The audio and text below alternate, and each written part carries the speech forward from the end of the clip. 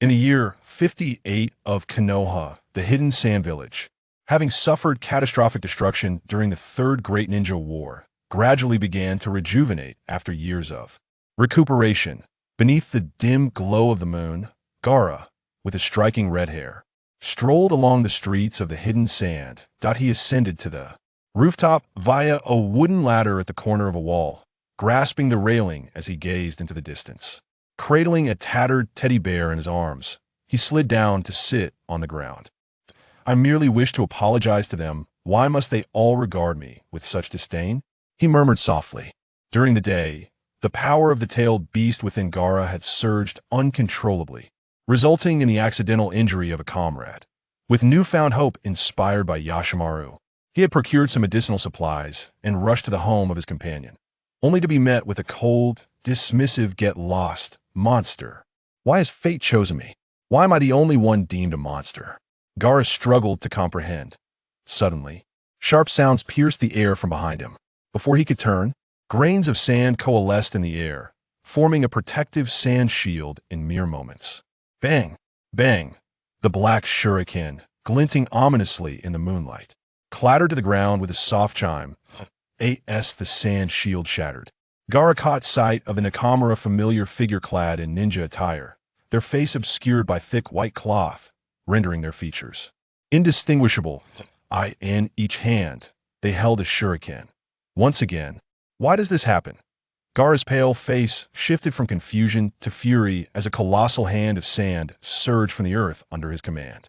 Streams of sand rushed toward the assailant, enveloping their body in an instant. A flicker of cold indifference flashed in Gaara's eyes as he prepared to strike, only to be interrupted by a figure that appeared, standing before him. This person wore no ninja garb and wielded no weapons. "Who are you?" Gaara's voice was frigid. "That I am called Qian Sujetsu," Sujetsu replied, towering over Gaara, appearing to be in his teenage years. Just 3 days prior, he was merely Sujetsu, an ordinary worker in a major Eastern nation on Blue Star.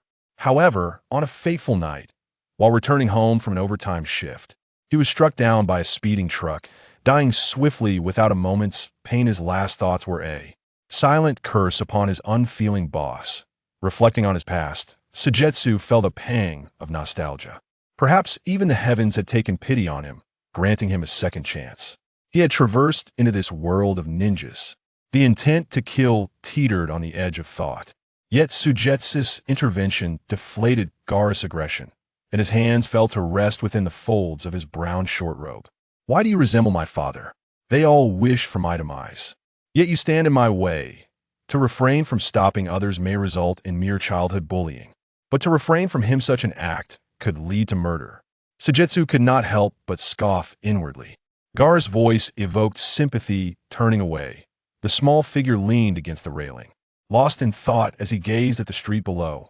Meanwhile, the bound assailant, gradually regaining mobility, struggled to free himself, but Sujetsu held him firm by the shoulder.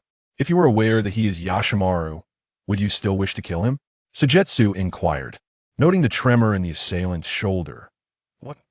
Gaara abruptly turned around, disbelief etched across his face. Yashimaru's expression shifted dramatically, his body trembling as he attempted to flee. Yet, a sudden weight descended upon his shoulder, and he glanced fearfully beside him, where a pair of crimson eyes met his gaze. "Why the haste to depart? Is it not also your duty to reveal your identity to Gaara?" Tsukiyomi remarked casually. "Who are you? And why are you here?" Yashimaru's face, concealed beneath a white mask, transformed with every passing moment as he hoarsely inquired. Gaara remained skeptical, but his peripheral vision caught sight of the bandaged wound on Yashimaru's finger, and his eyes widened in shock that he rushed towards Yashimaru, tearing off the mask to unveil a familiar visage. In that instant, it felt as though his heart had been violently wrenched open, crushed, and bathed in a visceral agony. "It truly is you, Yashimaru. Anyone can seek my demise. But why must it be you?" Gaara whispered, stumbling as he shook Yashimaru, tears streaming down his gray cloak. "No, it's not like that. I understand now. You are a ninja, executing a mission, sent to kill me, correct?" Tsukiyomi, upon seeing Yashimaru's face beneath the mask, could not help but admire his androgynous beauty, realizing why even he, a devoted fan for a decade, had once mistaken him for a woman. That it was unimaginable how beautiful Gaara's mother must have been. Yashimaru fell silent, gazing at the seemingly frantic boy before him, a flicker of struggle evident in his eyes. My prince. Gaara lifted his head, hope glimmering faintly in his eyes. Indeed, there is a mandate to take your life. But that comes from your father, the Kazekage. Gaara felt as if struck by lightning. His father wished to see him dead. Of course, is also my own desire, Prince Gaara, for I have harbored a deep-seated hatred towards you. Yashimaru's gaze turned toward the pitch-black sky. My sister died during childbirth. Because of you, you are the one who took her life. I shall kill you to avenge her. Do you understand? Gaara's hands fell limply, and he continuously retreated. Shaking his head and laughing bitterly, he stumbled back until he collapsed against the railing, falling to the ground. Tears streamed from the corners of his mouth, leaving it unclear whether he was crying or laughing. Gaara curled into a ball, tearing at his chest, murmuring softly, "No wonder. I truly believed you, and my mother loved me." His pupils became increasingly unstable, as if something within him sought to break free, trembling incessantly. A hint of disappointment flickered in Yashimaru's eyes. Had he failed? At that moment, it was evident that Gaara was on the verge of transforming into a tailed beast. Just then, Tsukiyomi approached Gaara, feeling sorrow for the scene before him. He reached out to wipe away Gaara's tears, saying, "Do not weep, your uncle is deceiving you." What?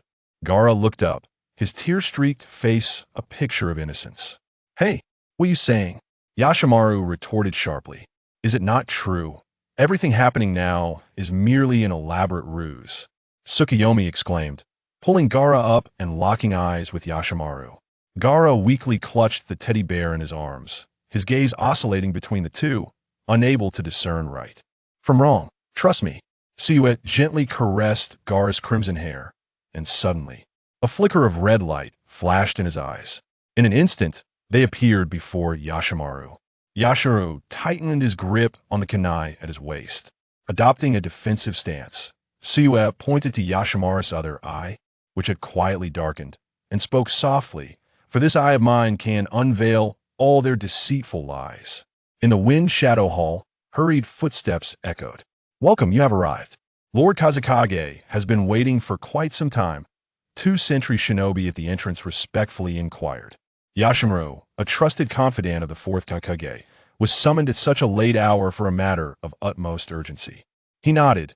"You may remain vigilant around the Shadow Palace." "Understood." After nodding, the two swiftly departed. Yashimaru pushed open the door and beheld the Kazekage standing by the window, gazing outside. Gaara has lost control. Upon hearing the voice, Raza turned and got straight to the point. "Half an hour ago, he killed a Chunin using the power of the tailed beast." This, Yashimaru felt a surge of tension. "I sincerely hope this is merely an accident. After all, we have invested so much effort in nurturing the tailed beast, and thus, I require your assistance to verify this." Yashimaru furrowed his brow, reluctant, for he understood that Raza's verification essentially entailed assassinating Gaara. This was not the first time he had been assigned such a task. In fact, he had already attempted to assassinate Gaara 6 times. As a ninja, obeying orders was his duty, yet repeatedly targeting someone so dear had worn him thin. "I am aware that in the past you have held back, but this time the stakes are significant. You must exert your full strength. I need to ascertain whether he can maintain his composure under overwhelming murderous intent." "Very well, I shall go. However, Kazekage, if this test yields no issues, can you grant me one request?" Yashimaru knew Raza's decisions were immutable, yet he still wished to advocate for Gaara. "What is it?" Raza inquired. Yashimaru's gaze was intense. "In the future, please extend a bit more paternal affection towards him." Raza was momentarily taken aback, looking at Yashimaru.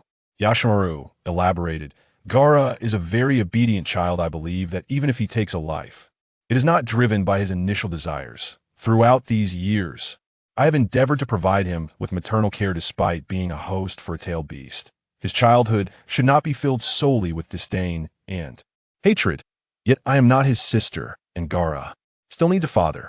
Upon hearing this, Raza fell silent, a gentle visage reminiscent of Yashimaru surfacing in his mind. He nodded solemnly, agreed. Yashimaru exhaled in relief. Gaara, this is the utmost leniency I can procure for you. He turned to leave, but Raza suddenly called out, wait. Raza pondered before stating, if your identity is revealed, be sure to inform him that your assassination stems from hatred towards him. His mother harbored a profound disdain for him in her final moments, for it was his very existence that brought about the demise of Galuro. The name Iroh was but a noose fashioned by Galuro, intended to transform him into a Shura who would love only himself. Enough, Lord Windshadow. Even someone as gentle as Yiksha-Maru could not help but display a hint of displeasure upon hearing such words. Do you not think this deception is exceedingly cruel to Gaara? You are well aware of how deeply his sister loves him, and you also know that he holds an unwavering affection for his mother. Raza replied coldly. Precisely because of this, shattering his final glimmer of hope is essential. Only in the depths of despair can one truly harness the power of the tailed beast, thus becoming the ultimate weapon of Sunagakure. No, this will push him beyond the limits of mere assassination attempts. He will undoubtedly spiral into madness. Yaksha-Maru recalled the moment when Gaara had driven a kunai into his own arm, a wave of sorrow swelling within him. If that moment were to arrive, I would intervene. Yet that would also signify the utter failure of nurturing the tailed beast. Raza stated. Yaksha-Maru, visibly agitated, pleaded, what about Gaara? Have you considered his feelings? These lies will shatter him. Raza remained unperturbed. When the time is ripe, I shall reveal the truth to him. Until then, nurturing the ultimate weapon capable of confronting all formidable foes takes precedence above all else. Raza, if my sister's spirit could hear this, she would surely regret allowing Gaara to become a Jinchuriki. Yaksha-Maru retorted, the last vestiges of warmth fading from his expression. Raza closed his eyes, refraining from reproaching Yaksha-Maru for his insubordination, and spoke solemnly. Since I bore the title of Shadow, my life is no longer solely my own. My child shall not be an ordinary child. If Karura were to have a spirit in the heavens, she would forgive me for all my actions. But you are his father too, are you not? Yaksha-Maru implored at last. I am the Wind Shadow. Raza inhaled deeply and stated with gravitas, and you are a ninja. A ninja must bear all darkness and endure pains beyond what ordinary beings can withstand. Yaksha-Maru fell silent, his clenched fists slowly relaxing. After a prolonged silence, he lowered his head before the man before him. Lord Windshadow, I shall endeavor to fulfill this mission. And I hope you will honor your earlier promise. Suddenly, the scene vanished, and Gaara's face was drenched in tears. Yaksha-Maru, is this true? Gaara buried his face into Yaksha-Maru's embrace, holding him tightly. In that fleeting moment, he had distinctly felt Yaksha-Maru's love for him. Such genuine affection could not possibly be feigned. Yet soon, Gaara realized that Yaksha-Maru was toppling backward, and Sukagetsu reached out to catch him. Their eyes flashing as the three of them found themselves in a corner. What is happening? What is wrong with Yaksha-Maru? Gaara asked anxiously. Sukagetsu replied. Rewind consumes vast amounts of mental energy from both the caster and the subject. Fear not, he shall awaken shortly. Gaara lifted his head. So what I just witnessed, was it real? His voice trembled slightly, although he had begun to believe. He still feared it may have been a mere ephemeral dream. Indeed, the scene you just witnessed was a plot between Yaksha-Maru and your father. Prior to the assassination attempt against you, everything you experienced tonight was a ruse devised by the Wind Shadow to test your resolve. As for your mother, she is both magnificent and deeply loves you, and the sand surrounding you is the finest testament to this. These grains of sand, are they proof of my mother's affection? I, Gaara, extended my hands, allowing the particles to slip through my fingers. Shikaku picked up the shuriken that had just fallen to the ground and thrust it towards my chest. I did not flinch. A colossal hand made of sand suddenly emerged to shield me, protecting me from harm. Do you see? You are now cradled in her embrace. Whenever you encounter danger, she will appear, loving you in this unique manner. I gently placed my hand on the sandy hand and closed my eyes. Having lived in gloom and darkness since childhood, I finally revealed a genuine smile from the depths of my heart. After a long moment, I slowly opened my eyes, joy radiating from them. Thank you. I can feel it. I caressed the sandy hand until it transformed into flowing grains and vanished. However, Shikaku, I still do not comprehend. Yashimaru was sent by my father to assassinate me, aiming to create the ultimate weapon. What is the ultimate weapon? I murmured softly. Shikaku walked to the railing, and I followed closely behind. The village of Sunagakure lay within the vast desert, the orderly rows of sand houses stretching into the distance, surrounded by towering sandstone cliffs. It is the tailed beast within you. If you can fully master that rampaging power, you will become the most formidable weapon of Sunagakure. Shikaku explained. I do not condone the act of assassinating you, but the reason behind it is for the sake of this village. Gaara. The purpose of the Kazekage training you to become a Jinchuriki is not to kill, but to protect. I fell into contemplation and nodded. Is this what my uncle often refers to as the will of the shadow? Shikaku smiled softly. It is merely the obsession of a group of old fools regarding the village they built. Do not take it too seriously. You only need to be clear about what you wish to protect. I pondered this and then shifted the conversation. Were you just using ninjutsu? To be precise. It is a dojutsu. Shikaku pointed to his own eyes, a newfound ability he discovered after arriving in this world. Upon acquiring this pair of eyes, Shikaku initially believed he had been reborn into either the Uchiha or Hyuga clans, only to realize he belonged to neither. The ability to see others' memories is truly wondrous. Are you from Sunagakure? I inquired. Shikaku's gaze faltered. He had not anticipated that the young Gaara would be so astute. After a moment of contemplation, he answered honestly, No, I am not from Sunagakure, nor do I even belong to this world. Thinking of his parents from another realm, Shikaku reflected on how they would likely feel distressed knowing he had been in an accident. So you and I are both solitary beings then? I expressed with unexpected excitement. Shikaku smiled slightly. It's not too bad, just lacking a sense of belonging. I grasped his clothing, tilting my head to look up at him. My gaze clear and innocent. Then let me be your sense of belonging. From now on, neither of us will feel so lonely. Shikaku felt a stir in his heart. This declaration was perhaps Gaara's highest form of acknowledgement towards others.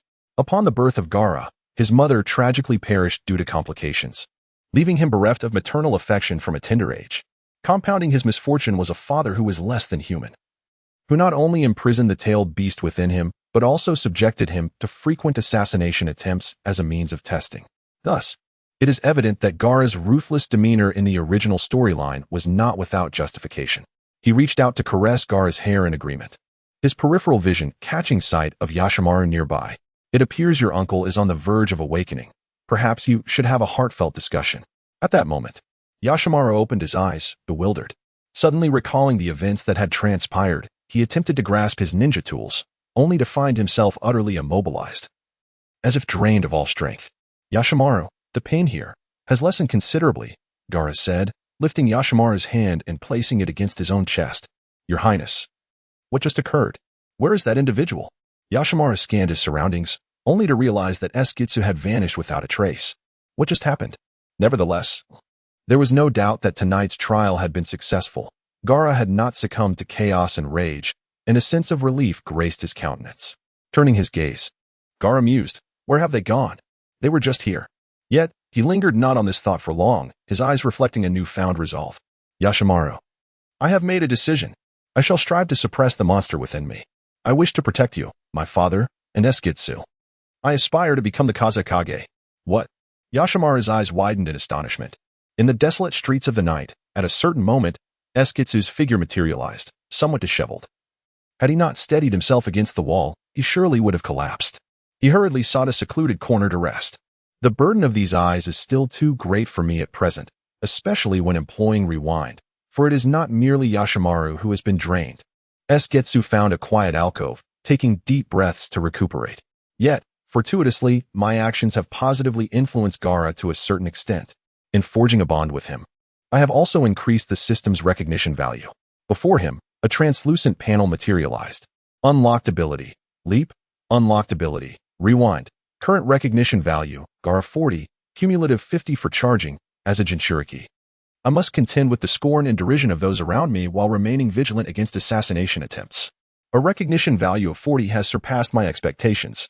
Upon reaching 50, I can empower the ability leap, while rewind requires a full 100. Seketsu murmured, in good spirits. His eyes possess distinct abilities, representing time and space.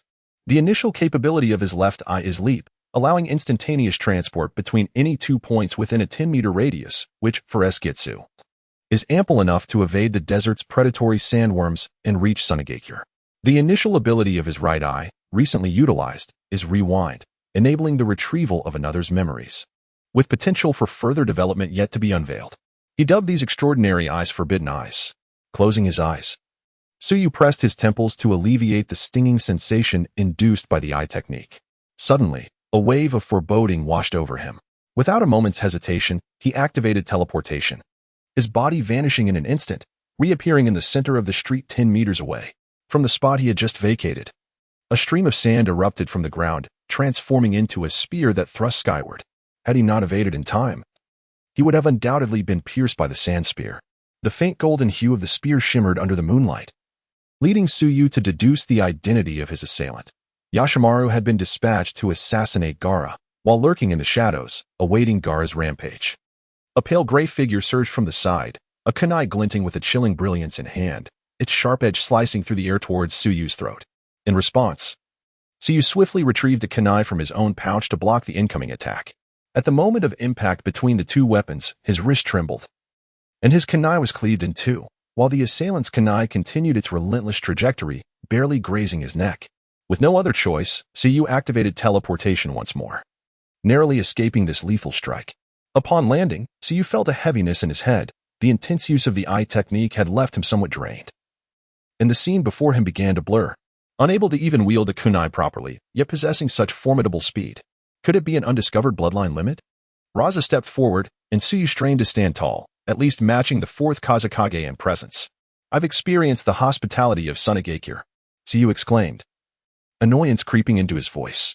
Indeed, you are not from Sunagakure. I have only witnessed such swiftness in two individuals. Are you from Konoha or Kumogakure? Raza inquired. Neither. Your understanding is simply too shallow. Su Yue replied bluntly, feeling no need to feign kindness towards this Kazekage who had attacked him without hesitation. Quickly, he began to circulate the scant chakra within him.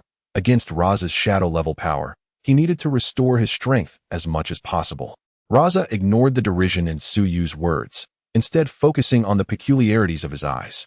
I see a certain potent space-time eye technique, akin to the Uchiha clan's Sharingan. If you are not from either village, then what is your purpose in infiltrating Sunagakure, plotting against my beloved Gaara? Plotting against? If I were indeed plotting, then what of your assassination attempt, Kazekage? Su Yue laughed heartily.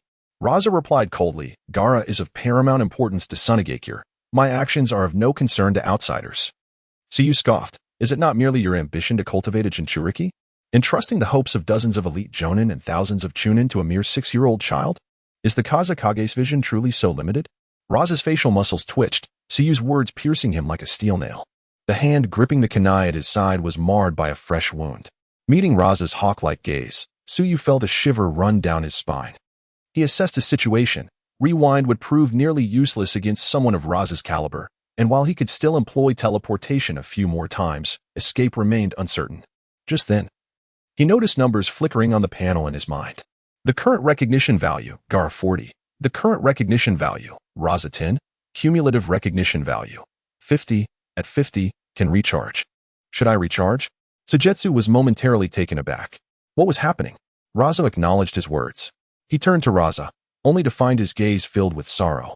Raza suddenly recalled the day Gaara was born, when Karura held his hand. Her smile was gentle and serene. Despite her frail condition from premature birth, she still smiled as she entrusted Gaara to him. Raza, look, our child is so adorable. We must ensure he inherits a peaceful world. Over the years, Raza felt he had done his utmost. A decade ago, the third Kazekage vanished, and the third shinobi world war erupted, thrusting him into the role of Kazekage amidst turmoil. Following the surprise attacks from the water and lightning countries, coupled with pressure from Konoha, a series of upheavals left Sunagakure and him gasping for breath. He had intended to abdicate once the war concluded, but when the time came, the village was in such disarray that no one could shoulder the burden. He could only guard against the movements of the four countries while simultaneously rebuilding Sunagakure and caring for the pregnant Karura. She had told him that national affairs took precedence over family matters, hoping he would bring prosperity to the village and a stable home for their unborn child. On the day Karura passed away, the third Jinchuriki training had failed, and the feudal lord of the Wind Country pressured him further. If he could not provide a solution, military reductions would ensue. He spent a sleepless night, and the following dawn summoned Yashimaru, sealing the one-tail within Gaara. Raza took a deep breath, concealing his inner fatigue and pain, restoring his former indifference as he looked at Chiyo. You are still young and do not understand the village's situation. I shall consider tonight's words as if I have never heard them. If you are a friend and not a foe, Sunagakure has a sanctuary established for orphans. You may temporarily stay there. Sunagakure is always welcoming to those who are not enemies. Should you wish to settle here, you can visit the Deputy Kazekage tomorrow morning to find a place to stay. However, should I discover that you harbor ill intentions, I will kill you. His words shifted Sujetsu's perception of the man before him. He said earnestly, so, the Kazekage is not as cold as he appears. Even his treatment of homeless children is so considerate. Mockery is futile for me. I will not alter Gaara's decision. Only the power of the tailed beasts can ensure Sunagakure's prosperity remains untroubled by external threats. Raza asserted firmly. Sujetsu's gaze sharpened slightly. It appeared that to advance his initial plan, he must first persuade this Kazekage. In my view, the future of Sunagakure cannot rely solely on the tailed beasts. Raza's expression turned icy. The youth before him was excessively arrogant. Though your ocular techniques are formidable, they must be complemented by a powerful offensive to wield true strength. Before me, you cannot even secure your own life. What qualifications do you possess to discuss the future of Sunagakure? Ah, so it seems I have yet to capture the Kazekage's attention. Sujetsu lowered his eyelids, responding calmly. However, it appears there is some misunderstanding regarding my abilities, Kazekage. When did I claim I lacked powerful offensive ninjutsu? The eyes of Su Yue appeared to be shrouded in a veil of crimson mist, revealing countless delicate lines of varying orientations within the depths of the vibrant red.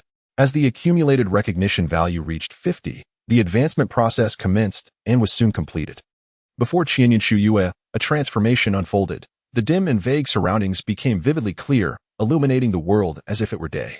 This was the power of his newly unlocked ocular abilities, which not only unveiled a new ninjutsu, but also nearly doubled the distance of his teleportation technique. All of this was thanks to the 10% recognition contributed by Luosha moments ago. Why not let you be the first to test the effects of this new technique? Su Yue's left eye glimmered with a sudden red light as he activated the ocular technique, causing his figure to vanish instantaneously. Luosha remained steadfast, acutely aware of Su Yue's anomaly. Yet, the power of the wind shadow was not something that could be easily deciphered. Fully aware that teleportation allowed one to instantaneously traverse from one location to another, Luosha's eyes darted as he sensed Su Yue's presence re-emerging. In a flash, the golden sand surged upward. As Su Yue materialized to the left side in front of him, Luosha commanded the golden sand to strike, his voice cold as he declared, "If you seek death, you shall not blame me." Sand binding coffin. The sand transformed into numerous tendrils that surged toward Su Yue, who, unlike before, no longer evaded. Instead, he gathered chakra within his left eye. Falling star of Kinju. No sooner had the words left his lips than the sand surged toward him, and a scene of astonishment unfolded before Luosha's eyes. His prideful golden sand began to dissolve just as it was about to make contact with Su Yue. What is happening? Luosha gasped in shock as the vanishing golden sand severed its connection to his chakra. It appeared as though a black hole loomed before Su Yue, drawing in the golden sand and obliterating it. As the sand receded, Su Yue, wielding the forbidden gaze of space, fixed his eyes upon Luosha, extending a hand.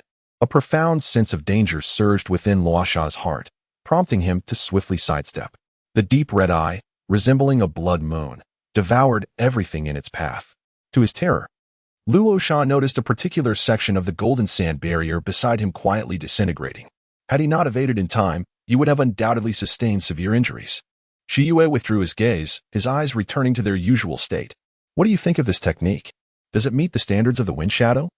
Luosha regarded Su Yue intently. The extraordinary speed combined with the peculiar ninjutsu evoked memories of an old acquaintance. What is this? Luosha inquired cautiously. Revealing one's trump card to another is not typical behavior for a ninja. Su Yue smiled. However, Lord Wind Shadow is neither my enemy, nor am I a conventional ninja. Consider it a token of allegiance to you. Pointing to his left eye, Qian Yun Su Yue elaborated, the world I perceive is comprised of countless spatial particles, and my unique chakra can establish connections with these spatial points. The falling star of Kinju allows me to stimulate a specific point nearby with chakra, creating immense gravitational pull in a short span of time.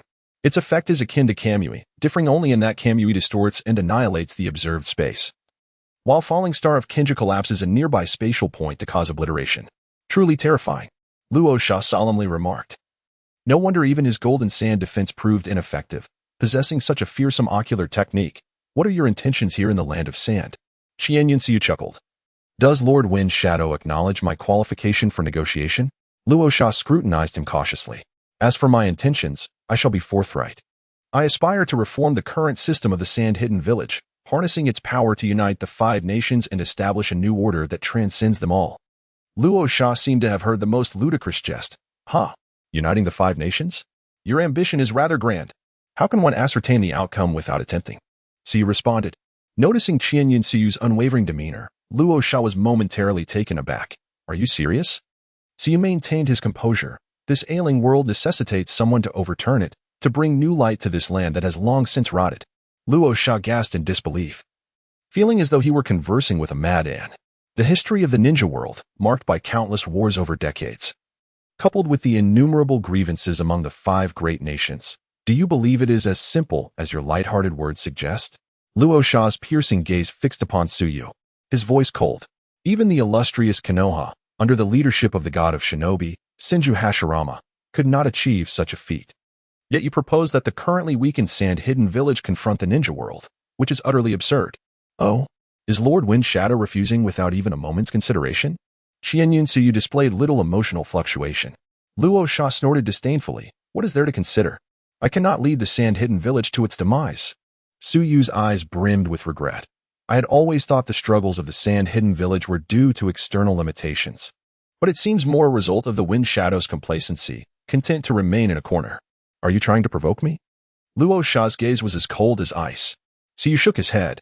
I merely wish for Lord Wind Shadow to recognize reality. In this tumultuous ninja world, the strong thrive while the weak perish. Given the current state of the Sand-Hidden Village, how many more years does the Wind Shadow believe it can endure? Tonight. I have spoken too much. I take my leave. With those final words, Su Yu turned away without lingering. Luo Sha watched his retreating figure. His expression as dark as water. Wait. Su Yu smirked, halting in his tracks. You are indeed correct. The Sand-Hidden Village is perilously close to annihilation.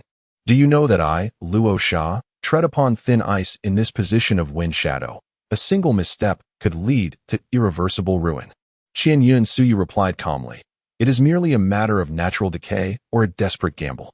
Yet, how is it that Lord Wind Shadow, who once turned the tide in the Third War single-handedly, has lost the boldness that marked his years in power? Luo Sha gritted his teeth. Do you truly have the confidence to turn the tides for my Sand-Hidden Village? That depends on the trust the Wind Shadow places in me. Su Yu responded. Luo Sha pondered for a moment and finally spoke. Considering the fate of my hundreds of thousands of villagers, I require time. Of course, I can wait. Su Yu smiled. In the distance, Yachimaru's figure rushed towards them, prompting Qian Yun Su Yue to take his leave swiftly. Lord Wind Shadow. Moments later, Yakimaru approached Rasha and knelt on one knee. You have arrived, he stated. As for Gaara, I understand. Though somewhat unexpected, the outcome is quite satisfactory. I shall fulfill my promise, Rasha replied. Yakimaru's eyes sparkled with joy as he exclaimed, Thank you, my lord. The words of Qian Yun Su Yue echoed in Rasha's mind, causing a sense of agitation. If there is nothing else, you should return and rest early, Rasha suggested. Yakimaru hesitated for a moment. The man named Qian Yun Su Yue. I have encountered him, and he is quite dangerous. Inform the guards to remain vigilant, and report any anomalies to me at once. Yes. Yakimaru felt a weight in his heart. Even Lord Kazekage deemed him a threat, leaving one to ponder the man's origins. However, there was no need for excessive worry. For at least it was known that he was not a spy from Konoha or Kumogakure. His intentions in Sunagakure were likely of a different nature. Indeed, my lord. I find his eyes to be rather extraordinary. Yakimaru remarked with a furrowed brow. Indeed, with unparalleled speed and a treacherous spatial attack. He may very well become the next Yellow Flash. The mention of Minato Namikaze stirred a hint of nostalgia within Rasha. He was a true genius who instilled fear across the 4 great nations during the Third Shinobi World War, and one of the few adversaries whom Konoha respected deeply. My lord, that is not what I meant. Besides spatial ninjutsu, he must possess a technique capable of delving into Gaara's memories. Yakimaru recounted everything that transpired before and after his unconsciousness. Rasha was moved by his words. The power to probe one's mind? I see. As for Gaara's situation, allow me to ponder it a bit longer. Meanwhile, Qian Yun Su Yue had left Sunagakure. The cold, desert night pierced the marrow of his bones, as fine sand danced in the wind, stinging his face. The frailty of Sunagakure was indeed evident, as such a harsh environment severely hindered its development. Had it not been for the Fourth Kazekage's alchemical techniques that sustained the village, the name of the five great nations might have long since faded. 3 days had passed since he arrived in this world, and he vaguely recalled the struggles he faced upon his arrival, eventually realizing he was in the world of Naruto. A sense of relief washed over him. After all, he was a seasoned fan, with a wedding photo of Naruto and Hinata on his bedside. Upon waking, he found himself not far from Sunagakure, but the swirling sands had caused him to lose his way for 3 days before finally discerning the correct direction. Fortunately, he arrived just in time to witness the critical event of Yakimaru's assassination attempt on Gaara. Kazekage's refusal was entirely understandable, given the pitiable state of Sunagakure. While he could not directly compel Rasha to make a decisive choice, he had planted a seed in his heart. Ambition tends to swell, particularly in leaders such as the Kazekage. How could one resign to see Sunagakure forever relegated to a corner, especially when their strength was so feeble that mere survival posed a challenge? Yet, that was in the past. Henceforth, Sunagakure would only grow stronger, for he had arrived, Qian Yun Su Yue declared confidently. As for his choice of Sunagakure over other villages, one reason was undoubtedly that it was the place where he awoke. If traversing through time can be likened to a rebirth, then this place is indeed his home. Furthermore, should one rise from the depths of Sunagakure to ultimately become the leader of all 5 nations, even sweeping through the ninja world, the sense of accomplishment would be unparalleled. In the distance, 2 shadowy figures stealthily approached Su Yue, who promptly sought refuge in a nearby hollow. As they drew nearer, Su Yue discerned their identities more clearly. Adorned with the headband of Sunagakure but devoid of vests, they were merely 2 ordinary genin. Among them, the taller ninja carried a sack on his back, initially leading Su Yue to believe it contained some large ninja tools. However, as the pair passed by, the burlap sack stirred, revealing a struggling occupant within. The leaner ninja, upon hearing the commotion, chuckled ominously. "Yamashiro, have you perhaps administered too little sedative? The little creature is awake already." Su Yue suddenly understood. It was a beast that had been rendered unconscious. The act of capturing such creatures was commonplace for ninjas, and he gradually relaxed his guard. After they had traversed some distance, the taller ninja suddenly shouted, "No, this little brat is causing too much ruckus. She may not make it to the rendezvous. We need to administer more sedative." With that, Yamashiro dropped the sack and, as he unfastened it, a shadow lunged forth. Fortunately, before it could reach him, the lean ninja intervened, seizing the shadow. To Su Yue's astonishment, it was a girl of about 7 or 8 years, her throat gripped tightly by the ninja, her pale countenance etched with agony. This was near Sunagakure, and given the furtive behavior of the 2, it was evident they had abducted the girl after incapacitating her. "Who are you? Why have you captured me? Lord Kazekage will not let you go," the girl cried out, struggling. Su Yue squinted slightly. What expression would Raza wear upon learning of such an incident outside the village? Humph. That old fool is too preoccupied with his own affairs to concern himself with such trivialities. Do not fret. Just take a good sleep, and you shall awaken knowing where you're headed, Yamashiro declared, retrieving a small vial from his ninja tool pouch and extracting a pill. The other ninja pressed firmly on the girl's mouth, forcing it open, as despair flickered in her eyes. At a certain moment, she ceased her struggles, her gaze fixed on a distant point. She has been scared into silence. Yamashiro sneered, pinching the pill between his fingers, ready to thrust it into her mouth. Yet, he noticed his companion's expression of shock. Turning, he found another person had appeared behind him. "Who are you?" Yamashiro inquired, but Su Yue simply reached out. The tall ninja observed Su Yue's lips move, but before the sound could reach his ears, darkness enveloped him. To his companion's astonishment, the tall ninja's head tilted downward, severed from his body with a clean cut, not a drop of blood to be seen. It was not until 2 seconds later that a fountain of crimson erupted, spraying half a meter high. Su Yue glanced at his hand. Was this what it felt like to take a life? It seemed rather unremarkable. Perhaps having played too many video games had dulled his senses, as he now regarded this world as merely another game. The emaciated ninja cautiously approached the blade, halting as he gazed vacantly at the lifeless body on the ground. His Adam's apple bobbed, rendering him incapable of uttering a coherent word. Suddenly, his expression turned vacant, as if the profound darkness in the eyes of Qian Yun Su Yue was drawing his very soul into its depths. "Sound ninja?" Qian Yun Su Yue furrowed her brow, then relaxed moments later. So it was Orochimaru who had come seeking him. "You are acquainted with Lord Orochimaru? Then you must know he was once one of the legendary Sannin of Konoha. Should you take my life, he will undoubtedly seek vengeance on your behalf." The gaunt ninja seemed to glimpse a flicker of hope. desperately attempting to cling to Orochimaru's favor. Qian Yun Su Yue scoffed. Orochimaru will avenge you? With a casual wave of her hand, a peculiar wound appeared in the ninja's chest. In an instant, he collapsed, devoid of life. Blood mingled with fragments of organs, pooling upon the ground. The yellow sand danced with the wind, and the girl, witnessing Su Yue's ruthless methods, felt a wave of fear wash over her. She glanced at the corpse, her stomach churning with nausea. Qian Yun Su Yue approached the girl, donning a gentle smile. You must be from the village. What is your name? The girl stammered, S. Sonya. And your family? Do you know the way home? Su Yue felt a twinge of disappointment. She had merely encountered an ordinary child from Sunagakure, incapable of enhancing her own notoriety. Sonya nodded hesitantly, then shook her head. Her courage slightly bolstered. My parents are gone. I live in a shelter. So she was a war orphan? How fortuitous, as it aligned with her path. After a moment's contemplation, Su Yue replied, I was just pondering how to find my way. Would you be so kind as to guide me? Sonya's expression tightened as she glanced at the two corpses, stiffly nodding in response. Qian Yun Su Yue reassured her, Fear not. I shall not harm you. Sonya trembled slightly, quickening her pace. Along the way, Su Yue inquired about the two individuals from earlier. Sonya revealed that she had seen them half a month ago, indicating that the Sound Ninja had been masquerading as Sunagakure shinobi for at least that duration. Had Sunagakure already been infiltrated to such an extent? The following day, upon awakening, Qian Yun Su Yue discovered that Sonya had vanished. A cacophony of voices drifted from outside. Stepping out, she beheld a group of children lined up in an orderly fashion. Sonya stood at the forefront, shortly rushing toward her, cradling two bowls in her hands. Brother Su Yue, I noticed you were sleeping soundly, so I didn't wake you. This is rice porridge I made for you. After a night spent together, Sonya had begun to perceive Su Yue as a good person, albeit somewhat ruthless. She offered one of the bowls to Su Yue, the porridge thin and containing only a few floating grains of rice. Had the finances of Sunagakure dwindled to such a degree? Su Yue accepted the porridge, instinctively ruffling the girl's hair. The shelter in Sunagakure was akin to that of Konoha's orphanage, providing refuge for the children of fallen shinobi from the battlefield. Each day, lower-ranked ninjas would arrive to deliver food, and the children would line up as they were now to receive their rations.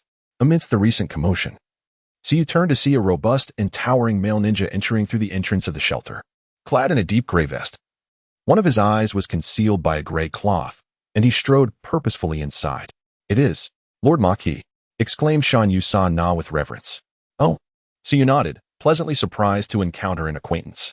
Maki, the elite jonin of Sunagakure, had been the sensei to Gaara and his comrades during their Chunin days. During his meeting with Luo Sha yesterday, the latter had mentioned that if he wished to enter Sunagakure, he could seek Maki out. It seemed, however, that the latter had come to him first. Lord Kazekage, have you made your decision within the span of a single night? Maki inquired, his face rigid, marked by countless fine scars that crisscrossed like intricate lines. He was, apart from Gaara and the elders of Sunagakure, the only one capable of bearing significant responsibility. And Su Yue held a modicum of admiration for this hawkish representative of the village. Oh, Su Yue, brother, Lord Maki is looking for you. Shan Yu Sa Na exclaimed in surprise. Upon hearing her voice, Maki's gaze swiftly darted in their direction. When he recognized Su Yue's features, he momentarily paused in astonishment. You are Qian Yun Su Yue? Maki approached, scrutinizing Su Yue from head to toe, incredulous that the person he sought was so youthful. Is it Kazekage who seeks me? Let us proceed. Su Yue replied coolly, casting a glance at the girl behind him. By the way, I must take her with me. Sana's eyes widened as she pointed to herself. Me? Su Yue offered a gentle smile. Fear not, for I am here.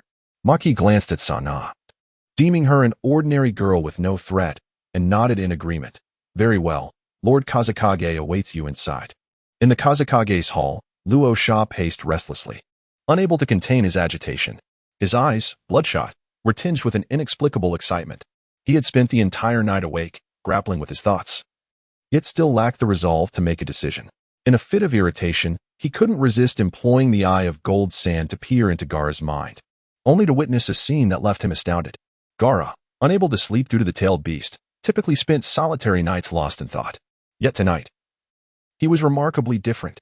He was repeatedly forming seals, fine sand floating around him, taking the shape of a thread, which he controlled as it danced through the air.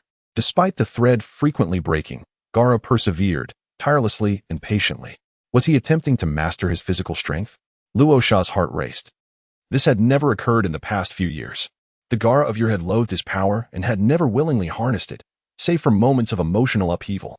But now, it appeared he had embraced his identity as a Jinchuriki, beginning to actively communicate with the power of the tailed beast. Luo's shot trembled uncontrollably.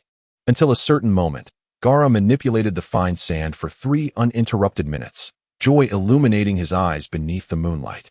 With gentle movements of his fingers, the sand line danced before him like a brush, painting in the air.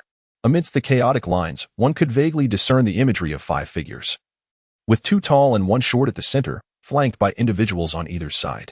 As he awaited the completion of the drawing, Gaara felt beads of sweat trickling down his forehead, yet he remained undeterred, exercising remarkable patience to finalize the last step. At the moment of triumph, the boy leaped into the air.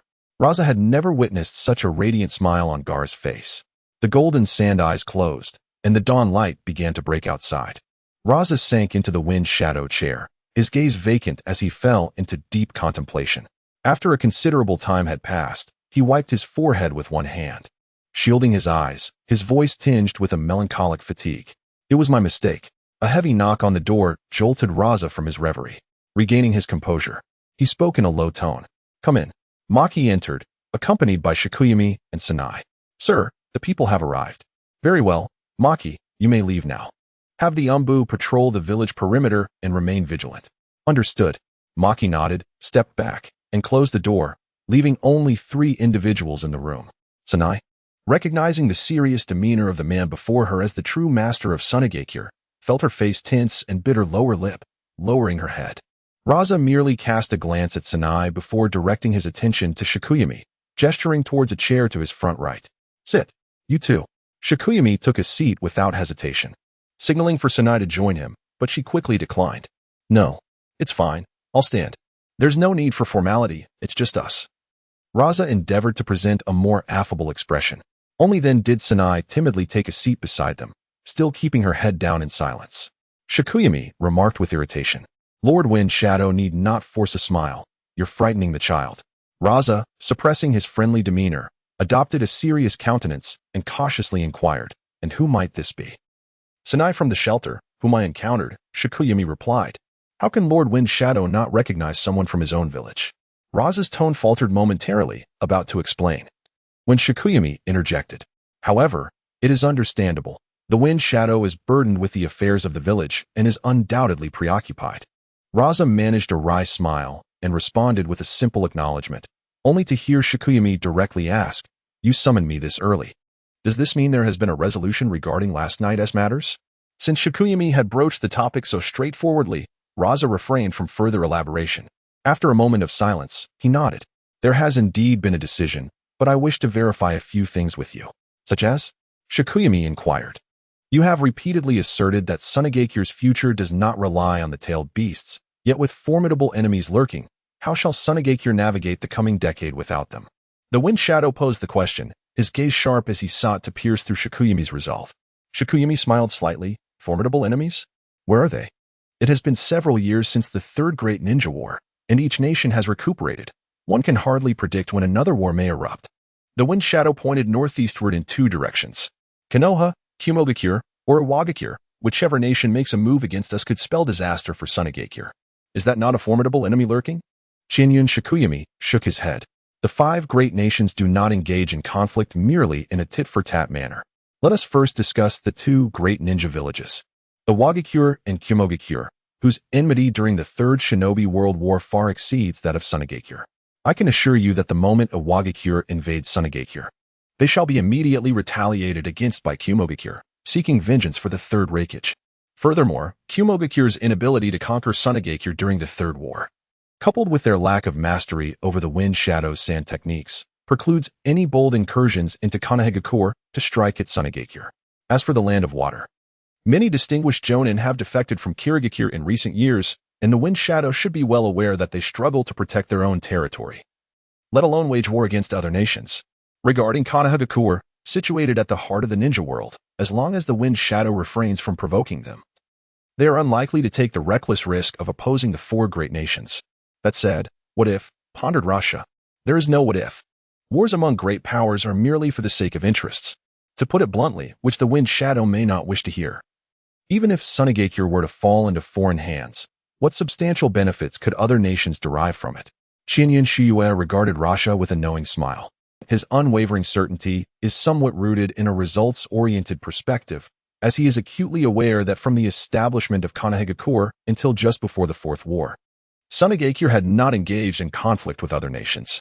Your argument possesses merit. Rasha's face flushed with embarrassment, yet he refrained from countering, understanding that Su Yue was indeed correct. The current state of Sunagakure has deteriorated to a point where, even if conquered, it would merely become a burden to others. But what of 5 or 10 years hence? While it is true that Sunagakure is impoverished, how can one alter this dire situation? Su Yue's incisive analysis led Rasha to harbor some belief in the youth before him, prompting him to humbly seek counsel. Reform. The scarcity of talent in Sunagakure is one aspect. The other lies in systemic loopholes. Rasha appeared perplexed. Su Yue gestured towards the nearby Sanai, saying, "Do you know why I brought her here today?" Rasha, confused, looked on as Su Yue instructed. "Sanai, please recount to the Wind Shadow what transpired yesterday." Sanai lifted her gaze, meeting the Wind Shadow's eyes, and felt a twinge of trepidation, glancing towards Su Yue for reassurance. Su Yue nodded encouragingly, and Sanai appeared greatly emboldened, a feeling she had not experienced since her parents' departure. With a firm voice, she detailed her experience of leaving the shelter to purchase groceries, only to be seized by 2 unfamiliar ninjas who covered her mouth and nose, stuffing her into a sack. Initially, Rasha maintained a calm demeanor, but his heart trembled when he learned that her captors were clad in Sunagakure attire. "They are certainly not ninjas from Sunagakure, Sanai. Do you know which nation's spies they are?" Sanai shook her head, while Su Yue interjected. "They are not from the 4 great nations. They belong to the Sound Ninja, an organization founded by the rogue ninja Orochimaru." Orochimaru? An image of a slender figure flashed in Rasha's mind, leaning on the table with his elbows. He used his fists to prop his chin and nodded thoughtfully. "I understand. I will instruct Maki to investigate this Sound Ninja. No need for that. I am well aware of Orochimaru's background. The Wind Shadow need not concern himself. I have my own plans for the future," Su Yue replied calmly. The crux of the matter lies in the fact that Sunagakure may have already been infiltrated by ninjas from the 4 great nations and even by lesser-known rogue ninjas like those of the Sound. The first step is to eradicate these termites.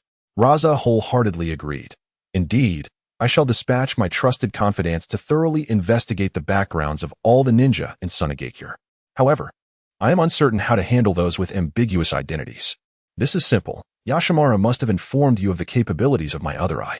For those whose identities remain uncertain, we shall confine them collectively, and I will interrogate them one by one," Sujetsu confidently asserted. Raza's eyes glimmered with appreciation as he clasped his hands in gratitude. "Thank you immensely. Furthermore, I have already compiled a comprehensive overview of the various problematic systems and regulations affecting the village. You may implement them at your discretion, Lord Kazekage." "You have long harbored these thoughts? How can you be so certain you can persuade me?" Raza gazed deeply at Sujetsu, finding the youth somewhat intimidating. "Is not the evidence laid bare before us?" Sujetsu replied nonchalantly. "However, there is another matter of great significance concerning the Kazekage, which is pivotal to the village's development." Sujetsu lightly curled his lips, speaking softly. "It pertains to financial matters." Raza had inexplicably begun to trust Sujetsu. "Speak." "I wish for Lord Kazekage to utilize the gold dust technique to provide funds for development and preparations after expunging the termites from Sunagakure. Spare no effort." Sujetsu was acutely aware that Sunagakure had been financially strained for several years. Its survival and operational continuity were solely due to Raza's unique ninjutsu. Yet, as the Kazekage, Raza could not afford to devote all his attention to gold mining alone, merely managing to sustain daily expenses. To rise, however, current resources would prove insufficient. Raza must fully engage in his ninjutsu. Sujetsu's words posed a dilemma for Raza. "I personally have no objections, but if I immerse myself in alchemy, what will become of the village? What if Gaara were to lose control?" Sujetsu shook his head. "I have already devised strategies for this, aside from Lord Kazekage. There are also 2 elder advisors who can temporarily oversee matters. As for Gaara, would you care to wager with me? I bet that within the next fortnight, Gaara will completely master the power of the tailed beast." Sujetsu was fully aware of the current state of Sunagakure and had already formulated a plan. Raza's eyes flickered with hesitation, yet he did not dwell on it for long. The determination befitting the Kazekage emerged. "I too contemplated these possibilities when I first assumed the role of Kazekage. I possess the ability to mine gold. Yet I have allowed Sunagakure to devolve into its present state. Although my aspirations are grand, I have not dared to truly take the plunge. I believe Gaara can tame the tailed beast. I would undoubtedly lose this wager. Therefore, I wish to bet on something else. Raza rose. His gaze ignited with fervor as he peered into the distance where the yellow sands lay. Sujetsu, I wish to wager on the future of Sunagakure. I bet that one day, as you have spoken, Sunagakure will hold its head high within the ninja world. Not merely hold its head high, but sweep across the ninja world. Sujetsu interjected. However, the Kazekage suddenly shifted his tone. Merely believing in you is insufficient. There are also the two elder advisors, both of whom fought alongside the first Hokage in the ninja world and wield influence in Sunagakure that rivals my own. Chio and Ebizo, I presume? The path of Tsuyu is indeed remarkable. Following the Third Great War, the two elders have stepped back to assume advisory roles within the Sunagakure Council. It would be relatively easy for me to persuade them to return to leadership. However, I wonder if Tsuyu can instill in them the same trust that I possess. It seems that after years of tension, Lo Sha's demeanor has finally relaxed, revealing a hint of a smile. Well, what do you think, Lord Kazekage? Qian Yun Su Yue chuckled as well. The two exchanged smiles, and after a brief moment, Kazekage restructured his expression and decisively slammed his hand on the table. Excellent. Tomorrow, we shall convene the Sunagakure Council. As they exited the Kazekage's hall, Seiyu Sana covertly glanced at Tsuyu no fewer than 10 times. On the 11th glance, driven by curiosity, she happened to catch Tsuyu gazing back at her. Is there something on my face? Tsuyu inquired, touching his own cheek. Fearing that he might have unwittingly left grains of rice on his face while speaking seriously just moments prior. A thoroughly embarrassing prospect. Sana quickly shook her head. No, it's just. I find it fascinating. I've heard others say that Lord Kazekage is typically so stern. Yet upon seeing him today, she felt he was not as severe as rumored. Tsuyu chuckled softly. When the weight of an entire village rests upon a single individual, it would be difficult for anyone to maintain a smile. However, judging by his demeanor today, it seems he has witnessed the growth of Gaara. Gaara? You mean? Upon hearing that name, Seiyu Sana's expression shifted slightly. Being at the lowest rung within Sunagakure, her daily life consisted of little more than occasional grocery shopping, and she had no inherent connection to the Kazekage's son. Nonetheless, this did not prevent her from hearing the infamous reputation of Gaara, causing her complexion to pale slightly. Just as Tsuyu was about to elucidate, his attention was drawn to something on the ground ahead. Sana followed his gaze. Beneath the earth, it appeared that a worm was writhing, causing the sand and stones to rise in its wake, forming a 1-centimeter wide trench. Wow, Tsuyu, it looks like a painting. Sana exclaimed in surprise. Tsuyu, too, noticed that the cracked ground was not chaotic. Rather, it was arranged in a peculiar order. Amidst the crisscrossing trenches, a depiction emerged before them, with rudimentary strokes illustrating two figures of differing heights, clearly representing Tsuyu and Sana. However, the drawing did not cease there. It extended further, portraying another figure partially obscured by a wall. A gentle smile graced Tsuyu's lips as he remarked, "You have nearly mastered this power." Sana, puzzled, looked toward the corner of the wall, and Tsuyu revealed the identity of the figure. Gaara. The boy with crimson hair emerged, cradling a tattered teddy bear, chakra swirling between his fingers as he manipulated the sand beneath him. I underestimated your talent, Gaara. Give it 3 days, and I believe you will have perfectly mastered Shikaku. Gaara gently touched the back of his head and smiled shyly. I am not entirely sure. At the beginning, I felt an overwhelming resistance, but as time passed, that resistance diminished significantly, and now it is hardly perceptible. That is the consciousness of Shikaku.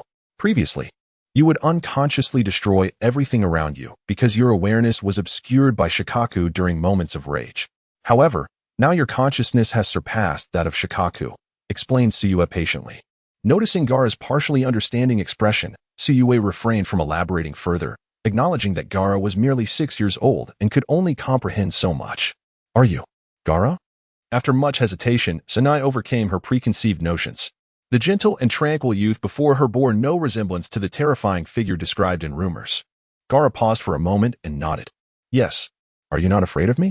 I was a little afraid just now, but not anymore, Sanai replied, revealing a faint dimple.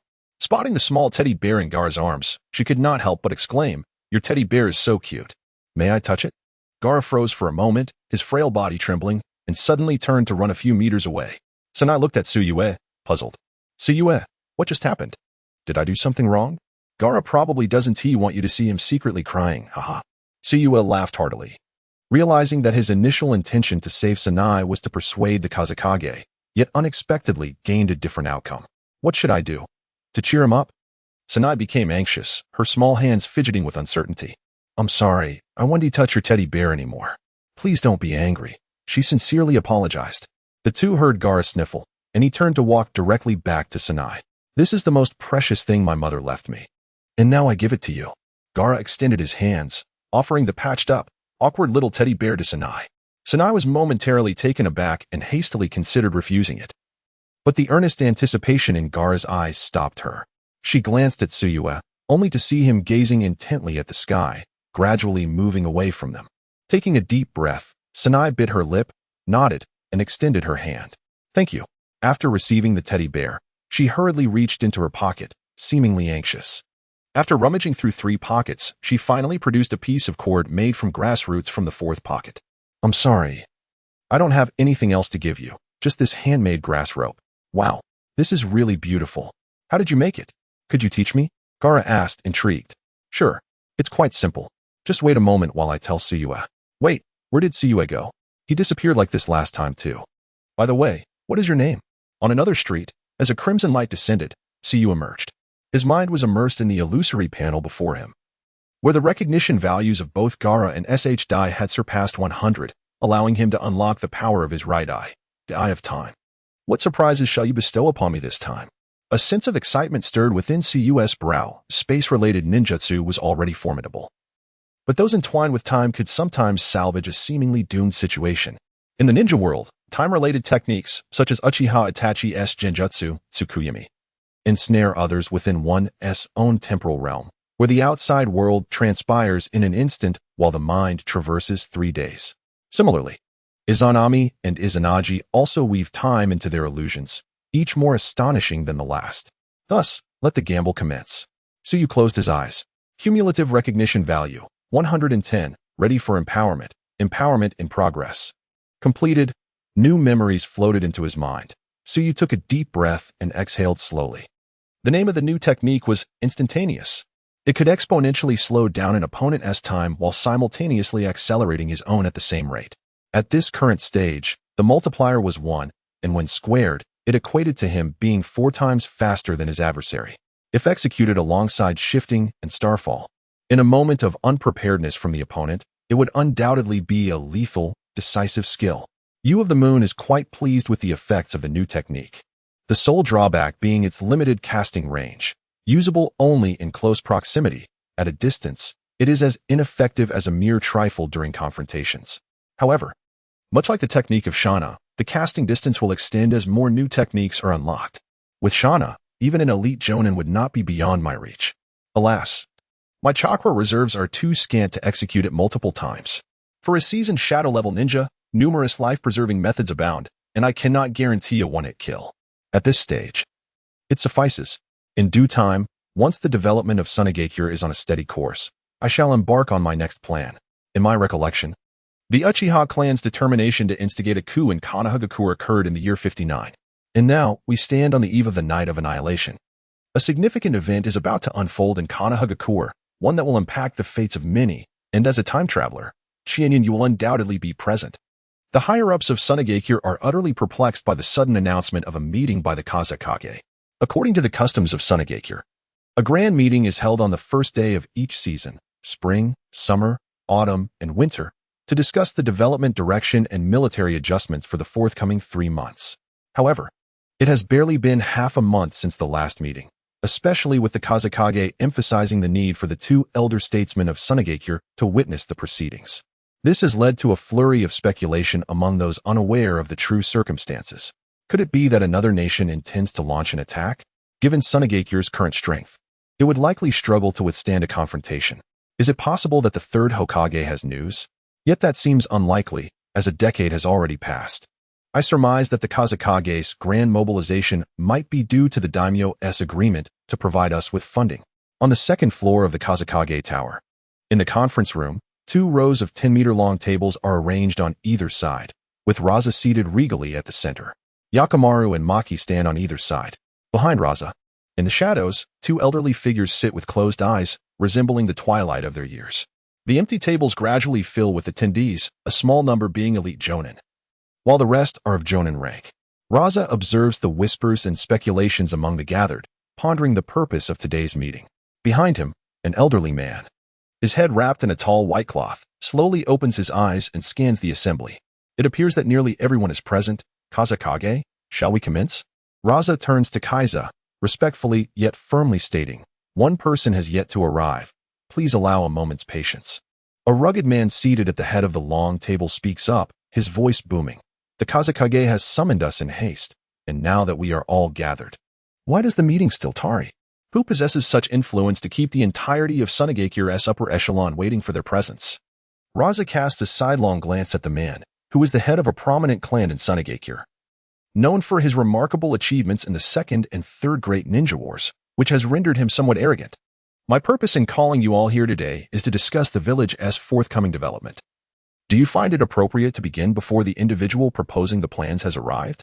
Humph. I am eager to see who possesses such clout as to delay the entire leadership of Sunagakure for their sake. The rugged ninja retorts coldly. As soon as the words left his mouth, a figure appeared at the entrance. Qian Yun Su Yue approached the gathering. My sincerest apologies for the delay, everyone. This building is quite a labyrinth. I only just found my way here, Su Yue said apologetically, moving toward the last available seat in the outer area. Beside the elder Hai. Chio opened her eyes, a flicker of clarity shining through her murky gaze. Upon feeling her gaze, Su Yue instinctively turned to see her expression and immediately deduced the identities of the two elders. Now that everyone is present, let us commence. Chio spoke in a soft voice, seemingly on the verge of drifting back to sleep. Very well, then let us begin. Feng nodded, rising to signal the assembly before taking his seat. The rugged ninja could no longer contain himself and pointed at Qian Yun Su Yue sitting at the far end. Wait a moment. Before we start, I must inquire, who is this child that he shares a table with us? Rosa turned his head toward him. Allow me to introduce him, Qian Yun Su Yue, a master of space-time ninjutsu, possessing formidable strength. The purpose of this meeting is to discuss some decisions regarding the future of Sunagakure that I have deliberated with Su Yue. I seek your opinions. The rugged ninja scoffed. Phonying, have you lost your senses? You would entrust the future of Sunagakure to such an inexperienced brat? Rosa's expression darkened. He had specifically mentioned Su Yue's strength, yet the rugged ninja still chose to provoke. Just as he was about to respond with authority, he noticed Qian Yun Su Yue standing and approaching the other man. Who might you be? The rugged ninja also rose, towering nearly 2 meters tall, exuding an impressive presence. I am Bansukuro, an elite Jainin of Sunagakure. I do not know you, Su Yue replied. You are clearly ill-informed. Bansukuro retorted coldly. Su Yue had now reached Bansukuro, gazing directly into his eyes and gesturing toward the assembly, Lord Fengying, Rosa, Chio, Hai Maki, Yura. I am familiar with them all. Yet you remain a stranger to me. Do you comprehend what that signifies? Su Yue spoke evenly. Should someone one day create a manga inspired by the history of the ninja world, you, Bansukuro, a distinguished elite Jainin, will leave behind no legacy. How tragic. Bansukuro slammed his hand on the table in anger, though he failed to grasp the meaning behind Su Yue's words. The mockery in his tone was unmistakable. What did you say? He flexed his hand into a claw, attempting to teach this insolent boy a lesson. Suddenly, he felt a weight pressing down on him. As though he were mired in a quagmire, his body seemingly ensnared by intangible muck. In an instant, Su Yue grasped his wrist with one hand while the other curved as if gathering energy. Gazing into Su Yue's eyes, a chilling aura of malice enveloped him. Should his hand advance even slightly further, his body would be obliterated. Cough, cough, cough. From the head of the table, Chio suddenly cleared her throat twice. Su Yue's focus wavered, his gaze momentarily shifting, allowing Bansukuro to seize the opportunity to break free and retreat, gasping for breath as he leaned against the table. Qian Yun Su Yue cast a wary glance at Chio. Indeed, the chakra that resonated with her voice wielded the power to influence others, a testament to the formidable strength of this seasoned elder. Chio's cough intensified. And after wiping her mouth with a handkerchief, she declared once more, let us begin. The assembly fell silent, for all present were the elite of Sunagakure. Fully aware of the recent confrontation and its outcome, the youth exhibited remarkable strength, qualifying him to engage in discussion with them. And the two elder statesmen among the group had already acknowledged Qian Yun Su Yue's prowess. Following this brief interlude, Su Yue returned to her position, leaving behind the visibly alarmed Banjiro. May I now speak freely? After exchanging glances with Kazekage, Su Yue addressed the bowed heads of the assembly. As Kazekage mentioned, today's meeting was proposed by me. Each of you, being administrators of Sunagakure, should, to some extent, represent its interests. There are several matters I wish to discuss with you. In fact, they can be succinctly summarized in a single statement. Sunagakure requires reform. Upon hearing the word reform, the expressions of the assembled shinobi shifted noticeably. Su Yue observed their reactions in silence. Noting a distinct phenomenon, those seated at the left table engaged in hushed conversations, their faces predominantly reflecting curiosity and confusion. Conversely, the countenance of those at the right table darkened, with some, including Banjiro, betraying subtle resentment. However, out of respect for Su Yue's earlier display of authority, none dared to voice their objections. Kazekage gestured for Su Yue to continue. Very well. Su Yue had a sense of the dynamics at play. The two long tables represented the clan hierarchy of Sunagakure and the grassroots factions that had risen through toil. As we have all witnessed, the state of Sunagakure is dire. The foundation built over the past 40 years was entirely lost during the Third Great Ninja War, and now, after a decade of stagnation. While the other four nations have begun to thrive again, Sunagakure continues to languish, diminishing day by day. Ultimately, the geographical challenges of the Land of Wind are one aspect. But the other lies in the decaying systems inherited from the village's inception. To foster development, we must dismantle the shackles imposed by our predecessors. What are your thoughts on this? Su Yue rested her elbows on the table, propping her chin with calm inquiry. I disagree. A burly man at the opposite table, accompanied by a man with an explosive hairstyle, raised his hand. He addressed the assembly slowly. Brother Su Yue, this is not a personal affront. Your ideas have indeed been discussed over the past decade. Even Kazekage once spearheaded attempts for a period, but ultimately, it was abandoned. Why is that? Reforming the system demands both financial resources and time, and carries a considerable risk of unrest within the village. While we all understand that reform aims for a brighter future for Sunagakure, what of the villagers? They will perceive it as a disturbance to their tranquil lives. This resistance, I fear, is something you, as an outsider, may not fully grasp. The words of the man with the explosive hairstyle resonated with many in the room. Garnering agreement from several attendees, Su Yue nodded respectfully, first inquiring, May I ask your name? The man with the explosive hairstyle replied with a bow, I am Shakajiko. Ah, I may not have known you before, but I shall remember you from this day forth. Su Yue admired his candor, recognizing that the concerns he voiced were indeed the challenges she would have to confront. Shajizi gently touched the back of his head and smiled innocently, expressing his gratitude. Su Yue remarked, the villagers are hesitant to embrace change, likely due to previous unsuccessful attempts at reform that yielded no positive feedback. Shajizi pondered for a moment and nodded in agreement. Indeed, however, institutional reform cannot be accomplished overnight. It is inevitable that the feelings of the villagers will not be fully considered during this process. Su Yue shook his head. The purpose of the hidden village is to serve the villagers. How can you claim that reform cannot take their sentiments into account? Should we prioritize the emotions of the clan leaders instead? Shajizi paused, momentarily taken aback. Isn't that so? Qian Yun Su Yue, are you here to stir trouble? The essence of the hidden village lies with the villagers, yet let us not forget who safeguards these villages. Without our clans, they would have perished long ago. An elderly matron, her hair streaked with gray and voice cold, interjected. Luo Sha observed the escalating tension, sighing inwardly. It was, as always, the same. If one were to identify the greatest resistance to reform, it would undoubtedly be these powerful clans, entrenched in the hidden village for decades. His previous attempts at change had faltered under the united pressure of these families. Worried yet hopeful, he looked to Su Yue, wondering how he would navigate such a situation. What to do? In the next moment, Su Yue provided an answer. He vanished, reappearing beside the elderly matron, his eyes swirling with a crimson hue. Come, old woman. Reveal to me your family's contributions during the Third Great Ninja War, he stated coldly. The individuals flanking the matron sprang to their feet, alarmed by Su Yue's audacity. Do not act rashly. A middle-aged man, bearing a resemblance to the matron, swallowed hard, his gaze fixated on Su Yue's hand resting on her shoulder, speaking nervously. The matron, momentarily stunned, seemed unable to believe her ears. You dare threaten me? Do you know who I am? Su Yue replied monotonously, I have no interest. Your name is unworthy of mention in my world. You claim that Sunagakure survives because of you. What did your family actually do during the Third War? The matron's breath hitched as she straightened her posture. In the past, when the first Hokage expanded our territories to establish the hidden village. Even the Kazekage had yet to be born. Are you unable to comprehend my words? I am inquiring about your actions during the Third War. The matron trembled, stammering, Clearly, you have forgotten. Allow me to assist you. At the onset of the war, your son, this man beside you, sought to join the battlefield in the land of wind and lightning but was thwarted by you, correct? The matron's expression shifted dramatically, while the man beside her lowered his head.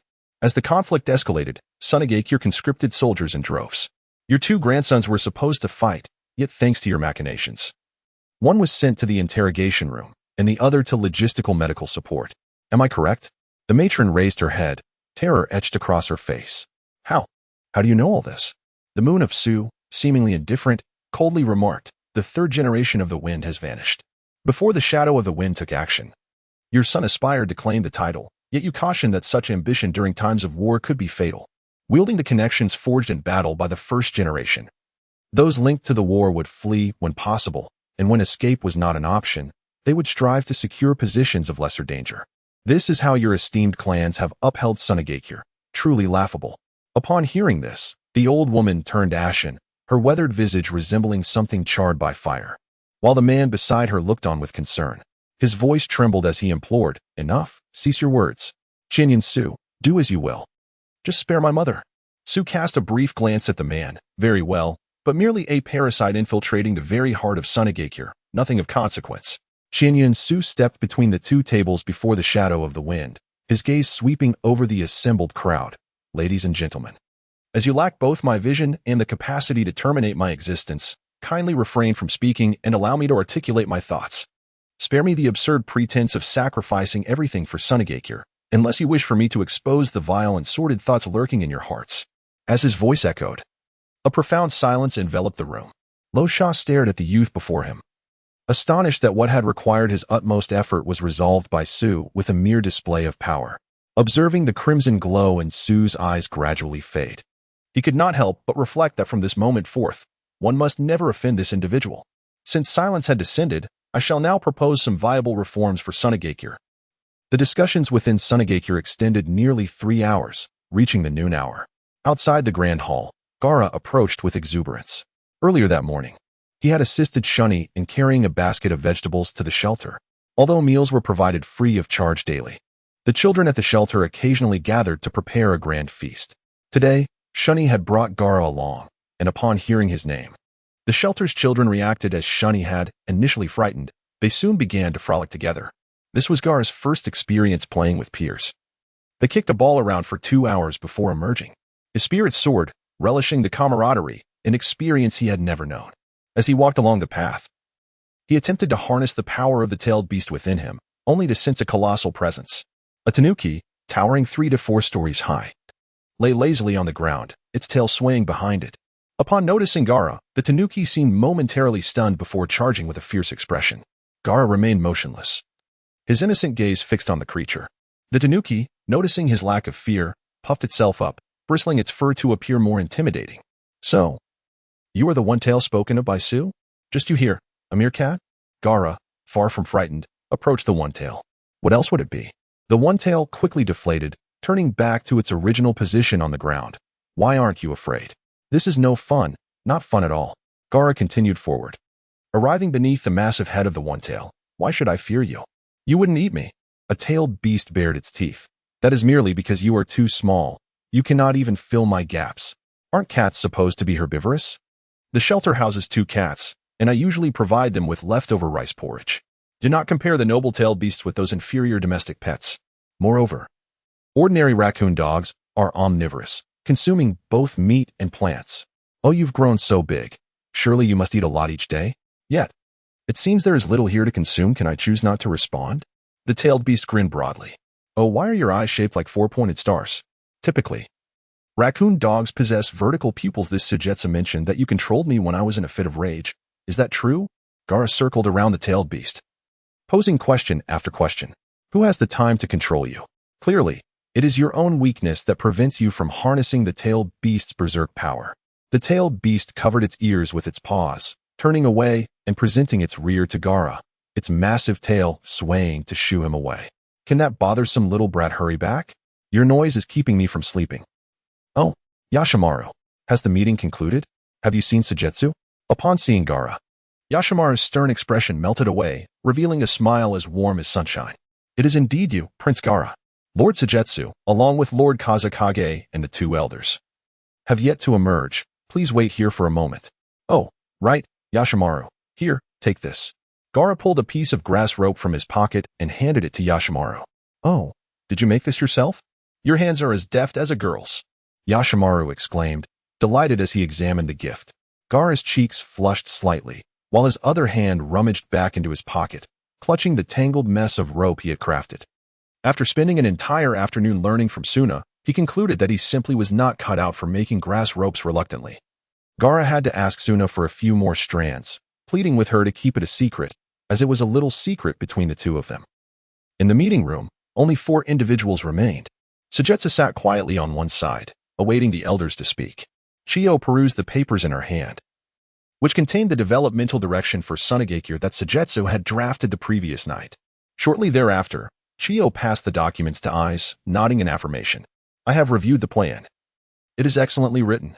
To possess such insight at a young age is truly an unprecedented experience for me. Thank you. Sujetsu replied with a smile, accepting Chiyo's praise. Your ninjutsu, it truly does not originate from Konogakure. I have heard that a clan there specializes in mind-manipulating techniques. Chiyo still harbored doubts. Of course, you are referring to the Yamashiro clan's mind transfer technique, which can indeed read memories. However, my abilities far surpass that. Sujetsu replied, maintaining a composed demeanor. Chiyo's furrowed brow gradually relaxed. Being adept at manipulating puppets, she possessed keen chakra perception. She had just enveloped Sujetsu in the faint chakra in the air, ready to discern any subtle expressions he might reveal. There was not a trace of deceit in Sujetsu's demeanor. Well, since the Kazekage trusts you, we shall extend our trust as well. The matter of reform is of utmost importance. We can agree to your request to manage Sunagakure anew and cooperate with your reforms. But there is a prerequisite. Speak. Sujetsu replied. Chiyo, with a glint in her eye, stated, I need to ascertain your capability to lead Sunagakure. Before the formal reforms, I will grant you the title of Jonin, but you must first accomplish a task to prove your worth. Chiyo glanced sideways. What does the Kazekage think? Raza merely regarded Sujetsu in silence. A faint smile tugged at Sujetsu's lips. Indeed, a cunning fox would not easily relinquish power. Very well. The title of Jonin will suffice for now. I have further plans and can only remain in Sunagakure in the capacity of a shadow, so please maintain discretion. As for your request for proof of ability, would assisting in subduing a tailed beast suffice? A tailed beast? You mean? Chiyo gasped in surprise. Raza interjected. Last night, I covertly observed Gaara. He can now harness 50% of the tailed beast's power. I believe it won't be long before he fully tames it. Sujetsu played a significant role in this process. Chiyo was astonished. I see. No wonder the Kazekage dares to make such a bold decision. With this, we need not worry about Sunagakure's safety in the short term. Chiyo regarded Sujetsu thoughtfully and remarked, the tailed beast has always been of paramount importance to our village. Since you can assist in taming it, I have no objections. From this day forth, Sunagakure shall develop according to your plans. Sujetsu finally nodded in satisfaction, yet added, however, I believe a single task hardly reflects my true capabilities. I have another matter, which I presume you will find intriguing. Would you care to hear it? Chiyo furrowed her brow at her advanced age. What could still pique her interest? Raza beside her was also taken aback, sensing that this was no trivial matter, yet he remained unaware of the details. Sujetsu continued. Once Gaara gains control over the tailed beast and the reforms are on track, I will depart from the village for a time.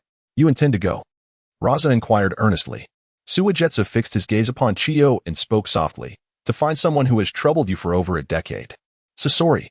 At this, Chiyo sprang to her feet, her eyes locked onto Sujetsu. You. Repeat that. Who are you seeking? Chiyo struggled to suppress her inner excitement, her voice trembling as she spoke. Sorry. Sujetsu reiterated. Bang. The corner of the table that Chiyo gripped shattered under her grasp, her overwhelming excitement causing her chakra to surge chaotically. Hayabaru stood up beside Chiyo. Raza looked at Sujetsu in shock, incredulously asking, You know Sasori's whereabouts? He has been missing for over a decade. Chiyo's eyes regained their clarity, shimmering with tears as she asked in a voice laced with anticipation and fear, Sasori, is he still alive? Suigetsu nodded affirmatively. Chiyo, her frail body taking a step back, could no longer contain her tears, which flowed forth like a raging tide. He is alive. Ha ha ha, he is alive. After 10 years, my grandson is still alive. Chiyo, appearing almost delirious, could not rein in her emotions.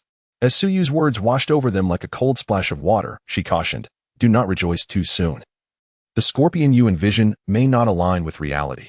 Observing the glimmer of hope in Chiyo's eyes, Suyu matter-of-factly conveyed the unsettling truth.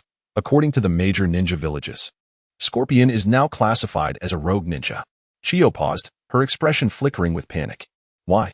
Suyu recounted the events surrounding Scorpion's assassination of the Wind Shadow and his defection from Sunagakure, causing the three to exchange alarmed glances. How is that possible?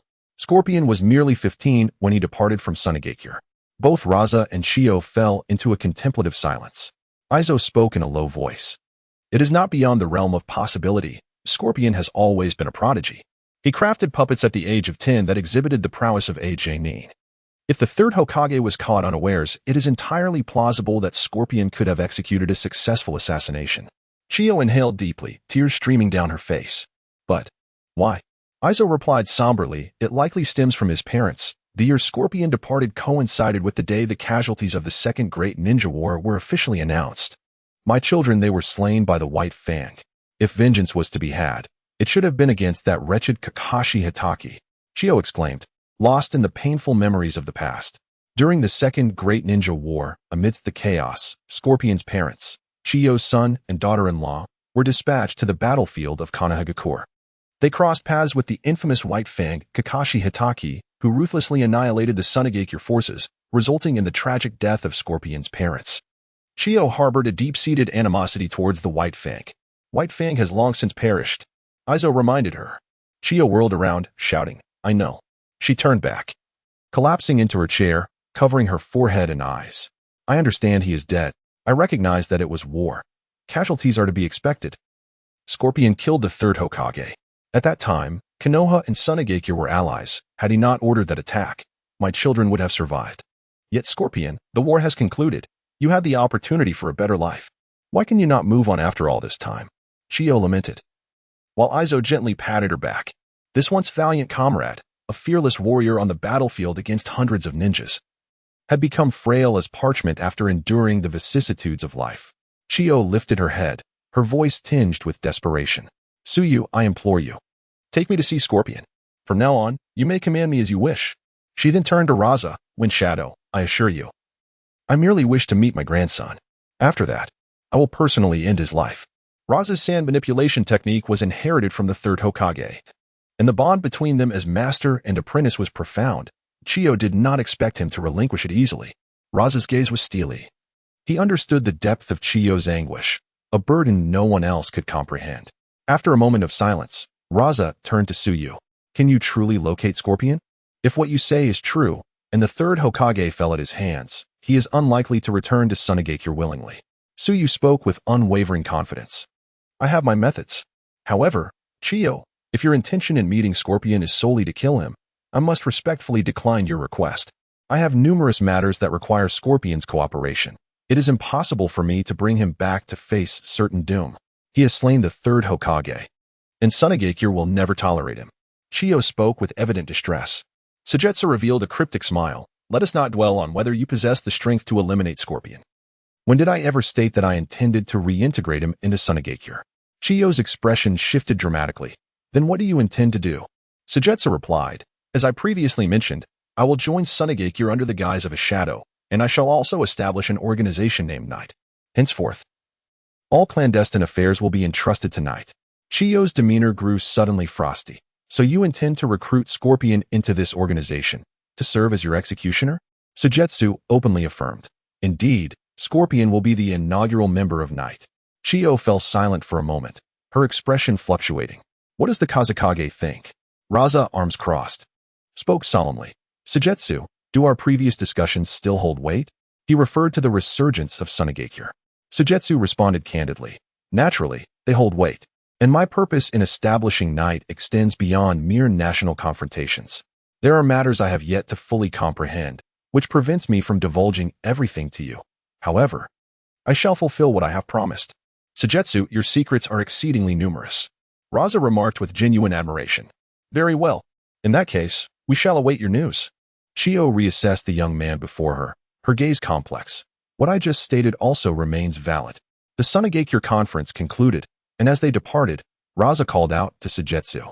Just now, Maki reported that the head of the Murakawa clan is the elderly woman you previously intimidated, who has relinquished her position. Oh, that old crone has shown wisdom, preserving her last shred of dignity, Sujetsu scoffed. Raza nodded.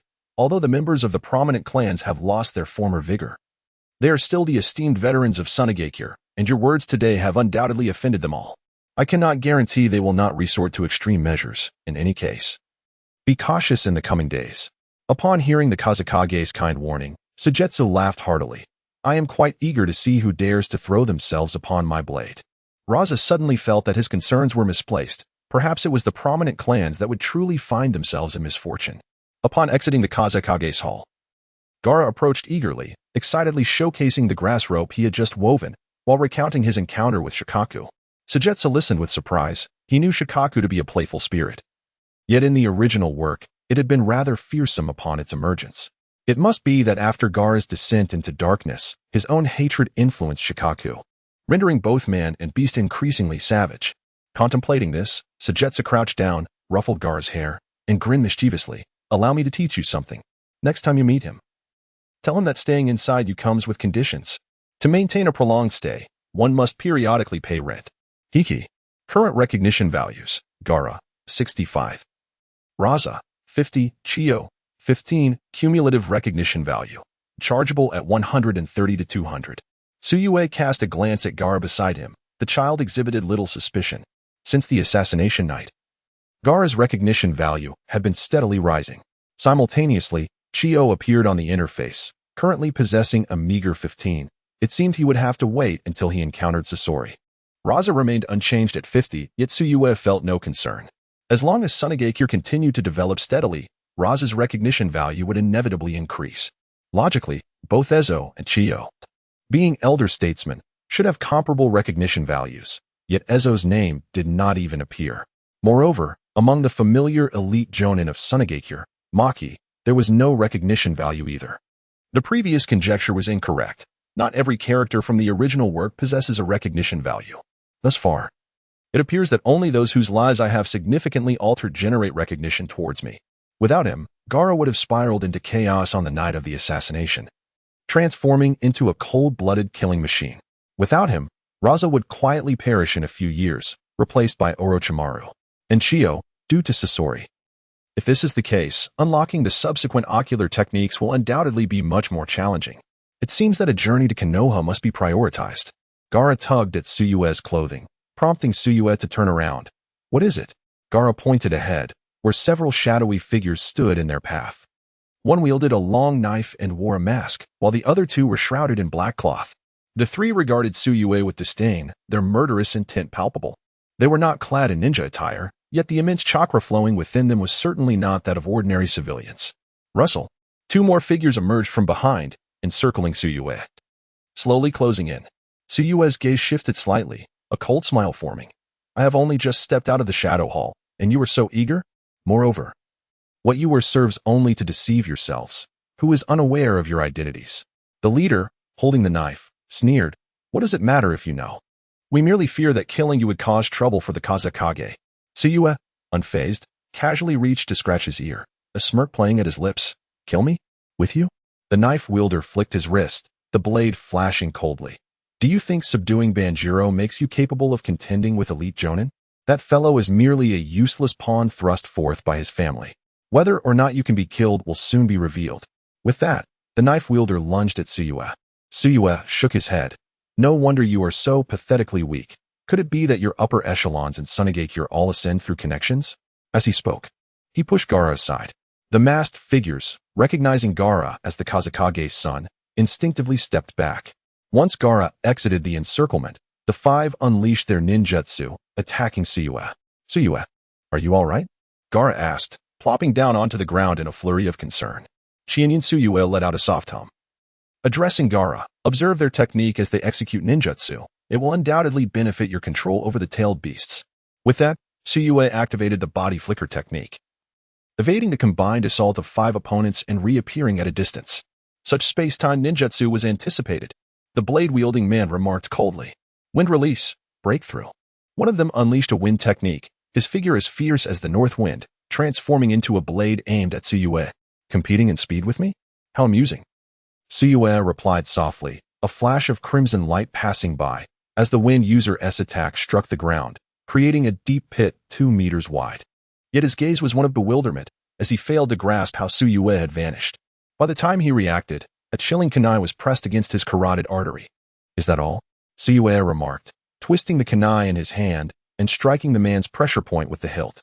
The man felt an overwhelming force surge through him, rendering his mind foggy before being sent flying by a kick from Su Yue.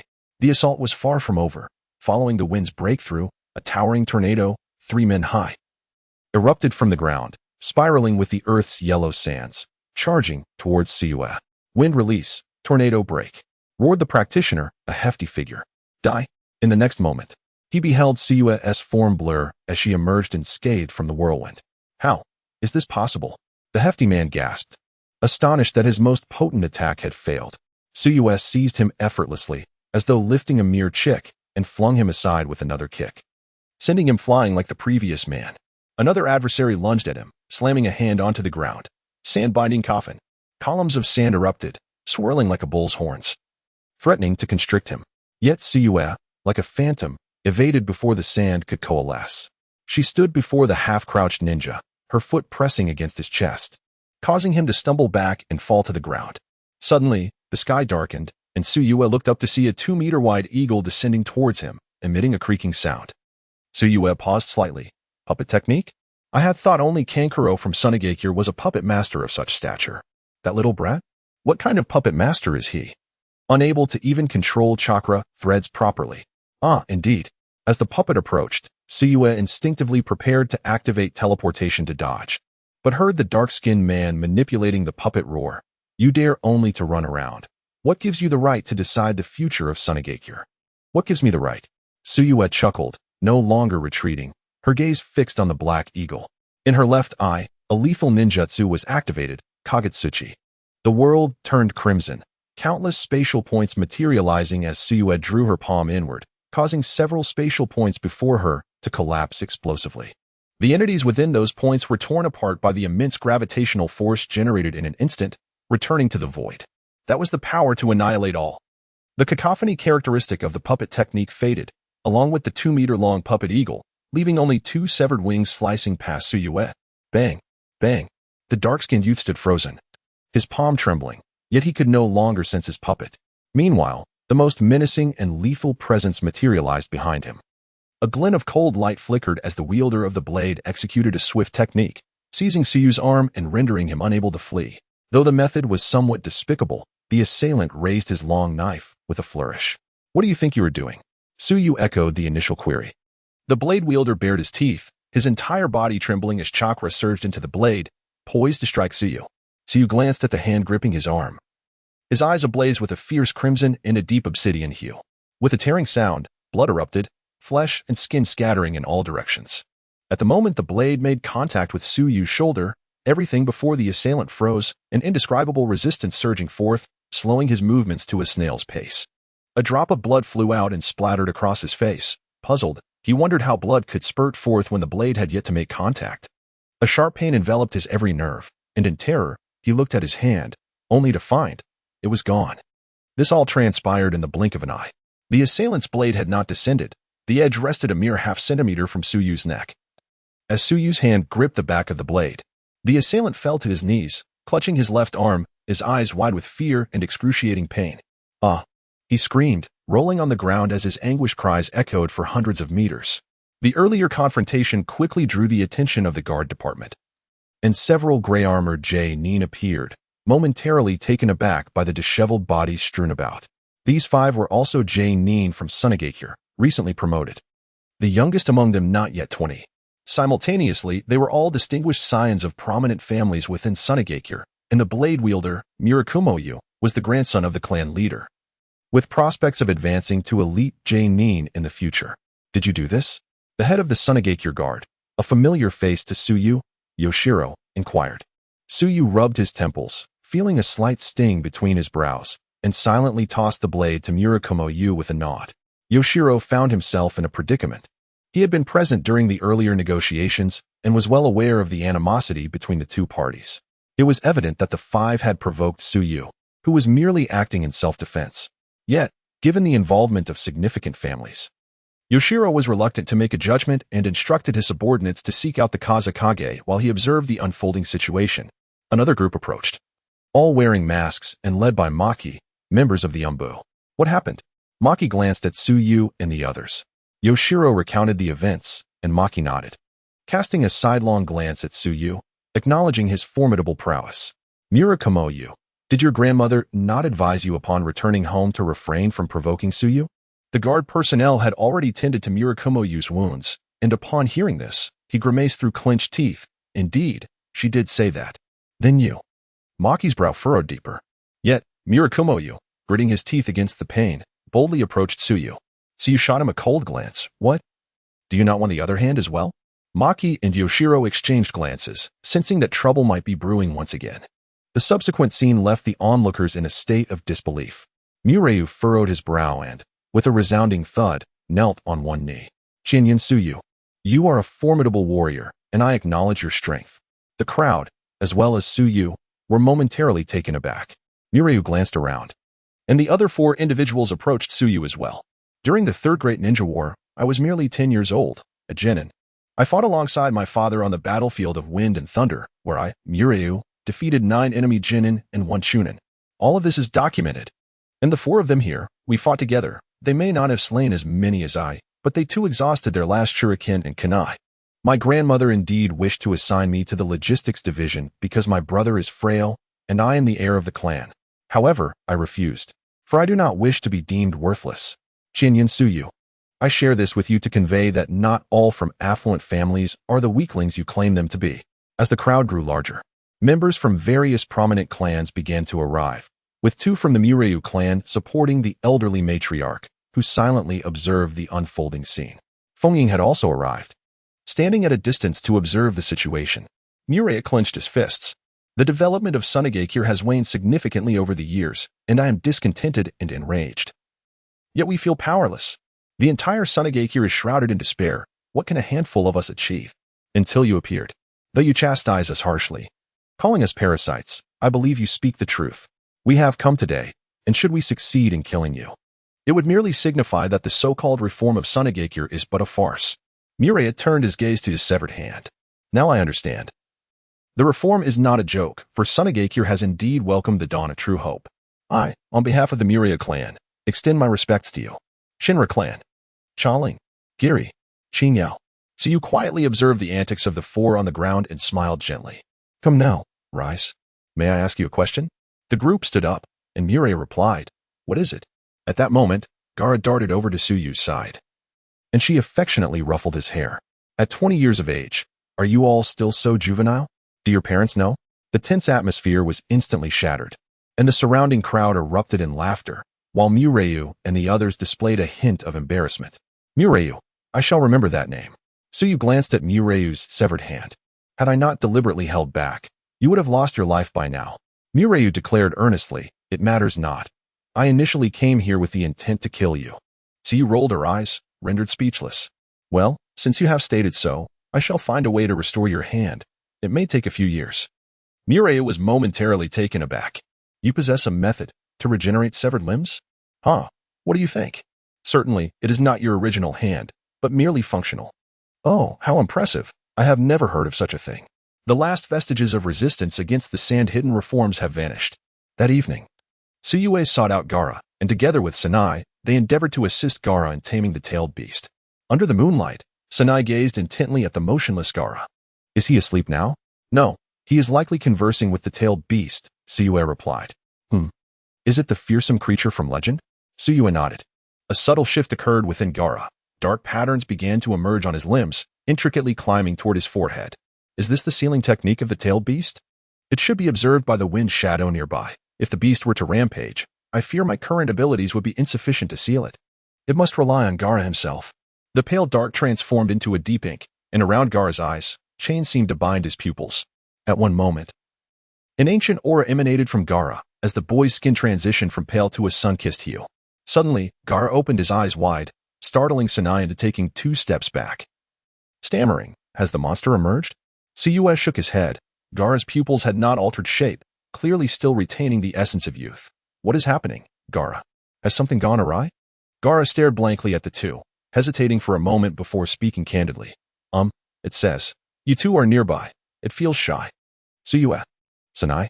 Moments later, only Gaara remained in the center, while Su Yue and Sunai stood at a distance. The ancient, primal essence that surged from Gaara's body was tenfold heavier than before, seemingly infusing the very flora and fauna with wildness. At last, Gaara slowly opened his eyes, which had transformed into brilliant golden 4-pointed stars. He first glanced at his hands, reaching forward to grasp. Upon confirming his existence in the real world, Gaara, embodying the one-tailed Shikaku, emitted a piercing cackle. I have finally returned. Accompanied by a series of eerie laughs, Gaara's slender form began to undergo a transformation. The dark patterns around his eyes entirely concealed them, extending downward to the sides of his nose. Simultaneously, the exposed areas of his arms and thighs shifted to an earthy hue, adorned with intricate blue patterns resembling chains, while his entire form was enveloped in a tangible brown chakra. Visually, Gaara retained his original physique, yet now bore additional traits of the one-tail, akin to Naruto's four-tail state. Thud. Greetings, Shikaku. Su Yue appeared beside Gaara, addressing the beast within. The laughter of the one-tail abruptly ceased as it slowly turned its head, baring sharp teeth in a grin. Saliva dripped from the corners of Gaara's mouth, splattering onto the ground, producing a hissing sound as it corroded the earth into small pits. Are you the friends of that little brat? With a cackle, the audacity to befriend a Jinchuriki is truly remarkable. Sujetsu furrowed his brow, fixating on the drool adorning Gaara's chest. If you wish to avoid having a dignified tailed beast scrubbing laundry in the bathroom, kindly contain your saliva. Shikaku blinked in surprise, glancing down to find a sizable patch dampened, hastily wiping away the remaining drool. How peculiar, he mused. Why do these little brats no longer fear me? Qian Yun Su Yue approached Gaara, observing the unique four-cornered pupils exclusive to Shikaku, and calmly stated, Gaara must have informed you. He aspires to become the perfect Jinchuriki and requires your assistance. Shikaku scoffed, crossing his arms with pride. Humans are ever so greedy. Having gone to great lengths to seal me away, now they seek to usurp my power. Where is that brat Raza? Did he send you? Why does he not dare to show himself? Sujetsu shook his head. It is not a matter of fear. If the Kazekage intervened, our conversation would not be so placid. Shikaku's expression shifted. What do you imply? Do you think I would cower before you? Fear is not the issue. Yet you would not desire to spend another decade shrouded in darkness. It is all because of you despicable humans. Shikaku sneered, his countenance mirroring Gaara's menacing visage. Having been confined for so long, how could he harbor no grievances? While anger may fade with time, it never truly disappears. Reflecting on the origins of their plight, one must acknowledge that it was you who first wrought havoc upon the world. Yet, discussing this is futile now, Sujetsu remarked. Let us strike a bargain. You protect Sunagakure for 5 years, and I offer you freedom. Shikaku's gaze flickered at the mention of freedom, a concept so distant. Do you truly mean your word is binding? Indeed. How can you represent Sunagakure? Besides, would Raza permit my departure? If I leave, the child shall perish. Sujetsu replied calmly. Such matters are not for you to concern yourself with. Simply bear witness when the time comes. As for Gaara, I assure you, I possess the means to ensure his survival. At this juncture, Sujetsu displayed a cryptic smile. Perhaps by then, you will be the one pleading to remain within Gaara. Shikaku erupted in a cackling laughter, shaking his head. You overestimate your appeal. While resting in this place is indeed comfortable, I would grow utterly bored if I stayed forever. Sujetsu nodded. Then it is settled. During these 5 years, Gaara shall be your master. You will accompany him in growth and battle. After 5 years, I shall return you to the shinobi world. Shikaku stroked his chin. Master? No, that term is too unappealing.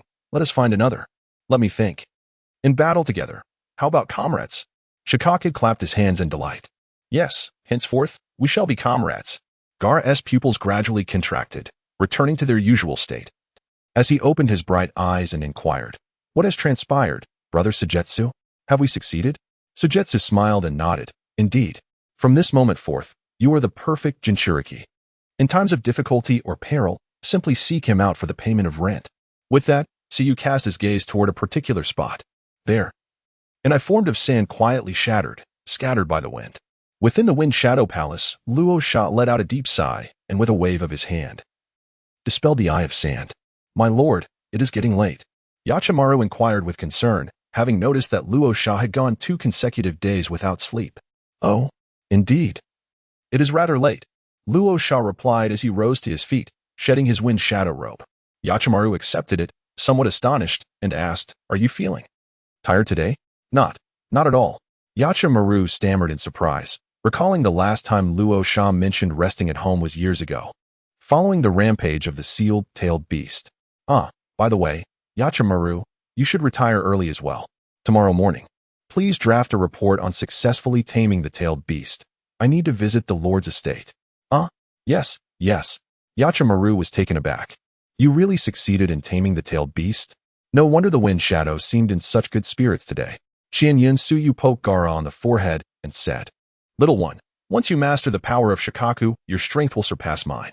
Gaara chuckled, patting his chest. I will strive to protect everything around me. However, beside them, Suna appeared somewhat despondent.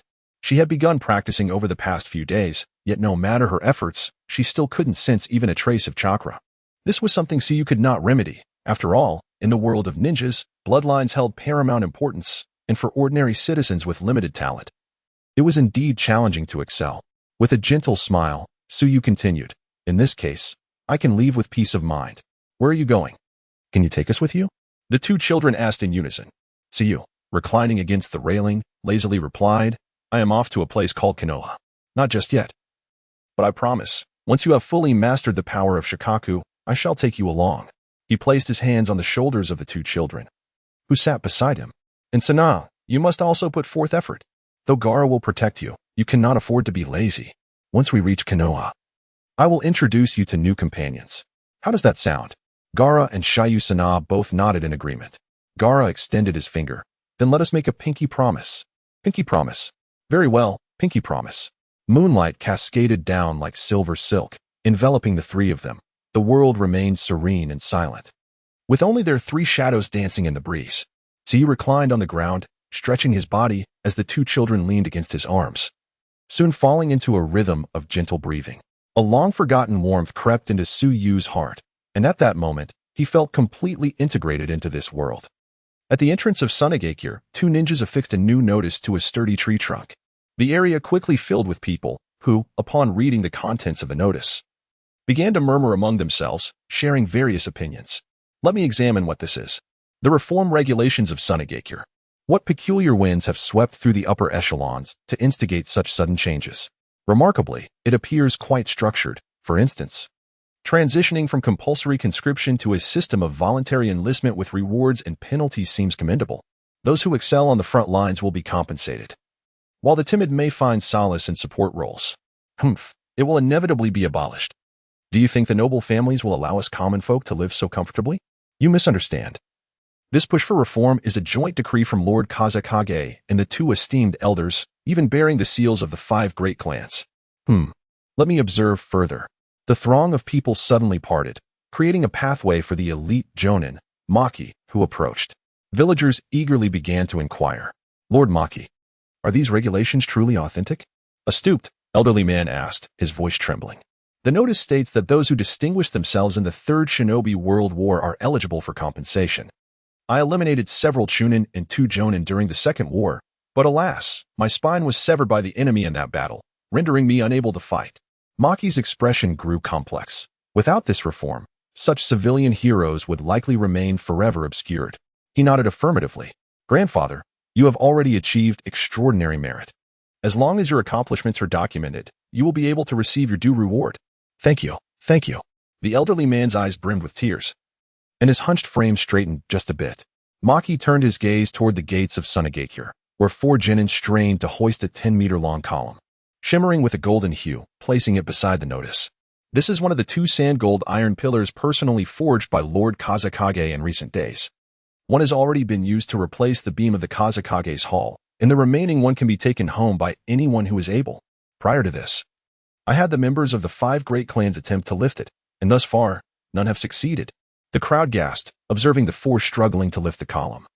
Drenched in sweat, this pillar must weigh 1,000 pounds. Who could possibly carry it away?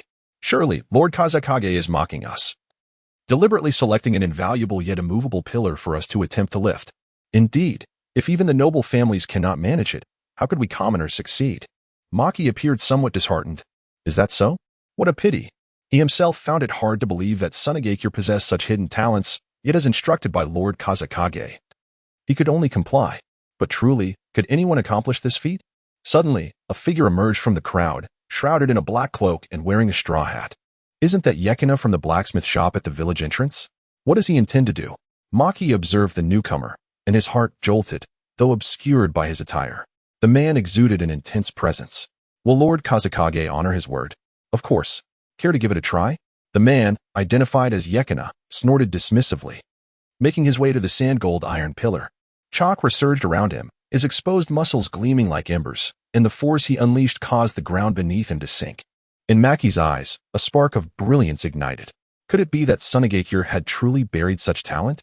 Although he had yet to ascertain the extent of Yi Lian's power, it was evident that the chakra emanating from him was unlike the ordinary elemental forces, resembling rather some form of bloodline limit.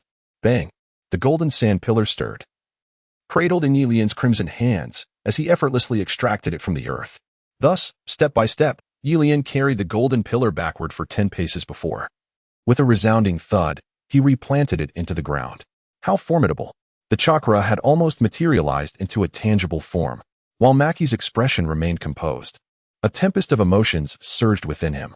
Yi Lian flexed his fingers and cast a piercing gaze at Maki, as sharp as a blade.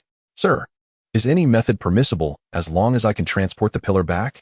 Maki's expression flickered. Of course. Did you have an alternative? Yi Lian fell silent, retreating a few steps while observing the villagers on either side. With a frown, he cautioned, I suggest you keep your distance. Should any harm befall you, Yi, shall not be held accountable. Upon hearing this, the crowd hastily distanced themselves, speculating on the method he intended to employ. Maki's eyes remained fixed on Yi Lian and the golden pillar as he formed hand seals, swiftly establishing contact with the wind shadow. What is happening? What transpired? In the Wind Shadows Hall, Lo Sha and Siyu stood at either side of the table, finalizing adjustments to reform policies. Sir, at the village entrance, someone has indeed taken on the task of handling the golden pillar. Is it possible that Sunagakure harbors such a formidable individual? Lo Sha glanced at Suyu, performing the sand-eye technique to behold the scene at the village entrance. Meanwhile, a considerable circle, measuring several meters in diameter, had formed around Yi Lian as the onlookers retreated. Yi Lian closed his eyes and began to form hand seals. Initially awkward, he soon became proficient. A radiant fireball, ablaze with intense sunlight, coalesced before him, the searing heat evaporating the moisture in the air, producing a hissing sound akin to an explosion. Maki's expression faltered as he murmured, This technique feels oddly familiar.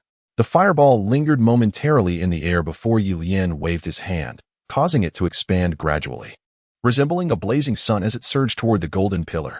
The scorching heat seemed capable of melting anything, swiftly purging the impurities within the golden pillar, which dissolved into nothingness. The 10-meter-long pillar diminished in size, ultimately reducing to the length of an arm. All impurities had been eliminated, yet true gold withstands the flames, leaving only the purest golden essence. Thus, there would be no need to expend excessive time hauling the pillar back, Yi Lian declared, retracting his technique and stepping forward to retrieve the highly refined golden rod from the ground. What you just employed was the scorch release. You are Yi Lian? Maki's heart trembled as a memory surged forth. Indeed, it was the scorch release inherited from my sister, oversteaming kill. Yi Lian turned to Maki, slowly removing his cloak and the conical hat atop his head, revealing his short, bluish-green hair. His strikingly handsome visage stood in stark contrast to the crimson hue of his arms and hands. Your sister is, as he beheld the somewhat familiar face. Maki swallowed hard, validating his internal conjecture, yet still struggling to believe it. He slowly uttered a name. Yi-sang. In the Wind Shadow Hall. Both Rasha and Maki spoke simultaneously. Upon hearing the name, Suyu appeared contemplative, adopting a demeanor akin to that of an observer at a play. Is this the female ninja you sent to her demise in the mist? Rasha glanced at him, already accustomed to Suyu's unsettling knowledge of everything, and nodded decisively. Indeed, she was one of the most outstanding ninjas during the Second and Third Great Ninja Wars. her prowess surpassing even that of Maki. To think she had a brother who survived. Yilian, I was utterly unaware all these years. So, does the Wind Shadow intend to eradicate the roots of this issue? Su Yue inquired with a playful tone. In the latter part of the Third Great Ninja War, Sunagakure suffered consecutive defeats while entangled in multiple fronts, even being driven to their doorstep by Kumogakure. To contend with the dual pressures from Konoha and Kumogakure, Sunagakure was compelled to negotiate with Kirigakure, whose sole condition was the surrender of the Scorch Release user, Yitsong. Rasha reclined in his chair, gazing up at the ceiling of the Shadow Hall, shaking his head. Eradicate the roots. Huh, of course not. I already missed my chance once. How could I let it slip away again? The decision to send Yitsong to her death was driven by circumstance, an unavoidable necessity. However, with you here, I can at least ensure Sunagakure's safety for the next 5 years. Oh, it seems the Wind Shadow holds me in some contempt. Believing I can only secure Sunagakure for 5 years?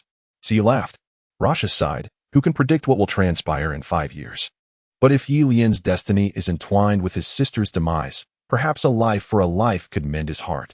Su Yue momentarily lost his train of thought. Unable to restrain himself, are you suggesting that you intend to repay Yitsong's life? Yi Lian lowered his head, hearing his sister's name uttered by Maki. The foremost figure beneath the Wind Shadow. He could not discern whether to feel desolate or proud. It was remarkable that, after all this time, someone still remembered his sister. Maki placed his fist over his heart and stated solemnly, how could I forget? During the Third Great Ninja War on the battlefields of the Land of Wind and Water, Yitsong saved my life twice. She is one of the ninjas I admire most. Alas, she ultimately fell to the hands of Iwagakure. Maki shook his head. Deeply moved by Yitsong's fate, Yi Lian scoffed, his beautiful visage twisting into a grimace. To this day, you still believe my sister was slain by Iwagakure? Huh. Maki expressed his confusion. If not by Iwagakure, then who else could it have been? Yi Lian ceased to argue. Waving his golden staff, you just mentioned that any means could be employed. Surely this will suffice. With that, he tucked the gold into his pocket. Maki was about to respond when a gust of wind spiraled upward from the ground, and Rasha, draped in a deep blue wind shadow cloak, materialized before the assembly. Is that the Wind Shadow? He has arrived. Who is the other person? I have never seen anyone accompany the Wind Shadow. Ignoring the murmurs surrounding him, Rasha strode directly to Yi Lian. You are Yi Lian? Your name appeared on the casualty list post-Third Great Ninja War. I had thought you perished long ago. Yi Lian cast a glance at Luo Sha and Su Yue, sneering with cold disdain. I never anticipated that I would draw the attention of Lord Wind Shadow. You are correct. I have been in hiding since the war, for I feared that after my elder sister's demise, I would be next. Luo Sha nodded, observing the man before him who bore a slight resemblance to Yitsong, and sighed deeply.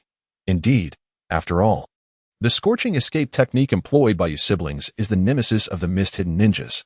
Should they discover that you survived after Yitsong's death, they would undoubtedly seek to eliminate you. Their exchange left the surrounding onlookers, including Maki, in a state of bewilderment. Could it be that Yitsong's death was somehow connected to the mist-hidden? Was Lord Wind Shadow attempting to evade responsibility for his actions? Yi Lian's brow furrowed, a flicker of malevolence flashing in his eyes. No. Luo Sha slowly shook his head, merely feeling pleased that you are alive. This is indeed good. Ah. Lord Wind Shadow truly relishes in uttering such futile words. Yi Lian's expression seemed to ignite with fervor as he fixed his intense gaze upon Luo Sha. Noticing the tension, Maki swiftly approached the two, keeping a watchful eye on Yi Lian. However, Luo Sha gently gestured for him to withdraw. Would you consider joining the current Sand-Hidden? With the prowess you displayed earlier, you could be promoted directly to Jonin, advancing to Elite Jonin within a year. Luo Sha appeared entirely oblivious to the hostility in Yi Lian's tone. Yi Lian threw his head back and laughed heartily, yet when he turned his gaze toward Luo Sha, a tumult of hatred, indifference, and sarcasm intertwined within his expression as he proclaimed loudly, truly befitting of the Wind Shadow. I envy your ability to recount this so nonchalantly. Do you believe I remain unaware of the truth behind those events? With a grimace, Yi Lian spat. You are mistaken. I have known for a long time. After my sister's death, I pursued the path she took in solitude. She did not go to Sand-Hidden. She ventured to Mist-Hidden, where she perished at the hands of those despicable cockroaches and ultimately at the hands of you, the illustrious Fourth Wind Shadow. Yi Lian. As Yi Lian's chakra surged, crimson flames flickering around his arms, Maki furrowed his brow and shouted. He seemed to grasp a portion of the truth.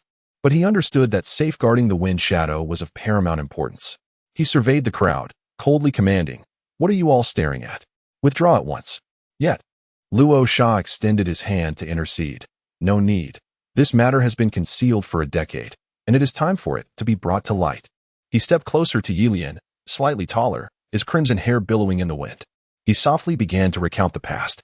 "During the Third War, I ordered Yi Tsong to engage in negotiations with Mist Hidden.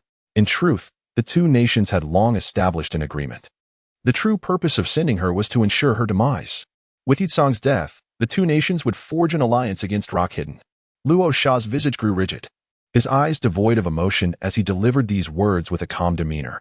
Yilian's fury intensified, and as Luo Sha uttered his final word, Yilian struck, the searing flames rapidly enveloping both men. Observing this, Maki disregarded all else and seized Yilian's shoulder, wielding a kunai aimed at his neck. However, in midair, Luo Sha grasped Maki's wrist, calmly asserting, "Maki, do not act recklessly." On the other side, Yilian's hand had already grasped Luo Sha's chest. Flames consuming the upper garments of Luo Sha, revealing his sun-kissed shoulders and torso. Simultaneously, the excess firelight scorched his skin, producing a faint crackling sound. Everything transpired in the blink of an eye. By the time those around could react, the three had already engaged in a standoff, each holding the other in check. Yilian's eyes surged with tumultuous anger as he loudly questioned, his teeth biting into his lip. "Why must you send Yi Tsong away?" Luo Sha stepped forward, engulfed by the flames, yet he maintained his unwavering gaze upon the man before him. "The sand-hidden village is no longer what it once was.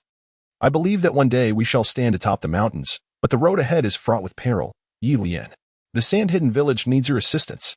Yilian trembled violently, his pupils constricting and expanding in rapid succession. He roared, "I ask you, why did you kill my sister?" The searing flames had charred the skin on Luo Sha's chest to a deep black. After a moment of silence, he responded softly, "Once you become an elite jonin, you will have the opportunity to become the next Wind Shadow." Yilian's facial muscles twitched uncontrollably, though Luo Sha offered no explanation.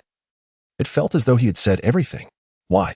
Yilian retreated 2 steps, the orange flames burning around him. Why? Yilian knelt on the ground, pounding the earth with his fists, blood splattering everywhere without cease, until a girl emerged from the crowd. "Yilian Ge, is that you?"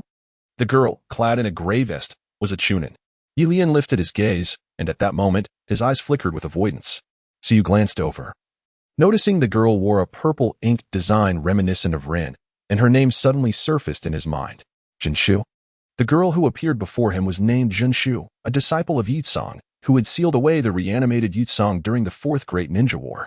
"Yilian, you're still alive?" Upon discerning the situation, Jinshu, seemingly unfazed by Yilian's scorching flames, rushed to stand before him. "Jinshu, it's you." Yilian averted his gaze and stood up. "Lord Wind Shadow, I am not your match yet. If you seek death, killing you would bring me no sense of accomplishment." Yilian fixed his gaze upon the Wind Shadow and declared, "But I shall not relent in avenging my sister. One day, I will defeat you openly, to honor her spirit in the heavens, and I hope you will acknowledge my challenge." Luo Sha's expression remained as usual, and he nodded. "Very well, then regarding your path to becoming a ninja." "Humph." Yilian snorted coldly. "I too shall defeat my opponents honorably and become a ninja." Observing the unfolding drama, so you suddenly stepped forward. "Yilian, 5 years from now, if the Sand-Hidden Village goes to war with the Mist-Hidden Village, Lord Wind Shadow will dispatch you as the vanguard." Yilian turned to Suyu. Briefly furrowing his brow before relaxing, he clenched his fist fiercely and declared, "That would be most excellent.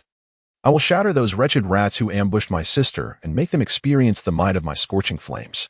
Yilian turned around to face the waiting Masaki. "I apologize, Masaki. My disappearance over these years stemmed from my inability to confront Sunagakure. I failed to comprehend what my sister was so resolute about. Nor do I understand what merits safeguarding in such a world, in such a shinobi village. I am in search of an answer. Has Yilian now found it?" Masaki, still in her teenage years, bore a youthful countenance. Who could have anticipated that this young kunoichi would one day stand on her own? I am uncertain. Yet at least the recent reforms in Sunagakure have ignited a glimmer of hope within me. In the Wind Shadow Hall, Maki presented a half-black, half-white mask to Sujetsu, who donned it upon her face. "Indeed, it fits perfectly."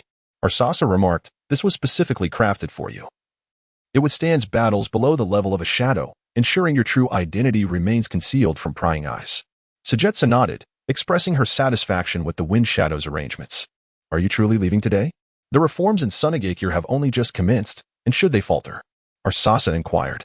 Sujetsu shook her head.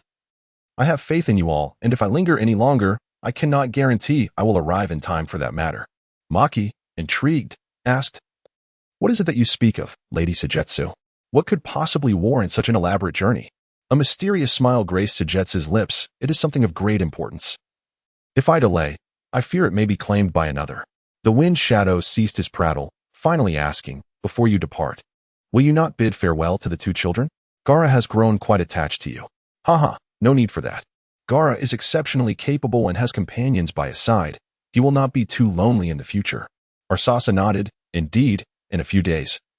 Temari and Kankuro will return from their training. They will surely be astonished by Gaara's current demeanor. Those two have indeed provided Gaara with much assistance and care along the way. Sujetsu waved her hand. Then, Wind Shadow, Maki, I take my leave. With that, she vanished from her spot. As the sun set, a masked man departed from Sunagakure, stepping into the vast expanse of yellow sands. In the autumn of the 58th year of Konoha, the village had endured the Third Shinobi World War and the Nine-Tails chaos, its strength having plummeted from its zenith.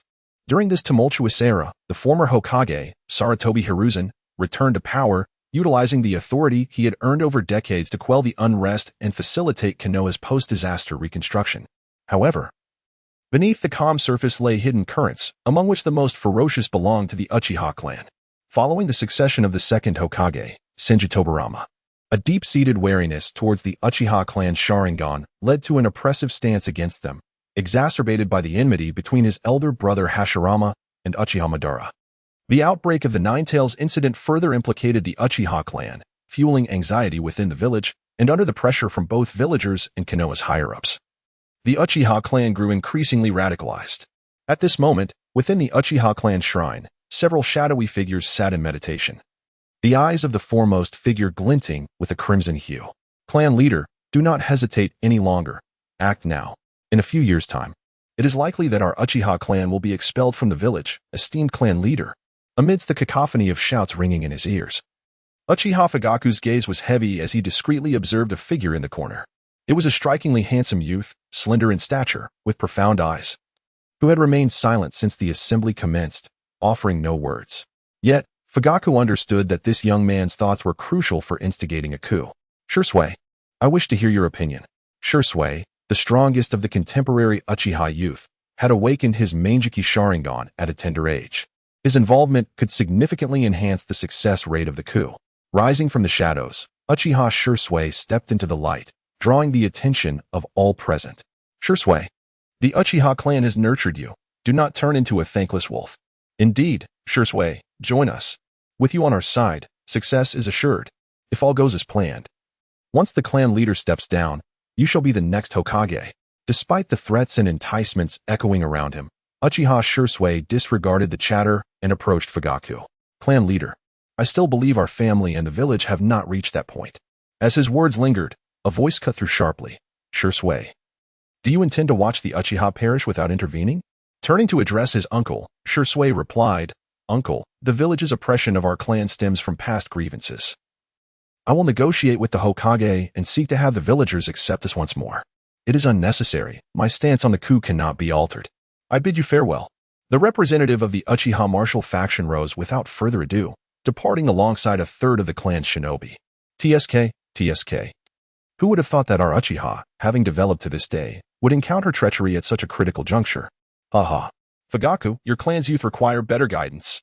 The speaker, an elder with considerable standing in the clan, departed, taking another third with him.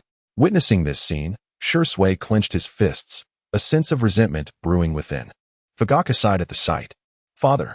At his side, a boy adorned with a patterned mask spoke, but Fugaku raised a hand to silence him. Shursui, you may leave for now. I need to contemplate further. With a respectful bow, Uchiha Shursui turned and exited. The remaining undecided third of the assembly followed suit, retreating like a receding tide. It seems you share Shursui's thoughts, Itachi.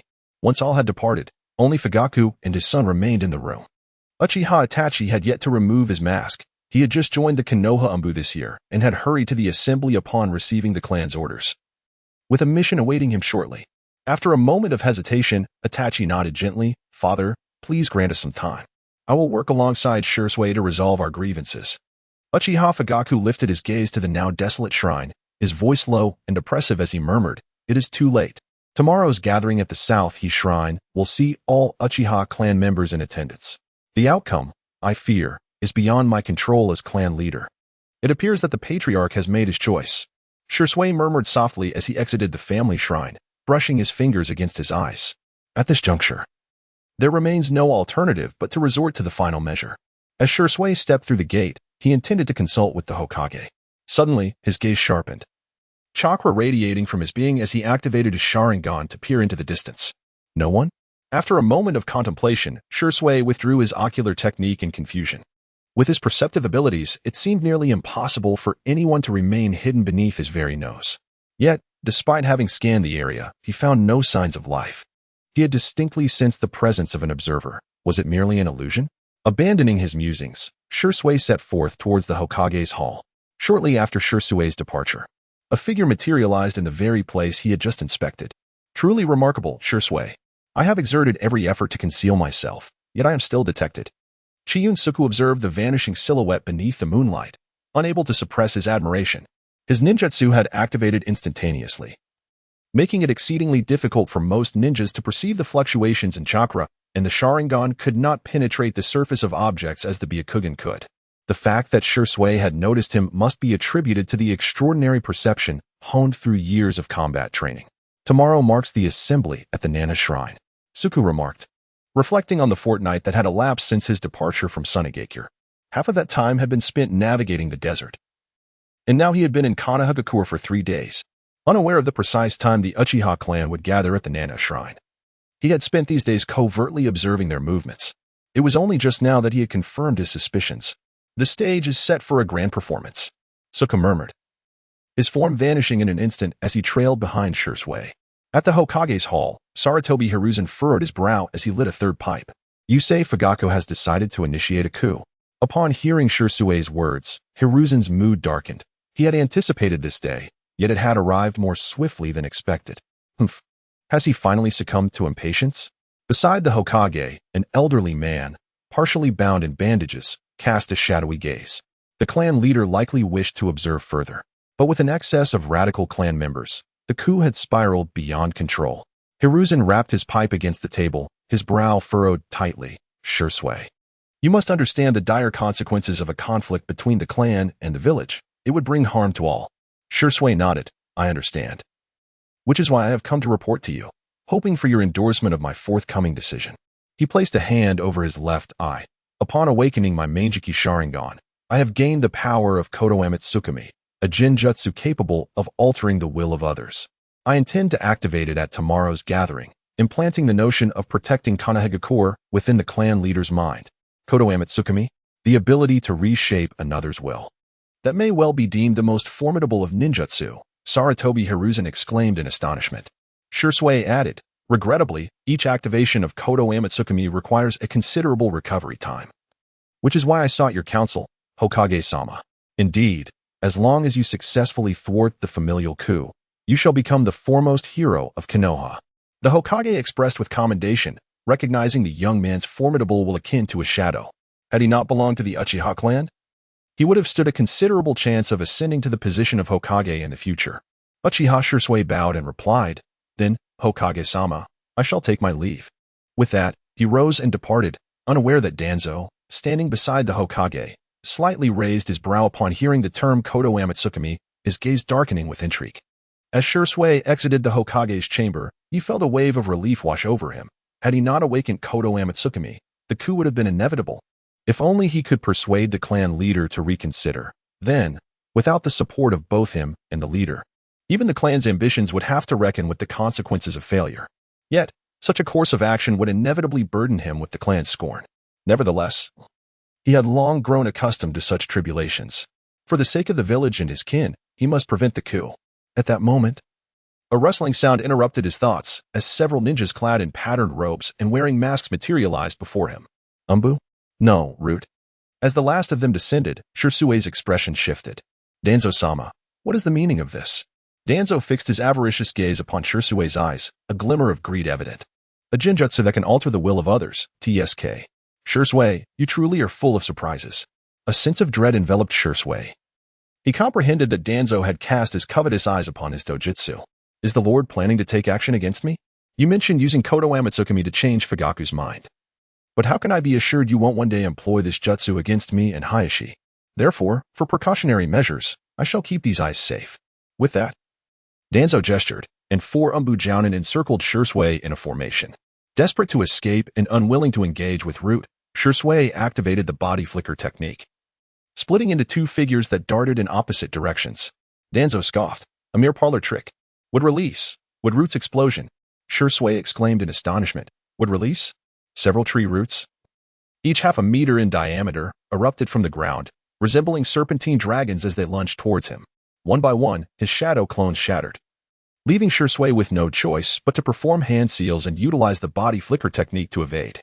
Before he could regain his footing, 4 attacks came barreling towards him. The Root ninjas coordinated flawlessly, forcing Shirsue to draw his kunai and engage in a fierce clash, repelling the 4 with his swift strikes. Just then, Danzo suddenly appeared before him, extending his hand directly towards his eyes. There was no time to sheath his blade. Shirsue's eyes narrowed, and as he reopened them, they transformed into a vivid crimson, activating the genjutsu. Danzo found himself ensnared, and Shirsue positioned his kunai defensively. The genjutsu still in effect as he turned to confront the remaining 4 adversaries. In the blink of an eye, they fell one after another, and Shirsue, panting heavily, sheathed his blade, believing the ordeal had concluded. But was it truly over? A potent sense of impending danger loomed from behind, as a fierce gale swept through the air, accompanied by a voice that resonated with both coldness and exhilaration. Wind release, vacuum wave. As the gaze of Shirsue suddenly narrowed, his body was torn apart by the howling winds, transforming into countless sharp blades that incessantly eroded his form. He was compelled to expend a vast amount of chakra to withstand the tempest. Danzo materialized before him, and simultaneously the bandage over his right eye shattered, revealing a once vibrant eye now dulled and lifeless. Izanagi. Shirsue seemed to grasp the gravity of the situation, attempting to clench his fist. But his body felt void and weightless. Danzo sneered. What of the Uchiha clan's prodigy? Ultimately, you shall fall to my hands. As for the Uchiha's betrayal, there is no need for such intricate techniques as the Kodo Amatsukami. Simply eliminating you will suffice. How could just Fugaku withstand the onslaught of the village? With those words, he regarded Shirsue like a lamb awaiting slaughter, his eyes filled with cold bloodlust and avarice. The strongest illusion is now mine. Danzo extended his hand once more towards Shirsue's eyes, but in his current injured state, Shirsue was powerless to resist. Forced to watch as that hand eclipsed the light before him, a peculiar ripple traversed the space, causing Danzo's advance to halt abruptly. A look of astonishment flashing across his eyes. He coldly inquired, "Who are you?" Shirsue was momentarily taken aback, as between him and Danzo appeared a shinobi wielding a blade. Clad in a robe adorned with black patterns, their visage obscured by a black and white mask, their identity remained indistinguishable. At that moment, Qian Yun Su Yue crouched low to the ground, turning his back on Danzo. With a reverse grip on the blade, he raised it along his arm, the tip mere half an inch from Danzo's throat. Should Danzo advance even a fraction, he would meet his demise at the edge of the shinobi's blade. "I'm your father," Qian Yun Su Yue declared, angling the blade and slashing upwards. Danzo's gaze turned icy as he leaped back, akin to a great eagle taking flight, landing gracefully. When did the Uchiha clan produce another genius? Danzo questioned in a low voice, though unable to discern the figure's features. He could see the crimson light emanating from Shuyue's pupils through the mask. "Uchiha? You believe you are?" Danzo retorted, "I bear you no grudge. If you were not an Uchiha, why assist him against me?" "Because I am your father." With the mask on, Shuyue saw no need for pretense, allowing himself to be unrestrained. In the midst of their conversation, Shuyue lunged forward with the blade, aiming for Danzo. His technique was crude and lacked finesse. As the blade descended, Danzo neither flinched nor dodged. With a subtle shift of his body, he caught Shuyue's shinobi blade with his bare hands. "I merely wish to practice," Shuyue remarked, a peculiar smile gracing his lips as chakra surged toward the blade's edge. Danzo's eyes widened. By the time he sought to evade, it was too late, space shattered, obliterating both the blade and one of Danzo's arms. Upon witnessing this scene, Shirsue was momentarily stunned. Space-time ninjutsu? Qian Yun Su Yue discarded the remaining half of the blade onto the ground, randomly picking up a weapon from one of the four fallen and sheathing it at his waist. My dear son, why not learn a thing or two? Su Yue chuckled merrily at Danzo, who cast a glance at his severed arm, his gaze sharpening. His figure became indistinct, and moments later, he vanished from sight. In his place stood another, wholly intact Danzo. Another Izanagi, damn it. Witnessing the eyes of his kin being so egregiously exploited, Seketsu Shizuku expressed his indignation. Thus it was revealed, a space-based ninjutsu, usable only at close range, that extends the blade to rend apart the very fabric of the space it touches. Danzo's gaze flickered, feeling a wave of difficulty. Regardless of your motivations, since you have chosen to aid the Uchiha clan, you have become an adversary of both myself and the entirety of Konoha. We shall see. Danzo retreated 2 steps, his figure gradually transforming into smoke, vanishing from sight. Seketsu sighed softly. At least I have put an end to this old wretch's life, truly a challenging foe to vanquish. Meanwhile, the gravely injured Uchiha Shursui approached him, cupping his fists in gratitude. Thank you for saving my life, but you cannot be a member of the Uchiha clan, for I sense no trace of your bloodline power within you. Seketsu regarded Shursui, who, despite his disheveled state, exhibited an air of elegance and nodded in acknowledgement. However, Danzo speaks the truth. We are unacquainted. May I inquire about your motive for saving me? Shursui could not help but ask. Because I covet your eyes. Seketsu uttered a chilling proclamation. No sooner had the words left his lips than he struck with the swiftness of lightning. As steel clashed, Shursui formed 3 hand seals. A fireball hurtled towards Seketsu, while his form morphed into a segment of dry timber, collapsing to the ground. Simultaneously, 2 additional figures emerged, identical to Shursui, making it impossible for anyone to discern the real from the illusion. Is this the Shunshin no Jutsu of Shursui? Indeed formidable, yet regrettably ineffectual against me. The crimson light in Seketsu's left eye flared, causing the space to collapse and extinguishing the fireball entirely. Without a moment's hesitation, he disregarded the 2 assailants charging at him, his figure vanishing in an instant. In the woods, Shursui stumbled forward in flight. With his prowess, he should not have been in such a precarious state, yet the wound inflicted by Danzo's treachery had yet to be tended, and the wind blade that had penetrated him continued to erode his being. Coupled with the consecutive casting of Genjutsu, both his mental fortitude and chakra reserves were waning. Shursui's singular thought was to escape. He was taken aback that Lord Danzo sought to end his life. Indeed, his demise would instill fear within the clan. What should I do? One cannot trust the members of my family, and now even the higher-ups wish for my death. Must my life be the price to resolve everything?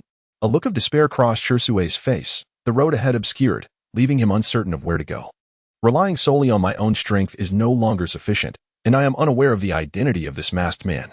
Itachi, I must find Itachi. I need to entrust the Genjutsu to him. With determination, Shursui dashed towards a certain direction. Soon, his expression changed.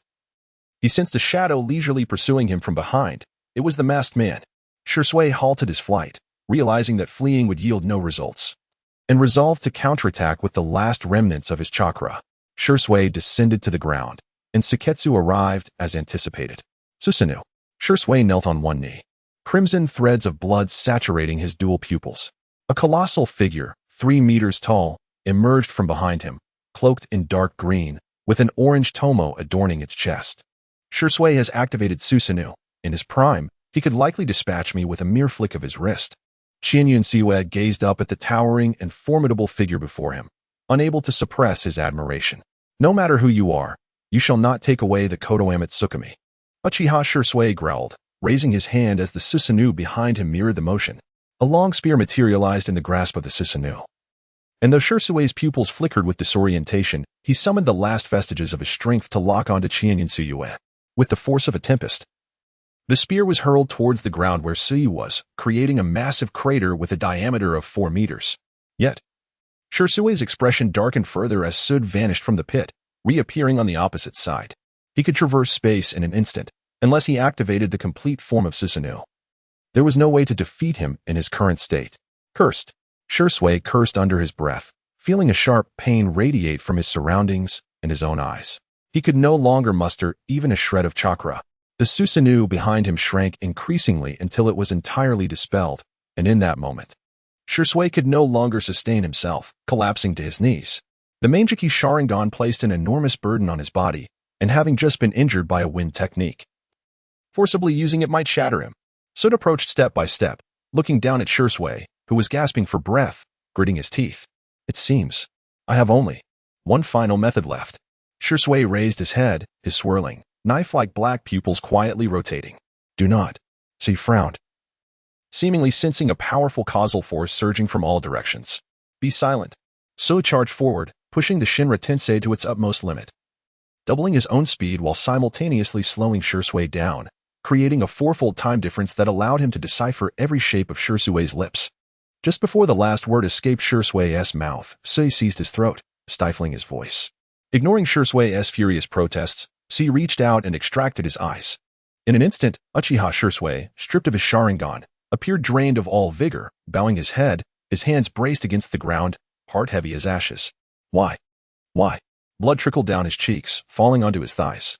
Return to your clan and have a new Sharingan implanted. These eyes can only reach their full potential in my hands. Shui suddenly lifted his head. You intend to let me go? Are you not afraid of my revenge? Sui regarded Shui with indifference and replied, You are formidable, Shui. Indeed, I can only resort to such despicable means to obtain your eyes today. But this shall be the last time. Even if you acquire new eyes, even if you can reactivate the Mangeki Sharingan, you shall never again be my match. As Shui contemplated Sui's enigmatic abilities, the unpredictable teleportation, the devastating sword techniques, and the ocular jutsu that had thwarted his activation of Kodo Amatsukami, he came to believe that Sud spoke the truth. So, I am no longer worthy to be your rival, Shui murmured, a tragic smile gracing his lips. I perceive everything about you and understand your thoughts. Do you believe that preventing a coup will resolve all issues? You are mistaken. The root of all problems lies within this world.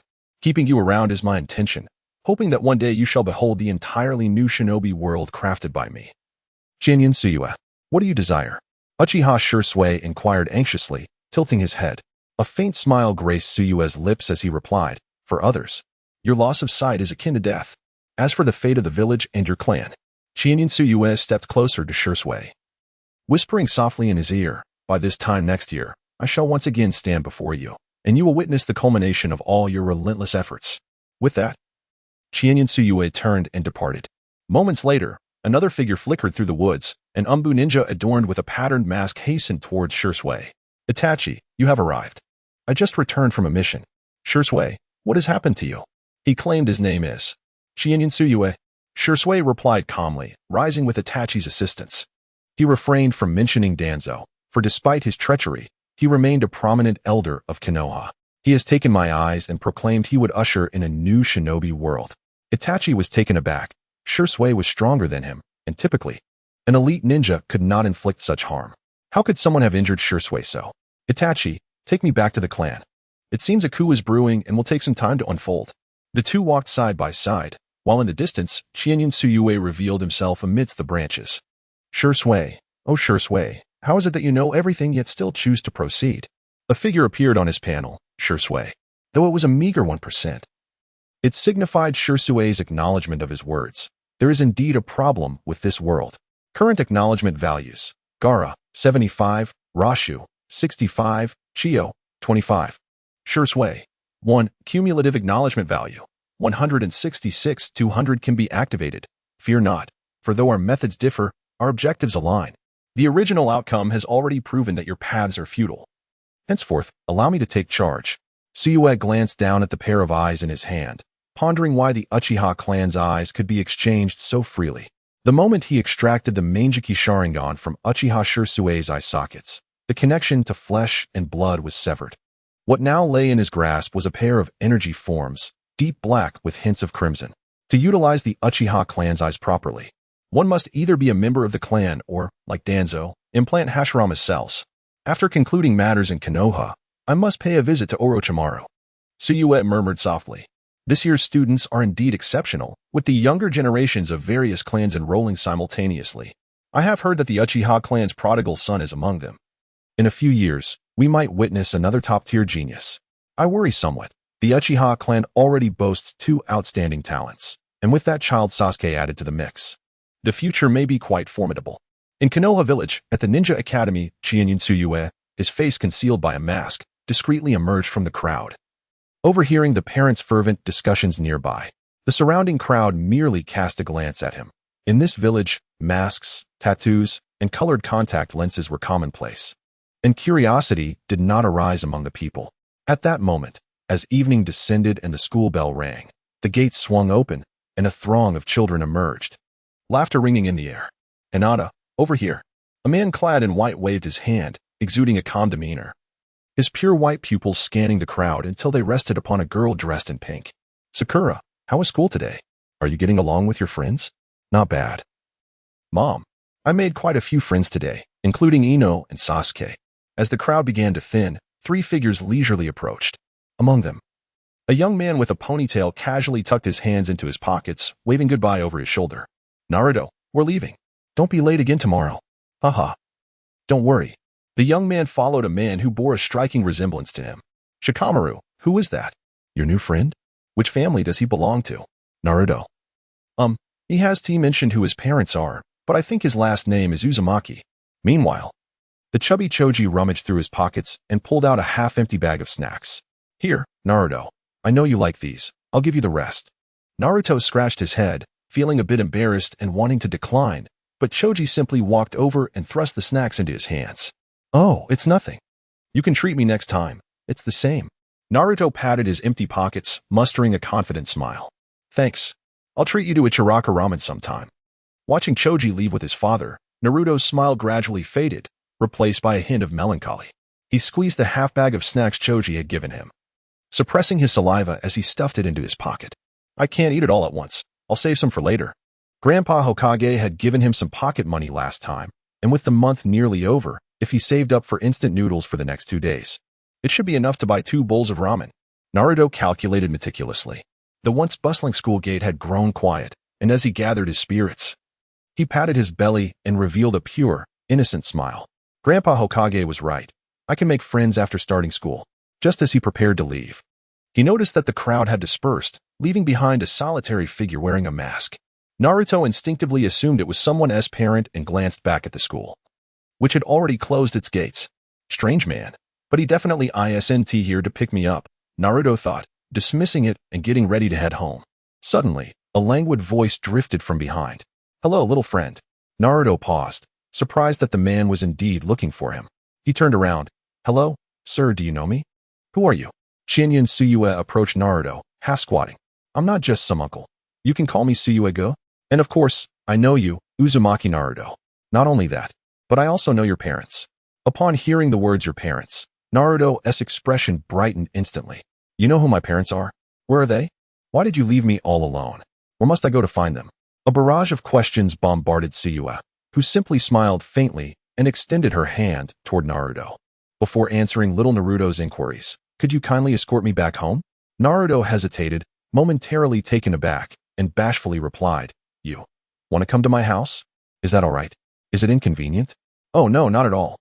It's just that my room hasn't been tidied up in quite some time, so it might be a bit messy," he confessed, lowering his gaze with a hint of guilt. Suyue chuckled cheerfully. "It's perfectly fine, even if it's a bit chaotic.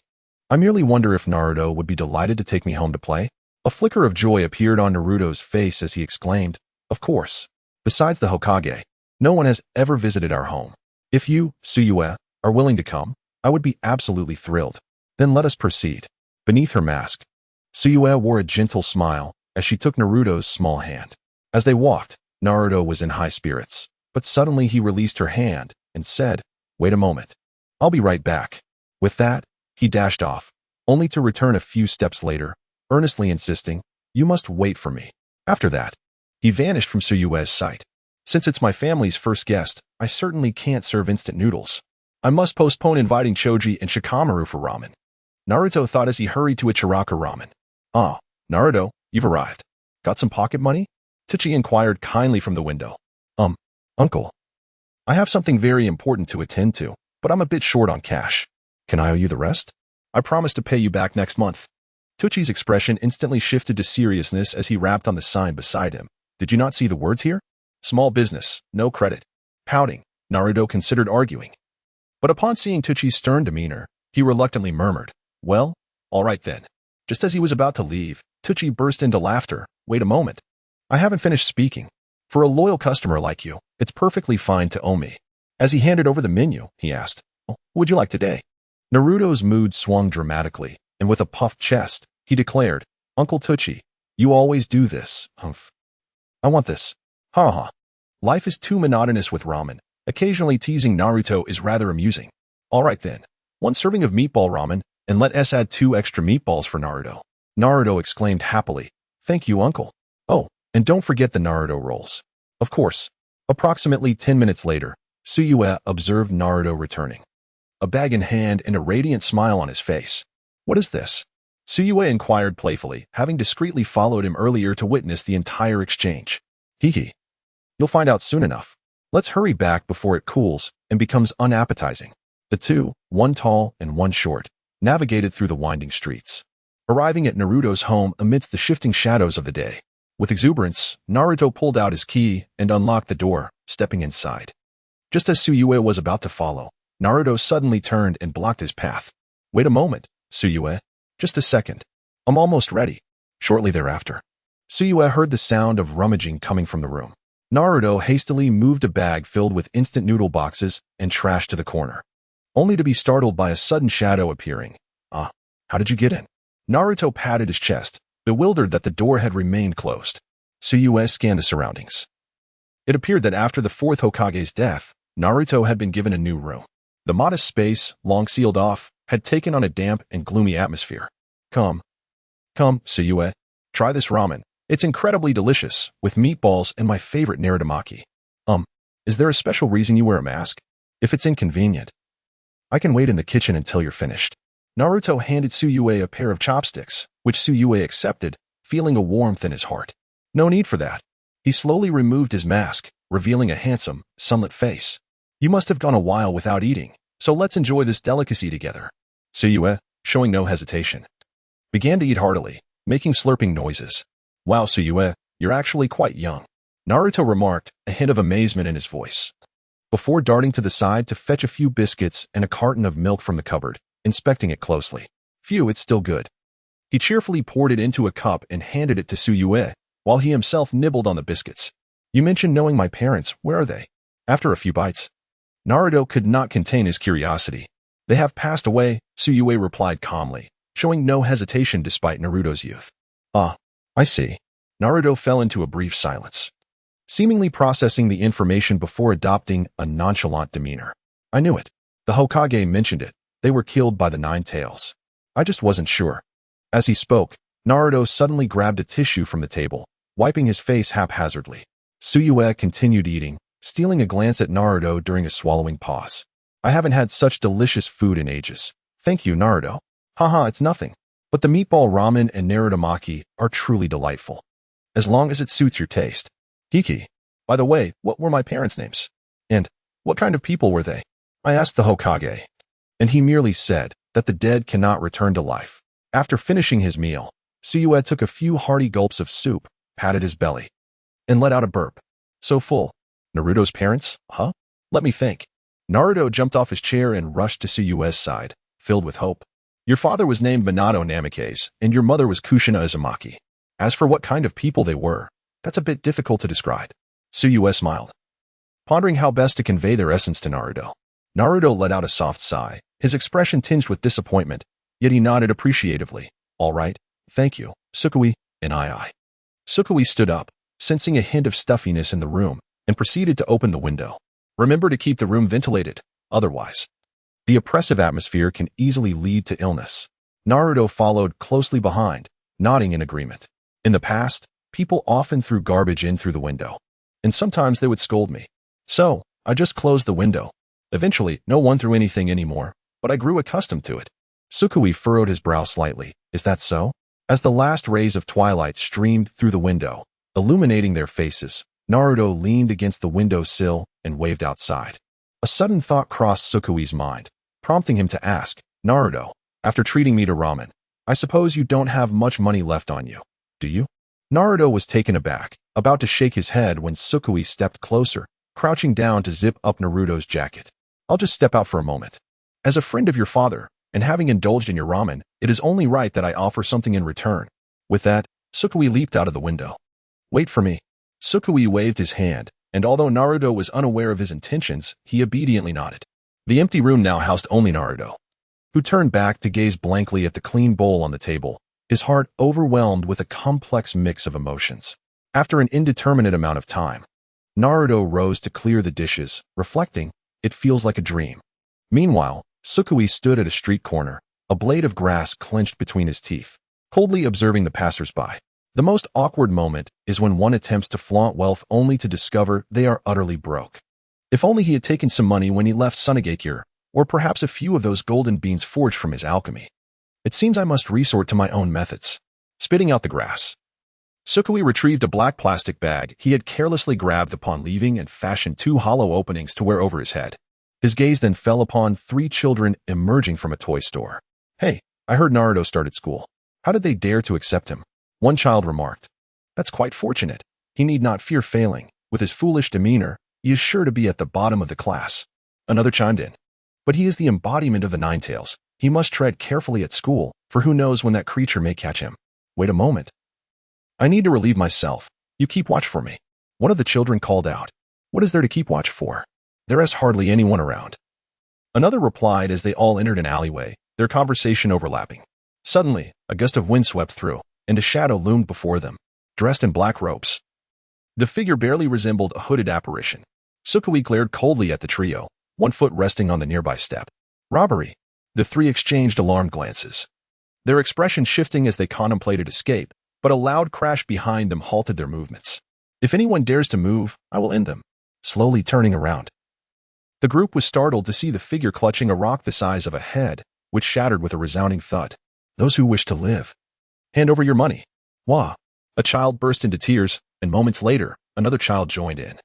The one who had initially declared Naruto to be the lowest of the low appeared somewhat better off, yet still limited, his diminutive frame trembling like a leaf before Suyu. "I have money. I have money. You two, quickly bring out all your savings." Soon, this child produced a thick wad of cash, kneeling before Suyu. "Esteemed sir, this is all the New Year's money I've received since I was 1 and couldn't even speak. Please spare us." In the child's eyes, Suyu resembled a primordial beast, a cold-blooded killer poised to take their lives at any moment, leaving no room for hesitation. Suyu regarded them with a frigid gaze, casually counting the bills in his hand. "How long would this money suffice for a child of your age?" The child pondered momentarily, and upon hearing Suyu's impatient tone, hastily replied, "If it's for snacks, it should last a year, no problem." "Ah, well, that is somewhat acceptable." The child nodded vigorously. "Absolutely, absolutely. Please, kind sir, do not harm us." After a prolonged silence, the child cautiously lifted his head, only to find that the person in the hood had vanished without a trace. Suyu emerged from another street, having visited the nearest shop to purchase some daily necessities, before swiftly heading to Naruto's home. The emotions of the 3 children, whether they would return home to report the incident, or recount the story in the future, boasting about their encounter with the legendary figure, were beyond Suyu's concern. Entering Naruto's home with an armful of items, Suyu placed a stack of cash on the table. "So, how about it? Is this enough for you for a year?" Naruto was utterly astonished. After a long moment, he looked at Suyu and stammered, "Brother Suyu, this money could provide me with pocket money from Grandpa Hokage for 100 years. Haha. As long as it's enough, I hope you can spend it all within a year." Suyu remarked, realizing his unfamiliarity with the currency system of the Hokage world. Could it be that the child he had robbed came from a wealthy family? "Brother Suyu, you must tell me honestly, you didn't go out to rob someone, did you?" Naruto reached out to touch the money, then quickly withdrew his hand. Suyu raised an eyebrow. "Do I look like that kind of person?" Naruto shook his head. "No. But this is far too much. I only treated you to a bowl of noodles." He then pulled out a bill from the stack. "This should be enough to treat my friends to ramen next month." Suyu stepped closer to Naruto, forcefully stuffing the money into Naruto's pocket, and playfully tapped his head. "Don't think this money comes free. I have demands." "What?" Naruto inquired. Suyu sat down, reclined in the chair, and crossed his legs, declaring, "From now on, no instant noodles. You must eat 3 balanced meals a day, no picky eating. Even if there's no Naruto-style ramen, you must finish it all." Naruto nodded. "I can manage that. Haha. It's just eating, after all. I'm the best at that." Suyu's lips curled into a slight smile. "And you must bathe daily, avoid staying up late, and try to make more friends at school. The first 2 are quite simple, but the last one, I wish to make friends, yet it requires the willingness of others. All I can do is try. Naruto remarked, scratching his head. Thirdly, diligently practice your ninjutsu. Do not become complacent. If I return and find you lagging behind, I shall certainly smash your little head. See, you threatened, shaking his fist. Naruto chuckled heartily, standing tall as he assured Tsuyu. Rest assured, I will. He reread Tsuyu's words and could not help but inquire. Aren't you staying in the village? Where are you going? Tsuyu did not conceal the truth. I am not a Konoha ninja. Perhaps in the future I might be. In any case, I plan to visit you again around this time next year, which is why I must warn you. A child of Naruto's age would certainly become lazy without supervision. Naruto vigorously shook his head. Absolutely not. I am determined to become the Hokage, so fret not. Furthermore, I must mention, Tsuyu patted Naruto's chest, where the money he had given him resided. With this money, Naruto would not need to borrow from others during difficult times. It should suffice until he is capable of accepting missions. Although, even without money, I doubt you would ask for help. Naruto nodded emphatically. Certainly. I will save the extra money and spend it wisely. And also, do not drink. Tsuyu said leisurely, especially once you have money. Can you manage that? Absolutely. Naruto stood tall and proud. Very well, that should be about it. Tsuyu remarked, leaning back and rocking the chair gently. As for anything else, we shall discuss it when the time comes. I understand. Oh, by the way. Naruto cautiously placed all the money Tsuyu had given him into his pouch. Brother Tsuyu, when are you leaving? What? If you are not in a hurry. Could you accompany me to school tomorrow? As Tsuyu gazed at Naruto, he felt no surprise at the request presented to him. However, he needed to deliberate on whether to acquiesce. Naruto had only just embarked on his journey at the Ninja Academy, with parents escorting him to and from school each day, including several elite genin from Konogakure. Although he could effortlessly navigate the village using the space-time technique, getting too close to these individuals would make it challenging to remain undetected. Yet, before Tsuyu's eyes, a new line appeared, belonging to Uzumaki Naruto too. 5, 15, 30. During the brief time spent with Naruto, his recognition value steadily increased until it halted at 30. Observing the expectant look in Naruto's eyes, Tsuyu sensed that should he agree and take action, the recognition value would surpass the threshold. Focusing intently on Naruto, Tsuyu weighed the pros and cons, knowing he had his own thoughts on the matter. He found a particular fondness for Naruto. Especially after personally witnessing the little one's solitude, it became evident how rare it was for Naruto to maintain his beautiful ideals without succumbing to darkness. Accompanying Naruto to school was certainly feasible, but he had another request for Naruto. Upon hearing Tsuyu's inquiry, Naruto understood that the prospect of attending school together was promising and nodded eagerly. If anyone inquired about me, you need only share my initial introduction. The subsequent agreement regarding the year must remain confidential. Not even Grandpa Hokage? Naruto asked innocently. Tsuyu shook his head. All right, I understand. So, has Tsuyu and I agreed to go to school with me? Absolutely. Yay. Naruto clapped his hands in joyful celebration, his spirits soaring. The night swiftly passed, and Naruto rose early. As he made his way to the bathroom with a toothbrush in hand, he spotted Tsuyu seated on the living room sofa. Tsuyu, you're here so early. Naruto, still bleary-eyed, rubbed his eyes before gathering his belongings and stepping out with Tsuyu. Approaching the entrance of the Ninja Academy, they spotted numerous parents accompanying their children, among whom were familiar faces to Tsuyu, including Sasuke and Shikamaru. Hey, Naruto, you're not late today? Shikamaru remarked, hands in his pockets, wearing his trademark nonchalant expression as he approached Naruto and glanced at the masked Tsuyu. You must be Naruto's guardian. I'm Shikamaru, Naruto's friend. With this, Shikamaru bowed slightly to Tsuyu. Naruto began to clarify the misunderstanding, but was interrupted by Tsuyu. Hello there. I know you. You're Nara Shikaku's son, right? Tsuyu placed a hand on Shikamaru's shoulder, smiling warmly. Really? You're a friend of my father's? I've never heard him mention you. Shikamaru replied with surprise. We've merely crossed paths. I've long admired the Nara clan's reputation. You bear a striking resemblance to your father. Tsuyu chuckled heartily, giving Naruto a playful pat. I'm Naruto's older brother. I've been wandering outside for years, but I drop by the village occasionally. While I'm away, make sure no one bullies my little brother, all right? Shikamaru placed a hand on Naruto's shoulder, assuring him. Of course not. Naruto and I are good friends, right? Shikamaru gestured with his chin, and Naruto chuckled, his face radiating a blissful smile. This was the first time he had felt the joy of having someone accompany him to school. Well, and I will head inside first. Naruto. You can stroll around the school with your brother." Yukamatsu waved goodbye, as Shikamaru hurried to join the somewhat portly Choji, and together they entered the school. After taking a few steps, Shikamaru suddenly turned back, slapping his forehead. "Ah, my memory. I believe there's a basic ninja tool practice today. But I forgot to bring my shuriken." He turned to Choji, saying, "You should head in. I'll return home to grab my things while I still have time." Choji nodded and pulled out a snack from his pocket, munching as he walked into the school. Naruto glanced back, casting a meaningful look at the hastily departing Shikamaru. But his expression remained unchanged as he took Naruto's hand. "Let us go. I'll escort you inside." It must be noted that the educational system in Konoha was far more advanced than that in Sunagakure. The Ninja Academy in Sunagakure consisted merely of a few structures made of packed sand, whereas Konoha's school boasted well-equipped facilities, including practical training rooms for weapons, ninjutsu practice, and physical training. As Yukamatsu observed, he mentally cataloged the various facilities, contemplating how to integrate them with the ordinary schools of his previous life to enhance the educational shortcomings of Sunagakure. Soon, they arrived at the first-grade classroom. As they ascended the stairs, Yukamatsu distinctly heard several mocking voices directed at Naruto. Naturally, Naruto caught wind of it too, yet his expression remained unchanged.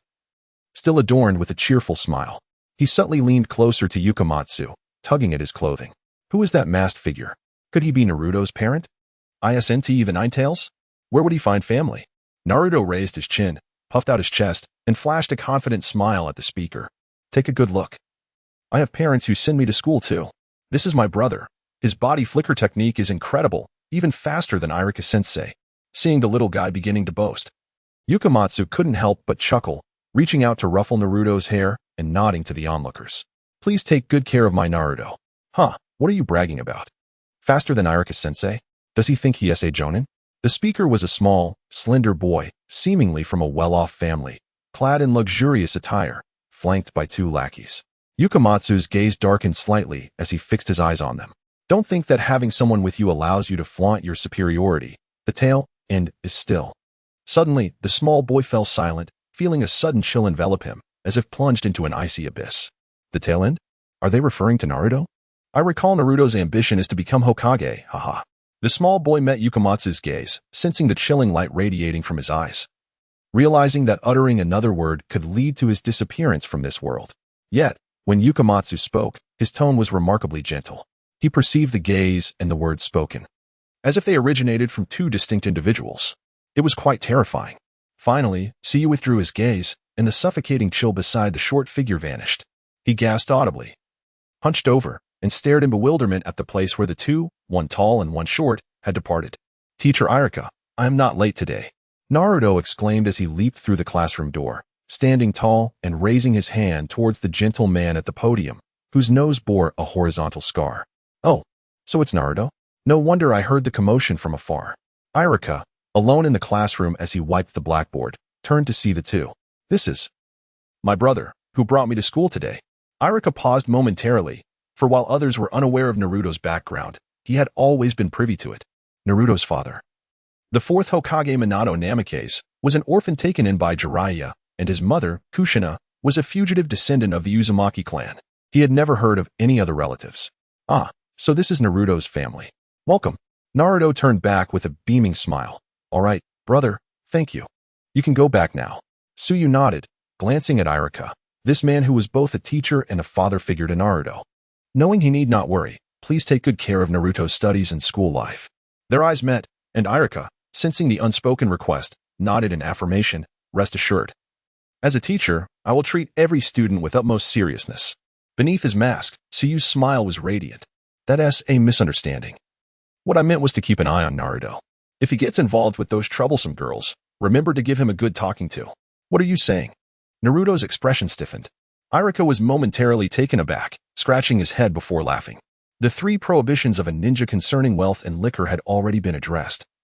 And the final aspect of desire was something Naruto must also remember. Naruto's eyes widened in astonishment, feeling dizzy. Am I not too young for this conversation?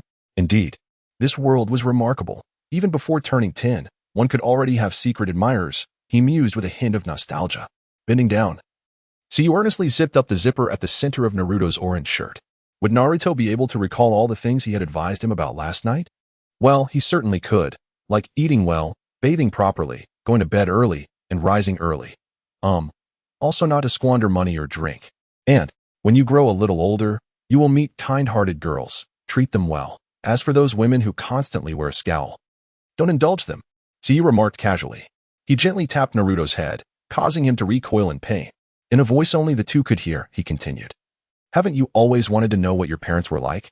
All of this is what they would have said to you at the moment of your birth. Naruto stood frozen in place for a long while until Iruka beckoned him with his hand, prompting him to react, his eyes now glistening with moisture. At this moment, Suyu arrived at the school gate. Truly, Shikamaru is formidable. Even at the tender age of 6, he is already so difficult to deal with. In this instant, Suyu sensed 4 or 5 gazes fixated upon him.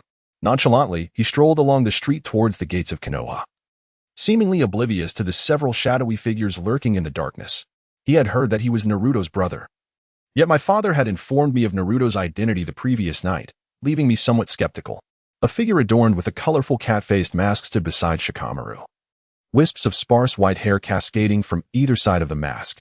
This individual bore a 4-foot ninja blade upon his back, donned a gray vest, and displayed lean, sun-kissed arms, the taut fabric of his ninja attire accentuating his toned muscles. Upon hearing Shikamaru's words, the masked man nodded, understood. I've already sent Guy to find the Hokage. We will handle things here, so you may proceed to class. Shikamaru nodded, resting his hands behind his head, and ambled off towards the ninja academy, seemingly indifferent. The masked ninja exchanged glances with the other 4 ninjas hidden in the shadows, and they all promptly pursued Suyu in unison. In another location, the Hokage's hall. The elderly Hokage, Sarutobi Hiruzen, furrowed his brow, speaking solemnly. Since that night, Itachi has not shown himself for several days. I wonder how things have unfolded. Beside him, Danzo's gaze remained shrouded in shadows. He was adept at reading hearts and anticipated that Itachi would not disclose his actions openly. Over the past few days, Root members had extensively searched Konoha but yielded no results. He ordered Root to circle the village's perimeter. If that masked man departed, he would surely be detected. Itachi had indeed visited once, claiming that Shursui was unwell and required a few days of rest. However, the momentum of the Uchiha clan's rebellion had seemingly dissipated in recent days. Could it be that Shursui had truly succeeded? Seated in their respective positions, the two harbored their own thoughts. Danzo, what occupies your mind? At a certain moment, Sarutobi Hiruzen noticed Danzo's unusual demeanor. Typically, at this hour, he would be clamoring for a show of force. I am contemplating that if a sacrifice is necessary, Itachi would serve better than Shursui. Sarutobi Hiruzen's gaze sharpened. I advise you to relinquish that notion. Unless absolutely unavoidable, I cannot agree to a purge of the Uchiha clan. The annihilation of the Uchiha clan would represent a significant weakening of the entire village. Danzo let out a cold chuckle, better than allowing them to become cornered and retaliate against us. I am considering a strategy that requires no loss of life from the village. Sarutobi Hiruzen cast a sidelong glance at him, his tone imbued with warning. I am the Hokage. I will not permit you to act recklessly. Danzo's facial muscles twitched, and he slightly bowed his head, concealing his calculating gaze in deeper shadows. At that moment, the doors to the shadow hall swung open, and a middle-aged man clad in a green jumpsuit hurriedly entered, striding directly towards the two. Guy, what brings you here? This man, known for his vibrant green attire and watermelon-shaped hairstyle, is Might Guy, the blue beast of Konoha. He had just received news from Kakashi and came to report to the Hokage about a mysterious figure appearing in the village. Upon hearing Kai's words, Danzo immediately deduced it was Sujetsu, his eyes widening slightly as he preemptively inquired, Is it him? Where is he now? He should be making his way out of the Leaf Village, Might Guy replied. Danzo, filled with delight, rose to his feet, prompting the old Hokage to curiously ask, Do you know him? In a grave tone, Danzo replied, We have crossed paths. His proficiency with the ninja blade is quite lacking. Yet his ninjutsu is exceedingly peculiar and elusive. Nevertheless, this time, with the Root and Umbu working in unison, I refuse to believe he can escape the net I have woven. The old Hokage nodded in agreement, stating, Then I shall leave this matter in your hands. I will take this opportunity to visit the Uchiha clan, to reassure them and check on Shursui. At the entrance of the Leaf Village, the moment Sujetsu stepped beyond the threshold, 3 shurikens flew towards him simultaneously. Indeed, he had underestimated the situation. Things were getting troublesome. Observing the chakra quality infused within the shurikens, the hidden figures around him were all of J-nin caliber, and the leader had yet to make his move. Evading the incoming shurikens with a body flicker, Sujetsu heard several explosive sounds erupt behind him, revealing a substantial crater. Kunai rigged with explosive tags aimed directly for his life? Sujetsu turned to face several Umbu members adorned with cat and dog masks, and swiftly pivoted, fleeing into the forest. He sensed several other powerful presences approaching from a distance. Just to escort a child to school, must they truly treat me as if I were in a dire situation? Sujetsu mused quietly. When more shurikens were hurled at him from behind. Fire release, great fireball technique. Just as he was about to step into the forest, a figure suddenly appeared beside him, the leader of the Umbu, leaping gracefully while forming hand seals from 10 meters away, dressed in a cat-faced mask. Sujetsu easily guessed the identity, Kakashi. Kakashi's great fireball was not aimed at him directly, rather, a 2-meter diameter fireball rolled towards his path, searing the air with its intense heat. Sujetsu halted, and as he landed, Kakashi swiftly moved to stand before him, gripping the ninja blade at his back, ready to draw at a moment's notice. Kakashi's single visible eye, concealed beneath his mask, shifted slowly, revealing every movement of Sujetsu under the scrutiny of his Sharingan. Meanwhile, Kakashi pondered silently. The masked man before him had infiltrated Konoha undetected, indicating formidable strength. Could it be that Kumogakure and Iwagakure were plotting mischief once more? At that moment, Sujetsu tilted his head back, casually remarking, "Oh, isn't this the son of White Fang, Hatake Kakashi? I've heard from friends that you once cleaved through lightning on the battlefield of the Third Great Ninja War. How true is that?" Kakashi's brow slightly furrowed beneath his cat mask as he deliberately probed, "What brings you all the way from Iwagakure to Konoha?" Although he was reluctant to recall the Third Great Ninja War due to the memories of Obito and Rin, he realized that only someone who battled against him from Iwagakure would know of his ability to rend lightning with Chidori. In the serene atmosphere of the night, Qian Yun Su Yue offered no explanation, seemingly accepting the situation with a gentle smile. "It has been a decade. I wish to observe the current development of Konoha, to prepare for the future. However, it appears that the village has nearly restored itself. I wonder if it can withstand the impending upheaval." Kakashi Hatake squinted, pondering that she was indeed from Iwagakure.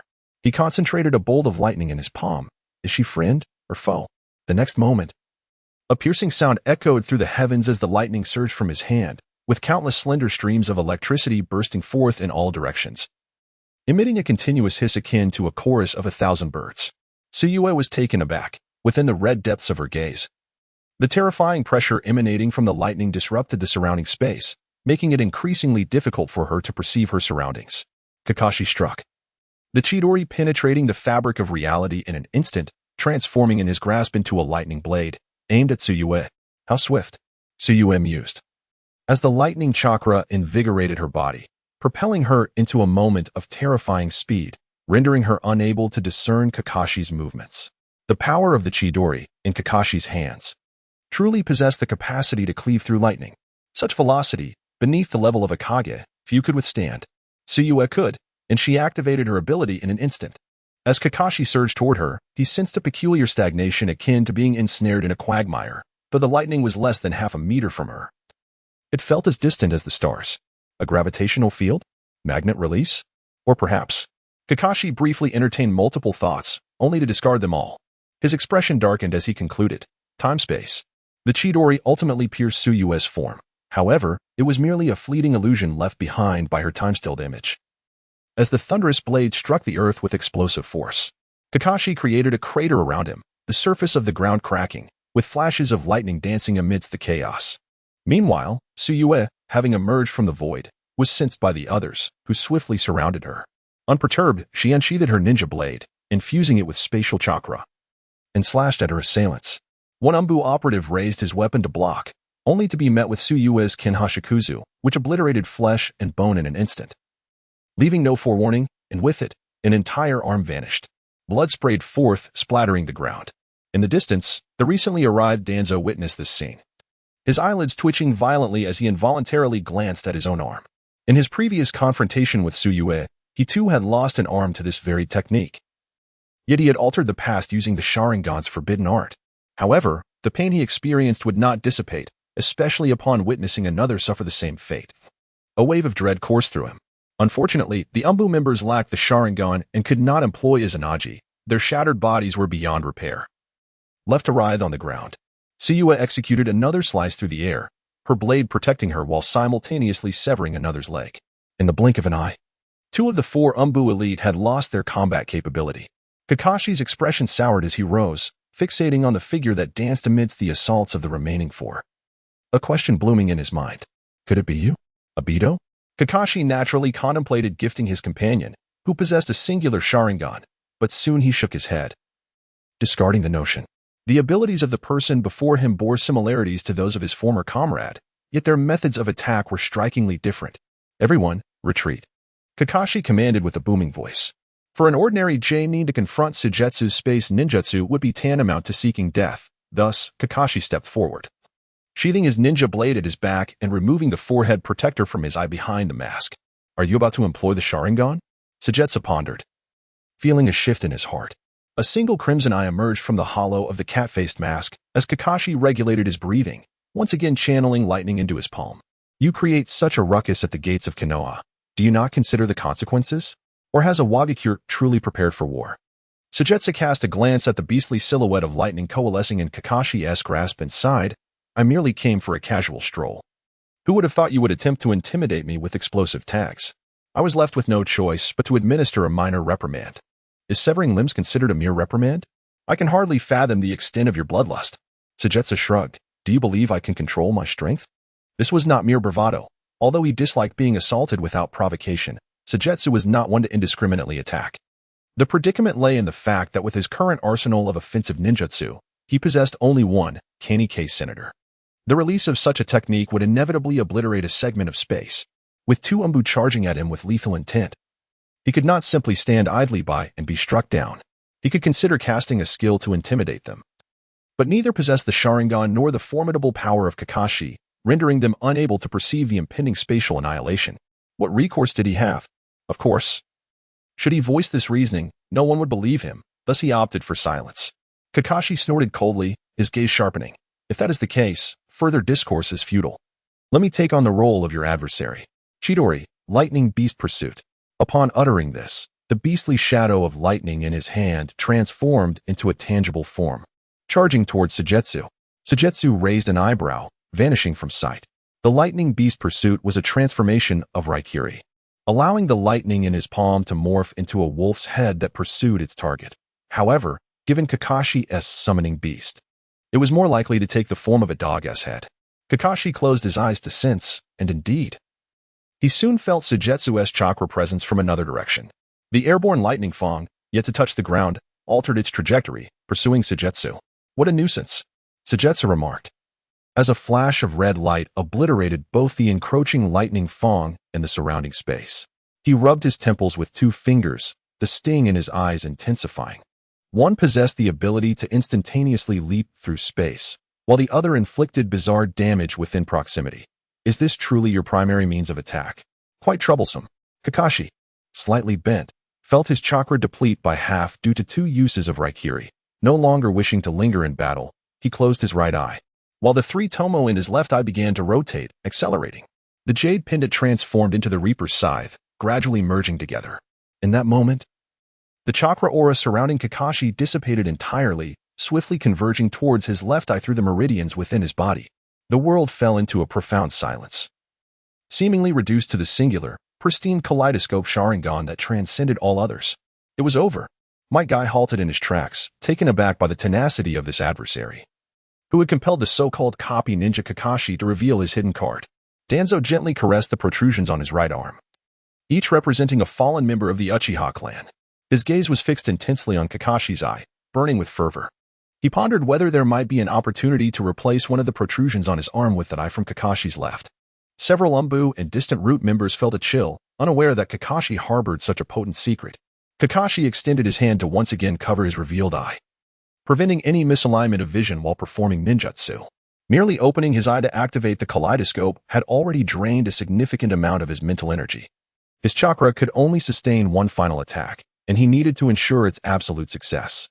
His somber gaze fixed upon Tsukuyami as he spoke. It should not have come to this, but your abilities are exceedingly terrifying. If war were to erupt between the fire and earth nations, your mere presence could lead to the deaths of countless innocents in Konogakure. For the safety of the village and to prevent the needless sacrifice of my comrades, I must seize this opportunity to eliminate you once and for all. Even if it means exposing this kaleidoscope Sharingan, I shall not hesitate. The terrifying power unleashed from the kaleidoscope threatened to recoil upon him. Kakashi's body trembled, the bloody light in his eyes blooming like a flower reaching for the sun. In Tsukuyami's vision, the space around Kakashi became unstable, particularly around that eye, which transformed into a void. What was visible began to crumble. Gritting his teeth, Kakashi finally uttered the two words, Kamui, a technique in the world of Hokage that manipulates space, twisting and intertwining it to create a fearsome offensive jutsu, Kamui. At this moment, the force capable of annihilating all surged forth from all directions, bearing down upon Tsukuyami. Tsukuyami attempted to leap outside the range of Kamui, only to find it impossible. The space surrounding him distorted in layers, converging towards his body in a whirlpool. The moment space folded upon itself was the moment of Tsukuyami's demise. Despite his admiration for Kakashi, Tsukuyami could not suppress a curse, forcing me to use my ultimate technique. Kakashi, you won't make any friends like this. Cursing aside, the might of Kamui was not to be underestimated. An attack capable of annihilating even Kaguya could not be withstood by mere flesh. In an instant, he activated the jutsu. The quadrupled time difference slightly diminishing the crushing force of the surrounding space, but only marginally. The power of Kamui continued to engulf him, and he found himself unable to escape this realm. It seemed that death was merely a matter of time. However, since I boldly emerged from the Ninja Academy, could it be that I am utterly unprepared? Current acknowledgement value, Naruto, 40, cumulative acknowledgement value, 206, 200 allows for charging. Would you like to proceed with the charge? Charging in progress. Sujetsu gripped the hilt of his ninja sword, plunging its blade deep into the earth beneath him. As the ominous presence drew near, he knelt on one knee. What? Kakashi exclaimed in surprise. After unleashing the godly might, he believed everything had come to a close, collapsing weakly backward, only to be caught by the recently arrived might guy. What is that? Guy furrowed his brow, eyes fixated on Sujetsu. How could this be? Why? Kakashi's expression twisted into a grimace as he struggled to rise, the crimson hue in his eyes fading. Within his perception, the spatial points surrounding Sujetsu, which were rapidly converging, were being absorbed. Whoosh!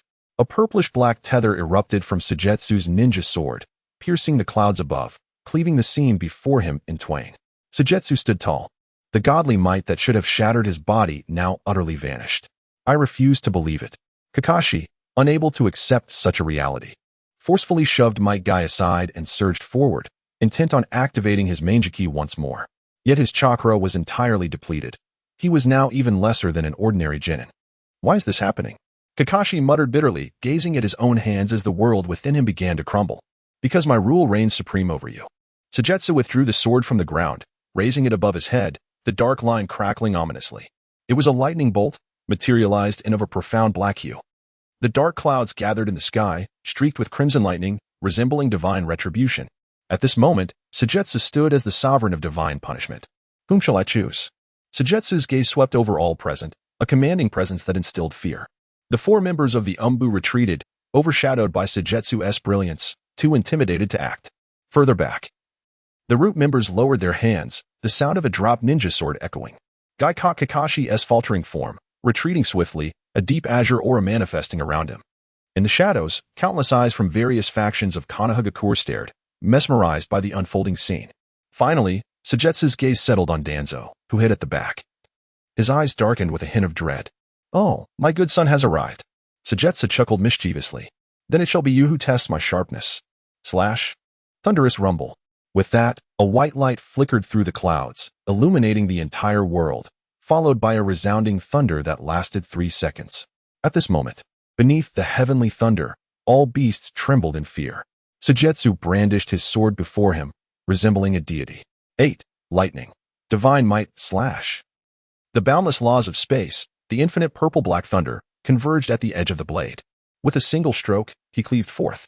Hundreds of meters away, Danzo beheld the near-overflowing crimson in Sujetsu's pupil. No, that was not merely an eye. It was the blazing sun. Toanzo seemed to perceive the searing sun barreling towards him. This is bad. His target is Lord Toanzo. Protect Lord Toanzo.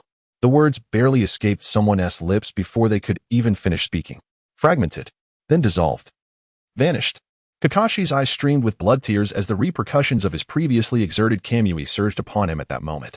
Darkness enveloped him, and he collapsed to the ground. Guy, enveloped in a deep azure, faded momentarily before transitioning to a crimson hue, like a mist spreading across his entire being. His fists clenched tightly, his gaze unwavering. In an instant, all who stood before Toanzo ceased to exist. Yet it was not over. The target entwined with countless ruptured spaces of lightning was Toanzo himself. At last, the dual beams of black and white light engulfed Toanzo, and in the final moment, onlookers could only glimpse one eye peeking through. In that bloodshot eye, only terror remained, as he was swallowed by the lightning. This strike would forever be etched into the depths of his heart. Lord, a figure from the root organization bellowed, rushing towards the vacant space. Indeed, everything, including Toanzo and the tree he stood beneath, the very ground, the flowers and grass, and even the insects, all vanished without a trace. Suddenly, Sukui cast a glance towards a certain spot, arriving in an instant, mercilessly taunting, "You truly are a tenacious little cockroach. What animosity do you hold against me, my lord?" An aged voice roared in fury, as Toanzo's form re-emerged. Izanagi, altering all negative states of his being, returned him to a time before he was harmed. In this moment of rage, he could not comprehend why this unmasked specter had targeted him. It was he who thwarted the acquisition of the divine tree. Today, there were so many present, and he had concealed himself in the shadows. Yet in the end, it was he who was slain. He replayed his memories repeatedly. Having never encountered this figure adorned in a black and white mask, nor had he heard Sukui's voice. "It was Kakashi who killed you, not I. Why do you seek me?" Toanzo's visage twisted with madness. Sukui gently traced the blade's edge with his hand, casting a glance at the tempestuous power concealed beneath Toanzo's dark robe. "I knew you wouldn't die, which is why I decided to test my new ninjutsu on you. How does it feel?" Toanzo's eyes were laced with blood, resembling a spider's web. "How does it feel to witness your own limbs shatter, to see your body obliterated, only to lose consciousness at the very last moment?" Aside from despair, what other sensation could fill his awareness? His hand, gathering wind blades, trembled incessantly, yet he could not unleash them. The lightning and annihilation had receded. Yet the fear lingered, implanted within his soul. Sukui laughed more wildly, and as he did, he suddenly coughed, spitting blood. Bang, bang, bang. The blade in Sukui's hand shattered inch by inch, turning to dust, scattering with the wind. This scene astonished the onlookers. Toanzo, with wind blades poised to emerge from his palm, laughed heartily, roaring, "So you are but a spent force." Indeed, Sukui had anticipated this. The 8 Thunder God Slash was a variant of the new ninjutsu, the realm of 8 Thunder Gods. The realm could absorb the surrounding space, creating a vacuum to a certain extent, capable of nullifying all attacks, including Kakashi's Kimui, the spatial devastation. Moments ago, he merely activated his abilities within close proximity. If he were to unleash his full potential, he could likely sustain a structure the size of a house. As his ninjutsu advanced, it could become even more formidable. Of course, his restraint stemmed from a desire to test this particular strike. The 8 Thunder Divine Cut converged the fractured spatial points into a singularity before cleaving through. It bore a resemblance to the Tailed Beast Bomb, albeit the latter absorbs the chaotic energies of crimson and obsidian from the surrounding space, while he assimilated the very essence of space itself. A pure act of defense, juxtaposed with an unadulterated offensive strike. This technique drained him entirely, exhausting all his reserves. Observing the flicker of ruthlessness and hesitation in Danzo's eyes, Suyue maintained his smile. "Indeed, I am at the end of my strength." Yet, he approached Danzo and softly inquired, "Pitiful rat, having witnessed my power rivaling that of the divine, do you still dare to strike?" Danzo's eyelids twitched violently, and the wind blades in his grasp began to tremble uncontrollably. After a prolonged silence, he bowed his head to gaze at his quivering hands. "Why should I not be afraid? I, truly, do not dare." The first roar was an expression of his pent-up resentment. The second, a murmured lament of despair. From the side, a stone spear hurtled through the air, barely missing Suyue. From the root, another figure approached Danzo, taking him away. "Lord Danzo, please rest assured, your chakra is entirely depleted. We shall handle him from here." With that, over 20 root members, including the recently arrived, surrounded Suyue. It was evident to all that Suyue's strength lay in his spatial ninjutsu. Now, he had become a cornered beast stripped of its claws and fangs. Yet Suyue's gaze pierced through the throng, fixating on a vacant expanse. "Having concealed yourself for so long, are you not inclined to reveal yourself now?" Upon hearing Suyue's words, the root members stood frozen, turning to survey their surroundings. But the area was completely sealed off. How could anyone infiltrate? Not a shadow was in sight. Danzo coldly commanded, "Cease the theatrics and kill him." Despite having lost the courage to contend with Su Yue, it was essential to remember that orchestrating others was his forte. At the sound of the superior's orders, the root ninjas snapped back to attention and surged towards Su Yue in unison. Just as the ninja approached him, an unexpected turn of events unfolded. Several dark projectiles surged from an unknown origin, colliding with the root ninjas and sending them flying. Danzo scanned the vicinity. Another guest has arrived? Who might you be? Kai, who had been poised to strike from the sidelines, retracted the faint crimson mist of chakra enveloping him, realizing that Su Yue, much like Kakashi, was devoid of combat capability. At that moment, his greater concern shifted to the safety of his old friend as he threw Kakashi's unconscious form over his shoulder, only to be met with yet another twist. The onlookers beheld the dark projectiles as shuriken descending from above. Indeed, more enemies had emerged, but where were they? Moments later, an exaggerated, childlike voice resonated through the gathering. "Ah, where could the problem lie? How could I have been discovered? Could it be that my hunger has caused my stomach to emit a growl? Alas, had I known, I would have dined before venturing out." Given the heightened vigilance of the Umbu, the presence of the intruder was only heard but not seen. Danzo wore a grim expression. The sudden appearance of two individuals in the hidden leaf village without any forewarning would certainly turn the village's guardians into a laughingstock if word got out. Never mind him. Let us eliminate this person first. Yes. The root received the command and continued to charge towards Sujetsu. At that moment, the voice concealed in the air let out a gasp of surprise. They had resolved to kill him. What should we do? Should we continue to watch the spectacle? Hiss. But according to the plan, it shouldn't be time to reveal ourselves yet. It seems you are quite curious about this individual. Hehehe. The voice had not yet faded, and intriguingly, it appeared that the speaker was engaging in a dialogue with themselves. Oh my, is there truly something in this world that even you fear? How unexpected. I find myself curious as well. The root, obeying Danzo and disregarding the influence of the voice, swiftly approached Sujetsu. Suddenly, blood sprayed from their waists as a 2-meter-long, razor-edged chain, formed of interconnected blades, sliced through several individuals.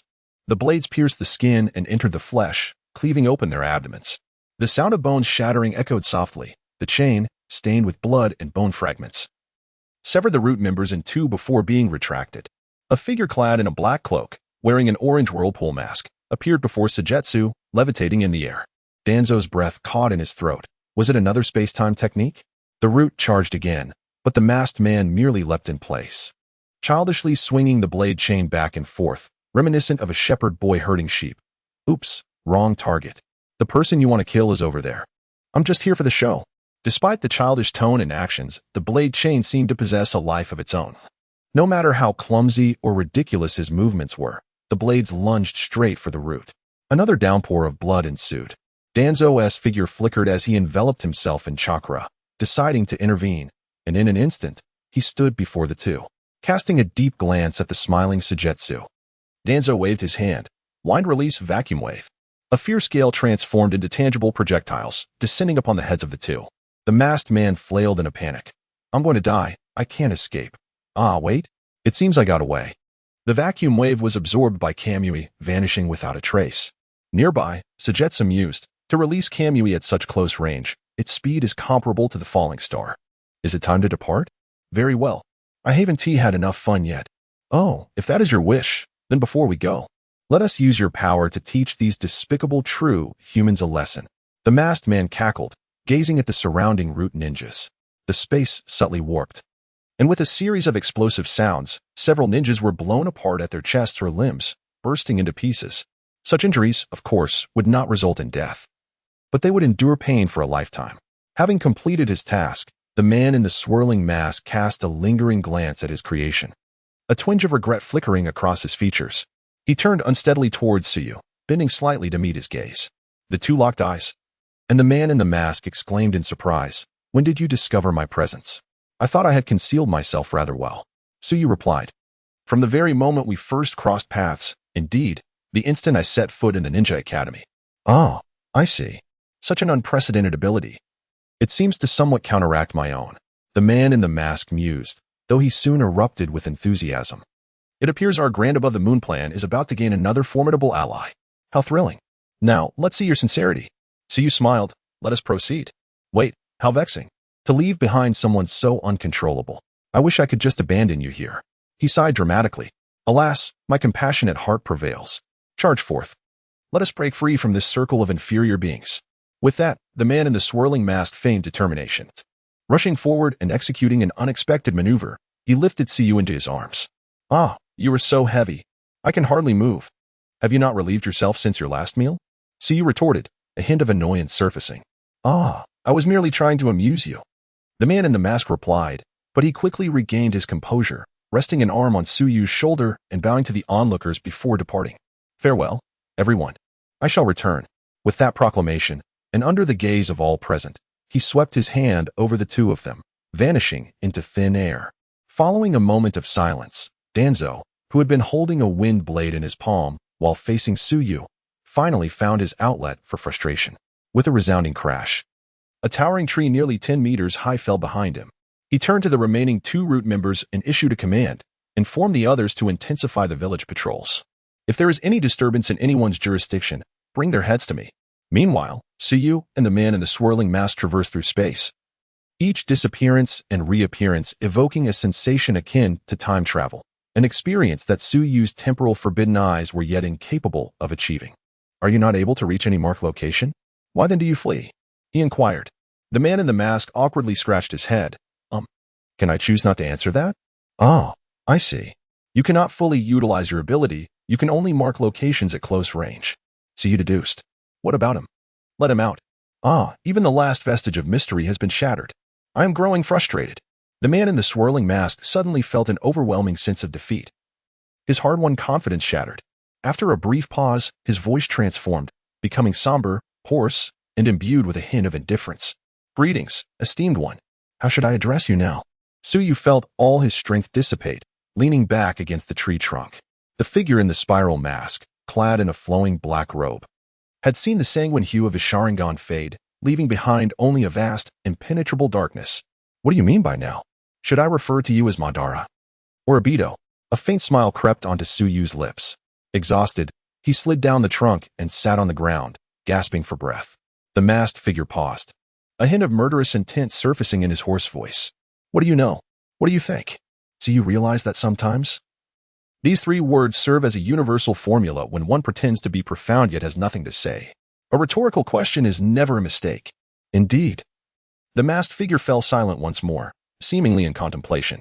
Bringing you out does not mean I want to kill you. Suyu, however, remained composed. Resting his hands behind his head, there is no need for further probing. Let us get straight to the point. For instance, how should I address you? Suyu's smile was rather cheeky. Uchiha Madara. The masked figure intoned solemnly. Very well, Obito. Oh, Madara. Obito, you actually calculated me into your plans from the very beginning? Do you realize that had I not intervened, you would truly have perished? Obito sat cross-legged on the ground, level with Suyu. Indeed, ha ha ha. I got lucky. Suyu laughed heartily. Lucky, you say? Obito certainly did not believe it. Yet he did not dwell on it. Since you know my identity, you must also be aware of Akatsuki? I am aware. What do you think? An organization aimed at overthrowing the shinobi world-s regime to acquire ultimate power? Not interested. Suyu plucked a handful of tender grass, pulling out the soft stems and sucking on them. Obito fell into another silence, murmuring, You truly know far too much. And so what? I will kill you. Hiss. That's excessive. Suyu clutched his heart, feigning a hurt expression. It is indeed a pity, but since you have already decided not to join Akatsuki, we cannot work together on differing paths. I also cannot allow someone with your capabilities to live, posing a latent threat to Akatsuki. As he spoke, Obito's crimson pupils flared again, the space beginning to distort. Yet, Suyu seemed unfazed by Obito's threat, spitting the grassroot aside. Regaining some strength, he stood up. Allow me to correct you. Not joining does not imply differing paths. I simply grew weary of being a worker. I aspire to be my own boss. Obito displayed a flicker of confusion, attempting to comprehend terms like entrepreneurship and boss. Furthermore, not joining Akatsuki does not preclude collaboration. It merely shifts our relationship from superior and subordinate to partners. As long as it is mutually beneficial, I shall certainly welcome any opportunity. Obito also rose to his feet. The organization behind you is Knight. Suyu declared confidently. The knight that stands in opposition to Akatsuki is fate, like the words themselves. Destined to clash with its opposite?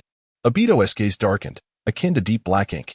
Suyu shrugged and remarked, an organization is merely a tool to achieve a purpose. The true intentions lie with those who operate behind the scenes, do they not? Obito chuckled, his laughter hoarse, reminiscent of a raven perched on a branch at midnight. How intriguing. You are indeed a perilous individual. Collaborating with you will inevitably lead to my own downfall one day. Suyu chuckled lightly, basking in the brilliant sunlight. TSK. TSK, the true Uchiha Madara would never exhibit such timidity. Is it the depth of your obsession that breeds such fear of failure? Obito's figure floated ethereally, seemingly devoid of substance beneath his robe, and his spiral mask materialized an inch away from Suyu. Through the hollow of the mask, Suyu glimpsed the kaleidoscope of the scythe-shaped pattern radiating a luminous darkness, two crimson eyes locking onto his.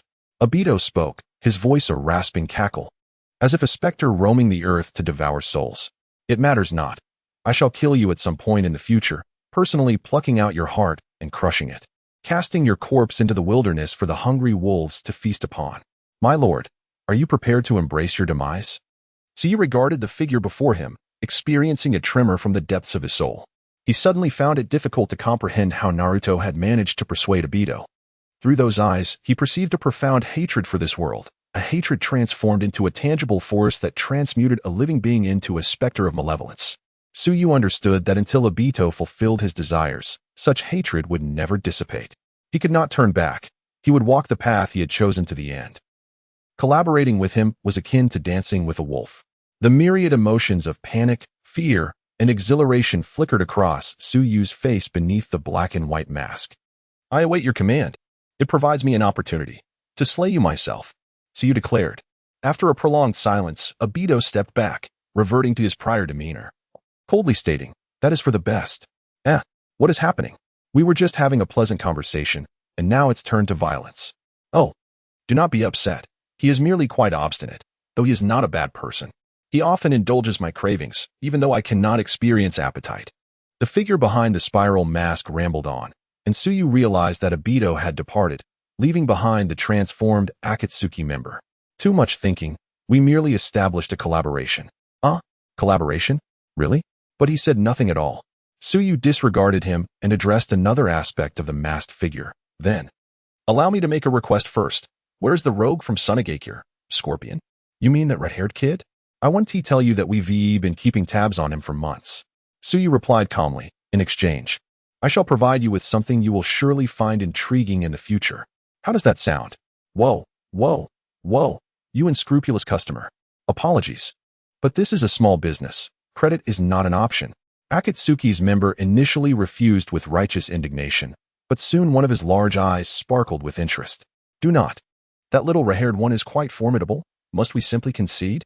Afei lowered his head, his hands emerging from within his robe, gesturing helplessly. Alas, how fortunate for you. The individual known as Scorpion resides in a subterranean lair deep within the desert. Allow me to inscribe the coordinates for you using my technique. Shortly thereafter, Suyu emerged from the forest, a dark mark now etched in his palm, enabling him to perceive the precise location of a specific point. Afei wished to follow him, yet it seemed that Obito had other pressing matters to attend to. During their farewell, Afei clung to his hand, humming a melancholic parting song. Suyu also departed from Konoha. As the school day ended, Uchiha Sasuke was the first to burst through the gates, joyfully racing home. The events that transpired outside the village had been sealed away after the departure of two enigmatic masked figures, and Sasuke, having practiced shuriken techniques throughout the day, remained blissfully unaware. All he knew was that his brother and Shursui had promised to treat him to the long-desired sweets. You're back? Did you not slack off in your studies at the Ninja Academy today? No, I didn't. Where's my brother? Upon entering, Sasuke spotted his father seated at the entrance and promptly inquired, why not visit your brother Shursui at his place? Uchiha Fugaku's face bore no visible expression. At the gathering at the Nanha shrine, as he had anticipated, the clan was already in an uproar. He had prepared himself for rebellion, but upon seeing Shursui approach, with blood tears frozen upon his cheeks, everyone, including himself, was rendered speechless. Within the Uchiha clan, Shursui was undoubtedly the strongest. Who could have inflicted such harm upon him? Yet, Shursui spoke not a word regarding his injury. The clan members urged him to don the Sharingan passed down from their ancestors, for with his prowess, even a mere 3-tomo Sharingan could unleash near Hokage-level strength. Shursui calmly shook his head, remaining silent during the meeting before quietly departing. Accompanying him was his son, Uchiha Itachi. Sasuke, having missed the gathering at the Nanha shrine due to school, was completely unaware of Shisui's injury. Hearing his father's words left him somewhat perplexed. They seem to have changed. Or is it merely my imagination? Sasuke ventured to another courtyard, where an array of flowers swayed gently in the breeze. Yet today they appeared somewhat wilted under the sun's harsh rays. He was well aware that his brother relished sweets while Shisui enjoyed tending to plants. In the past, every visit to Shisui's home revealed the flamboyant blossoms of the ferns at the entrance, but perhaps Shisui had been too busy to water them lately. Upon entering, Sasuke called out loudly, "Brother, I'm back. Where shall we go for sweets today?" No one responded, prompting Sasuke to push open the door, where he beheld two figures standing within the room. Shisui, clad in black, was draped in a silk cloth that obscured his eyes, a long blade protruding from his back, and a delicate kunai hanging at his waist. "Shisui, what is the purpose of your attire?" Soon, Sasuke regained his composure and, after a brief moment of surprise, inquired, "What has happened to your eyes?" Itachi stood nearby, his mood somber, his gaze as deep as an ancient well. Shisui appeared rather optimistic, a faint smile gracing his pale, slender face. Upon hearing Sasuke's voice, he turned and approached. Gently, he ruffled Sasuke's hair, gesturing towards his own physique. "Sasuke, you have grown so quickly of late. I must depart for a while, Sasuke. When I return, you may very well have surpassed my height." What are you going to do?" Sasuke asked in confusion, initially believing Shisui's eyes were merely an embellishment, and he jumped up, eager to uncover the truth. Sasuke, Itachi, who was usually infinitely patient and gentle with his younger brother, displayed a rare flash of anger, causing Sasuke to retreat in fright. Shisui smiled softly and asked, "Have you heard the tale of one of the legendary Sannin of Konoha, Lord Jiraiya?" Sasuke pouted, "I have heard of him. He seems to have left the village a long time ago. Like Lord Jiraiya, I seek the truths of this world and the means to alter our circumstances perhaps in a year or two, or maybe 3 to 5 years' current circumstances." The young Sasuke, carefree and oblivious to the deceptions of the adult world, remained unaware. Shisui turned to Itachi. "Once I depart, you will be left alone." Itachi pulled Sasuke close, covering his ears with his hands, nodding reassuringly, "Do not worry.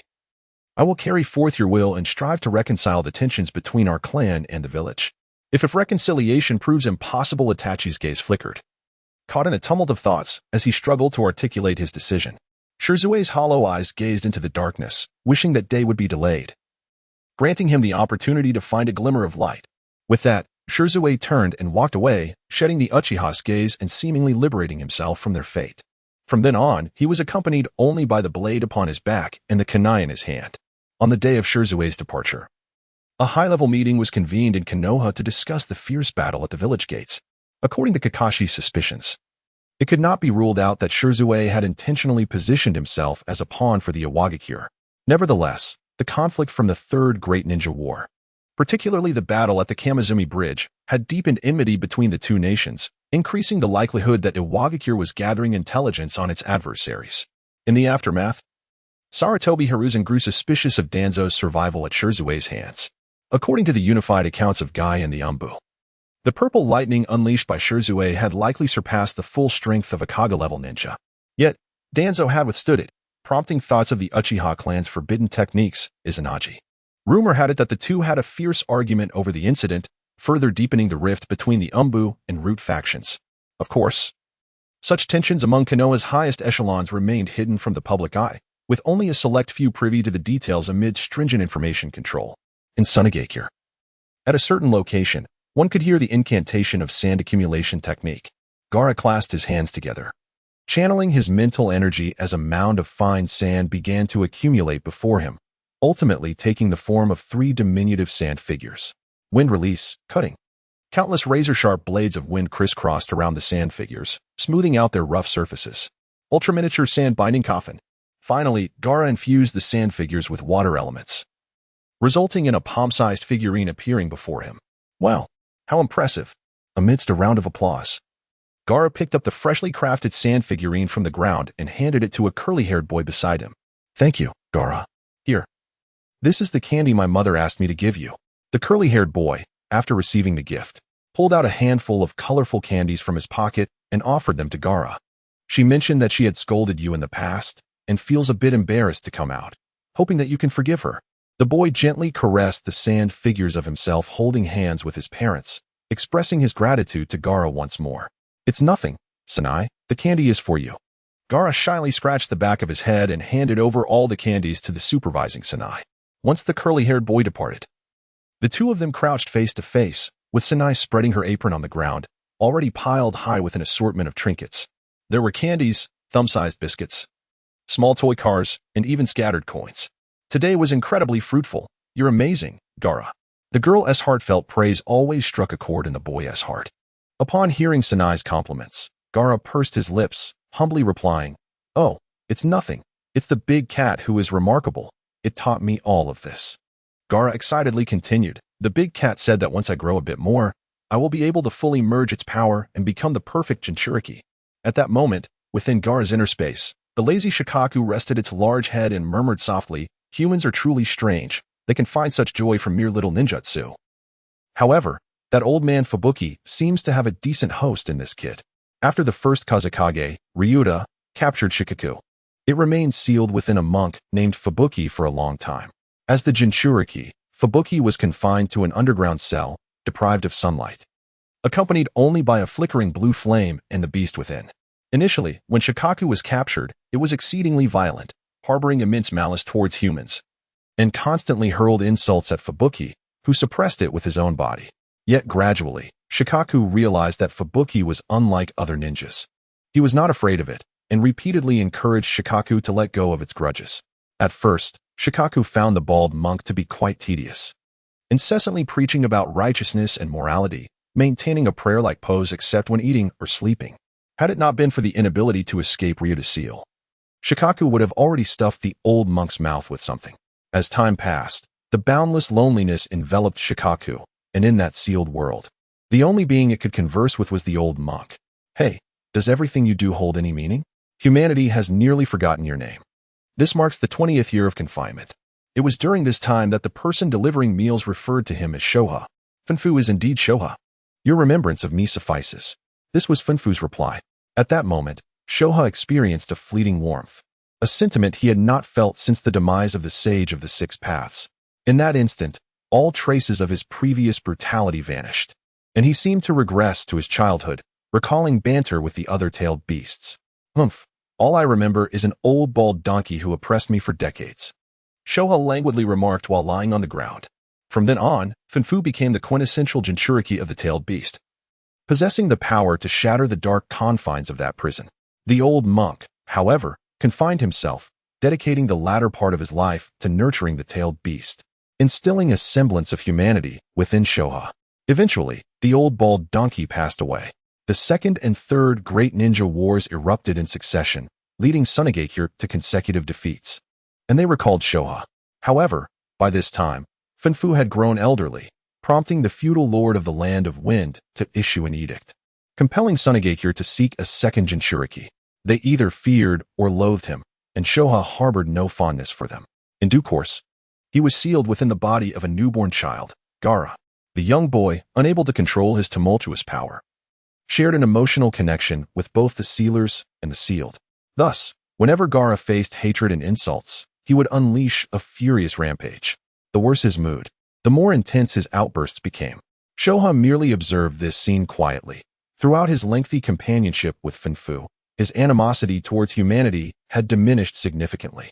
Yet he made no attempt to reach out to them. Until one day, when 6-year-old Gaara entered the sealing space and ventured into his realm. Gaara instinctively closed his eyes, and after a moment of sensing, he opened them wide to gaze at Su Yue. "It is Su Yue. I can feel his presence." Having mastered the powers of the tailed beast, his perception now extended throughout the entirety of Sunagakure. A figure appeared at the village gate, donned in a black and white mask, cloaked in a deep black wind cloak. It was Su Yue. After a few spatial jumps, Su Yue arrived before the two children, somewhat astonished. "You can sense me from such a distance already? Where is your father?" "He is in the Shadow Palace. I see that he has been exceedingly busy these days, with his desk piled high." During Su Yue's absence, Gaara had reconciled with his father, Raza. Raza recounted all the fragmented words he had spoken upon the passing of Gaara's mother, finally lifting the last burden from Gaara's heart. Now, he resembled a typical child, experiencing a joyous childhood filled with paternal love and companionship. Su Yue nodded, encouraging the two to continue their play, while he himself proceeded to the Wind Shadow Hall. "You've returned," Raza exclaimed with delight and warmth upon seeing him. "The reforms in Sunagakure have been fully implemented, and the matters you previously mentioned have fallen into place without issue for both the lower class and the prominent families." "That is splendid news. My efforts have not been in vain," Su Yue responded. Raza handed Su Yue a cup of tea that Yashimaru had just prepared, which he had yet to sip. "Do taste this. It is the tea sent by the Udai family from the countryside." That young man, despite losing a hand at your hand, appears invigorated, as if spurred by an elixir, tirelessly working at the forefront of reform. Su Yue was somewhat taken aback upon hearing this, yet deemed it a fortuitous development, with a successor from one of the prominent families exhibiting such zeal. It was only natural for others to follow suit in the winds of change. Lifting the teacup, Su Yue took a delicate sip, savoring the fragrant and sweet essence of the tea, which was indeed exquisite. "Furthermore, as you mentioned when you brought that young girl to see me, Maki and his team have thoroughly investigated the information of everyone from Sand Hidden Village during this period. I have commanded the execution of all foreign infiltrators. Those of dubious backgrounds have been confined, awaiting your arrival for further decisions." Nodding, Su Yue responded, "Very well, I shall take charge." Feng Ying led Su Yue to a dimly lit cell, where nearly 100 individuals were imprisoned. Upon sighting Luo Sha, the crowd erupted in protest. "Lord Feng Ying, why have we been confined? What wrong have we committed? Had we known Sand Hidden Village would treat outsiders this way, we would never have come." Luo Sha's expression hardened. Moving aside, Su Yue approached the crowd, his gaze as dark as the night. Those who dared to meet his eyes found themselves trembling, their pupils quaking as waves of pain coursed through their minds, causing some to collapse to the ground. Activating rewind. Su Yue glimpsed several fragments from before their arrival at Sand Hidden Village, one of which featured a short man with an exceptionally large nose. Rock Hidden Village. Dispatched by the Great Valley of Trees, Su Yue stated impassively as he moved to the next individual. After extracting the memories of the last person, Su Yue stepped back and closed his eyes. The hundreds of captives were divided into two groups. Indeed, Sand Hidden Village was riddled with leaks, with 3/4 having come here on tasks from their homeland. The remaining individuals were either innocents hailing from Sand Hidden or friends and relatives from various nations, or children left homeless by war. "That should suffice," Su Yue inquired as he turned. Feng Ying nodded, though with some hesitation. "According to Maki's report, there is still one individual who has not been brought back. However, the likelihood of him being an infiltrator is minimal." "Who?" "The director of the shelter you visited earlier, named Jui." As Su Yue rubbed his temples, he followed Feng Ying out of the cell, the innocent individuals accompanying them. Upon exiting, Feng Ying waved his hand lightly, and soon after, anguished screams echoed in the air. "Take me to see," Su Yue commanded. Whether for the future development of Sand Hidden or the establishment of night, he would not overlook any vulnerabilities. The two arrived at the shelter, where Feng Ying's gaze fell upon a modestly dressed man surrounded by children. Upon noticing Feng Ying's arrival, the man patted the children beside him and approached them, bowing slightly. "Lord Feng Ying, and this esteemed gentleman." "Lord Feng Ying, I believe there is no need for further investigation. I recognize him." Su Yue interjected suddenly. Feng Ying appeared puzzled until he saw Su Yue advancing towards Jui, a smile gracing his lips. "Just the person I was looking for. How has Orochimaru been faring of late?" Joyue's body stiffened momentarily, but he swiftly concealed his reaction, donning an innocuous smile. "I am familiar with the names of the children here, yet the adult known as Orochimaru does not seem to be among them." Su Yue remarked in astonishment. "Truly? You are a consummate spy. Your expressions are impeccably controlled." Joyue shook his head. "I am unaware of what you are speaking." Beside them, the Wind Shadow's expression shifted, revealing a flicker of anger in his gaze. "Are you implying he is affiliated with Orochimaru?" Su Yue nodded, unhesitatingly exposing the true identity of the individual. "He is a rogue ninja from Konoha, Kabuto." Kabuto's countenance instantly paled. He could not fathom how Su Yue knew his name. Was he perhaps an agent of Danzo? Nevertheless, he endeavored to mask his apprehension, striving to maintain an air of composure. "I am Joyue from Sunagakure." Before he could finish his sentence, Lo Sha delivered a powerful punch, the sound of air being split resonating through the space. Having undergone reforms in Sunagakure, Lo Sha now held immense trust in Su Yue. Realizing his identity had been unveiled, Kabuto inhaled deeply and agilely retreated. Indeed, a spy. Lo Sha glanced at his fist, grains of yellow sand cascading down. "You even know my name." Kabuto adjusted his glasses, which had shifted slightly due to his earlier movements, his face etched with astonishment. I also know you were once a child from the Konoha orphanage. Coming here as the director of this shelter aligns with your responsibilities. Suyu, acting as an intermediary, introduced Kabuto to Lo Sha. Subsequently, you were chosen by Danzo to join the Konoha Umbu, traversing various nations, only to be cast aside in the end. Eventually, you departed Konoha with Orochimaru, lurking in the shadows. Am I correct? Suyu spoke with a steady tone, yet to Kabuto, it was akin to a thunderclap. He fell silent, yearning to escape Sunagakure and relay Suyu's report to Orochimaru. Noticing his intentions, Suyu smiled. How has he been faring lately? Kabuto suddenly exploded with rage. 3 shuriken materialized at his fingertips, hurtling towards the two. Lo Sha scoffed, conjuring a golden sand shield to intercept the projectiles. Kabuto did not expect such a hasty attack to harm them. He merely sought to buy time, retreating swiftly several dozen meters. Lo Sha raised his hands, and streams of golden sand surged from the ground, rushing towards Kabuto. Sand-binding coffin. The ninjutsu activated, encircling Kabuto from all directions. The golden sand swiftly ensnared his body, binding him to the earth. Sand funeral. The sand constricted inward, an overwhelming force capable of obliterating any living being, and in an instant, Kabuto was reduced to a pool of blood, mingling with the resplendent yellow sand. To Lo Sha's surprise, the corpse bore no trace of chakra. It was evidently just a shadow clone. Suddenly, a glimmer of cold light appeared, hurtling towards them. Realizing escape was improbable, Kabuto prepared to strike. Lo Sha's gaze flickered, assessing. Quite formidable, a mere subordinate of Orochimaru, yet his strength rivals that of Maki. A sense of admiration began to blossom within him. Suyu cautioned. Do not dwell on it. His loyalty to Orochimaru is unwavering. He would never join Sunagakure. The attack from Kabuto was effortlessly intercepted by Rasha, revealing an insurmountable chasm between him and the true shadow. Rasha, with a hint of regret, declared, Then I shall be forced to end your life. With that, he prepared to strike down the medic ninja Kabuto, but Suyue interjected, Wait, Lord Windshadow, allow me to handle this. Not joining Sunagakure does not preclude one from joining the Night Organization. Suyue instantaneously appeared before Kabuto, his long sword slicing through the air with a resonant cry as he aimed for Kabuto. In his days within the world of Hokage, he had not mastered many ninjutsu. Yet he had practiced with his blade extensively, now capable of exchanging simple blows with others. Seeing this, Kabuto drew a kunai concealed within his calf, and with a clang, their blades met. However, relying solely on swordsmanship, he was no match for the elite J-Nin Kabuto, and soon found himself struggling to defend.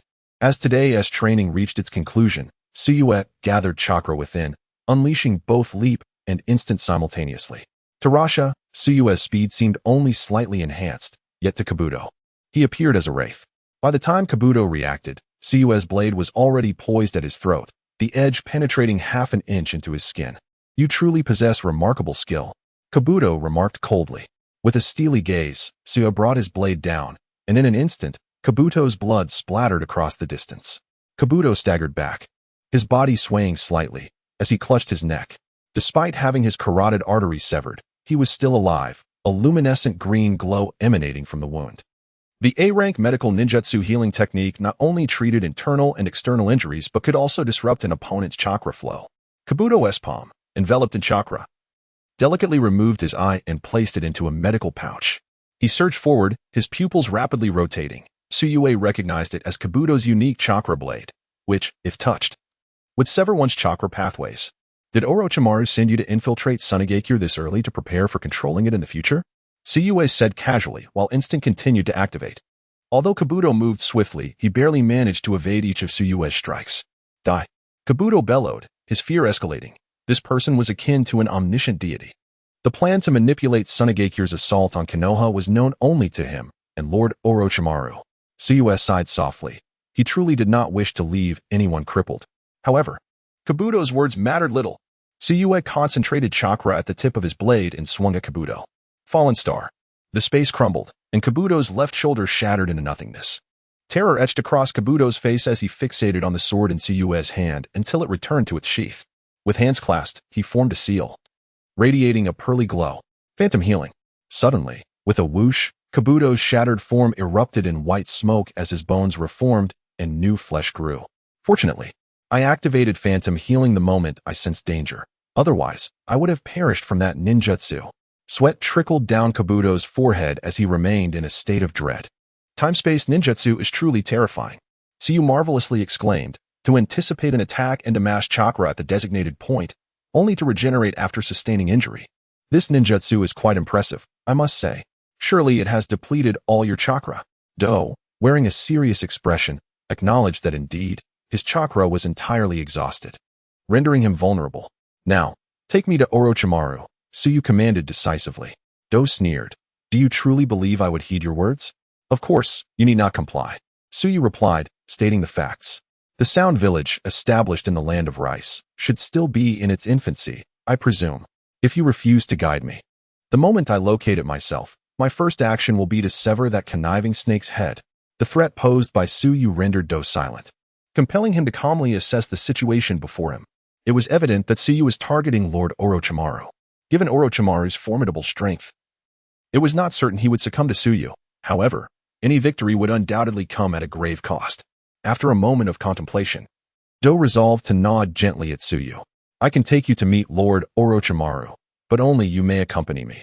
No problem, Suyu replied nonchalantly, casting a glance back at Luosha. Lord Kazekage is quite occupied and has no time for you. Luosha, feeling assured of Suyu, decided to return and continue refining sand gold, while Suyu followed Do towards the land of rice. Swish, rustle. The two traversed the forest, occasionally startling birds and beasts, which stirred an alarm. The land of rice lay nestled between the three great nations of wind, fire, and earth, and had yet to establish a hidden village, remaining in a state of agrarian simplicity. Within a cave, water dripped from the stalactites above, producing a rhythmic plop sound. Orochimaru gently swayed a vial in his hand, his enchanting form twisting slightly, revealing a pale visage adorned with elongated eyes. His features were both alluring and sinister. His cool-toned skin was smooth and delicate, with two purple streaks above his nose akin to knife marks. In the 58th year of Konoha, a considerable time had elapsed since Orochimaru's defection from the village. During this period, he had traversed various lands with Do, ultimately arriving at this loosely governed nation. How fleeting is a human life? Why squander one's time on meaningless conflicts? Would it not be better for the five great nations to convene and discuss the secrets of immortality? Orochimaru licked his lips, and a ninja knelt before him, one of the sound ninja he had trained over the years, possessing commendable talent, whom he had dispatched to Konoha for intelligence gathering. Yet, he had not anticipated that, in less than a decade, Iwagakure would once again provoke Konoha. If a conflict were to arise, it would indeed facilitate my search for experimental materials. Orochimaru's crimson tongue delicately brushed his lips as he beckoned for his subordinate to withdraw. He held the vial aloft. The viscous, pale green liquid contained numerous wriggling life forms within. Another failure. It appears that to truly grasp the power of life, I must find a way to locate the remains of the previous Hokage and procure a sufficiently high-quality body. With a tinge of regret, Orochimaru tossed the vial aside into a basin that already brimmed with nearly 100 similar containers. Suddenly, his pale golden slit pupils flickered, and his slender movements halted, a smile of ambiguous morality gracing his exquisite features. His voice bore the weight of authority. Do, is that you, the friend of the Suna villagers? Why did you not inform me sooner? Do and Suyu emerged at the cave's entrance. Suyu gazed around, while Do swiftly approached Orochimaru's side. Drawing near, he relayed the events that had transpired, causing Orochimaru's golden eyes to narrow. Oh, a Suna ninja capable of space-time ninjutsu? I had never detected such a presence before. Upon uttering this, Orochimaru turned, his expansive sleeves billowing dramatically as numerous dark brown serpents surged forth, lunging towards Suyu. Shadow Snake Hand. Orochimaru's voice was deep, his gaze akin to that of a lurking, famished wolf. Sujetsu's body remained utterly still as the ground fractured beneath him, his form enveloped in a cloud of dust, only revealing itself after a brief moment. Not a hair was harmed. Indeed, this is the realm of space and time. Given Kabuto's nature, he would not disturb my experiments unless he was truly cornered. Orochimaru turned back to continue his manipulation of the experimental elixirs. Kabuto lowered his head, appearing somewhat sheepish. Sujetsu sheathed his kunai and spoke calmly. May we discuss matters now? I require your assistance. Orochimaru's voice held a languid quality. Speak. Yet whether I acquiesce remains uncertain, depending on any conflicts with my schedule. He was not merely a scientist but a disciplined one, never deferring the plans he set for himself. Join the night. I am establishing an organization. Sujetsu boldly extended the olive branch throughout the entirety of the shinobi world. If one were to assemble a team, Orochimaru would undoubtedly be among the chosen few. His prowess rivaled that of the legendary Sannin, serving as a mere baseline. Whether through the Edo Tensei or his formidable scientific acumen, Orochimaru was undeniably a glitch in the fabric of the shinobi world. Although Sujetsu was not particularly fond of this little serpent. Knight? Sounds reminiscent of Akatsuki, yet another faction discontented with the status quo, eager for change? Orochimaru turned. His gaze ominous, yet Sujetsu sensed no malice. Oh, have you already discerned the existence of Akatsuki? Sujetsu remained somewhat vague regarding the past experiences of those outside the main protagonists. I encountered a leader named Pain, who certainly made me suffer. Have you agreed to join them? Sujetsu inquired. Orochimaru, however, displayed a beguiling smile. Of course, not yet. But I am quite curious about that individual's eyes. TSK, indeed. The Rinnegan? I fear even if you possessed it now, you would be unable to master it. Orochimaru remarked nonchalantly. Who knows? After enduring some hardships, one learns to be cautious. As for joining, let us speak when I have achieved results. Join the night, and I shall fulfill all your desires. Sujetsu spoke with serene conviction. Orochimaru momentarily appeared taken aback. All that I desire? In an instant, his countenance twisted grotesquely, his neck elongating as his head darted towards Sujetsu's shoulder. What if what I desire is you? A flash of blades sliced through the air, flesh and blood scattering. As Orochimaru's head was severed cleanly, Kabuto rushed forward, shielding Orochimaru with his form. Orochimaru, my patience is finite, Sujetsu proclaimed, as if delivering a decree of judgment. With a single strike, Orochimaru's body slowly toppled, the cut on his neck exhibiting a remarkably clean edge, blood gushing forth, gradually darkening. Keek, powerful. Such formidable space chakra. Even the mere flash of that blade instills dread, truly a prodigious youth. A pale, shadowy essence erupted from Orochimaru's severed neck, manifesting as a new Orochimaru, encased in a repulsive sheen of slime. Orochimaru's body replacement technique. Sujetsu brandished his long blade, positioning it across his chest, its edge directed towards the heavens. His thumb gently gliding along the blade's surface. The next time you wield your blade, fortune may not favor you. Orochimaru's form writhed as he twisted upon the ground, gradually slithering to stand at the feet of Tsuyu. Rising slowly, his cold, piercing gaze and the purple markings upon his pale skin mirrored the severed head just a few meters away. Alas, it is truly regrettable that I cannot acquire your eyes. Thus, I must adjust my demands. Orochimaru flicked his serpent-like tongue, his eyes glinting with a hint of madness as he spoke languidly. What if my desire is the annihilation of Konoha?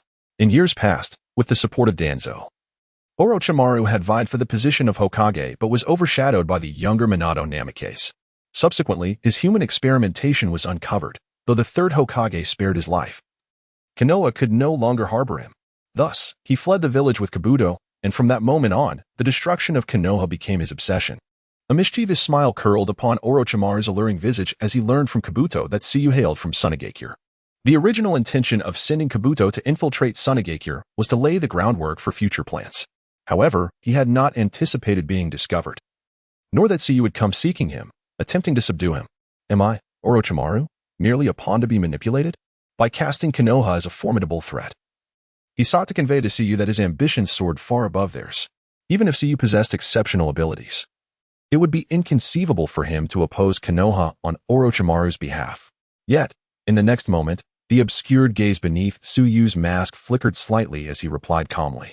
Certainly. Orochimaru was taken aback, as was Kabuto, who stood protectively before him. You are willing to oppose Konoha for my sake? Tsuyu shuddered at the implication. What did it mean to act for him? If a rugged man had spoken such words, he would have thought little of it.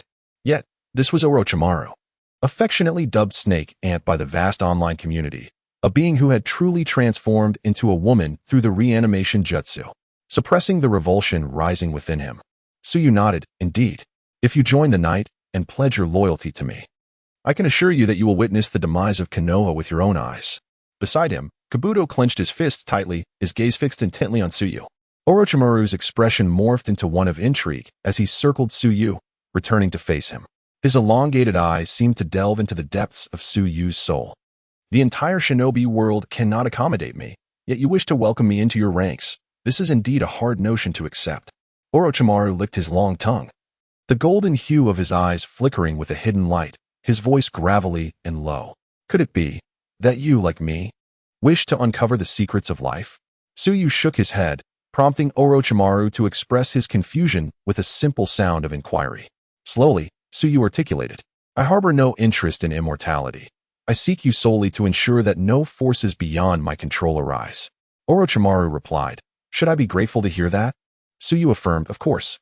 In the entire shinobi realm, only a handful of entities evoke within me the sense of potential chaos, but that is only true for now.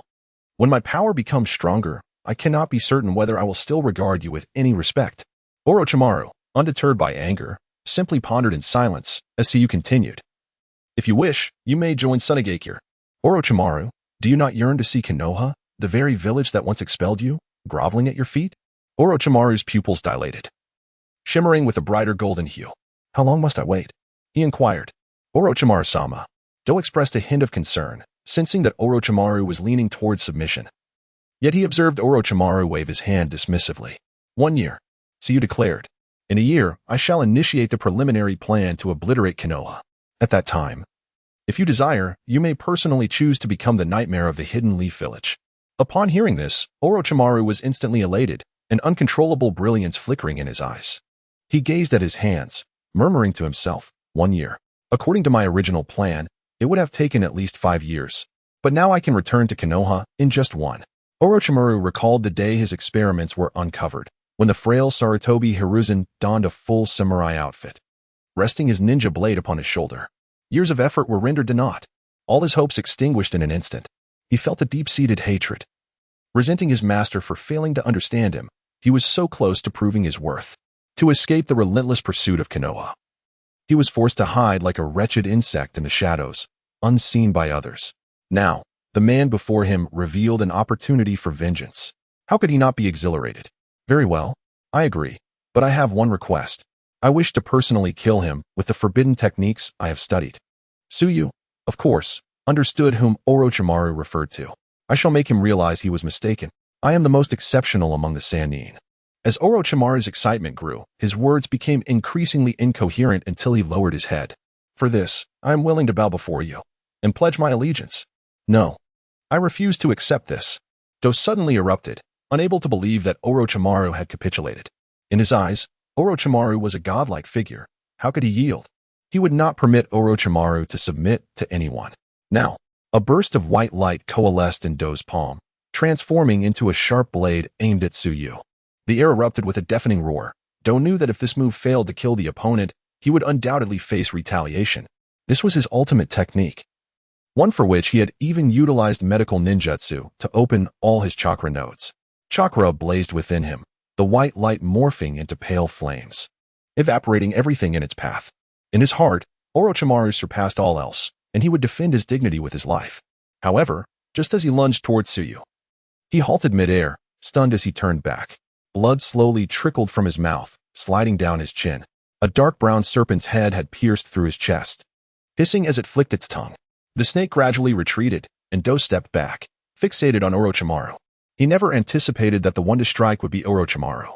No, that's not right. It should indeed be Orochimaru. Kabuto chuckled, a glimmer reigniting in his eyes. This was the Orochimaru he revered. Someone who held no regard for anyone, even those closest to him, capable of taking their lives at will. This was the essence of Orochimaru, the very aspect that captivated him and made him vow to follow him to the ends of the earth. In that fleeting moment, Kabuto found himself at a loss for words. Was it hatred, or perhaps pain? Perhaps neither. He merely felt an emptiness in his heart at that moment. Kabuto collapsed, his face striking the ground, his body convulsing. What an inconvenience! Orochimaru did not spare Kabuto another glance, merely uttering those words with indifference. However, Sujetsu cast a penetrating gaze at Orochimaru, his words sending a shiver down Orochimaru's spine. Orochimaru, you are indeed a fascinating individual. Sujetsu crouched down. What? Sujetsu flipped Kabuto onto his back, revealing a gaping wound pierced by a snake near his heart. Indeed, Orochimaru's attack had not struck directly at the heart, but rather at a vital point alarmingly close to it, one that could swiftly extinguish life energy when penetrated. My plans moving forward require not only you, but also him. Heal him quickly. Do not put on a fade before me. My eyes can see through everything. Sujetsu leaned closer to Kabuto's face. Kabuto's eyes remained wide open. And Sujetsu spoke softly. It's a pity that Orochimaru doesn't seem as formidable or as ruthless as you imagined. Join me, Kabuto, and I shall grant you a brand new identity, a singular identity that will allow you to affirm the meaning of your existence. Moreover, trust me, should a similar incident occur again, I will ensure that you vanish completely from this world. Suyu gazed at Orochimaru and asked, You won't hold it against me for taking someone from right under your nose, will you, Orochimaru? Orochimaru ambled towards the experimental table, a low, raspy chuckle escaping his lips. Just a dying man. I shall not keep someone who dares defy my orders near me. Suyu clicked his tongue in disbelief, remarking, You truly are a serpent. While you appear cold-blooded, you still protect him from death. Yet, when it comes to feelings, you regard him merely as a tool. Orochimaru held a vial of pale purple liquid, crouching down to pour it into the mouth of Kabuto. The potency of the liquid was extraordinary. Within moments, the blood in Kabuto's chest congealed, while the fragmented flesh within began to writhe. Just a wild dog, lost and unable to find its way home. With the slightest attention, it will follow you endlessly. So you couldn't help but scoff. Truly, you are a slippery serpent, always capable of uttering the foulest remarks. Orochimaru chuckled coldly. And now, are you prepared to take me back to Sunagakure? I believe you would prefer to remain here. I shall inform you when I receive news from Konoha. For the rest of the time, you may focus on your experiments. After finishing his words, Suyu turned to leave but suddenly recalled something. One last request. Do not send anyone else to Sunagakure to capture individuals. Focus instead on those from the land of water, earth, and thunder. I'm not very acquainted with them. Upon departing from Orochimaru's lair, Suyu had successfully resolved a troublesome matter. Just days after returning to Sunagakure, the Kazekage sought him out to inform him that Kabuto had arrived. Kabuto, now clad in the coarse garments he wore at the shelter, lowered his head upon seeing Suyu seated on a stone slab at the end of the road. So Orochimaru has cast you out? Let me clarify. I have no intention of admitting a rebellious soul, Suyu taunted deliberately. Kabuto raised his head, remaining silent for a moment before bowing slightly. My lord. Suyu smiled and leaped down from the stone slab. I have a name, Qian Yun Su Yue. Lord Suyu. Kabuto's voice was low, his gaze lost in contemplation. Does Orochimaru calling you a wild dog anger you? Suyu seemed intent on probing at Kabuto's wounds. Kabuto shook his head. Lord Orochimaru has treated me well, once. I willingly accepted the role of his wild dog. Suyu blinked and inquired, and what about now? Kabuto's form trembled slightly, yet he remained silent. Suyu chuckled softly, stepping closer to place a hand on Kabuto's shoulder. Kabuto's body quivered, perplexed. Do you think I wish for you to declare that you are now my wild dog? Suyu asked quietly. Kabuto remained mute, but his lips paled significantly for a fleeting moment. Indeed, he had once disregarded his own life. As long as he could serve Orochimaru, he believed he was living a life of worth, even if it was merely the worth of a wild dog. Suyu had bestowed upon him a new hope and a singular identity, yet, had anything truly changed? Suyu brought Kabuto before Raza, gently unveiling another of his plans. This time, I shall witness firsthand what a powerful ninja academy in a formidable hidden village like Konoha truly resembles. The children of Sunagakure deserve their own school, a mentor to teach them the art of ninjutsu, and companions with whom they can frolic, rather than being pitted against each other from the very beginning. Raza's eyes dimmed as he acknowledged, I have contemplated this long ago. Financial constraints have rendered our aspirations insufficient. However, the situation has changed. The series of reforms you have undertaken have gradually enhanced the village's structure, and our warehouse no longer witnesses a decline. I comprehend your intent. Tomorrow, I shall report to the daimyo, requesting a budget allocation for the development of Sunagakure's educational system.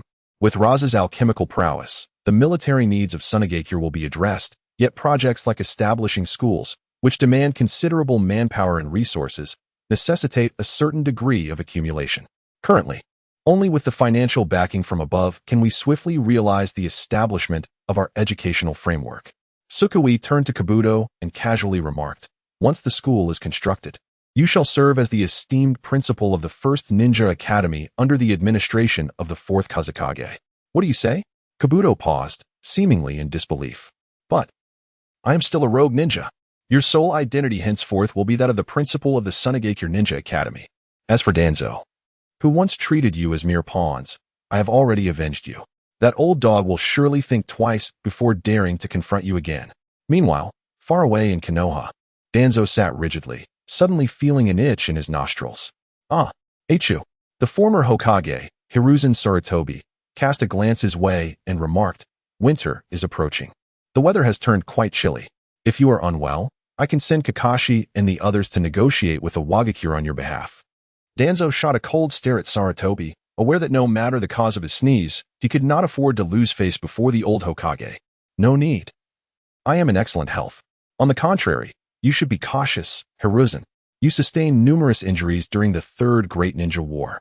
Take care not to exacerbate them as winter sets in. And regarding the Uchiha clan, while I am away, it would be prudent to remain vigilant. With Shirzue gone, there still remains the formidable FK. His power rivals our own. Focus on your own safety. If you encounter that masked man on your journey, who knows how many lives you might have left."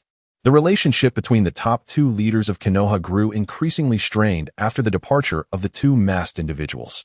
Kabuto felt as though the world around him had darkened. For the first time since the departure of Nanatsu, who had cared for him like a mother yet whom he had tragically killed, he felt a surge of emotion that urged him to weep. He removed his glasses, wiped them with a handkerchief, and put them back on.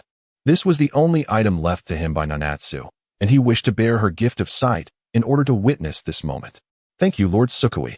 I will strive to ensure that every child in Sunagakure thrives." Early the next day, Raza and Sukui encountered one another at the village gates. Raza was on his way to meet the daimyo, while Sukui ventured into the depths of the desert to fulfill his promise to the elderly Chiyo of Sunagakure. Sukui opened his palm, revealing a dark pattern that he lifted slightly. He sensed a vague direction. This sensation evokes the experience of navigating a single-player game, where one can intuitively sense the direction of travel. Suyu's figure flickers, advancing with remarkable speed. The vast desert stretches endlessly, its parched winds tousling hair wildly. Having journeyed for half a day, Suyu is astonished by the distance covered. Had he known, he would have simply asked Ah Fei to accompany him. However, the mark in the palm of his hand has begun to blur, nearing the point of vanishing. He is almost there. Ahead lies a small depression, scarcely 10 meters in diameter, glimmering under the sunlight. In the heart of this expansive desert, a small pool of clear water emerges, causing Suyu's nerves to tighten instantaneously. A fierce wind sweeps through, obscuring visibility with swirling sands and flying debris. The gathered dust swiftly buries the waterhole beneath layers of sediment. Creak, creak. Amidst the sandstorm, a youthful figure gradually materializes, reminiscent of Gaara, with fiery red curls and indifferent eyes devoid of emotion. Creak, creak. The unsettling sound persists. Behind the crimson-haired youth, a hunched figure cloaked in black fabric emerges. Has he sensed my presence in advance? Yet, even now, Scorpion remains true to his identity after joining the Akatsuki. Suyu whispers, extending his hand towards the ninja blade at his waist. After trailing me for so long, has he finally chosen to reveal himself? Scorpion approaches Suyu, tilting his head slightly, his countenance exquisite yet cold and expressionless, a consequence of his mastery over puppetry. Following the notion of tracking, Suyu quickly realizes that Scorpion must be referring to the previous Akatsuki organization. Without contesting the misunderstanding, he observes as Scorpion's fingers spread apart, 5 pale blue threads extending from his fingertips to connect with the puppet, Fei Liuhu, beside him. This puppet is his most frequently employed one, within the original storyline. Scorpion had concealed himself within Fei Liuhu since joining the Akatsuki, presenting only the puppet's aged and cumbersome visage to the world. To gaze upon me without my consent is quite impolite. Allow me to teach you the value of respect. With that, the chakra threads on his fingers burst forth with brilliance, accompanied by a cacophony of unsettling creaks. Boom. The black fabric enveloping the puppet's body shatters into countless fragments, swirling amidst the golden sands. Fei Liuhu finally reveals its fierce and rugged exterior, its aged and grotesque face marred by bloodshot eyes. A broad forehead adorned with a terrifying demonic mask, and its limbs and body etched with numerous scars from countless battles. At the rear, a thick hook hides, springing forth the moment Scorpion's chakra threads connect, unfurling in the air to form an imposing tail-like needle. Fei Liuhu, the arm of 1,000 blades. The mouth of Fei Liuhu gapes open, a terrifying fissure extending to below the ear, and simultaneously, a black box slowly emerges from its maw, unleashing a barrage of countless fine steel needles. Before him loomed a barrage of steel needles, the fierce wind producing a rustling sound that filled the air. Su Yue dared not be careless. He understood that each needle was steeped in deadly poison, and a mere scratch could spell his doom. He swiftly activated his spatial evasion technique, his figure vanishing in an instant as countless toxic needles pierced the ground beneath him. Each needle that struck the earth corroded the yellow sand with the black liquid poison it concealed. Hissing, Su Yue glanced back, a chill of foreboding creeping over him, while the scorpion regarded him with a mocking gaze. Spatial evasion, you say? This prey appears quite promising. I hope it proves to be an exhilarating hunt. With that, he extended his arm, and the long, thick tail needle of the scarlet flowing jade darted towards Su Yue with serpentine agility. Tail needle, advance. Su Yue inhaled deeply, no longer concealing his intentions, as he leaped. He summoned his chakra, preparing to unleash the starfall technique.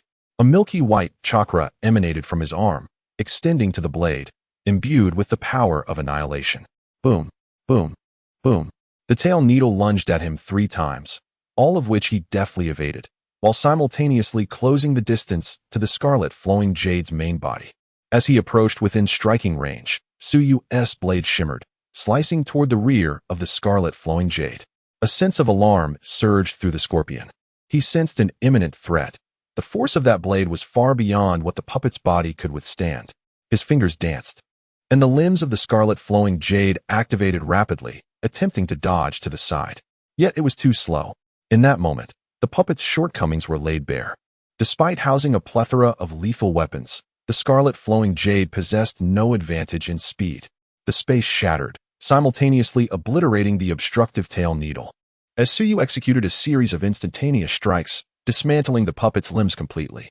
At last, only the massive body remained, crashing to the ground, its once fearsome visage now appearing somewhat comical. The scorpion, with the chakra threads in his hands severed, observed quietly as his pride and joy was annihilated. Yet, a fervor ignited within his eyes. How splendid! The pinnacle of speed, paired with unparalleled offense. This is a power born for assassination. If only I could transform you into a puppet, to be displayed among my collection. What an exhilarating prospect that would be. The scorpion murmured, his gaze fixed intently on Su Yue's form, as if beholding a flawless work of art. With a whoosh, a nearly 2-meter-long scroll materialized from an unknown source, encircling the scorpion and soaring into the tempestuous sky. The third Kazekage, perhaps? Su Yue nodded slightly, recognizing the ancient script emblazoned at the center of the scroll. But it was not over yet. The scorpion produced 2 identical scrolls from his hands, which collided, erupting into a storm of fragments that soared skyward alongside the first scroll. Bang, bang, bang. In an instant, darkness enveloped the sky. Above, a deep black figure emerged, cloaked in flowing robes, with purple-black hair swirling about, resembling an embodiment of wrath. Hundreds of figures flanked him, like a storm cloud obscuring the sun, while Su Yue stood before them, a mere grain of sand in the vast ocean. Creak, creak, creak, creak. The chilling sound echoed as countless forms intertwined, as if trapped in a hellish realm. Merely witnessing the scene tightened Su Yue's heart, sending tremors through him. He had only recently entered this world, and the battles he faced were either solitary skirmishes or overwhelming encounters with mere pawns. Yet now, before Scorpion, after the unveiling of the 100 puppets' manipulation and the third Kazekage, he felt an entirely different sensation. Hundreds of icy gazes were fixed upon him, each one seemingly embodying Scorpion. He was 1 against 100, just as he had felt when confronting Obito. The frenzied visage of Scorpion now instilled a flicker of trepidation within him. No, I mustn't. I cannot succumb to fear. This world is steeped in darkness. Only absolute strength can compel all to bow down. From the very beginning, I must seize control, assuming the role of sovereign in this realm. Su Yue endeavored to steady his breath, casting his gaze once more upon the dense throng of puppets above him. After all, what of the third Kazekage? What of the 100 puppets' manipulation? My blade is not without its advantages. With his heart racing, Su Yue swiftly darted forward, seizing the moment while Scorpion's hand signs were not yet complete, lunging towards the nearest puppet. His crimson and obsidian eyes flared simultaneously, and the flow of chakra surged with unprecedented velocity, as if bursting through a dam. Swish, bang. The blade pierced the specially treated, resilient body of the puppet. It was hollow within. With a deft flick of his wrist, Su Yue shattered the puppet's form, cleaving it in twain. Kill. Scorpion tilted his head back, his fingers weaving intricate threads of chakra that shot towards the puppets, each thread bifurcating into 10, connecting to various puppets. Under his control, hundreds of puppets formed an intricate web. Beneath this web stood Tsuyu, brandishing his blade, his battle spirit surging. Swish, swish. Creak, creak. The multitude of puppets, under Scorpion's command, lunged at Tsuyu, their attacks intertwining without interference. Though numerous, most were of Chunin to Jonin caliber. Tsuyu severed the heads of 3 puppets in a single stroke, then used his blade to obliterate their bodies. It was all too cumbersome. The most effective strategy would be to attack the source. Repelling the puppets surrounding him, Tsuyu activated the body flicker technique, charging directly towards Scorpion. Is he intent on eliminating me, the puppeteer? Scorpion remained motionless, his palms emanating a radiant stream of chakra, far thicker than that used to control the others. In the sky, the figure cloaked in black suddenly shifted his gaze downward, vanishing only to reappear before Scorpion. Magnet release, iron sandwall. Countless black particles surged forth from the ground, coalescing before Scorpion and the Third Kazekage into a formidable wall of deep black. It was the unique bloodline limit of the Third Kazekage magnet release. A tremendous force tugged at Tsuyu, as the Third Kazekage's magnet release could absorb any magnetic material, including the ninja blade in his grasp. Breakthrough. Switching hands, Tsuyu concentrated chakra in his palm, unleashing the initial technique of the celestial starfall. A gaping hole was torn through the magnet release, though it continued to absorb the surrounding iron elements, slowly mending itself. Seizing this opportunity, Tsuyu surged forward, his ninja blade radiating brilliance as he swung downwards at the Third Kazekage. The body of the Kazekage began to slowly split, toppling to either side. His hand, still poised in the shape of a seal, fell behind him, revealing the face of Scorpion as his broken body collapsed. Scorpion wore a somewhat deranged smile. Thousand Hands technique. Venomous Great Blade. The split-wind shadow unleashed one final destructive attack, as countless sharp blades unfurled from his left arm, shooting towards Tsuyu. His right arm transformed into a multitude of limbs, swirling in the wind, rushing to seize Tsuyu. Simultaneously, in the sky, the recently breached magnetic iron wall rapidly contracted, spreading towards the ground. The black iron began to congeal, sprouting numerous branches that grew wildly, perpetually extending new limbs in midair in a relentless cycle. This region transformed into a colossal tree formed of magnetic iron. This behemoth, indiscriminately entwining with the 100 Machines' manipulation, pierced through its branches. This is troublesome, Tsuyu gasped, finding 2 magnetic iron branches blocking his path. Magnetic iron, sand iron realm technique. Scorpion stepped forward, trampling the split third wind shadow beneath his feet. Casting a glance at its shattered form. You have destroyed a creation I was quite satisfied with, and I am furious. My crimson hair danced lightly. Yet my words were chillingly cold. I have always been considerate towards others. All it requires is a life in exchange. With a swift motion, his garments were torn apart by the raging wind, revealing his true form. Scorpion had transformed himself into a puppet. A vivid red character, inscribed with Scorpion, adorned his chest, seemingly proclaiming to the world that this puppet's origin was himself. 2 scrolls appeared in his palms, simultaneously crushed, as dark iron tubes extended from his hands. Boom, boom, boom. Tsuyu's heart beat steadily as he beheld this scene, fully aware that the ultimate confrontation was imminent.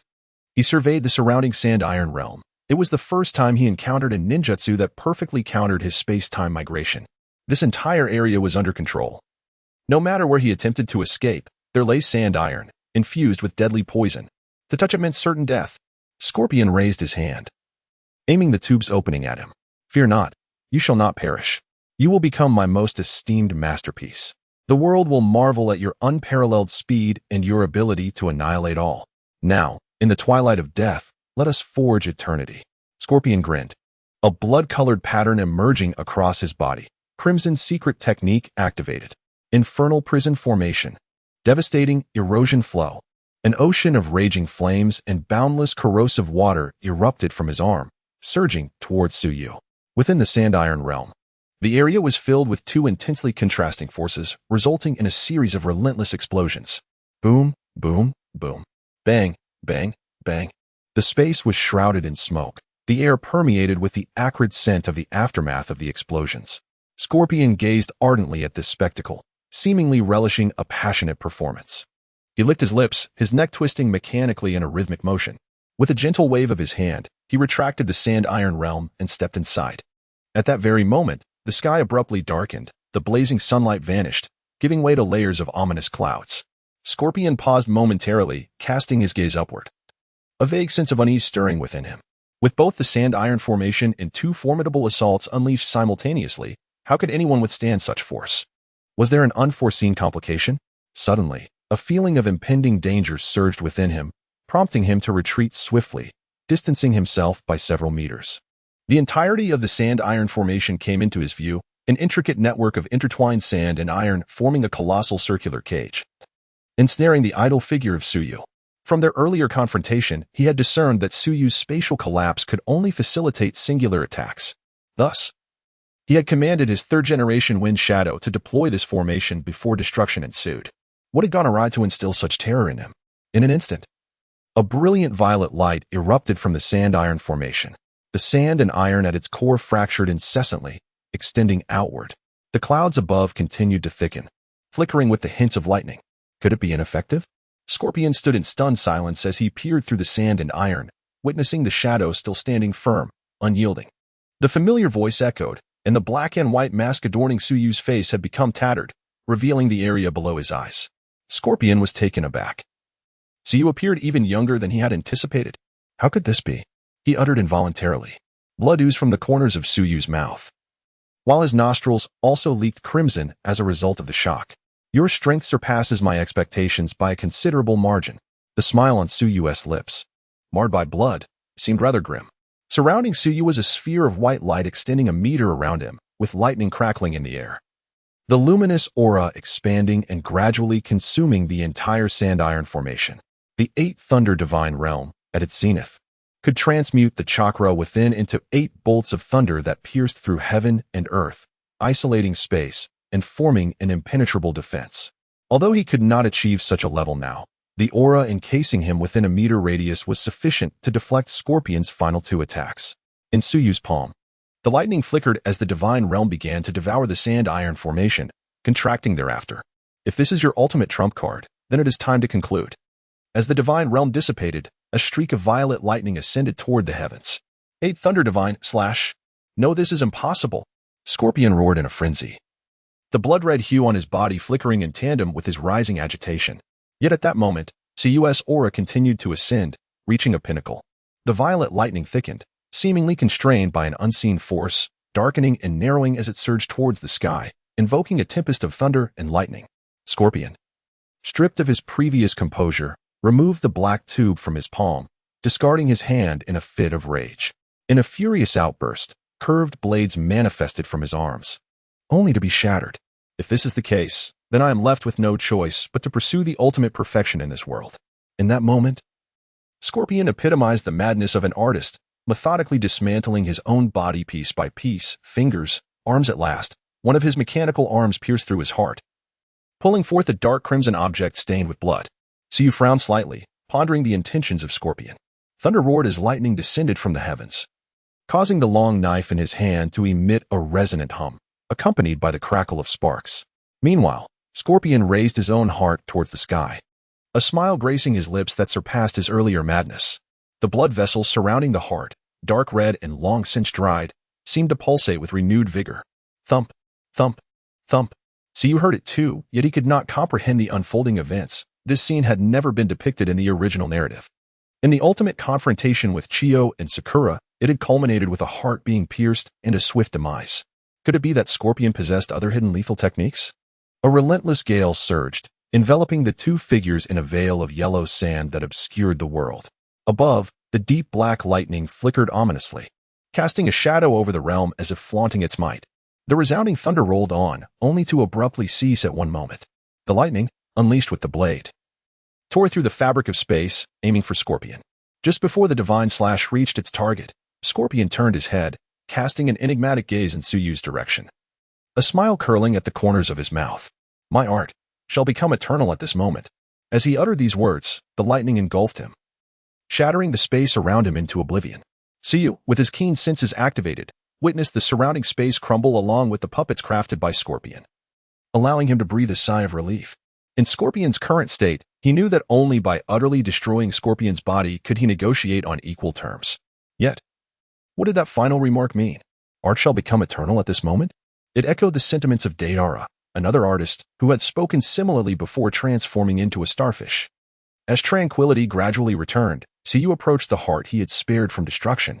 As long as the heart remained, Scorpion would not perish. A mere change of vessel was all that was required. At that moment, a black-red mist began to rise slowly from the heart. The heart split into several fragments. What was happening? Suyu halted, his heart quivering.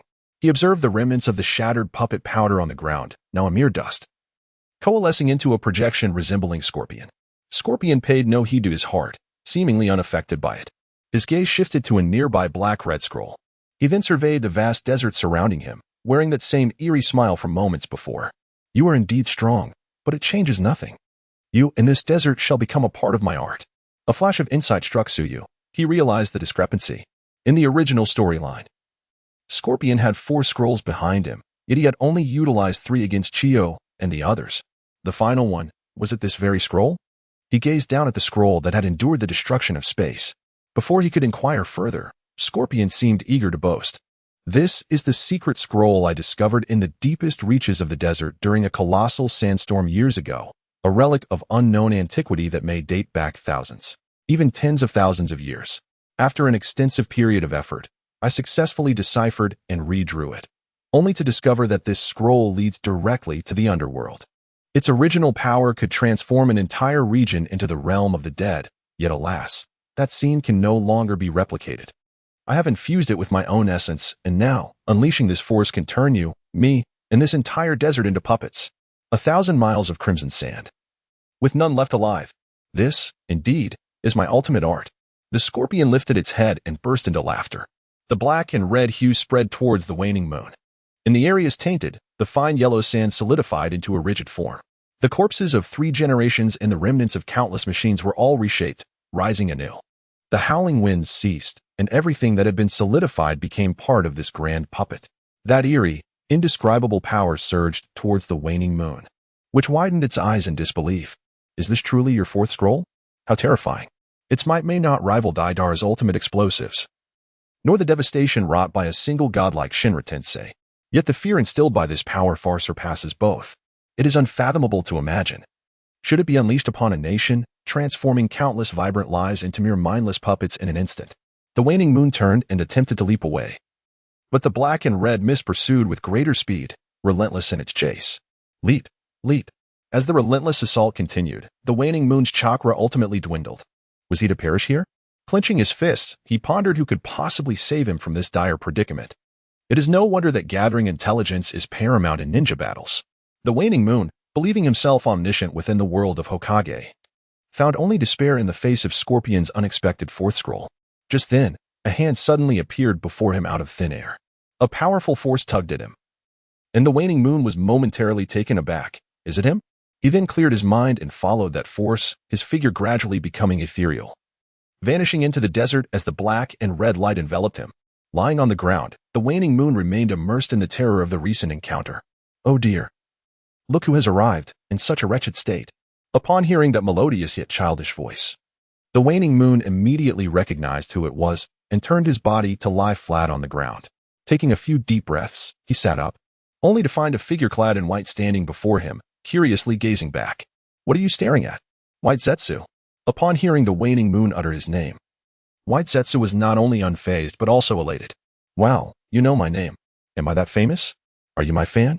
The waning moon instantly lost the desire to converse with this being, but with only the 2 of them present, he inquired of White Zetsu. Where is Obito? He must be the one who saved me, right? Ah, really? Every time we exchange a few words, you ask about him. Why don't you just go find him? White Zetsu lamented. Well, he has taken you out. Once again, a wave of dizziness enveloped him as Suyu's hand grazed the damp earth beneath. After a few moments of acclimatizing to the surrounding darkness, he beheld the masked figure standing before him, turned away. Where am I? Suyu rose to his feet, surveying the area. This unknown place is far removed from the 5 great nations. Obito's voice remained as deep as ever. Why did you save me this time? And why have you brought me here? Suyu's emotions gradually calmed, easing from the earlier turmoil brought on by Scorpion, returning to his previous demeanor. Obito turned around, and the eye that emerged from the swirling mask was profound, inscrutable. I am curious about you. I do not wish to witness your demise so easily. Obito spoke earnestly, prompting Suyu to ponder his intentions. Does he wish to draw me into Akatsuki once more? This reasoning lacks coherence. Suyu shook his head. Ha ha ha, Obito chuckled. Alternatively, it could be interpreted as you still owe me a favor. Now, it seems, you owe me too. How do you plan to repay this? Obito inquired with genuine interest. Do you wish to hear the truth? With his mask partially shattered, Suyu's lips curled into a smile. I intend to one day take back the eyes you gifted to Kakashi and return them to you. Oh, at this revelation, Obito appeared slightly taken aback. Suyu continued. Of course, I am no saint. Having granted you the double kamui, you must assist me in the future. Obito's laughter took on a mocking tone, his gaze akin to that of one observing a jester. Do you truly believe I would heed your words? Suyu shook his head. Certainly not. It is merely a temporary alliance forged in the face of a common enemy. A common enemy, Konoha? Obito recalled the day Suyu infiltrated Konoha and battled against the root Esumbu. Regrettably, Konoha is merely a fragment of my adversaries. My true enemies encompass the entirety of the world. Suyu retorted. Coincidentally, I share the same sentiment. Obito regarded Suyu with his deep crimson Sharingan concealed beneath the mask. After a long silence, he shook his head. I do not require your assistance. When the time is ripe, I shall retrieve that eye with my own hands. Suyu displayed a look of skepticism. Will you truly? Obito remained silent, leading Suyu to assert, you will not if you genuinely intended to. I would not even bring up this matter. It is laughable. Having witnessed over 700 episodes of Naruto, I may not grasp Obito's thoughts, but I am acutely aware of his actions. Obito. After another moment of silence, Obito spoke softly. On the day of my rebirth, I vowed to sever all ties to the past. Therefore, Kakashi's I shall be no exception. In my eyes, it is merely an ordinary Sharingan. With so many Uchiha, must I retrieve each one individually? You are aware of my history with Kakashi and my schemes. Thus, this mere Manjikyu holds little significance. However, it is not entirely certain. I once believed that by orchestrating the entire ninja world and manipulating all conceivable powers, I could attain everything without lifting a finger. Ever since I encountered you, I suddenly perceive an element of unpredictability in the causality I devised. Perhaps one day I shall reclaim that eye, when I deem you beyond my control. Suyu smiled faintly. The power of the double kamui has long been a desire of mine. Obito swiftly shifted the topic. So what now? Have you located Orochimaru and Sasori? The sand-hidden village. Or rather, what is your next plan? Suyu took a deep breath, his gaze shimmering. I initially intended to seek you out after a while, but since you brought me back, I shall speak plainly. The current situation in Konoha is dire. The Uchiha clan and the higher-ups of Konoha are at odds, and war is inevitable. I wish to seize this opportunity to unite various forces and launch a concentrated assault on Konoha. Oh, I didn't realize the animosity between you and Konoha ran so deep. Suyu appeared somewhat resigned. To be frank, I harbor no grievances with Konoha. However, from the perspective of the sand-hidden village, as the leader of the Five Nations, a conflict between our two nations is unavoidable. I merely wish to take advantage of this opportunity to weaken Konoha's strength, ensuring it cannot hold its head high in the coming years. A commendable idea. So, do you wish to enlist my power? Obito marveled.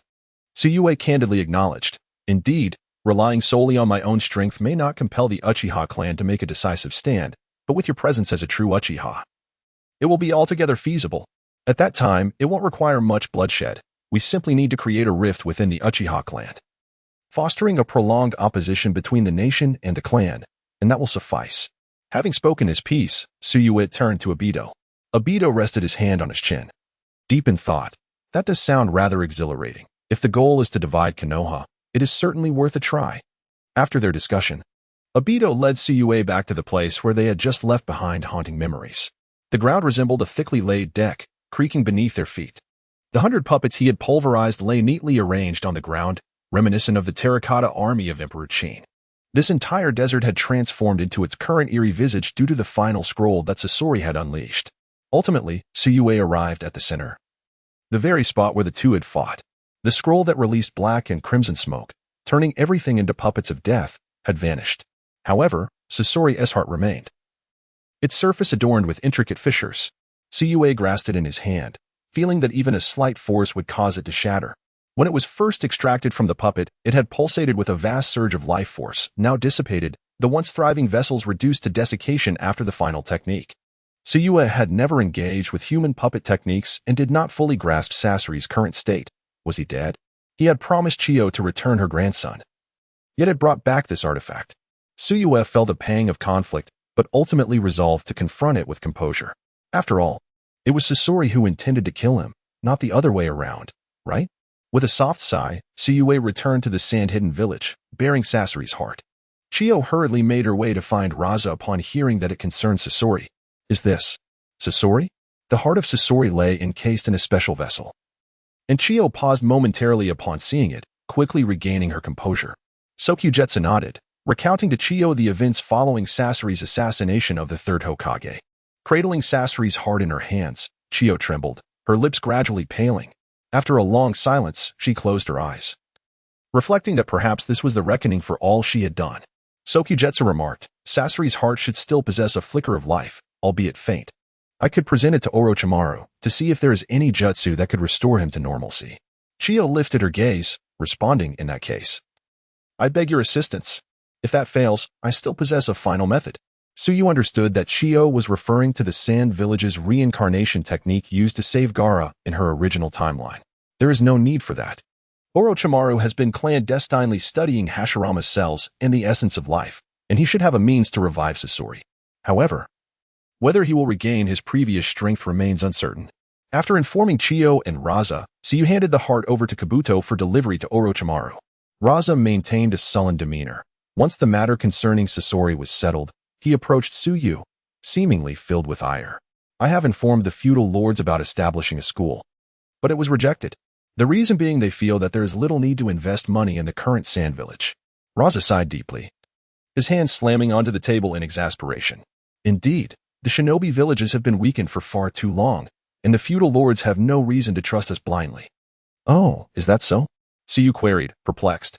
With your strength as the Kazekage, cannot you directly confront the feudal lords to compel them to relent? The Kazekage paused, seemingly bewildered by Suyu's suggestion. Compel? Relent? But we are a shinobi village, subordinate to the Land of Wind. How could we? Very well. Suyu suddenly grasped why the ninja world consistently emphasized their identities, why even powerful villages remained constrained by the feudal lords. Even those with strength at the level of a Kage were acutely aware of the hierarchy between nations and villages, helplessly watching as the Sand Village's military funding dwindled annually, and troops were drastically reduced. Thus, it would fall upon him, this outsider, to impart some fortitude to the feudal lords of the Hokage world. As dusk approached, at the feudal lord's estate in the Land of Wind, a tall, slender, somewhat gaunt old man stood before a lotus pond. Behind him followed a plump, pale butler, cradling a tea set in his hands. My lord, this is the fine needle tea offered by the neighboring small countries this year. Do try it. The feudal lord tilted his head back, his wrinkled face reflecting the arrogance of a high-ranking individual. He scattered a handful of rice grains into the lotus pond, and a multitude of golden koi leapt from the surface, weaving a picturesque scene. Excellent. From now on, procure more of this tea. I am quite pleased. The feudal lord took a delicate sip, a glimmer of delight sparkling in his aged eyes as he exclaimed, before finishing the cup and wiping his mouth with a handkerchief. What news from the Sand Village? Raza's request for funding was denied. There were no unusual reactions, I hope? How could there be? It is merely a shinobi village. Were it not for our annual military funding, it would have perished long ago. Do they dare to resist? The feudal lord's brow relaxed. Though that may be true, one must remain cautious, for the strongest among the ninjas possessed the ability to take on 10 adversaries single-handedly. The short, stout butler's eyes darted around, and he ingratiatingly suggested, then, should I instruct to have the expenditures for the Sand Village? That might not be prudent, as they have indeed rendered great service to the Land of Wind. The feudal lord furrowed his brow once more. The butler dismissively replied, great service? If it were not for the successive defeats in the Third Ninja World War and the battles among the nations, how could we find ourselves unable to hold our heads high among the 5 great nations? In my opinion, a village like this is hardly worth preserving. We could always gather funds again to establish a new one. Moreover, my lord, you still lack considerable funds for the swimming pool you wish to build in the desert. The steward rubbed his hands together, chuckling. Instantly, the lord's expression blossomed like a flower. If that is the case, it does seem reasonable. Let us hasten to repair my swimming pool while there is no war, so that I may enjoy it thoroughly with little Ryoko and the others. Very well. The steward slightly bowed, carrying the empty teacups and preparing to depart. If we were to further reduce the military expenses of Sunagakure, the surplus funds for constructing the swimming pool would inevitably pass through his hands, and then the expenditure would be at his discretion. Ah, wait. The Lord suddenly called the steward back, recalling another matter. I remember during my last inspection of Sunagakure, there were several exquisite beauties. See if you can think of a way to bring them over without spending too much money. After he spoke, a few seconds passed with no response. And the Lord, growing impatient, inquired, "Where are you?" As he turned around, a chilling sensation gripped his neck, and in an instant, he was overwhelmed with terror. Stumbling to the ground. Who are you? The Lord slowly raised his head, and the sight before him nearly caused him to faint. The steward had not yet left. His body lay in a pool of blood, his massive head severed, eyes wide open, staring at him, the corners of his mouth still frozen in a grin. Before him stood a figure, shrouded in a dark, formidable robe, wearing a yin-yang mask that obscured his features, revealing only a pair of abyss-like eyes. Do not concern yourself with my identity. I am merely here to inform you that whatever amount Sunagakure requires, you shall allocate without question, comprehend? The voice of Qian Yue was unyielding and cold. The Lord's pupils quivered, his brow furrowing. Are you from Suna? Is there a rebellion afoot? He attempted to rise, only to feel the weight of a ninja blade pressing heavily upon his shoulder, rendering him breathless, and with a thud, he knelt before the ground. Suna? Merely a pawn of mine, yet your foolish actions have hampered its progress, Qian Yue declared. Do you understand? The Lord's gaze revealed a flicker of struggle. If he were to comply with Suna's demands, his desert swimming pool would likely remain unfinished by the end of this year. A sharp sound, akin to a blade slicing through flesh, pierced through him, a searing pain enveloping his body. The Lord's eyes widened in terror as he grasped the ninja blade, nearly bursting into tears. And no. I understand. I will draft it immediately. No, I shall do it right now. Whatever amount you desire. Qian Yue chuckled. No wonder the land of wind is so weak, indulging in pleasures with no semblance of dignity. Very well, remember your words. Sunagakure may indeed be incapable of rivaling a nation's army, but I can effortlessly erase you from existence. After speaking, Siyu sheathed his blade and, before departing, delivered a final warning to the Lord by dismembering the stout, short steward on the ground. Please, spare me, my lord. The Lord knelt on the ground, unsure of how much time had passed before he cautiously turned his head to glance around. Once he confirmed that Su Yu had walked far away, he rose and adjusted his clothing. Once he had regained a semblance of his previous composure, the Lord bellowed, "Someone come." In no time, armored warriors rushed in. "Here," they responded. Upon seeing the warriors' utter confusion regarding the situation, the Lord could not suppress his anger and stepped forward, delivering 2 resounding slaps. "A blade was just held to my head, and you had no reaction at all? What do you think I pay you for?" The warriors, taken aback by the blows, promptly knelt on the ground, their faces a portrait of innocence. "I have been stationed outside and have never seen anyone intrude, my lord." The Lord was momentarily stunned and then lightly slapped his own face, lamenting, "Today has truly been a stroke of bad luck." The following day, early in the morning, Sunin convened a meeting. During the assembly, Rasha excitedly shared the excellent news that the Lord had allocated funding. In an instant, Sunin buzzed with life, and the impending establishment of a school quickly spread throughout the entire ninja village. Coupled with previous reforms benefiting the populace, Sunin village had shed its former lethargy, now brimming with vitality akin to the rising sun. After the meeting, Rasha sought out Siyu alone. "You left last night for the Lord's manor, didn't you?" Siyu did not conceal the truth and candidly confirmed it. Upon hearing this, Rasha expressed his admiration.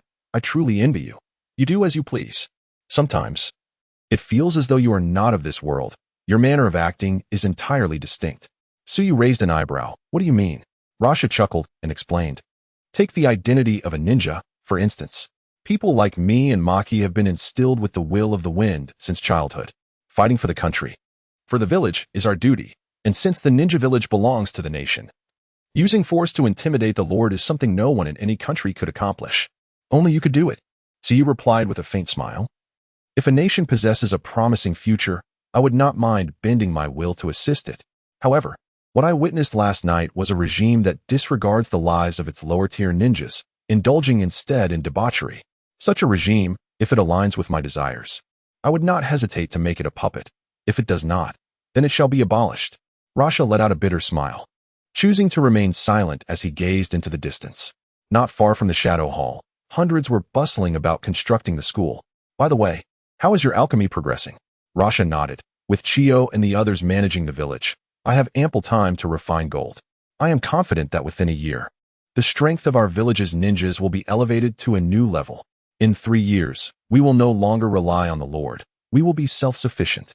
Suyu, upon hearing this, expressed his satisfaction, exclaiming, "How I wish I had possessed such a talent for extracting gold from sand in the past." "What?" Luo Sha, perplexed, inquired, while Suyu waved his hand and shifted the topic, saying, "The year's time is just about right. During this year, I shall remain in Suna village to solidify my foundational ninjutsu." Suyu gazed at his hands, reflecting, relying solely on space chakra and ninjutsu is effective for trivial matters. Yet against formidable opponents like Scorpion, who possesses a plethora of techniques, it proves to be somewhat inadequate. I must enhance my offensive and defensive capabilities. I cannot deplete my own body every time. Furthermore, once the village develops a bit more, I could endeavor to explore the vicinity of the hidden sand village. The land of wind is vast. Although it is sparsely vegetated, it does not equate to a lack of resources. I should investigate whether there are other strategic resources available. In the future, we must establish diplomatic relations with various nations. We cannot forever remain at the mercy of others. The geographical position of the land of wind reminds Suyu of certain African nations, which, despite their scarcity of essential resources, possess significant strategic reserves. Moreover, the world of Naruto will inevitably evolve into a technological era. If we could discover oil or similar resources beneath the desert beforehand, it would indeed be intriguing. After outlining the subsequent developmental plans to Luo Sha, Suyu proceeded to seek out Orochimaru. Upon entering the cave, he was immediately struck by a foul odor. Wondering what nefarious research Orochimaru was conducting this time, bubbling ominously on the table were several vials of crimson liquid, while Orochimaru fixated intently on a small jar emitting black and red smoke, which Suyu recognized to contain Scorpion's heart. "So, have you devised a way to revive him?" Orochimaru looked up, somewhat astonished, and remarked, "What a rare visit from you, Suyu-kun. My humble abode is indeed graced." Suyu replied nonchalantly, "It is indeed quite rudimentary, but could you perhaps install an air purifier next time to mitigate the foul odors from your experiments? I would be eternally grateful." Orochimaru let out a series of sinister chuckles, and once his laughter subsided, he gestured towards Scorpion's heart. "If it is merely a matter of reviving him to speak, either through impure world reincarnation or other secret techniques of Suna village, it is feasible. However, through my research, I have discovered some rather intriguing phenomena." Suyu approached Orochimaru, who extracted Scorpion's heart, revealing intricate patterns along the surrounding blood vessels. "What is this?" Suyu pondered, having observed these patterns when Scorpion executed his final move, the Red Sand 1,000 miles, as well as when he utilized his puppet techniques with both arms. Yet, when everything faded into silence, those markings had vanished. Why have they reappeared now? This is a manifestation resulting from immersion in a special substance. When you acquired this heart, Suyu-kun, there should have been other items alongside it, correct? Indeed. There was a scroll nearby. The owner of the heart was the one who activated this scroll, transforming it into its current state.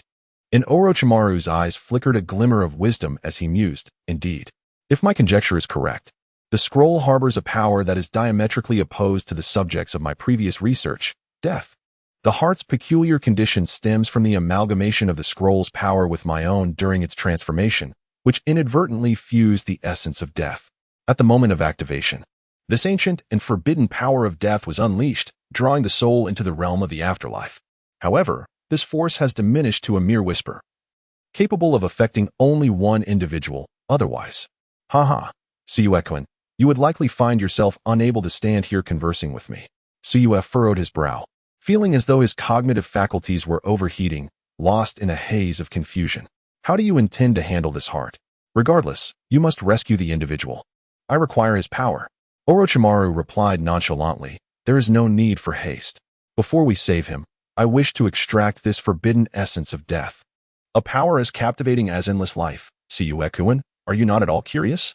If it could be harnessed for our use, it would undoubtedly serve as a formidable weapon capable of turning the tide of an entire war." A hint of uncontrollable madness laced Orochimaru's words. Suyu listened in silence as Orochimaru painted his grand vision. "Then I shall entrust this matter to you. Do not disappoint me." "Of course. I am most grateful for your patronage, Suyu-kun." As Suyu departed from the serpent's lair, he found himself placing considerable faith in the scientist, reputed to be the most promising in the ninja world. Taking a breath of air mixed with the grit of sand, Su Yue recalled that it had been a long time since he had accessed the panel of his dual-eyed forbidden technique. Current recognition value: Gaara, 85 Raza, 75 Chiyo, 50 Shirzue, 3 Naruto, 60 Orochimaru, 25 Kakashi Tobirama Sasori. 0. Total recognition value: 298, rechargeable at 400 his. The last time he absorbed Naruto's recognition value, he hadn't paid attention.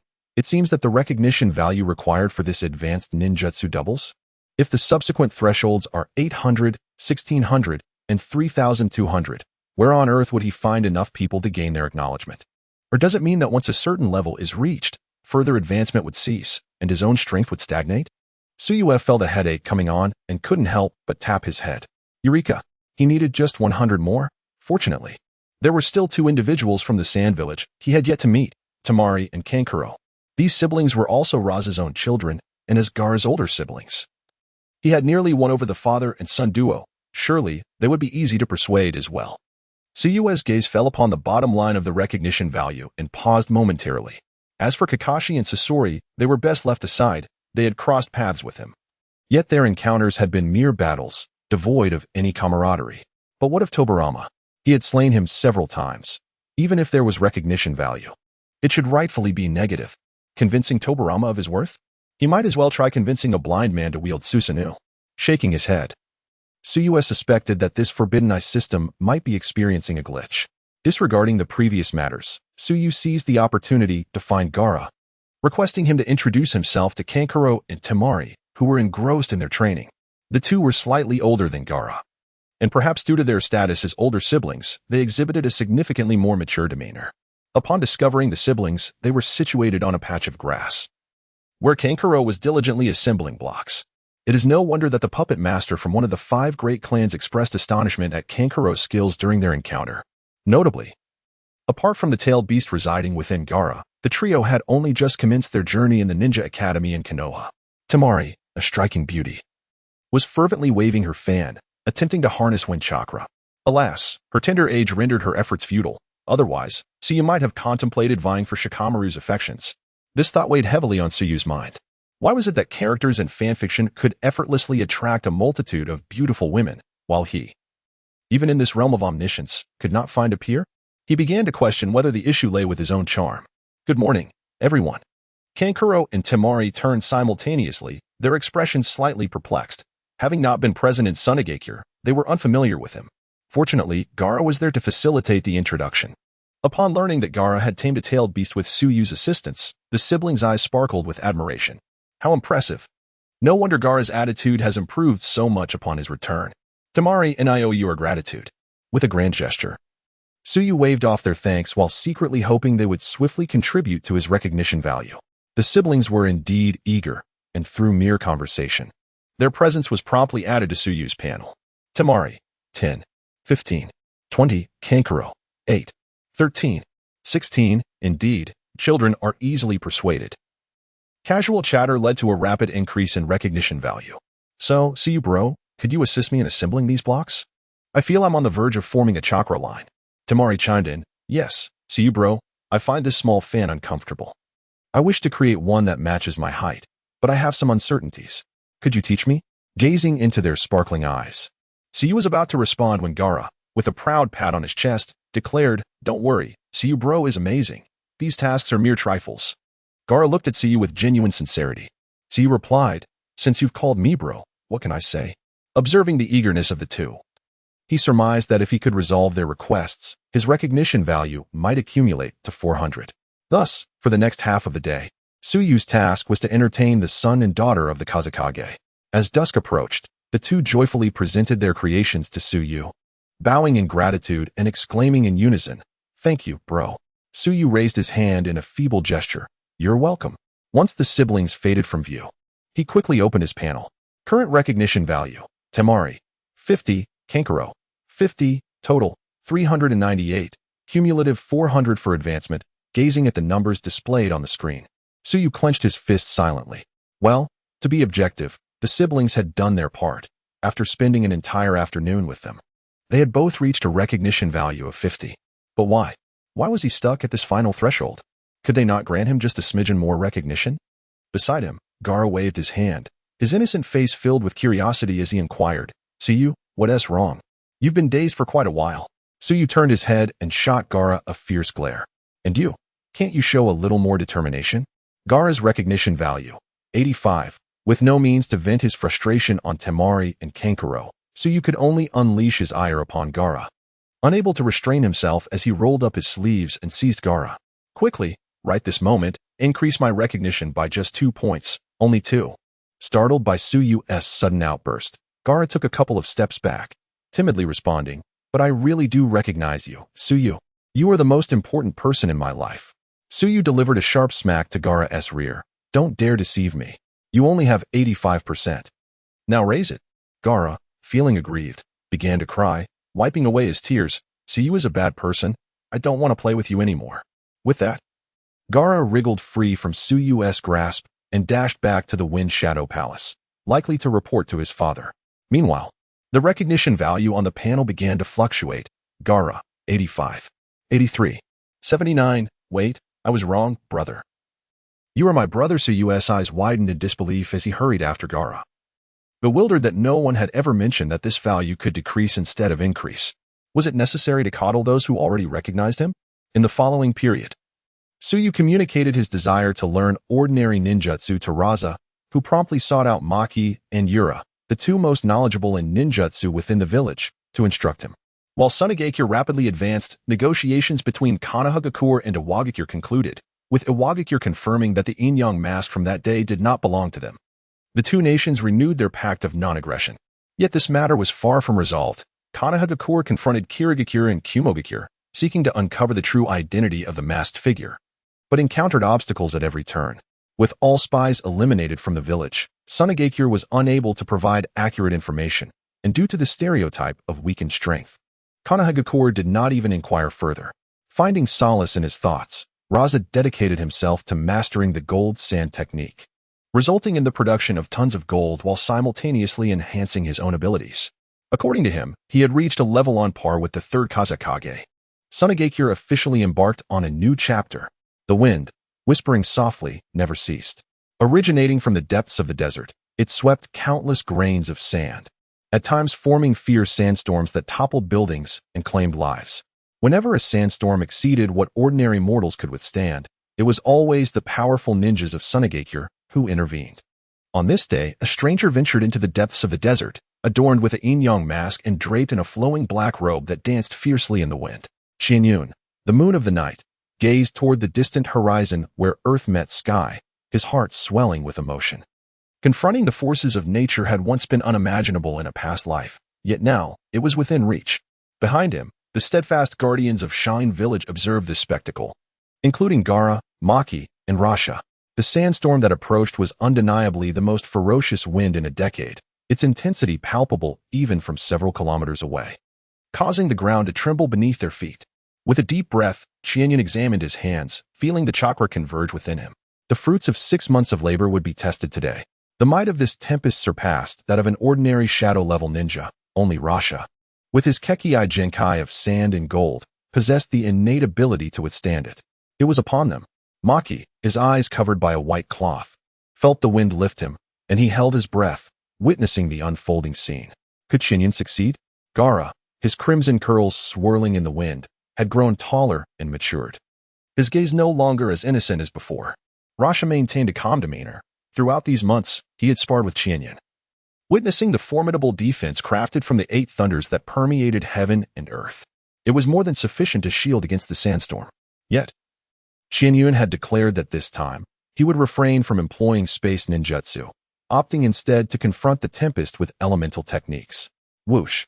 The wind whipped past his ears as Qian Yun's hands gradually ascended. Chakra flowed from his heart, coursing through his body with increasing speed, encircling him and surging toward his hands. The wind drew near, the yellow sands resembling a monstrous beast, mercilessly poised to engulf Qian Yun. Suddenly, a delicate white curtain, as pure as snow, erupted before him. Wind release, wind barrier. The ferocious gusts were momentarily subdued, but soon they amassed strength, charging at Qian Yun with even greater ferocity, intent on burying all beneath their might. Ascending into the sky, Qian Yun soared aloft, his hands rapidly forming seals. After months of training, he was no longer the inexperienced novice. Though he could not match the likes of Itachi or Kakashi, who could weave 10 seals in a heartbeat at their peak. Yet, compared to Itachi's speed during the Uchiha brothers' battle in the Pacific, he was swift. In Mao Cho. Fire release, grand fireball technique. Chakra erupted from Qian Yun's mouth, igniting upon contact with the air, forming a colossal fireball with a diameter of several dozen meters before him. The searing flames incinerated the sand, reducing everything to ashes within a fleeting moment, carried away by the remnants of the storm. The once murky yellow haze obscured by the wind and sand was now cleared, as if a piece of the ancient beast had been excavated from around Qian Yun. Wei Cho, Mao. Water release, great waterfall technique. A torrent surged from beneath his feet, unfurling behind him in an instant, creating towering waves. With a commanding shout from Qian Yun, the great waves crashed against the howling wind, pressing forward and enveloping everything in their path, sweeping the dust down to the ground. Yet, the winds and sands continued to sweep from both sides, as if they too understood the necessity of evading the brilliance of the moon of the past, yearning to find a path forward amidst the chaos. The gaze of the moon of the past radiated with piercing brilliance, sweeping across the areas pushed forward by the tempest. Chen, Z, C, Wu. Earth release, earth flow wall. 1,000 meters away from the moon of the past, 2 towering walls of gray earth rose from the ground, majestic and indomitable. The sounds of rustling, crashing, and roaring filled the air. As vibrations shook the earth, countless sandstorms relentlessly battered against the earthen barriers, producing a cacophony reminiscent of a tempest. Luo Sha's eyes sparkled at this spectacle, and he murmured. Though he did not employ spatial ninjutsu, he ingeniously fused the 5 elements technique with spatial chakra, enabling him to unleash ninjutsu wherever his eyes could see. Truly a genius. Indeed, the crimson light in the moon of the past's eyes now blazed like a resplendent sun, as his world deconstructed into myriad spatial points. Wherever he looked, his earth release could reach. Pointing skyward, the moon of the past's voice resonated with strength, akin to a mighty pine. Lightning release, lightning fong. A lightning serpent erupted from within him, flickering wildly and illuminating the dim sky anew. In that instant, the thunder shattered all, leaving only the sound of the rustling winds in the air, obscuring everything else. Wind release, vacuum sphere. This technique, personally taught by Maki and refined by a guardian crane, was one of his most adept techniques, akin to his lightning release. As wind and lightning surged forth, their forms trembled the very heavens, and when the lightning dimmed, the vacuum sphere, infused with the power to devastate the earth and fortify the city, clashed against the remaining fierce winds. In the distance, a girl with yellow hair and 2 explosive orbs could not help but murmur, "Can wind release truly achieve such intensity?" Temari had just learned the gale palm technique, and could only extinguish a candle 3 meters away. It paled in comparison to the vacuum sphere of the moon of the past, which was as different as heaven and earth. At last, everything subsided, and the moon of the past gently descended to the ground, with winds brushing by, barely lifting the hem of his clothing. A disaster that could have obliterated the ninja village was averted by his efforts. Though his chakra was depleted, his heart brimmed with ambition as he lay in the desert, listening to the footsteps of those approaching. "Now, even without spatial ninjutsu, your strength is not beneath mine," Luo Sha remarked, still filled with awe. Half a year prior, he had boasted that the other lacked the qualifications to discuss the future of Sunagakure. Yet the moon of the past's growth over the past month left him feeling inadequate. The moon of the past casually plucked a resilient blade of grass that had managed to grow in the harsh environment and placed it in his mouth. Speaking slowly, "Perhaps the year we initially set was a tad excessive. I believe we can commence the next phase now." Luo Sha recalled the audacious plan the moon of the past had shared with him earlier. Though it sounded quite mad, if executed as envisioned, it was indeed feasible. "Are you heading to Konoha?" The moon of the past nodded. "Yes, Sunagakure aims to advance eastward, and Konoha is an obstacle we must surmount." He flashed a mischievous grin at Luo Sha. "When Konoha calls for aid, don't be too benevolent. When they truly can't hold on any longer, it will be our turn to negotiate." Luo Sha shook his head, expressing disbelief at the depth of scheming one so young could possess. "Rest assured, I am well aware of the situation." Luo approached, his presence now exuding a rich vitality, and the last remnants of the chasm between him and a certain relationship had been filled by the passage of time. Apart from Luo Sha, he stood as the unrivaled foremost strength of the sand-hidden village. "Brother, is it time for you to fulfill the promise you made to me?" Luo inquired as he reached Su Yue's side. noting the significant transformation she had undergone in the past 6 months. Su Yue smiled gently and nodded. Very well. This time it shall be you accompanying me to Konoha. It was the spring of the 59th year of Konoha. 6 months having passed since the two masked men had appeared in the village. However, the repercussions of that incident were profoundly far-reaching. For the higher-ups of Konoha, the masked man's admission of being from the rock-hidden village rekindled memories of the devastating confrontations during the Third Great Ninja War. Their blatant intrusion and the fierce battle at the village gates with an elite jonin clearly hinted at the prospect of war. To uphold the dignity of Konoha, the leadership resolved to dispatch a hawkish delegation led by Danzo to the rock-hidden village under the guise of negotiation, but the true intent was to demand accountability. Simultaneously, the rebuttal from the Tsukikage, Onoki, was even more vehement. He not only denied the masked man's identity, but also declared that if Konoha sought to instigate conflict, the rock-hidden village would readily respond. Following this, Danzo made successive visits to the Land of Lightning and the Land of Water, yet yielded no results. At this juncture, Konoha's leadership turned their attention to the seemingly innocuous sand-hidden village. In the early morning, a meeting of Konoha's upper echelons commenced. Danzo coldly mocked.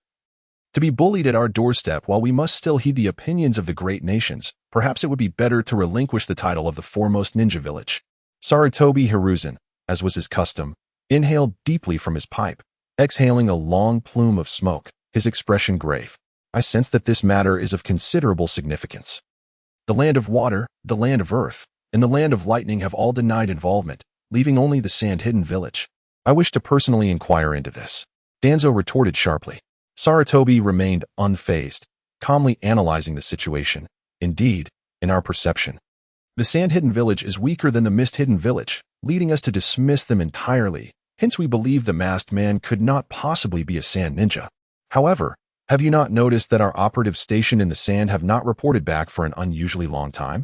Upon hearing this, the expressions of the high-ranking officials, including Danzo, Mitarashi Anko, and Narashikaku, shifted noticeably after a moment of contemplation.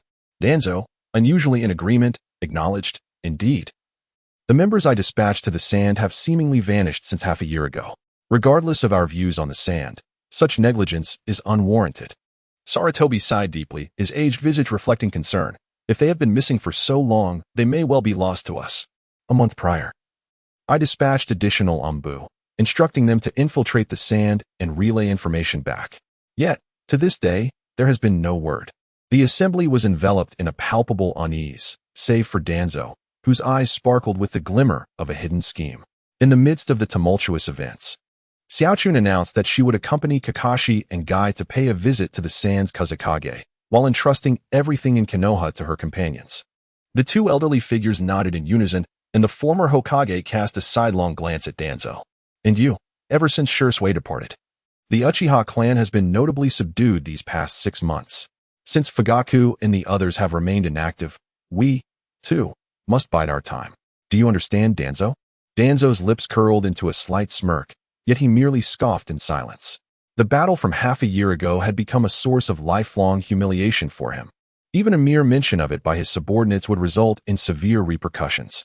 The Hokage thought of Itachi and felt a wave of comfort wash over him. Though Shursui was gone, he had left behind a similarly peace-loving Itachi. The Hokage chose to place his faith in him, believing that the discord between the village and the Uchiha would ultimately be resolved. Let it be decided, then. I shall depart tomorrow to discern what the hidden sand has been up to these past 6 months. At the Uchiha residence, Fugaku and his wife stood at the entrance. Fugaku's beard had grown, lending him an air of patriarchal authority. Makoto, elegantly attired, appeared to be in her 40s, her skin still smooth and refined, exuding grace. With tenderness, she draped a mink shawl over Fugaku's shoulders, carefully adjusting it. Winter had just begun, and the weather remained quite chilly. This shawl had been brought back by Itachi from the Land of Grass just days prior, one for each of you and Sasuke. Fugaku nodded appreciatively. Itachi is a good child, a wonderful brother. If only they had been born into another family. Makoto paused momentarily, a flicker of alarm crossing her features. Did you see something again? Fugaku sighed softly and shook his head. It's all rather vague. I cannot discern whether it is good or ill. As the head of the Uchiha clan, despite some criticism of his leniency, Fugaku's strength was never questioned by his kin. During the Third Great Ninja War, the mass casualties within his clan had awakened his Manjiki Sharingan. However, as he had never unleashed his full power. The true capabilities of his eyes remained a mystery to all but Makoto and Itachi. They alone knew that Fugaku could glimpse fragments of the future. I even suspect that I may be aging. My vision is not as keen as it once was. Our clan stands in opposition to Konoha. Makoto's eyes widened slightly. Regardless of the circumstances, the Uchiha ultimately instigated a coup, did they not? Fugaku sighed again, appearing somewhat weary. The relationship between the village and the Uchiha has long surpassed simple explanations. Only Shursui and Itachi have persistently held on. Now that Shursui is gone, though it has postponed the coup, it has also strengthened the resolve of our people. The only variable. I glimpsed a figure in the fragmented future who ultimately commanded the entire war, but it was so unclear. Perhaps it is Itachi. He has always acted in favor of Konoha, yet today, receiving the shawl, I believe he will ultimately stand with his clan. With a furrowed brow, Makoto expressed her concerns, stating, if it truly comes to blows, the outcome will likely be mutual destruction. I am particularly worried about the two children, especially Sasuke. He is only 7 years old. Uchiha Fugaku gazed up at the sky, murmuring to himself, everything hinges on Itachi's thoughts, regardless of his decision. As his father, I shall respect it. Itachi's prodigious talents far surpassed Fugaku's expectations. 2 months after Shursui departed from Konoha, Itachi awakened his Manjiki Sharingan during a mission as part of the Umbu, tasked with quelling a rebellion in a small nation. Yet, the clan members remained oblivious. As did the higher-ups in the village, only he, who possessed the same Manjiki Sharingan, was fully aware of this reality. It would not be an exaggeration to say that the fate of the Uchiha clan rested in Itachi's hands. Stepping out of his home, Uchiha Fugaku made his way toward the family shrine. Along the route, he encountered an associate he had placed within the ranks of the Umbu. Lord Fugaku, I bring news from the higher-ups. The Hokage, along with Kakashi and Guy, are heading to Sunagakure for a visit. A jolt of realization surged through Fugaku in that instant. The fragmented world within his eyes began to crystallize. So that's it. They aim to eradicate the Uchiha clan while Sarutobi Hiruzen is absent. Fugaku closed his eyes, his perceptive gaze revealing that the moment of decision was upon him. At last, he opened his eyes, having reached a resolution. In the root, Danzo sat regally in his dark brown leather chair, his solitary exposed eye closed, seemingly awaiting a particular moment. Suddenly, the sound of swift movements echoed from outside, as an individual bearing a ninja blade approached.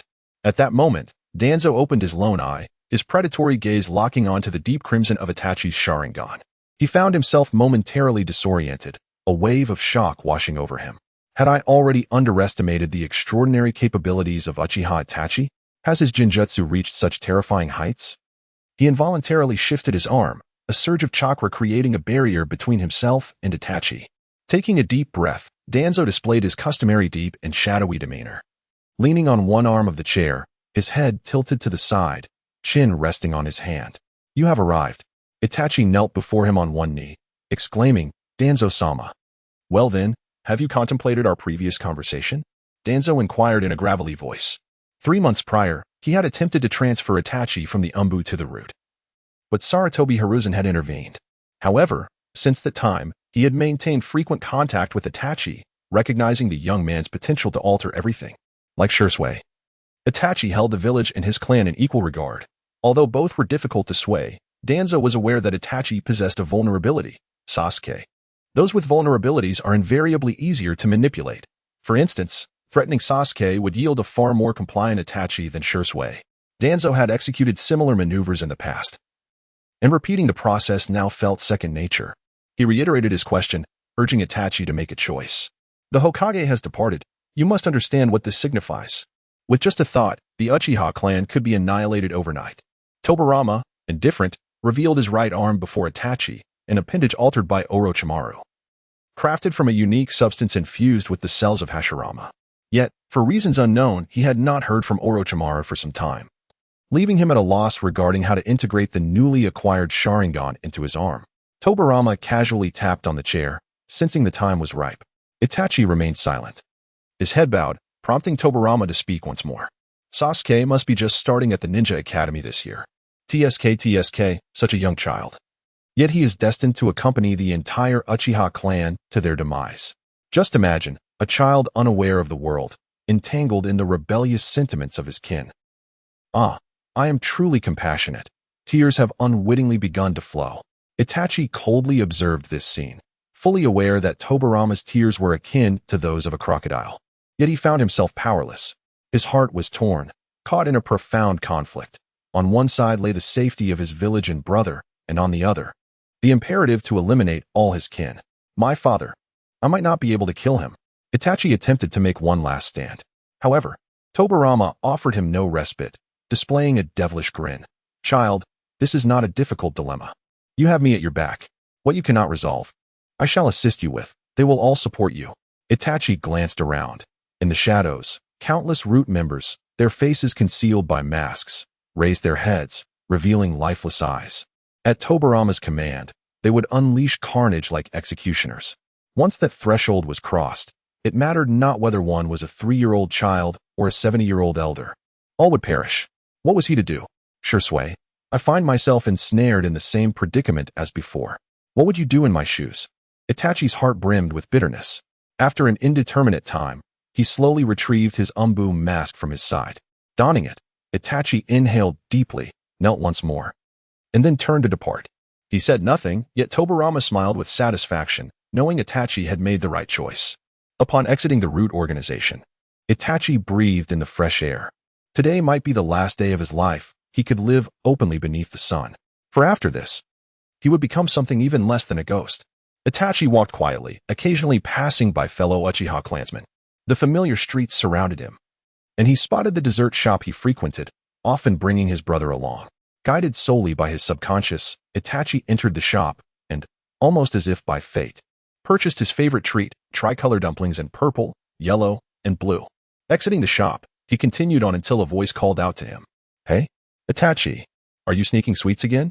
It was a girl's voice. Without needing to think, he recognized her, and his expression turned slightly anxious as he attempted to slip past her. Hey, how can you act like you don't know me when I've seen you? I'm so mad. The girl rushed in front of him, hands on her hips, puffed up with indignation. Izumi, Itachi Uchiha softly called out, yet found himself at a loss on how to confront her. He feared that the sordid depths of his heart would be unveiled, especially before the girl he cherished most. With a playful smile, Izumi declared, as punishment for your earlier indifference, hand over the dango. She extended her hand, revealing 2 adorable little canines. Noticing Itachi's stunned silence, she boldly seized the treat. How exquisite is this dango you bought? It far surpasses the ones I purchased myself. Izumi took a hearty bite, savoring the flavor and nodding in satisfaction. At that moment, Itachi felt an overwhelming urge to weep. After years of service in the umbu, he believed his heart had grown impervious, yet it trembled at this instant. Izumi, what's wrong? He stammered, feeling lost. Oh dear, what has come over you today? You're not acting like yourself. Izumi pouted, bending slightly to catch a glimpse of Itachi's glistening eyes. Oh no, please don't cry. If you're upset, I want to eat anymore. Here, take this, she said. Flustered, believing her act of taking the dango had upset him, she extended the remaining treat toward Itachi, her cheeks puffed in embarrassment. I've already taken a bite, so I hope you don't mind. Oh dear, I can always buy you another one. Seeing Itachi remain motionless, Izumi playfully poked his garment. He lifted his gaze, not accepting the dango, but instead inquired, would you mind accompanying me for a stroll by the river? Without hesitation, Izumi nodded, her heart fluttering. Yes, this must be our first date, right? Itachi forced a smile, though it appeared rather stiff, prompting Izumi to tease him. Amidst the verdant grass by the riverside, with gentle breezes and delicate willows swaying, a flock of bluebirds flew overhead, settling on the grand tree above, chirping incessantly. Izumi removed her shoes and dipped her feet in the cool water, allowing the stream, mixed with tiny pebbles, to caress her skin. You know, I should be promoted to jonin soon. At that time, I can apply to join the umbu, and we can undertake missions together. You must protect me. Yet Itachi remained distracted, and Izumi, sensing his preoccupation, gently rested her head on his shoulder. Thus, the afternoon slipped away, with no one aware of the turmoil within his heart. As night fell, Itachi returned home, his spirit adrift. The whispers of fellow Uchiha lingered in the air, hinting at discussions of a coup during today's gathering. Upon entering his room, he found his father, Fugaku, already waiting inside. A sense of foreboding washed over Itachi. And soon enough, his father spoke. Itachi, you must attend the clan meeting at noon tomorrow. Itachi's voice quivered. Is a coup to be initiated? Fugaku's tone was inscrutable, calm as always. Yes, the clan has reached a decision. He stepped closer, gazing intently at the young man before him, and solemnly asked, Itachi, have you made your choice? Sasuke, what about him? Fugaku shook his head. He is still young and unfit to comprehend such matters. To instigate a coup and oppose the village with our clan, can father truly ensure Sasuke's safety? A fleeting ripple of emotion crossed Fugaku's eyes. Yet he remained silent. Does father truly believe that initiating a coup will guarantee success? Itachi inquired further. Fugaku responded, At present, the Hokage and 2 elite jonin have departed, allowing us to minimize our losses. Itachi raised his head, and in that moment, the 2 pairs of Sharingan activated simultaneously, coalescing into distinct floral patterns. The crimson glow was so vivid that it could be discerned even from outside the room. After a brief standoff, Itachi lowered his head and passed by Fugaku. Fugaku remained rooted in place, gazing quietly into the emptiness of the room ahead, his expression a tapestry of complex emotions, regardless of the circumstances. The fury of the clan could not be extinguished. The conflict between the Uchiha and the village had reached a critical juncture, poised to erupt. At the border between the land of wind and the land of fire, Sarutobi Hiruzen had already spotted Raza, clad in a blue Kazekage cloak, approaching with a contingent of sand ninjas to greet them. At the moment he crossed the boundary line, the elderly Hokage abruptly halted. Lord Hokage, we have come here without notifying anyone. How could the sand know in advance? Kakashi Hitaki asked, standing on either side of Lee to ensure the Hokage's safety. Sarutobi Hiruzen was unfazed. If we can place spies in the sand village, they can certainly gather intelligence on Konoha. I simply did not anticipate that they would be aware of our arrival before we even reached them. It seems that the sand village has evolved from its former state. The old Hokage's gaze fixed ahead. He sighed softly. I recall during the Third Great Ninja War, when the Cloud Village assaulted Konoha, their sights were set on the sand. Back then, the sand relied heavily on this young Raza. The subsequent encounters with Minato were equally matched. Meanwhile, Guy retrieved the vibrant red Hokage cloak from his belongings and handed it to Sarutobi Hiruzen, who donned it. Let us proceed and see what the sand has become today. On the other side, Raza regarded the approaching Hokage with quiet contemplation. It was likely that Chiyo had informed the Hokage of his arrival. It seemed that Konoha was about to make its move as well. I merely need to ensure that this old Hokage remains in the sand for a couple more days. Reflecting on this, Raza wore a smile and warmly approached. Young Raza has been anticipating your arrival for quite some time. Raza feigned humility, while behind him, Chiyo and Ebizo, contemporaries of Sarutobi Hiruzen, wore solemn expressions and nodded slightly. Suddenly, Chiyo's gaze sharpened. He spotted Kakashi Hitaki following closely behind the Hokage, and his chakra involuntarily flickered. Fortunately, Ebizo discreetly cleared his throat and pointed at Kakashi, inquiring, This must be the son of the White Fang of Konoha, right? I recall he was only 4 or 5 years old when I first heard of him. I cannot believe he has grown so much. Chiyo, momentarily lost in thought, finally separated the memories of the White Fang who had slain his son and daughter-in-law from the figure of Kakashi Hitaki. Indeed, a tiger's son does not bear the characteristics of a dog. In the past, Konoha, with nothing but White Fang's single shinobi blade, caused utter chaos among my Sand Village forces. Who would have thought that I would witness the brilliance of his offspring today? How fortunate I am. As for this individual, he must be the renowned Might Guy's son, Might Guy. Stepping forward, Kai clasped his fist and introduced himself. Indeed, I am Kai. My father, in his youth, valiantly fought against the Mist Village's assault and burned brightly before departing. The Hokage cast a profound glance at Rasha, noticing that his aura was subdued yet evidently stronger than during the Third Great Ninja War. After a round of pleasantries, Rasha unfurled his sleeve, and they proceeded along the main road towards Sunagakure. In Konoha, the night was tranquil, yet currents of tension simmered beneath the surface. Izumi, you should rest for a while. It's my turn now. At the entrance, the verdant vest of steel iron appeared rather dim as he approached the drowsy Shingetsu Izumi. Both were the gatekeepers of Konoha, designated as special jonin by the Hokage, each possessing their unique skills. All right, Shingetsu Izumi, not one to be impolite, stood up, stretched, and yawned while making his way back. Suddenly, he paused, calling out loudly, "Who goes there?" The wind rustled the leaves, and Steel Iron inquired curiously, "What is the matter?" Shingetsu Izumi squinted for a moment, sensing no presence, and shook his head. "Perhaps I was too drowsy. I thought I heard footsteps." Steel Iron waved his hand dismissively. "Nonsense. If there were someone, I would have heard them. Go back and get some sleep." On the other side, Su Yue accompanied Gaara as they appeared on the streets of Konoha.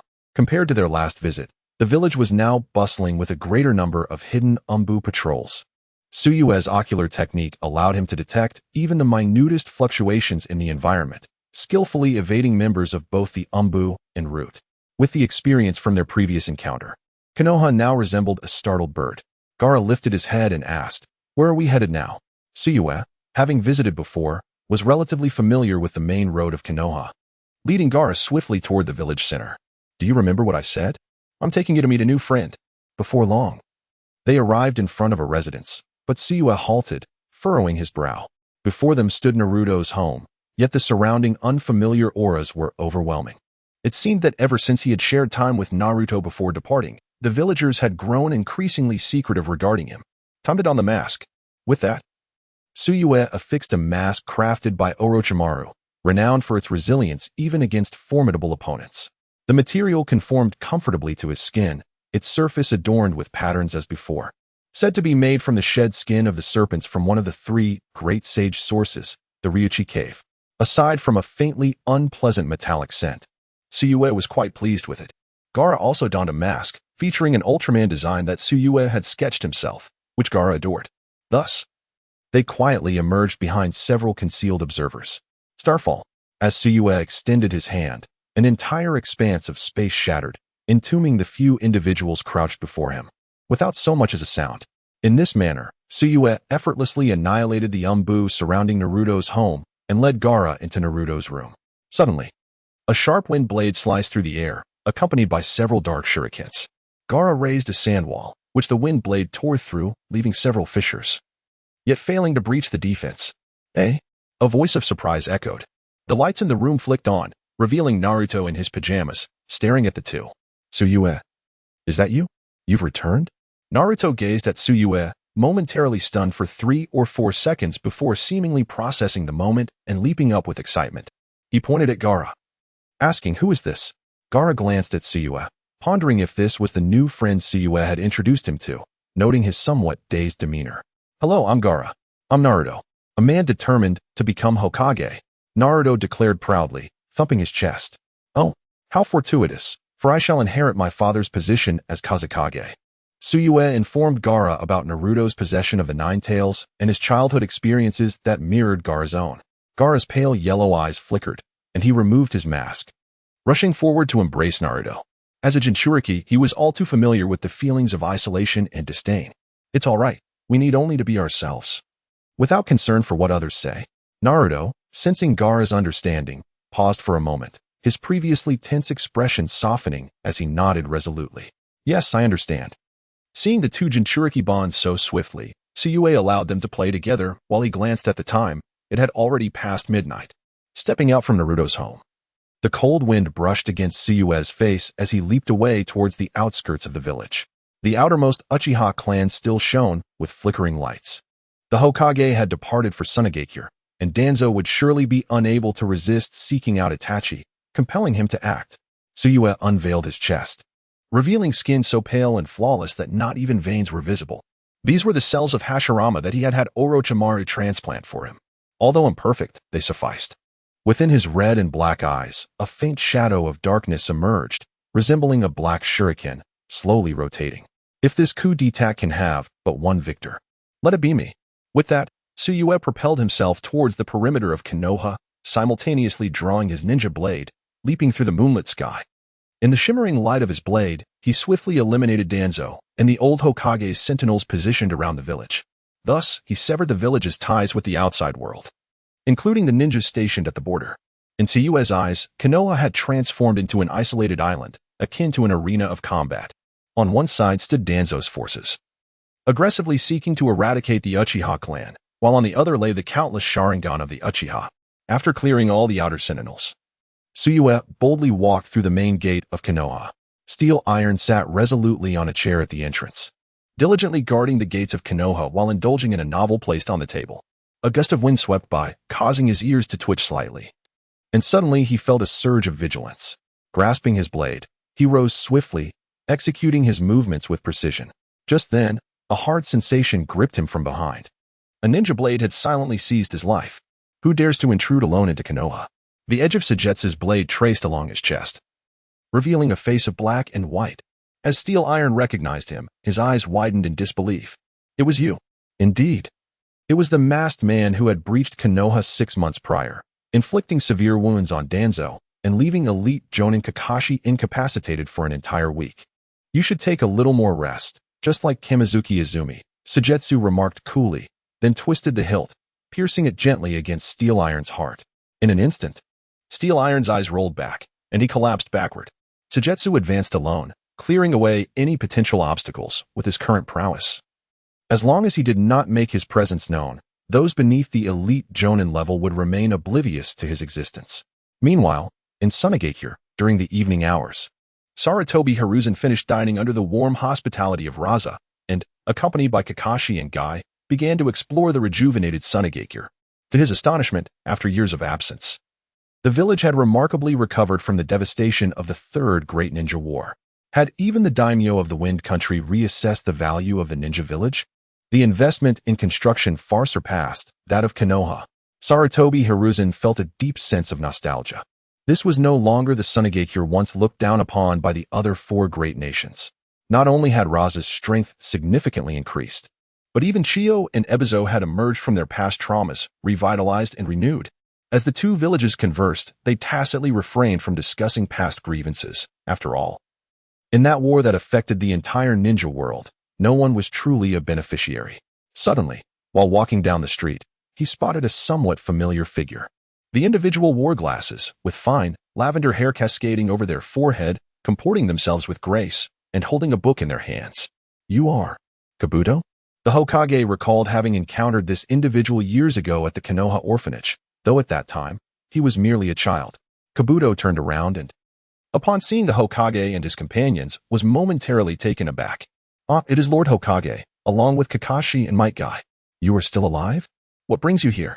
The old Hokage expressed his astonishment, for his intelligence had indicated that Kabuto had died shortly after being inducted into Danzo's root organization. This is a long story, my lord. After leaving the orphanage, I underwent quite a lot. Kabuto recounted his experiences of being dispatched by Danzo as a spy to various countries, ultimately being targeted for assassination to silence him. He intentionally omitted details regarding his time spent under Orochimaru's influence, a cautionary directive from Sujetsu. Danzo. Sarutobi Hiruzen clenched his fists, a surge of anger rising within him towards his longtime adversary and also his former ally. Yet, at the same time, certain actions of Danzo, while despicable, had proven indispensable within the higher echelons. Throughout the ages, whether it be the Hokage or the nation's leaders, those in power will never truly embody the virtuous image they project. Danzo and his counterpart represent the duality of one's nature, the sunny facade and the shadowy underbelly. Only by embracing both can one truly become a leader in the fullest sense. A quintessential example is the second Hokage, Tobirama, whose formidable strength garnered the people's affection, yet his decisions to manipulate the Uchiha clan incited tribal discord, eliciting both ire and admiration. Such is the norm of a shadow's existence. The first Hokage was the pioneer, the architect of all rules, despite his transgressions. They were eclipsed by his monumental contributions, rendering him nearly perfect. To the fourth Hokage, Minato Namikaze, he appeared almost flawless. A figure of great compassion who cherished the village and safeguarded its people, both from external threats and internal strife. Yet, it was precisely this sense of responsibility that led him to shoulder the burden alone, sealing the Nine Tails and entrusting the beast to Naruto's very being.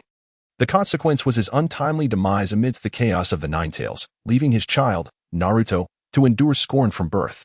This world is not merely black and white. It is imbued with shades of gray. For Konoha, any upheaval or discontent among the populace necessitates accountability. Hence, even if all loathe Danzo, Sarutobi Hiruzen cannot. For certain actions must be taken by someone. After a moment of silence, the old Hokage suddenly spoke. Orochimaru, if I were to invite you back to Konoha in my capacity as Hokage, offering you the role of director of the orphanage, would you accept? Orochimaru paused, momentarily taken aback, and then shook his head without hesitation. No, thank you, Hokage-sama. I am quite content here. The children of Sunagakure may be a tad wild compared to those of Konoha, but they are equally endearing. Would you not agree? As they conversed, several children dashed out from the intersection ahead, with Shino leading the charge, seemingly having become the reigning leader among the children of Sunagakure since Gaara's departure. The Hokage nodded. Should you ever wish to return, you are always welcome to visit home. Orochimaru smiled. This is my home. However, I will certainly swing by Konoha when the opportunity arises, and I shall come to pay my respects to you, Hokage-sama. I still have many lessons to prepare for tonight. So the three of you are free to explore. Sunagakure has undergone quite a transformation. Indeed, I have noticed, the Hokage affirmed as the trio watched Orochimaru depart. Kakashi cautiously remarked, he is quite dangerous. I can sense that his strength is on par with mine. The Hokage remained silent, gazing at the last remnants of the setting sun in the distance. After a prolonged silence, he stated, upon our return, instruct Kakashi and the other Jounin to visit Sunagakure. Kakashi nodded, understanding that something significant must have transpired in Sunagakure for it to exhibit such a remarkable transformation, reminiscent of the fervor present during the first Hokage's founding of Konoha. The old Hokage spoke solemnly, here, I sense a palpable sense of unity, a cohesion that binds the entire shinobi village as one, a sense of togetherness that we, in Konoha, have gradually lost over the years. Naruto gazed into the distance, contemplating the recent revelation regarding Danzo's clandestine attempts to assassinate Orochimaru and his associates. It struck him as astonishing that after so many years, he was only now becoming aware of this treachery. He discerned that Danzo's actions had begun to disregard his authority as Hokage, effectively establishing a covert regime within the village of Konoha. A sense of unease washed over him. Could Danzo seize this opportunity to strike against the Uchiha clan? Kakashi hesitantly interjected, this should not be the case, right? Nay, it is inevitable. The aged Hokage's deeply lined eyes ignited with fervor as he asserted his belief. I initially thought he would not dare. However, having learned of his dealings with Orochimaru today, it is evident that his actions have far surpassed my comprehension. He will act. And it will be soon, within these 2 days, or even tonight. Kakashi, you and Guy must return post-haste. If he has yet to make a move, you must ensure both parties are restrained until I return. If he has already initiated action. The Hokage's gaze momentarily traversed countless potential outcomes before arriving at a resolution. We shall control Danzo while simultaneously suppressing the Uchiha. Should they persist in their coup and resist vehemently, he inhaled deeply, a glint of ruthlessness illuminating his eyes. Then we shall annihilate them.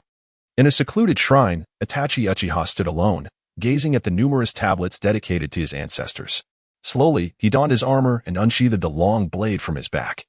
A weapon forged alongside Uchiha Shursui at the village's blacksmith shop years prior.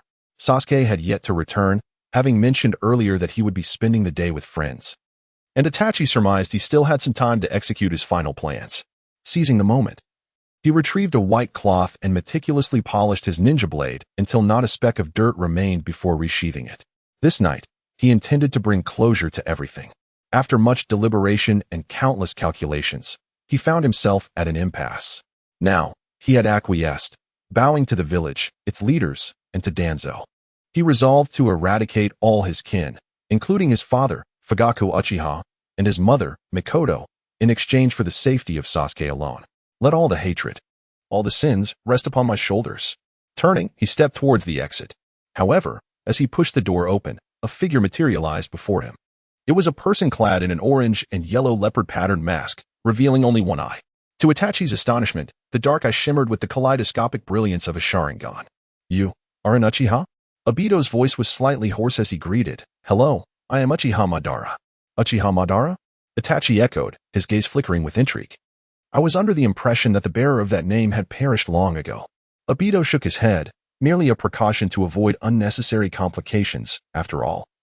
Few in the shinobi world wish to encounter me. Unfazed, Itachi coolly inquired, this is not your first appearance in the village. What is your purpose in seeking me now? Oh, so you have long been aware of my presence, he chuckled. Obito leaned against the doorway. Do not misunderstand. I merely convey a message on behalf of others to you and the entire Uchiha clan. The only choice to avoid annihilation is to sever ties with Konoha. Itachi paused for a moment, casting a glance at Obito. Severing ties? Preposterous. How could Danzo possibly allow you to leave Konoha unscathed? Over the years, he had navigated between his clan and the higher-ups in Konoha, well aware of the myriad faces people wear, particularly Danzo, who harbored a deep-seated desire to obliterate the Uchiha, albeit restrained by the Hokage. Itachi chose to disregard him and strode past Obito. As Obito watched Itachi gradually distance himself, he murmured softly, "How will you play this next move?" Itachi exited the Uchiha estate, retrieving a cat-faced mask from his side and donning it.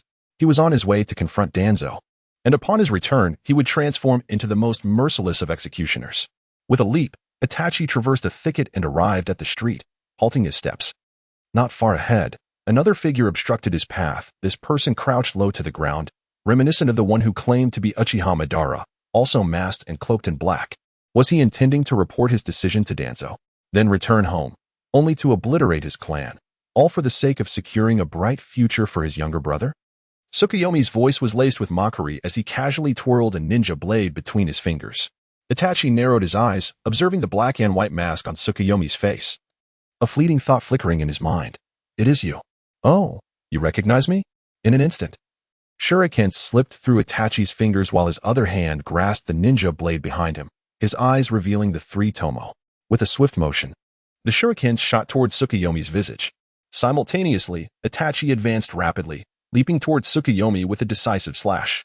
Tsukuyomi extended his hand forward, the scabbard of his ninja blade deflecting the shurikens, and in one smooth motion, he drew his sword, clashing with Itachi's blade, producing a resounding echo. Tsukuyomi nonchalantly remarked, "Hey, young Uchiha, it's rather impolite to strike first upon meeting." Itachi's gaze was filled with fury as he coldly retorted, "And what of you? Half a year ago, you took Shursue's eyes. Did you not anticipate someone seeking vengeance? So that was the reason. Had you mentioned it sooner? Speaking of him, where is Shursue? On such an important day, he is absent? I remember instructing him to return and acquire another pair of Sharingan." Upon hearing this, Itachi's eyes grew colder as he admonished sharply, "Do not mistake Shursue for someone like you. Had you not stolen his eyes, he would not have been so disheartened as to leave home." "Where are his eyes?" "Ah, he has departed," Tsukuyomi replied, realization dawning upon him. He rummaged through his pocket, retrieving a dark object resembling a black stone, yet considerably softer, tossing it lightly in his palm. "Is this what you seek? Believe it or not, even if you were to return Shursue's eyes now, he would not wish for them back." Seeing this, Itachi's fury ignited, and he bellowed, "You scoundrel!" With that, he formed hand seals and unleashed fire release, great fireball technique. Tsukuyomi felt a chill run through him. Jesting aside, Itachi's power was not to be taken lightly, and he quickly prepared to counter. Wind release, vacuum bullets. A fiery blaze, nearly 10 meters in diameter, surged towards Tsukuyomi. Although fire release generally counters wind release, the fireball was nearly extinguished by the hurricane produced by Tsukuyomi's immense chakra. The remaining flames, propelled by the wind, flickered to the sides, igniting a flurry of dry wooden stakes upon landing. The flames illuminated the scene, casting a flickering light upon the faces of the two combatants. "Itachi, what would you do if I told you that Shursue's eyes were destined to be taken by Danzo?" "You bastard, I will kill you." Itachi ignored the provocations, leaping into the air, his hands forming a seal before unleashing another attack. Fire release, Phoenix fire technique. Several shurikens, enveloped in fiery feathers, arced towards Tsukuyomi in an unpredictable trajectory, rendering any defense futile. Falling star of the divine sword. Tsukuyomi employed a space-time ninjutsu, causing the Phoenix fire to lose its trajectory, which made Itachi's expression tighten. "How about this one?" Itachi's gaze turned icy as black flames surged from his eyes, embodying the power to annihilate all, transforming into a fire dragon that charged towards Tsukuyomi. Amaterasu, often mocked for merely burning clothing, possesses a truly terrifying potency. Anything touched by this flame must be eradicated from existence within its line of sight, or it cannot be extinguished. Even Tsukuyomi felt a chill run down his spine. "I cannot allow this fire to touch me." With a flash of lightning in his palm, he activated the 8 Thunder Gods barrier, isolating the space between him and Itachi. Indeed, as the Amaterasu flames reached the edge of the barrier, they were consumed entirely, akin to snowflakes melting in boiling water. Damn it!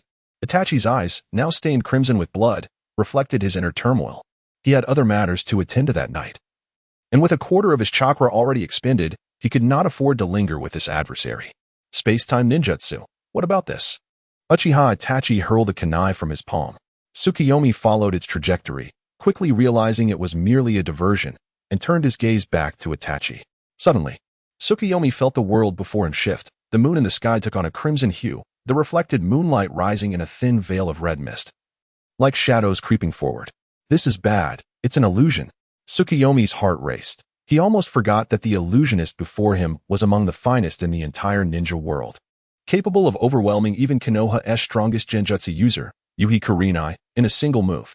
The blood-red mist began to envelop his feet, and in the distance, countless silhouettes intertwined, forming a multitude of crosses that surged toward him, with another cross appearing behind him unbidden. Tsukuyomi? This could be troublesome. In this moment, Itachi's genjutsu had ensnared him. And once trapped, one would be completely dominated. Tsukuyomi took a deep breath, contemplating a means of escape, though the world before him appeared identical to reality. Save for its absurd blood-red hue, there was one significant difference: the spatial distance. Here, no matter how many steps he took, he remained seemingly immobile in the eyes of the outside world. With a resolute gaze, Tsukuyomi opened his crimson eyes, extending countless horizontal and vertical lines outward. Yet they were but fragile threads, devoid of any spatial substance. Indeed, it was an illusionary space. It seemed vast, yet in truth, it was merely a single point he could perceive. As Suyu observed, just before the dark shadow was about to completely engulf him, he caught sight of a faint spatial point in some obscure corner of the void. Leap! Suyu summoned his spatial chakra and rushed towards that location, his body sluggish, resembling that of an elderly man. Leap! With unwavering determination, Suyu finally locked onto that spatial point amidst the fog and utilized his leap to reach it. In the outside world, Suyu's bewildered gaze gradually turned hollow, while Itachi quietly watched him, his kaleidoscope Sharingan resembling two crimson blood moons. Suddenly, blood trickled from the corner of his eye, and the scene before him became double-visioned. Uchiha Itachi covered his eyes. The after effects of Tsukuyomi were still overwhelming. As if his eyeballs were being sliced by a blade, he observed Suyu, who stood dazed in place, already ensnared within the realm of Tsukuyomi, where the rules of time and space were dictated by Itachi himself. Tsukuyomi would trap Suyu for an hour, during which time would be slowed down 1,000-fold, making Suyu feel as though he had endured 10,000 hours. In this span, Suyu would be confined within a world forged of flesh and blood, immersed in a sea of crimson, enduring relentless torment until his emotions shattered. Itachi exhaled softly, retracting his chakra as he continued towards the heart of Konoha. Suddenly, an eerie fluctuation arose beside him, alerting Itachi, who turned to glance at Suyu's position. The figure was gone. How could this be? Itachi exclaimed in disbelief. It was the first time he had activated Tsukuyomi yet failed, with the opponent somehow discerning its flaws. A cold glimmer sliced through the air from behind, and Itachi instinctively raised his hand. A celestial star fell. Bang! Kunai clashed with a ninja blade, and a chilling aura enveloped the surroundings, prompting Itachi to swiftly form hand seals with his free hand. The space shattered, obliterating Itachi's body. Soon, another figure appeared not far away, within a fraction of a second. Itachi employed a shadow clone, while his true self escaped through the spatial rift. Was even Tsukuyomi unable to contain him? Itachi panted, meticulously pondering his next strategy. Was he left with no choice but to resort to that one technique? Suddenly, a spark of inspiration struck his mind. He recalled the words of the man in the leopard print mask who had claimed to be Uchiha Madara when he had departed. I understand now. You are the one who relayed the message. Suyu retracted his blade, his dual-colored eyes swirling slowly. Itachi furrowed his brow, a whirlwind of thoughts racing through his mind, quickly connecting the dots as his eyes widened. You orchestrated all of this for this very moment? Taking Shirsui's eyes was to weaken the clan's power, allowing Danzo to act without restraint. Shirsui was a proponent of peace, and although the clan would suppress the notion of a coup in the short term after his departure, over time, the contradictions would only intensify. You seek to incite war between the clan and the village? Itachi's role grew increasingly dire, culminating in a loud roar. Suyu tilted his head slightly, appearing somewhat languid. Have you overindulged in illusions, rendering your mind ineffective, Itachi? How naive of you to believe that without me, everything tonight would not transpire? The ebony pupils of the right irradiated a luminous glimmer akin to blackstone crystals, heralding the activation of the power of time. Rewind. Uchiha Itachi widened his eyes as the surrounding scenery shifted. They were in a clearing not far from the Shadow Palace. It was an illusion. He quickly comprehended the situation, and as the dual tomo of his Sharingan world, he prepared to shatter the Tsukuyomi. The voice of Tsukuyomi quietly echoed beside him. What? Do you not blame everything on me? Have you ever considered whether things would have changed at all without my influence? Itachi paused momentarily, taken aback. He relaxed his mind and willingly immersed himself in the world of illusion. Scenes unfolded before him, one after another. Shui emerged from the Shadow Palace. On the road back to the clan, Danzo led the root members in an ambush. Shui retaliated, employing Jinjutsu to control Danzo, but refrained from killing him. Suddenly, Danzo's figure vanished, only to reappear before Shui. With a swift motion, Danzo pierced Shui's eyes, plucking out one of his Sharingan. It was Izanagi. Itachi gritted his teeth. Realizing that Danzo possessed several Sharingan from the Uchiha clan, but he had not anticipated that he would wield such a technique to seize Shui's eyes. Shui desperately tried to escape, unleashing his half-formed Susanoo to fend off the assailants, and subsequently conversed with Itachi atop a cliff. Itachi, the fate of the village and our clan rests on your shoulders. Upon finishing his words, Shui spread his arms and calmly leaped off the cliff. Shui. Itachi rushed forward. But his body passed through Shui. He locked eyes with his counterpart in the vision, witnessing the Itachi left behind, where the tomo in his eyes intertwined, forming new patterns. A year later, on the night of the massacre, Uchiha Itachi stood before Danzo, seeking permission, and subsequently made a pact with the man adorned in leopard print to annihilate his clan. He beheld his parents, Fugaku and Mikoto, remaining composed under the blade of his slaughter, leaving behind a single plea: protect Sasuke. He witnessed the leopard-clad man confronting Uchiha Izumi. Where the frail girl cowered in a corner, curled up, he saw Sasuke returning from a classmate's home, lost, fearful, and ignorant, ultimately succumbing to the collapse under his Jinjutsu. His heart bled. How can you still believe I am the architect of all this? The voice of Tsukiyomi shattered the illusion. Leaves rustled on the ground as Itachi lowered his head, his heart in turmoil.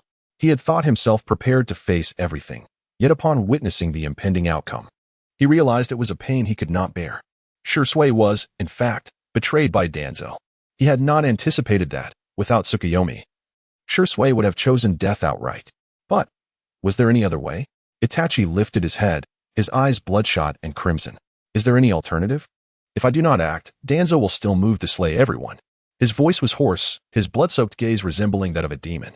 If you hinder me, do you think the Uchiha will not face annihilation? Tsukiyomi observed Itachi, who was on the verge of breaking, and calmly remarked, everything I have done is to reshape the world within my eyes into the form it was meant to embody. Itachi was momentarily stunned. The form it was meant to embody? Tsukiyomi then produced Shui's eyes. These are the eyes of Uchiha Shui. You should be aware of their capabilities. Tsukiyomi, the illusion that can alter the thoughts of others. Itachi Uchiha murmured. Do you intend to control me and abandon the notion of obliterating the Uchiha clan? That is inconceivable.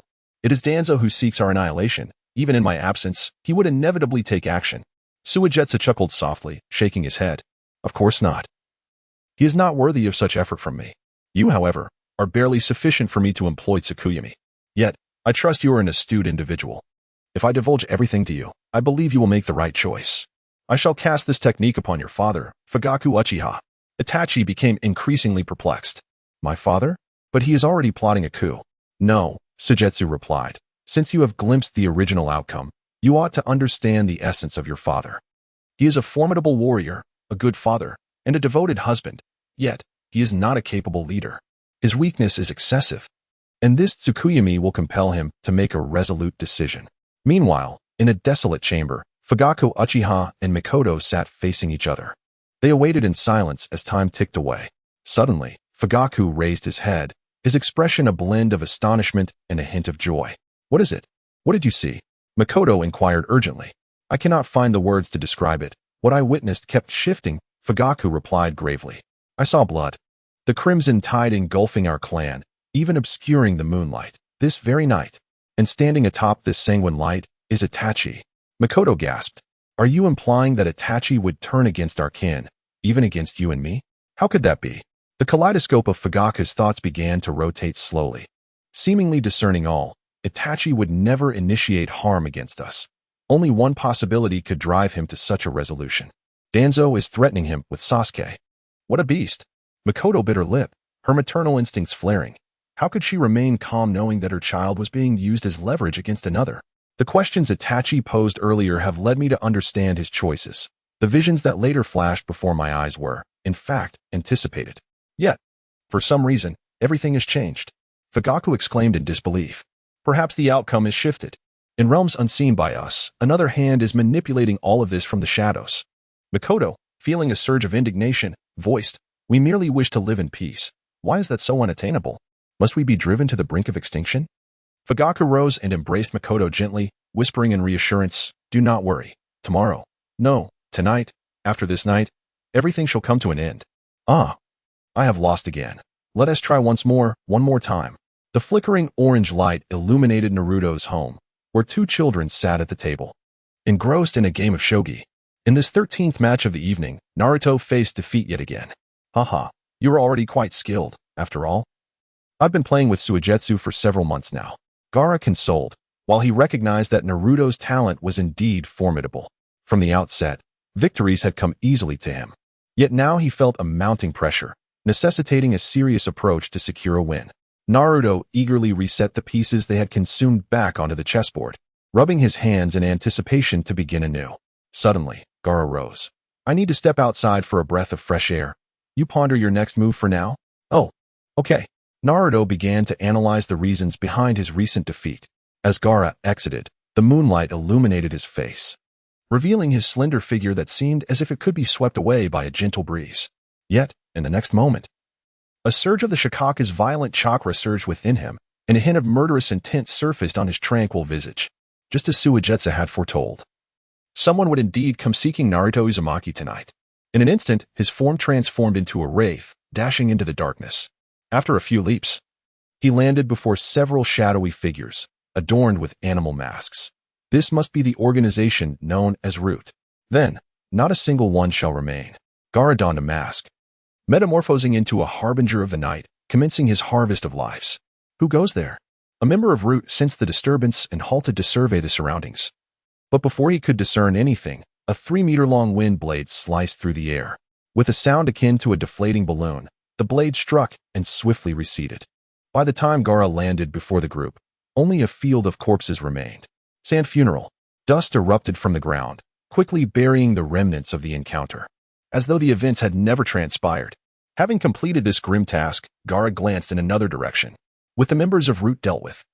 And knowing that Suigetsu had mentioned the Uchiha clan might arrive shortly, he decided to wait outside for a while. Gathering chakra at his feet, Gaara swiftly departed, his figure vanishing into the night. Meanwhile, deep beneath the earth, Danzo furrowed his brow. It should have been time for Itachi Uchiha to respond. Yet he had not yet arrived. An individual with orange hair, draped in an orange cloak over his ninja attire, hurriedly approached Danzo. Lord Danzo, one of our operatives has reported that Orochimaru has been sighted around the Leaf Village, he said urgently. The speaker was F. Yamanaka, one of Danzo's trusted guards, who had been by his side for quite some time, alongside Shino Aburame. Oh, that serpent has resurfaced after such a long absence, taking advantage of the Hokage's absence. Could he have guessed that I would initiate a coup? Danzo remarked darkly. F added, when we received this information, the messenger was gravely injured and claimed to have not clearly seen the assailants. Danzo waved his hand dismissively. That must be Orochimaru's methodology. He believes that only the dead can keep secrets. He ensures that the messenger must die before delivering his message. However, if he has returned, it is likely not merely for the Sharingan. If I can harness his power, perhaps it is time for a change in leadership of the Hokage position? With his ambitions surging, Danzo's aspirations flourished anew. As the conversation unfolded, a figure clad in a gray-black protective suit, known as Oil Woman, entered alongside Uchiha Itachi. Upon seeing Itachi, the last vestige of doubt within Danzo dissipated quietly. As long as Itachi resolved to annihilate the Uchiha clan, the strength of his roots would remain unscathed, enabling him to confront the impending upheavals. Why have you arrived so late? Danzo inquired, tilting his head to regard Itachi with the haughty demeanor of a superior, his voice cold and reprimanding. Itachi bowed his head. I apologize, Lord Danzo. I encountered some unforeseen matters along the way. I have made my decision. Please ensure you fulfill your promise and do not harm Sasuke. Danzo scoffed disdainfully, retorting, that will depend on your actions henceforth. Itachi knelt respectfully, then rose to depart. A smile crept across Danzo's lips as he donned the black cloak that lay scattered nearby, concealing the multitude of Sharingan eyes that glimmered ominously on his right arm. Let us proceed. Tonight, I shall reclaim the throne that has long been rightfully mine. With that declaration, he rose and stepped outside, symbolizing the resurgence of his buried roots to bask once more in the sunlight. Oil Woman and Yamashiro Tsunade followed closely, accompanied by countless pairs of eyes lurking in the shadows. Stepping out of the secret chamber, Danzo felt a fierce flame igniting within him. Perhaps this endeavor would extend beyond the mere eradication of the Uchiha clan. The Uchiha had long served as the police force of Konoha, accumulating numerous grievances over the decades. The other prominent clans in Konoha, wary of the power of the Sharingan, had suppressed their animosities. However, when the Uchiha were finally vanquished, the populace would undoubtedly rejoice.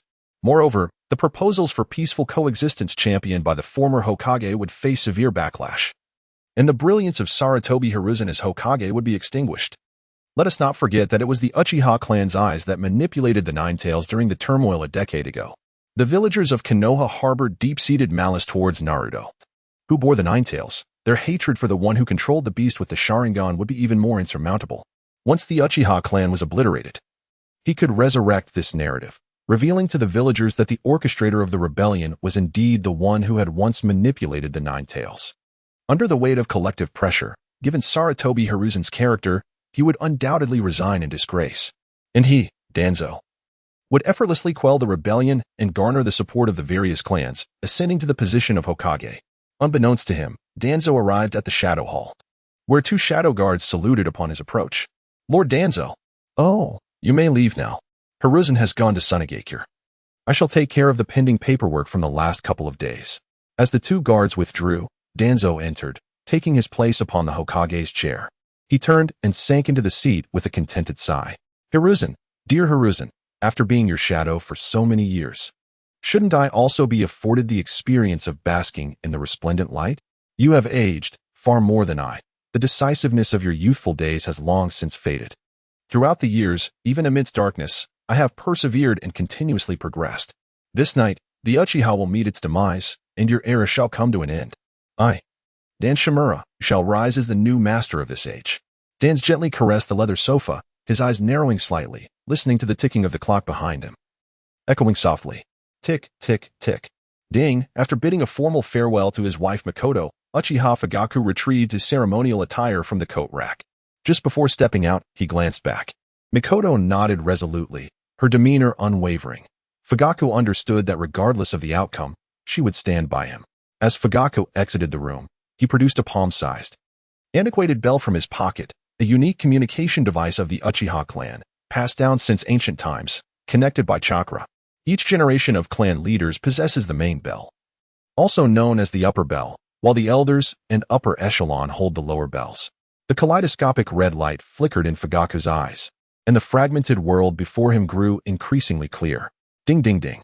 After a moment, Fugaku gently shook the bell in his hand, producing a resonant hum. Simultaneously, the same sound resonated throughout the Uchiha clan. In one household, a slender man sprang up, startled by the ringing bell beside his bed. The beautiful woman beside him, partially concealed, opened her eyes, still somewhat dazed. What is it? The clan leader is sending a message. Is a family meeting being convened now? His name was Aoi, a standout among the younger generation of the Uchiha clan, second only to Shursui and Itachi. He had joined the Umbu at a young age, awakening his Sharingan before the age of 10. However, due to the stigma of being an Uchiha, he was not well received in the Umbu and soon resigned. The woman, now fully awake, wondered if the coup had been cancelled. Aoi shook his head. I don't know. I will check. It might even be moved up. Be careful. The woman embraced him, a sense of unease stirring within her heart. Aoi kissed her cheek, quickly donned his attire, and made his way to the ancestral shrine. Similar occurrences unfolded in every household of the Uchiha clan. In an instant, the once quiet night was illuminated as countless torches brightened the ancestral shrine. Fugaku stood at the highest point, his gaze authoritative as he scanned the crowd below, quickly realizing that Itachi was absent. Clan leader, why have you gathered us at this late hour?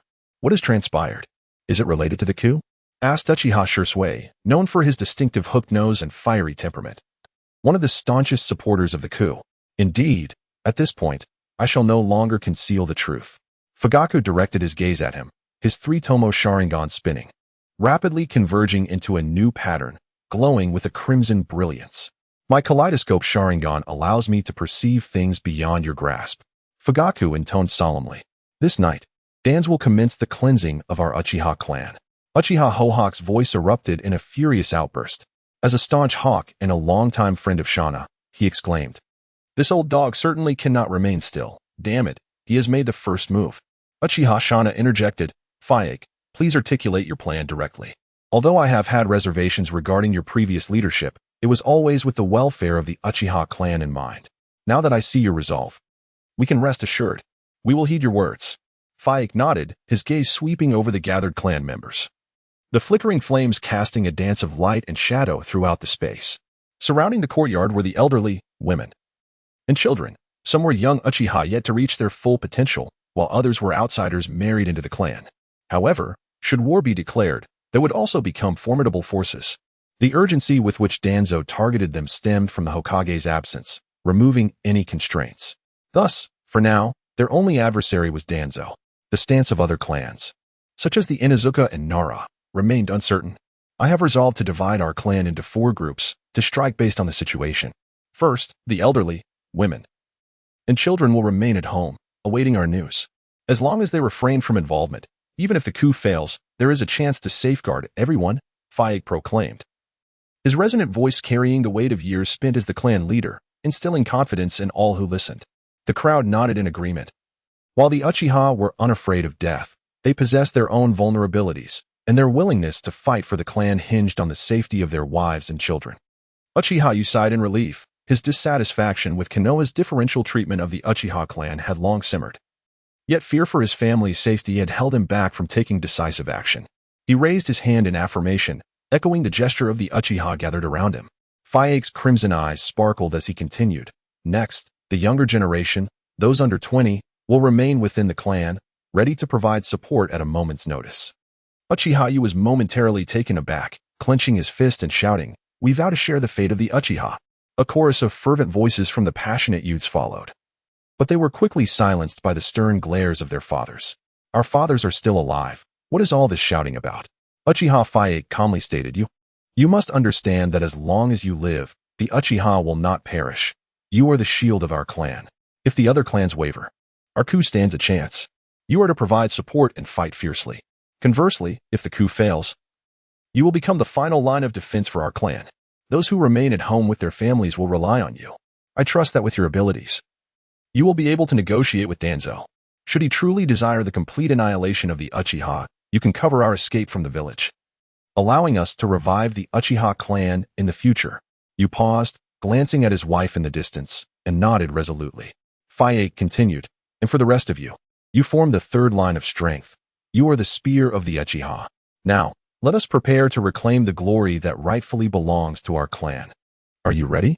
In an instant, Shana, Hakahatsu, and the others, including Ina and Hakadai, beat their chests in unison. The assembly was divided into 4 factions, Ina, Hakadai, and their respective teams, alongside the summoned guard units, encircling the Hidden Leaf village.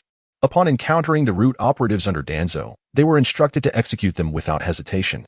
If confronted by the Umbu, they were to maintain a standoff to minimize casualties.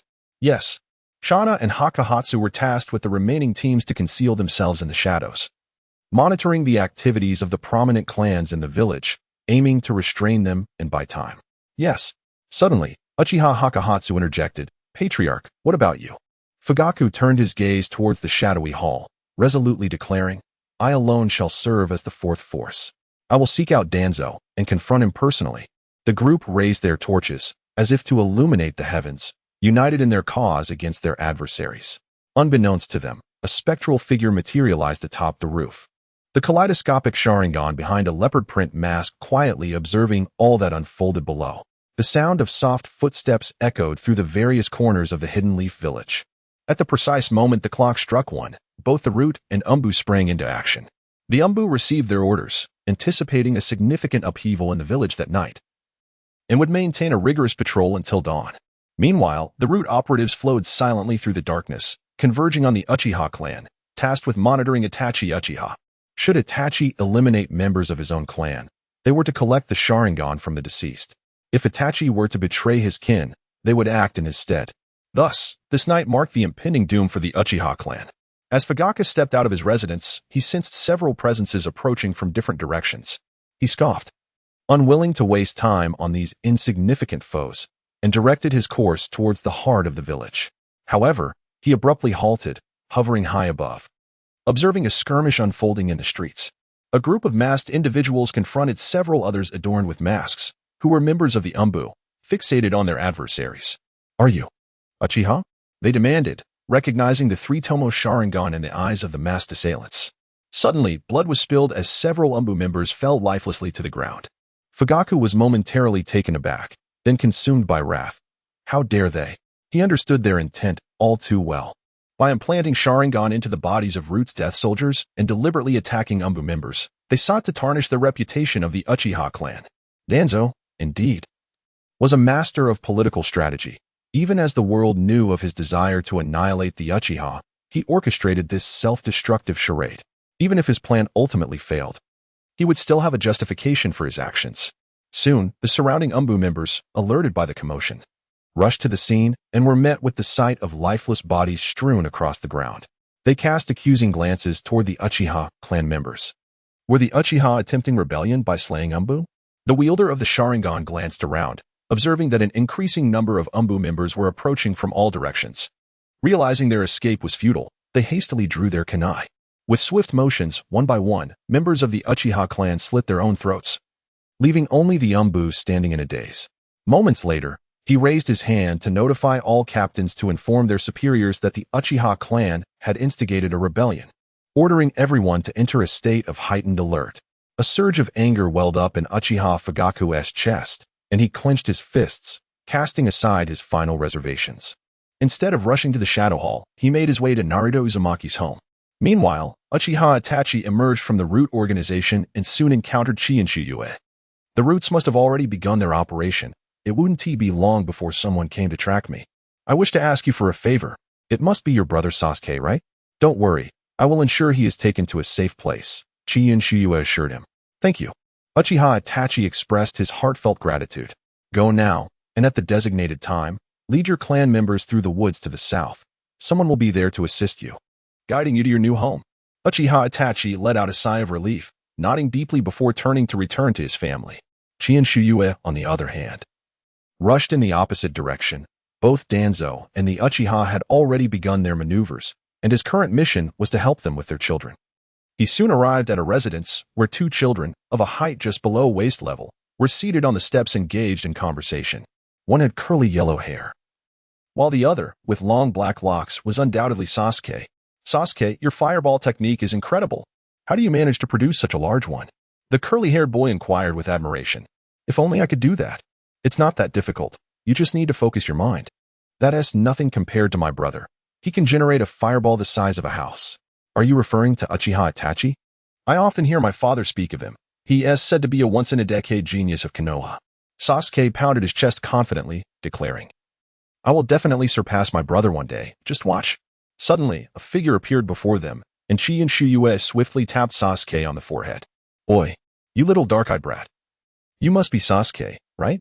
Your brother sent me to bring you back. Sasuke stumbled backward, clutching his forehead in irritation, and shouted, Who are you? I've never seen you before. How could you possibly be sent by my brother? And I am not a little brat. One day, I will become a great ninja. Oh, your brother Itachi is also just a little brat in my eyes. What, do you wish to defy destiny? Su Yue teased, gritting his teeth. Sasuke stood up and attempted to form hand signs. You shall not insult my brother. A fireball erupted brilliantly, only to be extinguished almost instantly as Qian Yun Su Yue snuffed it out with ease, delivering a swift slap to the back of Sasuke's head. Ah, that hurts. What was that for? Seeing his initial attempt thwarted, Sasuke tried to unleash other jutsu, but Su Yue seized him by the shoulder and delivered a kick to his rear. The curly-haired boy stood by, utterly bewildered, wondering what had just transpired. You truly deserve a thorough lesson. A good beating will surely make you behave. With a clap of her hands, Su Yue directed her gaze towards Sasuke, who lay sprawled on the ground. What use is mere physical prowess?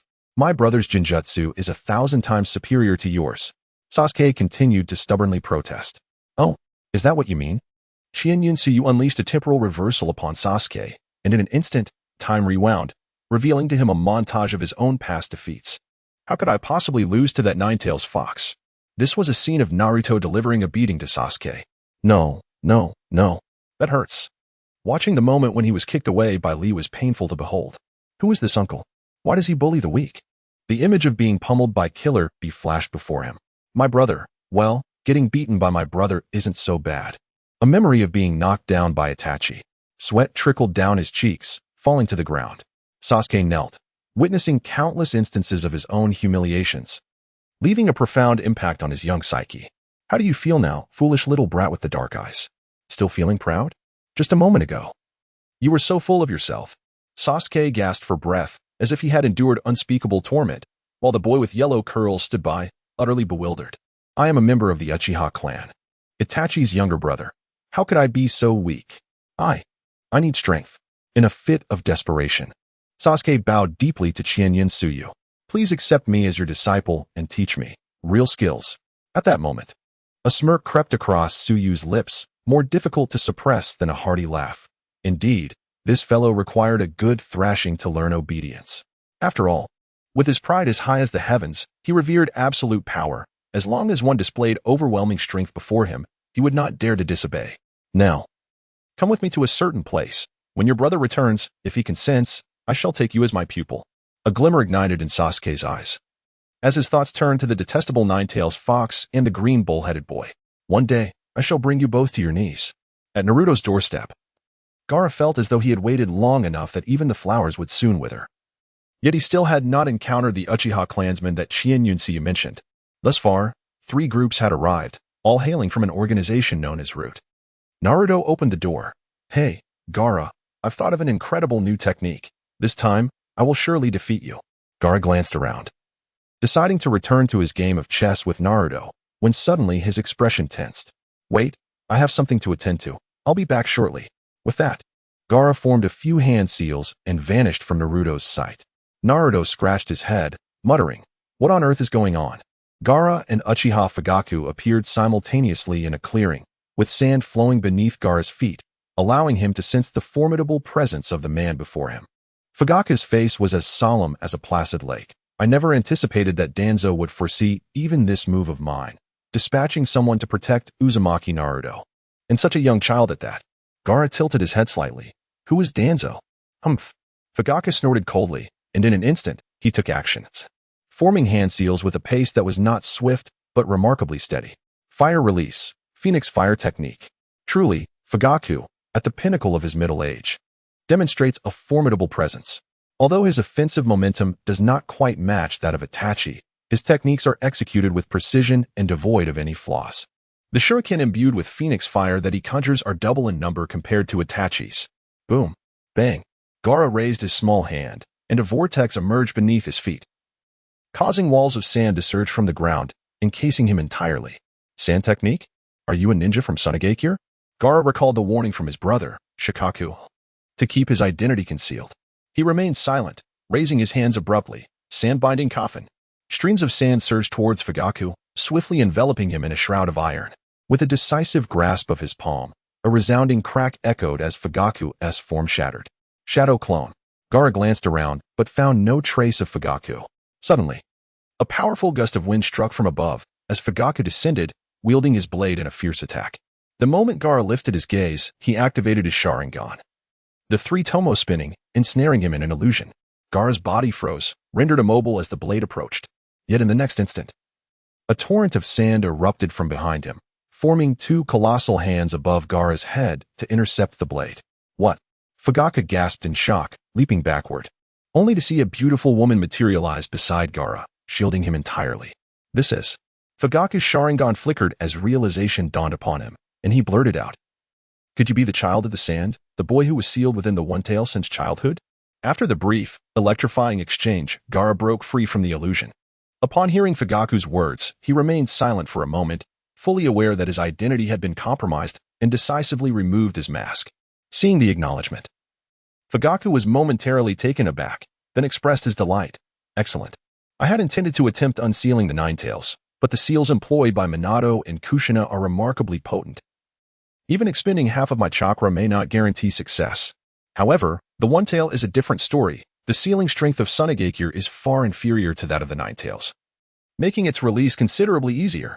With that, Fugaku's eyes shimmered as chakra coalesced within them, the 3 tomo transforming into a kaleidoscope, ready to activate the seal on Gaara. Suddenly, a disturbance rippled through the space as Gaara's figure was obstructed by another individual. Brother Shikaku, you have returned, Gaara exclaimed upon seeing Shikaku, feeling a sense of relief wash over him. He shook his head and said, I am not his match. Indeed, you have performed admirably. Shikaka beckoned Gaara, urging him. Go and play with Naruto. Gaara turned to leave, while Fugaku regarded Shikaku intently, soon discerning the truth. Merely a shadow clone. Do you truly underestimate me? Shikaku turned, a smile gracing his features, and without further ado, his crimson eye gleamed with an intense radiance. This is... Fugaku faltered momentarily, quickly realizing something was amiss. Even as he pushed his Sharingan to its utmost limit, he could not evade the ensuing illusion. A black, three-legged crow shot forth from Shikaku's eye, hurtling towards him with blinding speed, plunging into his own eye. Fugaku found himself momentarily paralyzed, yet in an instant, he regained the use of his limbs. What is happening? What occurred? Suyu replied with a faint smile, You have fallen victim to my Tian Shun. Fuyu's body trembled momentarily as he covered his eyes. And after a while, he raised his head, the Tian Shun of Jishui. It was you who severely injured Jishui that day? Isn't it clear that you are already aware of all my memories? Why bother asking me?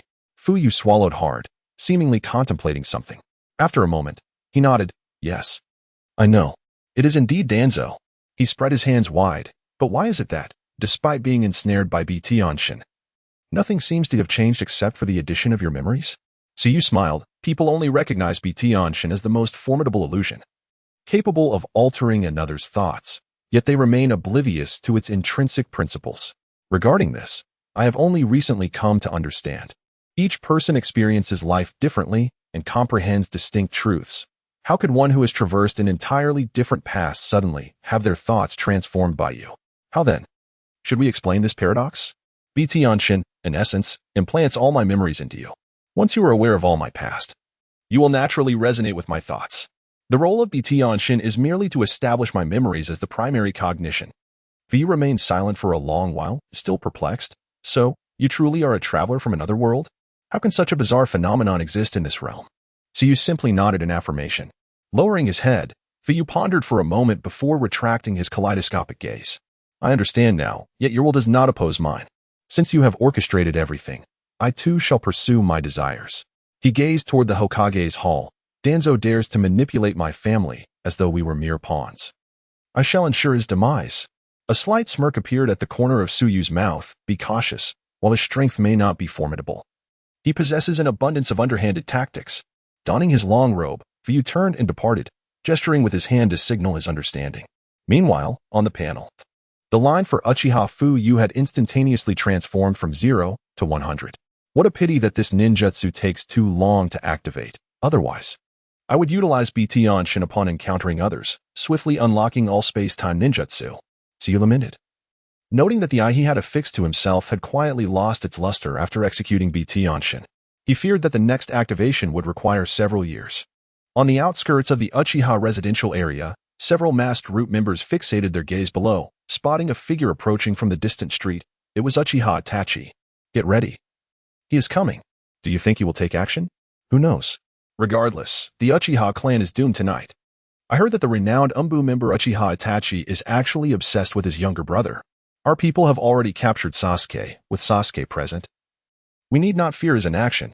TSK, TSK, TSK, if he truly slaughters his entire family, he would become a historical villain for the Uchiha clan, a veritable beast. The choices are stark. Either succumb to a beastly fate or face total annihilation. Truly, these are the only two options, both leading to dire consequences. One can only remark on the ruthlessness of Danzo. I have heard whispers that Uchiha Itachi has a wife. Perhaps we should intervene. We might catch him unawares. From the shadows came a series of low derisions laced with lewd comments. Under their watchful gaze, Uchiha Itachi drew his blade from behind, lingered momentarily in the street, and then suddenly dashed through a doorway. Light burst forth, casting Itachi's shadow as he raised his weapon. As it fell, a spray of liquid splattered against the paper window, causing several members of the Root organization to shudder. Indeed, he is a true beast.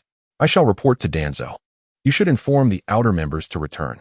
Danzo seeks to seize power, and we will need manpower to confront the various clans. With that, he vanished into the depths of the night. The remaining few continued to gaze intently at the residential area, eager to witness the unfolding drama.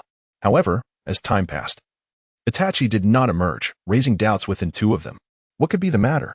It was merely a common Sharingan user. Why has he not yet come out? Suddenly, they sensed something amiss and turned simultaneously. The handsome youth, wielding his blade, stood before them, coldly observing. "Ah, Uchiha Itachi? How did you come to be here? And who is below?" Itachi smirked slightly, dryly stating, "Just a shadow clone." With that, he lifted his blade. "You have betrayed us. I shall inform Danzo." With a swift motion, Itachi severed both their heads, his eyes igniting with black flames that obliterated the corpses. Behind him, applause rang out, and Itachi turned. Truly, the prodigious talent of the Uchiha clan. His actions are always swift and decisive. Those hands have surely been stained with countless blood. The man in the leopard mask chuckled. "Let us proceed to the next location." Itachi clapped his hands. Obito stepped forward, grasping Itachi's shoulder, and the two transformed into a vortex, instantly transporting to another site. The two, possessing strength on par with a Hokage, swiftly eliminated the surrounding root members. Within the Uchiha shrine, their figures materialized, causing the Uchiha clan members in the courtyard to tense. "Itachi, your presence here, have you sided with the village?"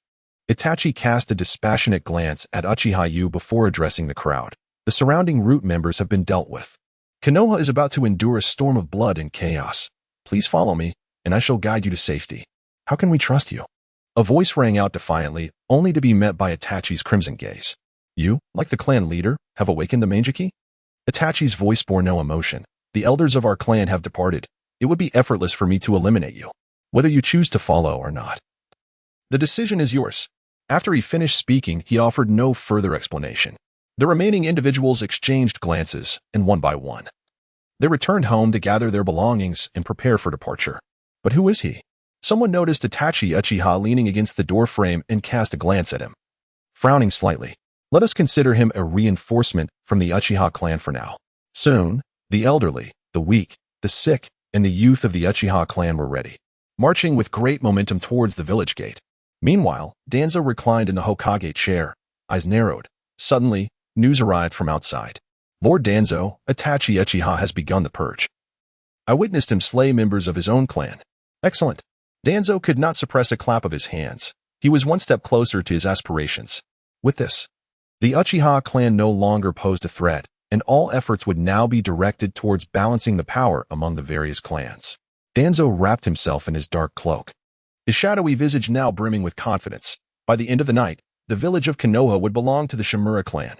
Remember, should a conflict arise, let the Umbu under Sarutobi Hiruzen take the lead, while we preserve our strength. Yes, Yamashiro, you will be responsible for managing the aftermath concerning the Uchiha clan. Make sure to collect all the Sharingan and prevent anyone from picking up the scraps.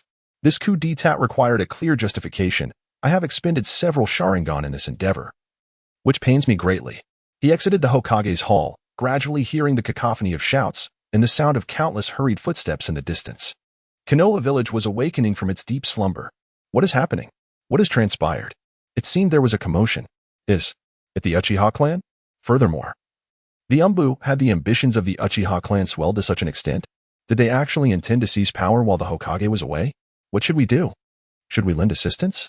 Members of the prominent clans hurriedly made their way outside, the streets bustling with activity, flames rising high into the sky. Narashikaku, often an aide to the old Hokage, found himself overwhelmed by the influx of information and sought to regain his composure. The Uchiha clan is rebelling while the Hokage is absent? No, that cannot be. Though the Uchiha members are powerful, they cannot possibly contend against the village alone. Especially now that Danzo has taken control. It was likely that Danzo had made the first move, aiming for a decisive annihilation of the Uchiha. Nearby, Nara Shikamaru looked up at his father. "Several other clans have arrived. What do you think we should do?" Shikaka pondered for a moment before responding. "Let us observe the situation for now. Without knowing the specifics, rushing in would only exacerbate matters. We must first communicate our intentions to the Hokage and send someone to the Sand Village to bring him back." At that moment, someone rushed in, the shadow guard of Sarutobi Hiruzen. "Lord Shikaku, it seems Konoha village has been cut off from the outside world. Numerous corpses have been discovered surrounding the village." Shikaku was momentarily taken aback and hastily instructed Shikamaru, "Convey my message to the clan leaders. I shall go out personally with Inoichi." Having spoken, Nara Shikahisa hastily donned his armor and, accompanied by Akimichi Dingza and Yamanaka Ino, set forth along a narrow path leading out of the village. However, shortly after exiting the village gates, The trio was confronted by Su Yue. Nara Shikahisa had encountered Su Yue in this very guise 6 months prior. Indeed, it was he who had orchestrated the deadly trap back then. Upon recognizing him, Shikahisa's expression shifted dramatically. "It is you. Is this entire night merely a manifestation of your scheme?" Su Yue gazed quietly at the 3 individuals, a faint smile gracing her lips. "Where are you two headed?" she inquired. Lu Jiu frowned, dismissing any further conversation. "Enough chatter. Let's take action." The harmonious cooperation of the 3 prominent families was vividly displayed at that moment. Chiyo Dingzuo and Yamaguchi Hachi vanished in an instant, only to reappear on either side, surrounding Su Yue in a formation reminiscent of the 3 talents. A combination of the pig, deer, and butterfly techniques? Truly formidable. Qin En's eyes sparkled with brilliance, as if ignited by an inner fire. With the combined strength of 3 elite shinobi, rivaling that of a Kage, allow me to test my skills. With that, both sides sprang into action. Lu Jiu's gaze was steady, embodying the intellect of the trio, his focus unwaveringly fixed on Su Yue. Shadow binding technique. With a swift movement, the shadow beneath his feet elongated and thinned, darting towards Su Yue's feet. Yet, just as it reached her, Su Yue vanished. It was her space-time ninjutsu. Concentrate and capture her. Lu Jiu bellowed, and both Hachi and Dingzuo responded in unison, their eyes darting rapidly. Hachi closed his eyes, channeling chakra outward as he initiated the Yamaguchi clan's secret technique, the sensory skill. "Dingzuo, behind you," Hachi shouted. Suddenly, Dingzuo swung his fist, his arm transforming into a tree trunk, 5 meters long, crashing down toward a specific spot behind him. As Su Yue reappeared, she witnessed a shadow descending from the heavens, and the 8th Thunder Divine Realm unfolded instantly. Dingzuo's arm was halted by an invisible vacuum fissure, yet Lu Jiu seized the opportunity to form new seals. Secret technique, shadow strangulation. This powerful assassination ninjutsu, an advanced form of the shadow imitation technique belonging to the Nara clan, manifested as his shadow split on the ground, morphing into 2 tendrils that lunged at Su Yue's neck. With a flicker of her gaze, Su Yue activated her teleportation once more, evading the battlefield. After all, the shadow technique relied not on space but on the shadows cast by sunlight. Even the 8th Thunder Divine Realm could not obstruct it. Hachi called out again, "Lu Jiu. Over there." "Got it."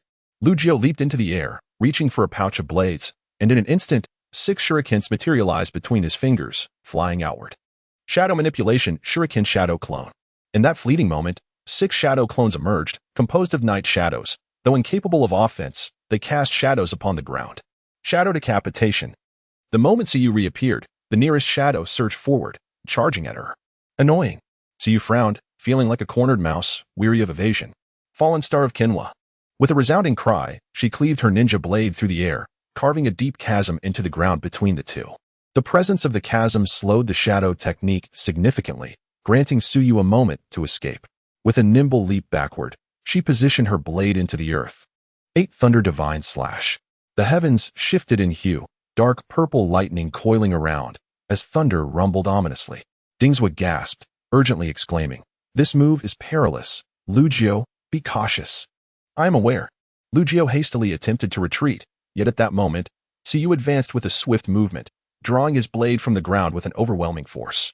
In an instant, after several enhancements, he was capable of unleashing a speed differential of several times between himself and his opponent the moment he initiated his attack. As the domain unfurled, Lu Jiu's expression shifted dramatically, his movements appeared absurdly sluggish. "I'm coming."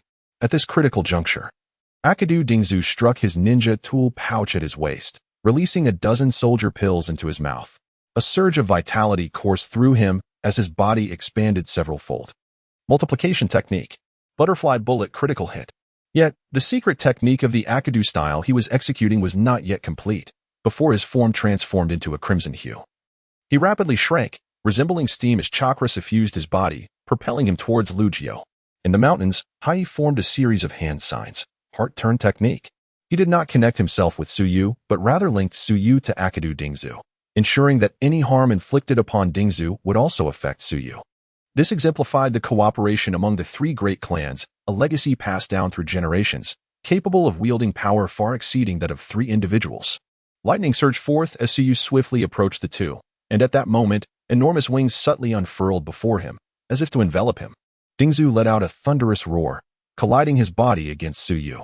Yet, in that instant, Su Yue vanished once more, silently and without a trace. taking the thunderous roar with him. What? Dingzu was momentarily taken aback, bewildered by the sudden turn of events.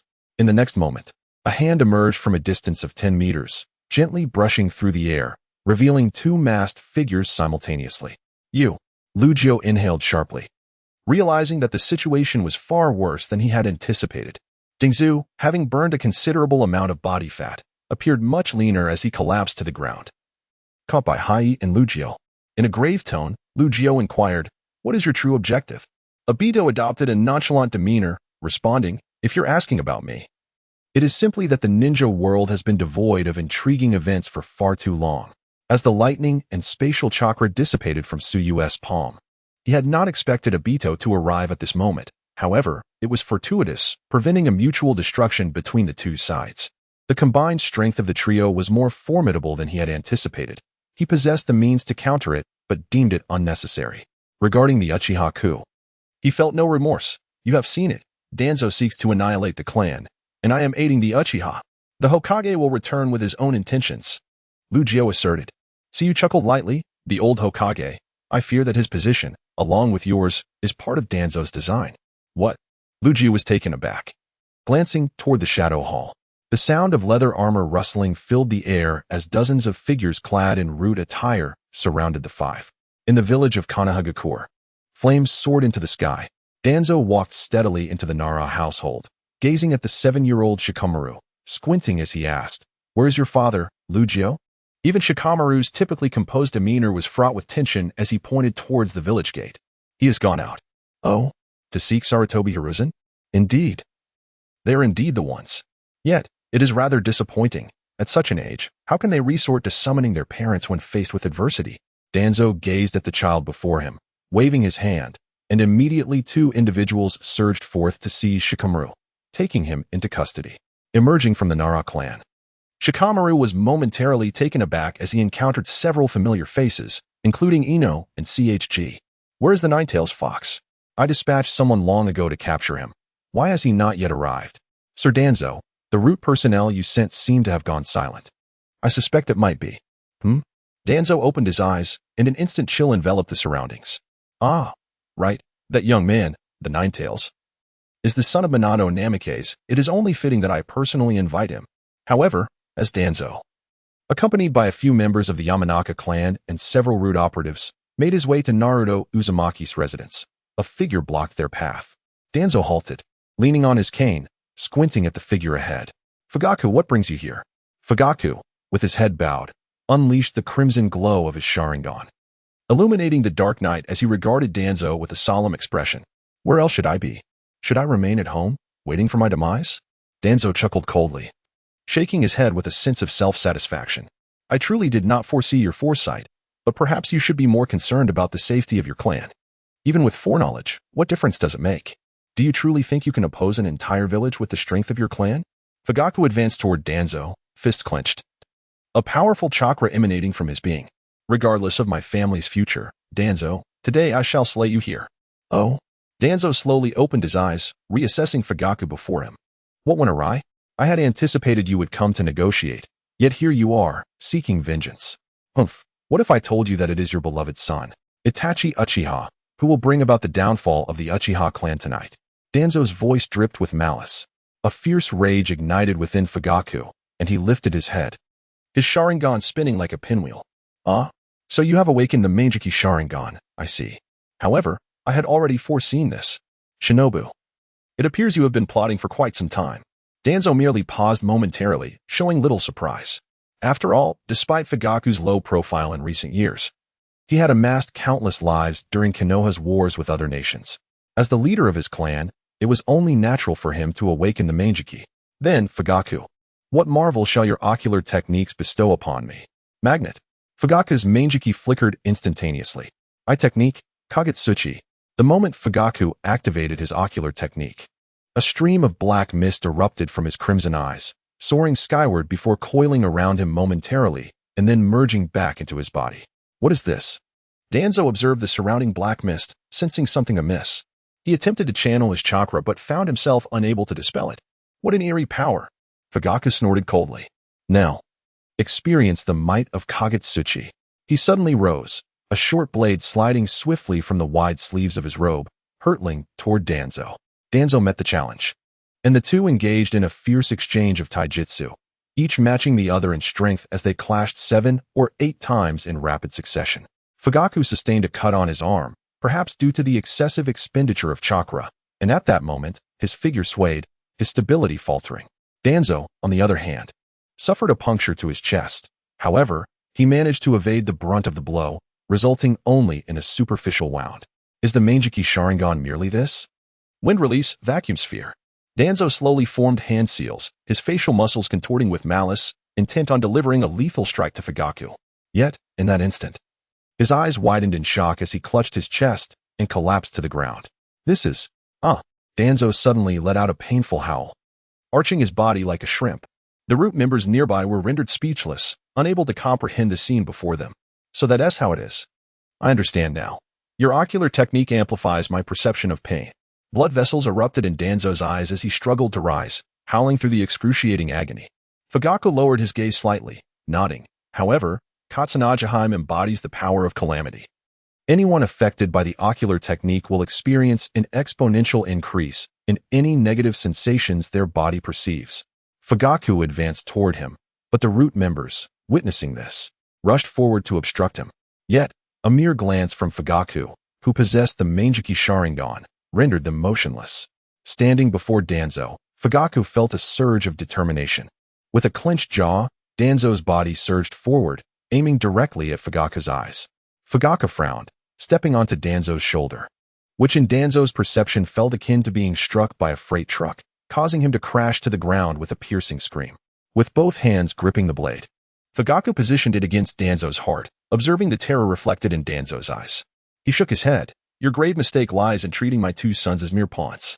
With a swift thrust, the blade pierced Danzo's chest, and as Fugaku twisted it gently, Danzo let out an even more anguished wail. Danzo emitted a dying moan, his breaths becoming labored, his voice rendered hoarse and nearly silent. Yet, Fugaku's gaze remained cold and indifferent. He deliberately chose a location beside the heart, targeting the diaphragm, invoking a suffocating sense of impending death without delivering immediate demise. This was his method of punishment for Danzo. Can you endure only this brief period? How fortunate for you. Observing Danzo's breaths growing shallower until they ceased, Fugaku spoke coldly. He glanced at the surrounding root organization, refraining from further action, and turned his attention toward the outskirts of Konogakure, preparing to depart and bid farewell to the village as he ventured toward the location indicated by the masked man. However, suddenly, a tremor coursed through his chest, an icy sensation enveloping him instantly.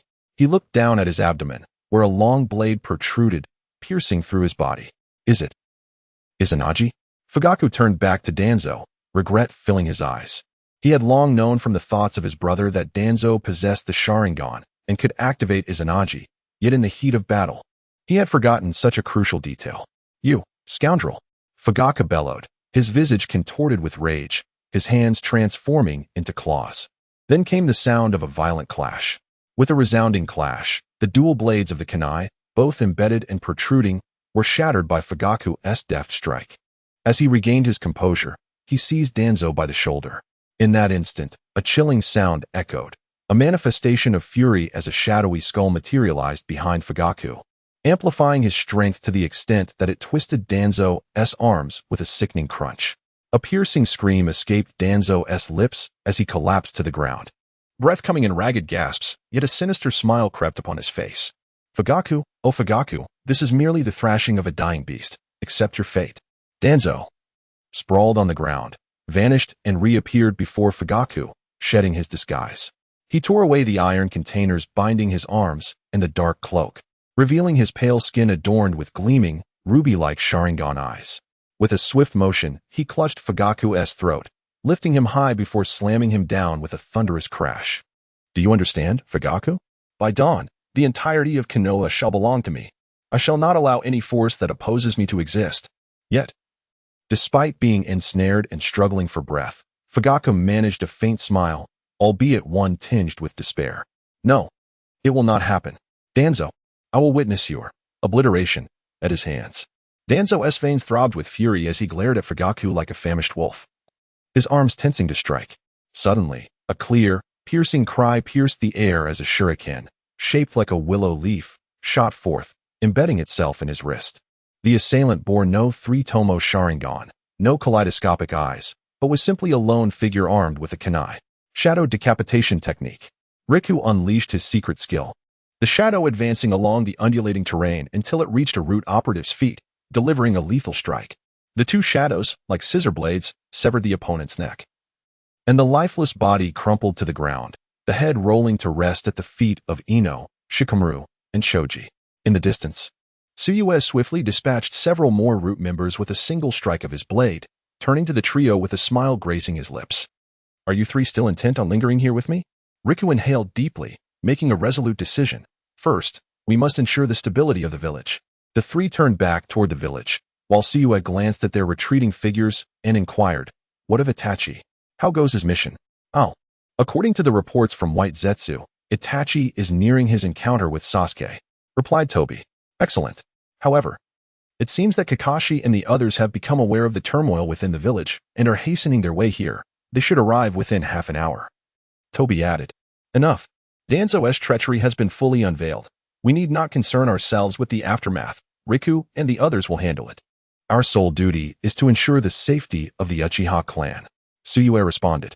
"Is your intention regarding the Uchiha merely to sow discord within Konoha?" Tobi's voice, now a low rasp, inquired.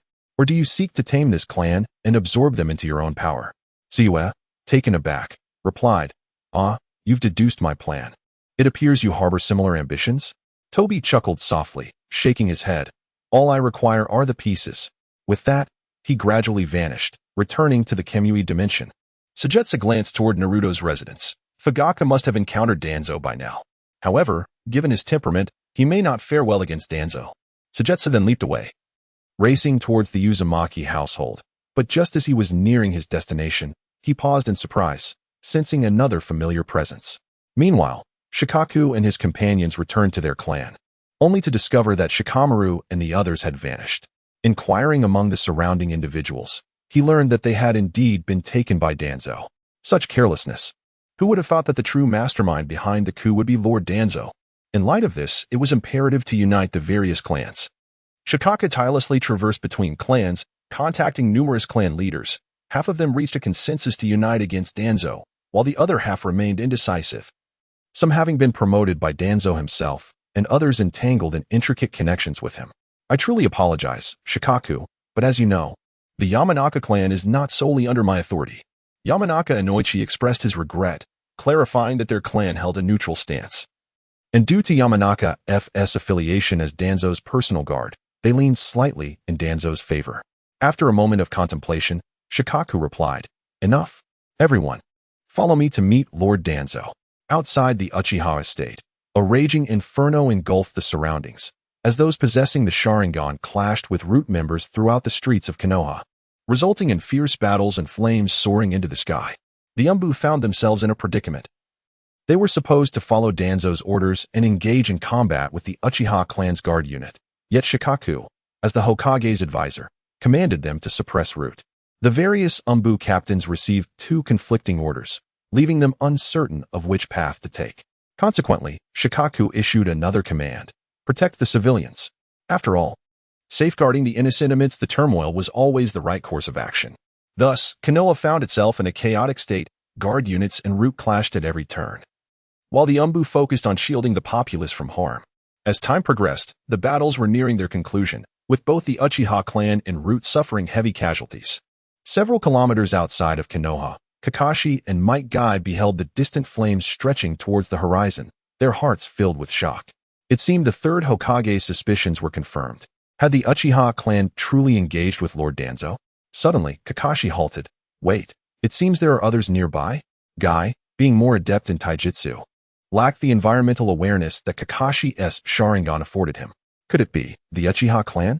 Moments later, Kakashi's senses sharpened, but his expression shifted dramatically. "What is happening? Why are there so many Uchiha forces outside the village?" With a cautious gaze, Kakashi exchanged a meaningful glance with Guy before the two vanished from their position. They reappeared atop a tall tree, observing a lengthy procession of Uchiha clansmen below. "What has transpired?" Kai inquired. "Regardless, we must first halt them. The Hokage will return shortly." Just as the two were about to take action, Uchiha Itachi, positioned at the forefront, suddenly lifted his gaze. He turned to his companion, Uchiha Yu, and calmly stated, "You all should proceed forward in this direction. I have a matter to attend to." With that, Uchiha Itachi formed a hand seal and swiftly departed from the main group, intercepting Kakashi and Kai, who were poised to act. "Esteemed seniors." Itachi nodded slightly to both. "Itachi, where are you headed?" Kakashi, having worked alongside Itachi in the Umbu for an extended period, was aware of his desire for peace. Upon seeing him, Kakashi's expression softened somewhat. Itachi reluctantly recounted the sequence of events, causing Kakashi to furrow his brow in concern. "So, you mean to say that Danzo intends to strike against the Uchiha clan?" "No wonder," Kai interjected. "To take advantage of the Hokage's absence to commit such acts is truly unbecoming of a man of honor. Consider Danzo's age this year," Kakashi responded, at a loss for words. "Thus, I implore you both not to hinder me. I merely wish to lead the Uchiha clan away from Konoha to seek a new place to settle," Itachi said, his head bowed and his tone indifferent. After this incident, he had grown somewhat disillusioned with the world, even though he recognized that the two before him bore no ill intentions. Regardless, the relocation of the Uchiha clan is no trivial matter, Itachi. Now that we have returned, the Hokage will arrive before dawn. Perhaps we should discuss this then. Itachi's lips curled slightly as he sighed. "Kakashi, please do not place me in a difficult position." Kakashi was momentarily taken aback. The Itachi before him felt somewhat unfamiliar. Nevertheless, he resolutely shook his head. "No, Itachi. Your current state is quite peculiar. I must await the Hokage's return before making a decision." Itachi pondered. "My state? I merely understand what it felt like when Shursui departed." "Kakashi, if you insist on obstructing me, then we shall have no choice but to engage in battle." With that, Uchiha Itachi raised his head, and his patterned eyes suddenly blossomed with intensity. Both Kakashi and Kai exclaimed simultaneously, "You have awakened the Mangeki?" Kakashi's expression became complex. "I never imagined you had concealed this so profoundly. In that case, I must apologize." He swiftly removed the forehead protector from his left eye, revealing a crimson gaze. Meanwhile, Kai, sensing the conversation was unproductive, fell silent and positioned himself before Itachi. "I apologize." The three of them transformed into streaks of light, traversing the midnight air. Kakashi and Kai engaged in combat with Itachi, and within moments, Itachi surprisingly held his ground. The battlefield swiftly transitioned from the treetops to the ground, seizing the moment when Kai executed a leaf hurricane to force Itachi back. Kakashi rapidly formed hand seals and struck the ground. Earth-style, earth flow wall. The force of the terrain shifted as a 3-meter-long earthen block erupted violently from beneath Itachi's feet, simultaneously binding him to the ground with Kakashi's chakra. Kai seized the opportunity, charging forward with his hands clasped together, delivering a powerful punch towards Itachi. With a resounding thud, Itachi was forced backward, just as Kakashi completed his body flicker technique and closed in on him. Thunderous crackles erupted as a bolt of lightning danced in Kakashi's hand. The sound of 1,000 birds chirping resonating in the air, akin to an engine accelerating. In an instant, he unleashed a tremendous surge of lightning-infused chakra, piercing through Uchiha Itachi's form. "Success," Kai murmured, yet a vague sense of unease crept over him. As expected of a prodigy from the Uchiha clan, the genjutsu is indeed formidable, Kakashi remarked suddenly, a glimmer of resignation flickering in his eyes. "What?" Kai inquired. "Our recent battle transpired only within an illusion." Itachi, seemingly unaffected, lay on the ground, not a drop of blood spilled, nodding steadily.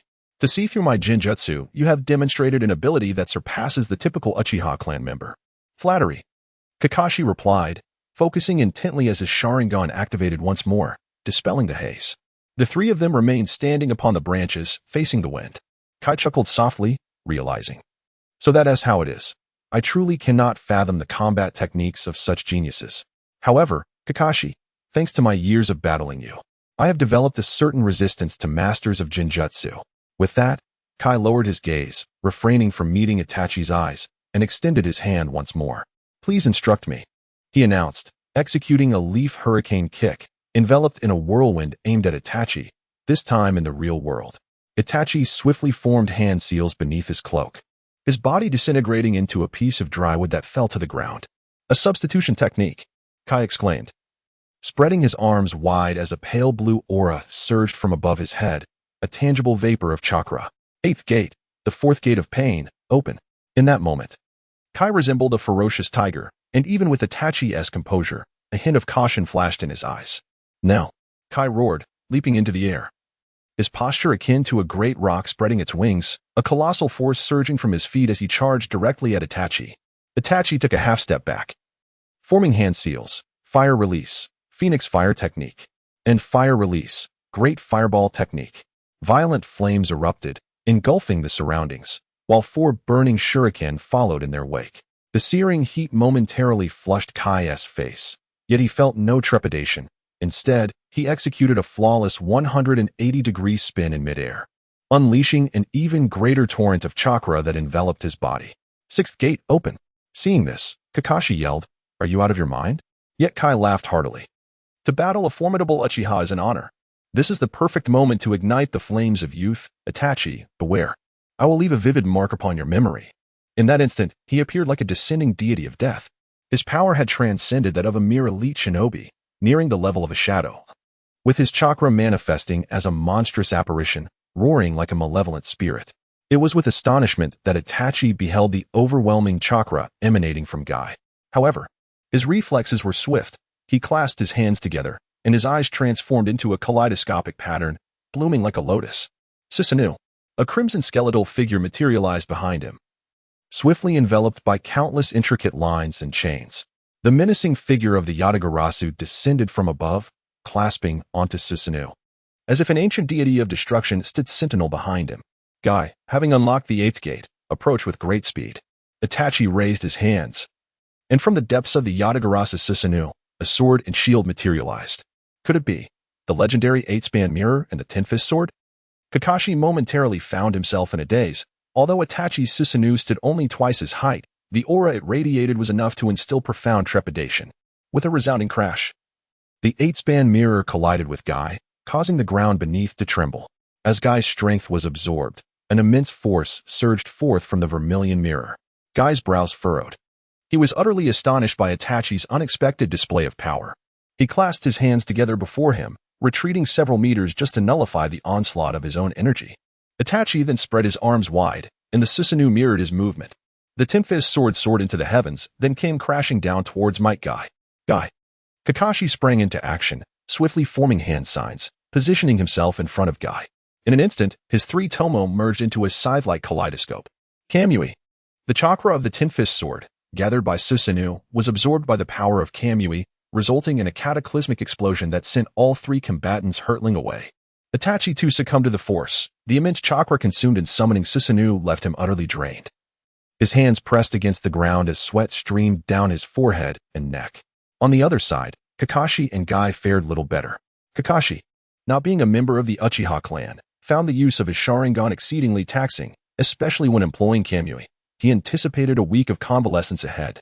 Surprisingly, Guy emerged in the best condition among them, though his vitality was still limited, having only known the art of combat through the 8th gate.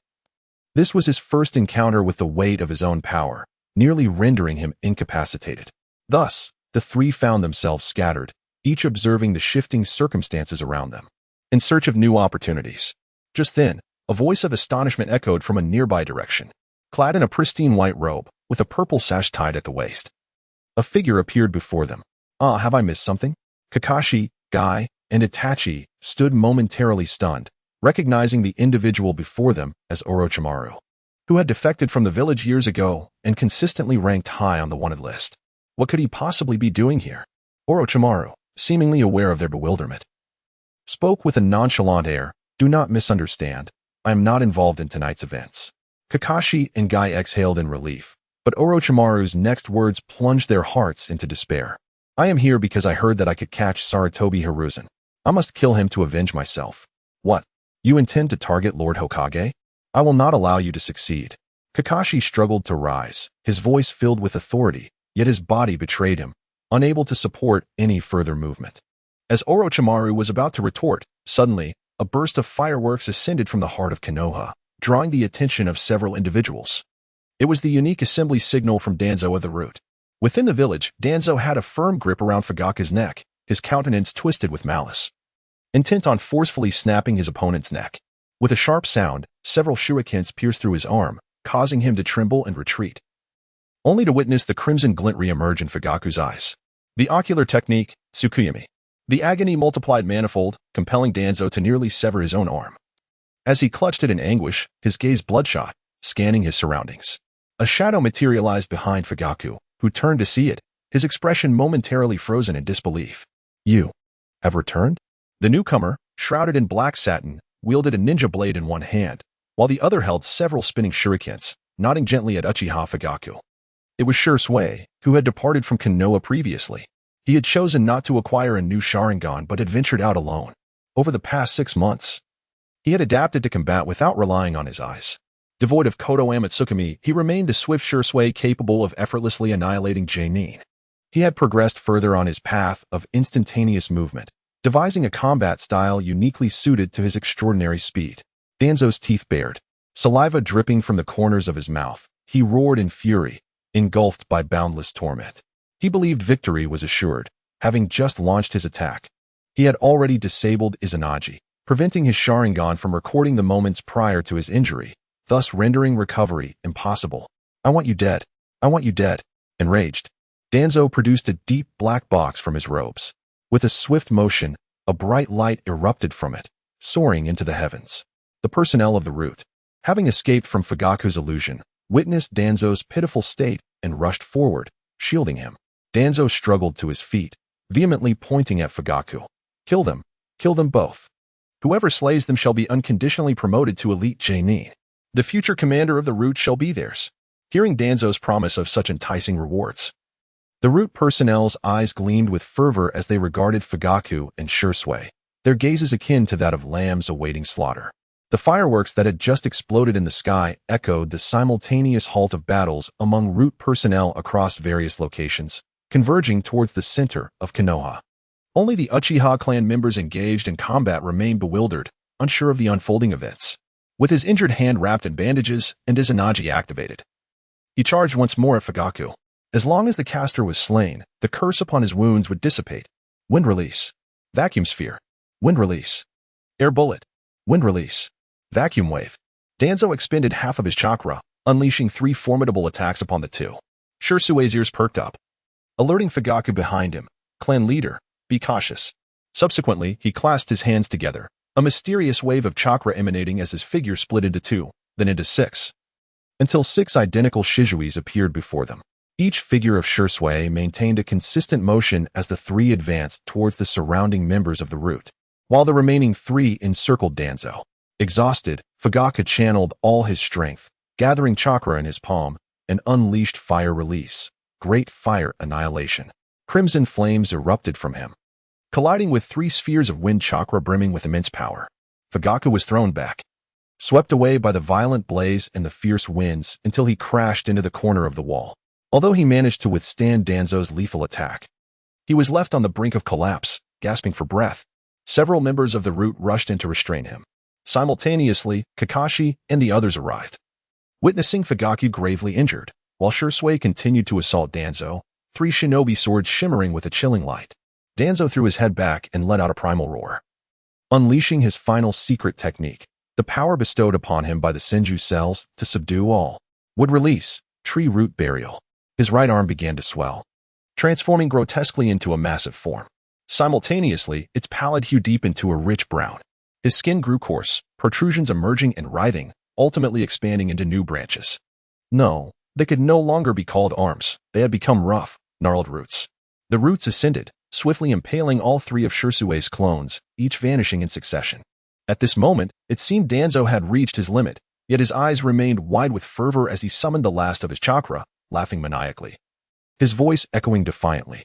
Come forth. Today, I wish to witness who dares to slay me. Come, kill me, or I shall ascend to the throne. At this juncture, half of Danzo's body had transformed into a colossal tree that obscured the sky, its vast canopy shrouding the moonlight and enveloping everything in darkness. Danzo surveyed the crowd, his gaze landing on Kakashi. Suddenly, he beckoned with a sweeping motion, drawing Konohamaru and the other children closer. Kakashi, you 2 have arrived? Tell me, who shall be the Hokage henceforth? Kakashi remained silent, prompting Danzo to demand, as a root sprouted from his arm, swaying threateningly above Konohamaru's head. Surrounding them, Ino, Choji, and others stood frozen, their faces pale with fear. "No, please don't," Kakashi exclaimed, panic rising as the other adults displayed hesitant expressions. The leader of the Yamanaka clan stepped forward, bowing slightly. "We of the Yamanaka clan are willing to recognize you, Danzo, as our Hokage." Yamanaka Inoichi was taken aback. "Leader." Silence. The clan leader reprimanded sharply, then turned to Yamanaka F. Addressing Danzo with a smile, "Our Yamanaka F has performed his duties admirably. Might we request the release of our children first?" Danzo nodded in satisfaction, glancing aside as Yamanaka Ino and the others were set free. Ino rushed to her father, crying out, "Daddy." Kakashi's expression darkened further. The shattered figures of Shursui were merely clones. His body flickered between them. Unlike others who relied on a singular body with multiple clones, he forced back several members of the root and swiftly appeared before Fugaku, confronting more adversaries head-on. With a decisive strike, he dispatched one, then solemnly inquired, "Patriarch, are you all right?" Fujite glanced down at his abdomen, where a wound had unexpectedly begun to bleed dark. Viscous blood. With a grim smile, he cautioned, "Be careful, his blade is poisoned." Shizushui inhaled sharply, furrowing his brow, and with a finger like a sword, he struck Fujite 3 times, sealing his blood vessels. Toanzo's boisterous laughter echoed through the mountains as one clan bowed in submission, followed by others gradually acknowledging his authority. With a mere lift of his hand, his would-release surged toward Fujite, intent on his execution. Just as Shizushui prepared to act, countless figures from the root charged towards him once more. Despite Shizushui's formidable strength, he could not withstand the relentless onslaught. After dispatching dozens of root members, he found himself forced to retreat repeatedly. In his final moments, as death loomed, a surge of black flames suddenly incinerated the encroaching roots, and as the fire danced upward, everything vanished. Itachi swayed, his high-intensity use of ocular techniques rendering his vision a blur, yet he stood resolutely before Fujitake. "Itachi!" Fujitake shouted, struggling to rise again. Toanzo narrowed his eyes. "Didn't you go to annihilate the Uchiha clan?" Itachi responded with a cold smirk, extending his arm as a blood-red figure soared upward, grasping Toanzo with a skeletal hand. With a resounding crash, Toanzo's form shattered, shortly transforming into ephemeral bubbles before reappearing from another side. "Itachi!" Fujitake bellowed. "You'll go blind doing this. I don't care. I will slay this beast." Itachi advanced, his eyes now filled with blood, indifferent to the consequences. The 10-fist sword struck, piercing Toanzo's body, and a gathering of sealing power obliterated him. The Izanagi activated, resurrecting Toanzo, though terror now filled his eyes. "You madman! Did I not promise that if you exterminated the clan, I would release your brother?" Toanzo shrieked, frantically calling out, "Where is Sasuke? Bring Sasuke here. Do you dare kill me? I will make sure Sasuke dies before your very eyes." He glanced at the Sharingan on his arm, now reduced to 3, acutely aware of the impending threat of death. Suddenly, Uchiha Itachi collapsed to the ground. As everything before him seemed to fade away, he could only vaguely discern Toanzo's figure. Yet, even in this state, he focused his waning gaze upon Toanzo, activating his final ocular technique, Tsukuyami, intending to inflict unimaginable torment upon him. "Itachi." Fujitake instinctively sought to intervene, but hesitated. His expression hardened with resolve as he, too, directed his gaze at Toanzo, summoning the calamity of Ketsuno Hai once more to envelop him. Toanzo's world was engulfed in crimson, an endless void characterized by parched blood strewn across the ground, which at one moment seemed to boil and rise. No, no. Toanzo shook his head in futile escape, only to realize he had been unknowingly nailed to a crucifix. The devilish blood surged upward, gradually submerging his chest, his neck. He found himself entombed within a river of blood, yet somehow able to breathe, accompanied solely by the overwhelming stench of carnage and dread. Simultaneously, the tormentor magnified all his negative perceptions manifold. The whispers of countless lost souls filled his ears, and the apparitions of those he had slain hovered before him. Everything seemed poised to come alive and tear him apart. Danzo felt on the brink of madness. Rather than endure this, he would prefer to embrace death. He was unaware of how much time had elapsed until the last vestige of desire within him withered away, and suddenly, the cross behind him loosened its grip. "Death. I wish to perish. I can no longer bear this agony." A knife materialized in Danzo's hand, poised against his heart, intent on self-destruction. The blade pierced through, yet no pain accompanied it. When Danzo reopened his eyes, he discovered everything had returned to normal. He was back in the realm of reality. In his hand, there lay merely a branch. Thud. He knelt on the ground in despair, simultaneously witnessing Itachi sprawled on the earth, with Fugaka rushing toward him. Lord Danzo! Lord Danzo! The voices sounded distant, his ears buzzing with the wails of the phantoms from his hallucinations. Clenching his teeth, he endeavored to dispel the auditory delusions through pain, but his suffering had reached its zenith. Recovery was far from easy. Kill, kill. Danzo mumbled those two words incoherently. What did you say, Lord Danzo? The root personnel failed to catch his words. In a sudden frenzy, Danzo yanked at the man's clothing, issuing his final command. Fight. Kill them all. I am Hokage. I shall obliterate everything. The root operative trembled. Yet he noticed blood trickling from the depths of Danzo's dark eyes. Ha ha. Ha ha. Danzo rose to his feet, tearing open his shirt with a swift motion. Sarutobi Hiruzen, after all these years as Hokage, surely I deserve my turn. Danzo murmured. But why does no one acknowledge me? Why does no one truly recognize me? Fugaku, we could have appended the entire Konoha together. What are you afraid of? Why do you cower yet stand now? And you, Uchiha Itachi, you little wretch. We agreed to collaborate. You slaughtered your entire family, and I spared your brother. Why have you betrayed me? Danzo roared. While Shikaku and Yamanka and Noichi stood by, their eyes wide with astonishment. So this was the truth behind the coup? Danzo threw his head back in laughter. But suddenly, his gaze narrowed, fixating on a certain spot within the crowd. You have come too? It was you who disrupted my plans, was it not? Danzo erupted, charging into the throng, confronting Qian Yun Su Yue. Why? Why do you oppose me? In what way have I wronged you? A torrent of past memories surged within him, fear flickering in Danzo's eyes, echoing the terror of divine retribution. You are the true evil. You seek to destroy me. To annihilate Konoha, to devastate the entire shinobi world. Humph. I shall not grant you the satisfaction. At that moment, Danzo exhibited signs of madness, tearing at his waist on both sides to expose his upper body. And you all, every one of you, you shall die with me. For symbol seal. In the abdomen of Danzo, a deep black hue emerged, swiftly transforming into a black hole from which a viscous, ink-like liquid began to flow. This was dire. Lord Danzo intended to seal us all. It became evident that the true mastermind behind the coup was not the Uchiha clan, but rather Lord Danzo himself. What shall we do now? Obviously, we must flee. Do you wish to be sealed away? In an instant, the various clans scattered in retreat, while the root organization followed Danzo's orders, unleashing a massacre upon the crowd. The Umbu and root clashed fiercely, striving to rescue those ensnared in their grasp. Uchiha Fugaku, gazing at the frenzied Danzo, let out a heavy sigh. He struggled to stand, supporting himself with the unconscious Itachi, silently observing the chaos unfolding before him. In the clutches of the root organization, several captured children began to wail, seemingly aware of their grim fate. Despair flickered in the eyes of Kakuzu, Yamashiro Aoi, and Dingzu, who yearned to rush forward and save their respective offspring. Yet, the members of the root organization had long been influenced by Danzo's twisted worldview, adhering blindly to orders. Even in the face of impending death, they remained resolute in completing their mission, standing against the clans. Suddenly, Kakuzu's gaze fell upon Su Yue, who was closest to Danzo and appeared completely unafraid. Danzo's visage twisted in rage as he gripped Su Yue tightly. The black hole in his abdomen was on the verge of becoming an abyss, ready to consume all. At that moment, Su Yue's pupils ignited with brilliance. His left eye shone like a radiant sun, a vivid crimson hue, wild and unsettling, while his right eye flowed with dark liquid, calm and deep as the edges of the cosmos. He approached Danzo, placing a hand upon his shoulder. Danzo roared, "What?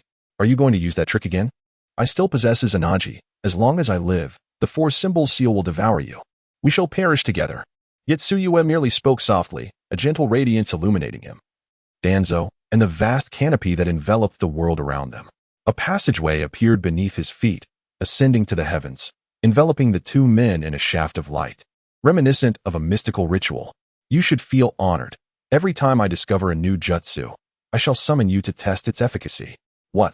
Danzo stared at the white light beneath him, confusion blossoming within. This technique is called Heavenly Rock Cave Penetration. In an instant, the blinding white light enveloped both individuals, and they vanished from that realm, leaving behind a multitude of bewildered onlookers. What transpired? The clan stood in shock, quickly realizing the same piercing white light flashed just a few kilometers away from the hidden leaf village. With a thud, Su Yue and Danzo landed simultaneously. Danzo surveyed his surroundings, exclaiming, "You brought me out of the ninja village?" Su Yue smiled, with the four symbol seal being a sealing technique that requires a human sacrifice. I wonder if you can still activate it after I have deprived you of your vitality? This technique is called divine wind carving. With that, the hand Su Yue had placed on Danzo's shoulder revealed countless runes, resembling chains, across its surface. At the same time, Danzo's body underwent a transformation. His once robust muscles rapidly withered, his spine began to curve, and in an instant, he appeared aged. You are of a similar age to Sarutobi Hiruzen. Yet you appear significantly younger, a fact attributed to that singular eye of yours. The voice of Su Yue echoed in his ears. Danzo lifted his head, but found the effort excruciating. He gazed at his own hands, arms, and body, his pupils swiftly filled with terror. This is kamikaze. An advanced temporal ninjutsu that can seize the remaining time of your life. This is your true form, without the cells of Hashirama. Danzo looked down and saw a small puddle at his feet, reflecting his aged, skeletal visage. No, it can't be the pit in his abdomen, from which black water poured forth, had also dried up. There was no excess life force left to consume within him. I still possess the Sharingan. I refuse to succumb like this. Su Yue blinked. Oh, right. My previous description may have been somewhat misleading. I haven't stolen your time, rather. I've accelerated it to thousands, even millions of times. Your Izanagi time has long since elapsed. The smile on Su Yue's face was reminiscent of a demon. Danzo's eyes widened in horror, his form resembling that of a skeleton. Muttering incessantly. Impossible, it cannot be, how could this happen? Su Yue's gaze swept over him before he turned to leave. You want to kill me? Danzo uttered in despair. Go find Orochimaru. He is nearby in the village. Seek him out, and have him replace your cells with new ones from Hashirama. Trust me. Even with all that has transpired tonight, Sarutobi Hiruzen will not kill you. Stay well rooted in Konoha. We shall meet again. As Danzo departed, the root organization was left leaderless. And the Umbu and several prominent clans, unencumbered, swiftly eradicated the remnants of the root, saving the younger generation. Lord Danzo, is he still alive? The expressions of Shikaku and the others towards Su Yue were complex. On one hand, they recognized he orchestrated all the events of the night, while on the other, it was indeed Danzo's ambition that led to his downfall, with Su Yue merely fanning the flames of his desires. We can only say he still lives, Su Yue stated nonchalantly. Itachi awoke, though in a dire state, resembling someone who was blind. Shui, upon sensing the disturbance, approached Su Yue. Was it you? Were all of tonight's events your doing? Su Yue smiled gently. So, are you satisfied with this outcome? Shui remained silent, lost in contemplation. Su Yue continued. By the way, why have you not replaced your other eye? Shui self-deprecatingly remarked. Even with the strongest genjutsu, I find myself unable to control what I wish to accomplish. Perhaps it is better to extricate myself. During this time, I have pondered much, and I suddenly feel my previous thoughts were too narrow. The safety of a single clan or village is inconsequential. Unless we can alter the ninja world, the flames of war will inevitably reignite. I seek a means to save lives without resorting to murder or manipulating hearts. Have you discovered it? Su Yue inquired softly. Shui shook his head, yet a smile graced his lips. It should be soon. Fujiwara interjected, Shui. Now that the Uchiha clan has relocated, will you not return? If you were here, I would feel much more at ease. Shui shook his head apologetically. I'm sorry, clan leader, but I wish to wander a bit longer. Only in this way might I uncover the answers I seek within my heart. Fujiwara pursed his lips, choosing not to press further. Su Yue offered a slight smile as he approached Fujiwara, who turned to him. I apologize, Fujiwara stated. Under the influence of the Kodo Amatsukami, he was utterly loyal to Su Yue at this moment.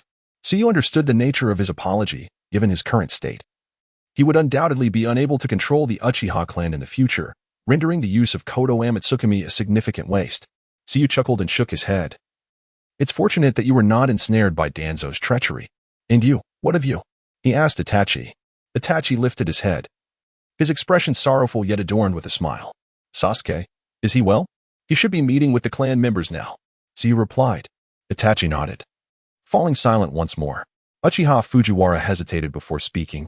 I am considering transplanting my eyes to Itachi. What do you think, Su Yue? Itachi immediately raised his head, eager to refuse, but was halted by Fujiwara. Do not move. I have my own plans. He then addressed Su Yue again. I am gravely injured, and my ocular techniques have been overexerted like Itachi's. Yet the Uchiha clan has made countless enemies. In the future, separating from Konoha will bring even more peril. I now realize that among the Uchiha, aside from Shui, only Itachi possesses the farthest vision. Even we, the elders, fall short. You require absolute power to instill fear. Itachi's face contorted in struggle until Fujiwara added, "As for your mother and me, having undergone this ordeal, we wish to avoid further violence, Itachi. Consider it my plea to you, would you?" Itachi bowed his head, choosing not to speak further. So you had no objections, and Fujiwara, in that moment, burst into a hearty laugh. Thus unfolded the so-called coup within the Uchiha clan, a ruse orchestrated by Danzo to seize power from the position of Hokage, culminating with Danzo's demise. Meanwhile, on another front, the elder Hokage encountered Kakashi and Might Guy, making their way to the village gates. The elder Hokage stood at the entrance of Konoha, gazing at the raging flames around him, listening to the report from the Umbu captain. His expression turned a deep shade of anger. Danzo has gone too far. The elder Hokage's chakra surged, his hand trembling as he grasped his pipe, his aged visage radiating fury. Yet, having held the Hokage position for decades, he soon regained his composure and sought clarification. "You say Danzo's attempt to eradicate the Uchiha clan has failed, and now they have severed ties with Konoha?" "Indeed," the Umbu replied. "In that case, it seems my predictions were accurate. Humph. It must be that Danzo, gathering all the root forces, aimed to control the major clans. Yet he failed to stop the Uchiha." The elder Hokage and his companions hastened toward the heart of Konoha, witnessing the convergence of the gathered crowd. Lujin approached and reported the recent events to the Hokage, who furrowed his brow and cast a penetrating gaze at Su Yue, a flicker of brilliance flashing in his eyes. Su Yue's aura was equally formidable as he met the old Hokage's stare. Kakashi and Guy were momentarily taken aback, for they had not anticipated Su Yue's presence here, especially Kakashi, who, upon seeing Su Yue, was reminded of the aftermath of his Kamui technique 6 months prior. Hearing Lujin and the others mention that Su Yue had seemingly assisted Konoha this time, Su Yue nonchalantly nodded, stating that if they wished to express their gratitude, monetary compensation would suffice. The corners of the old Hokage's mouth twitched slightly as he coldly retorted, "However, is it not true that the considerable losses suffered by Konoha were also your handiwork?" Su Yue smiled faintly and replied, "Are you implying that the Umbu and Root should have united to eliminate the Uchiha clan?" At this, both Fugaku and Itachi's expressions changed as they turned their gazes toward the old Hokage. The Hokage quickly refuted, "Of course not. I had dispatched Kakashi and Guy in advance to stabilize the situation. I did not expect to be a step too late," Su Yue lazily remarked. "Then should not the Hokage's priority now be to console the families of the deceased, to bring Tobi to justice, and to reorganize Konoha? Is there still time to bicker with me?" The old Hokage's expression darkened considerably. "Which nation do you hail from? If you were not from one of the 4 nations, what benefit could you possibly gain from fracturing Konoha?" Su Yue sighed and grasped Itachi's shoulder. "I simply cannot bear to see the higher-ups of Konoha drive a good-hearted child who loves his village and its people to the brink of slaughtering his entire clan. Do you find this reasoning valid, Hokage-sama?" The Hokage's expression shifted once more, his gaze toward Itachi imbued with pity. "Indeed, this matter was a grave mistake on Tobi's part. Once he is found, I shall certainly provide the Uchiha clan with an explanation. However, before that, Fugaku, Itachi, should we deliberate on the matter of your departure from Konoha?" Fugaku and Itachi simultaneously shook their heads, Itachi's words laced with a hint of coldness despite his politeness. "Hokage-sama, we appreciate your care for the Uchiha clan over the years. But it seems that the only method to reconcile our conflicting interests is for the Uchiha to sever ties with Konoha." With the matter now laid bare, Sarutobi Hiruzen could no longer contest it. The Uchiha clan had already departed from the village. It would be unreasonable to detain them here. "Very well. But should you ever yearn for your homeland, the gates of Konoha shall always remain open to the Uchiha clan." Meanwhile, Su Yue could not help but smirk inwardly at the old Hokage's meticulousness, with just a few words. He had managed to erase what should have been a night of clan annihilation and presented himself as a magnanimous leader. Perhaps it was this very quality that had allowed him to maintain his position as Hokage for so many years, with nary a hint of dissent beneath him. Hiruzen then turned his attention to Su Yue, stating, "Regardless of the circumstances, you have rendered significant assistance to Konoha, and you are a friend of the village. Should you choose to remove your mask, Konoha's gates will also be open to you in the future." Su Yue merely smiled in response, his thoughts lingering on the old fox's cunning nature. "No more. I had no noble intentions to begin with, and now my objectives have been achieved. If Lord Hokage refrains from taking action against me, I shall take my leave at this very moment." The old Hokage's expression shifted between shadows and light. His desire to unveil the visage beneath the mask was palpable, yet reason cautioned him against it. with Sujetsu capable of inflicting severe injuries upon Danzo. His power was undoubtedly at the level of a shadow, and it was highly probable that he would fall victim to that enigmatic space chakra. Furthermore, the village, in the aftermath of disaster, required someone to steer the situation. Sarutobi Hiruzen felt a sudden weight upon his shoulders. He had merely ventured to Sunagakure for a brief exchange. And upon his return, he found himself amidst this chaotic mess. Suddenly, a query arose in his mind. How did Sunagakure know the precise moment of his departure from Konoha? Could it be that Sujetsu had ties with Sunagakure?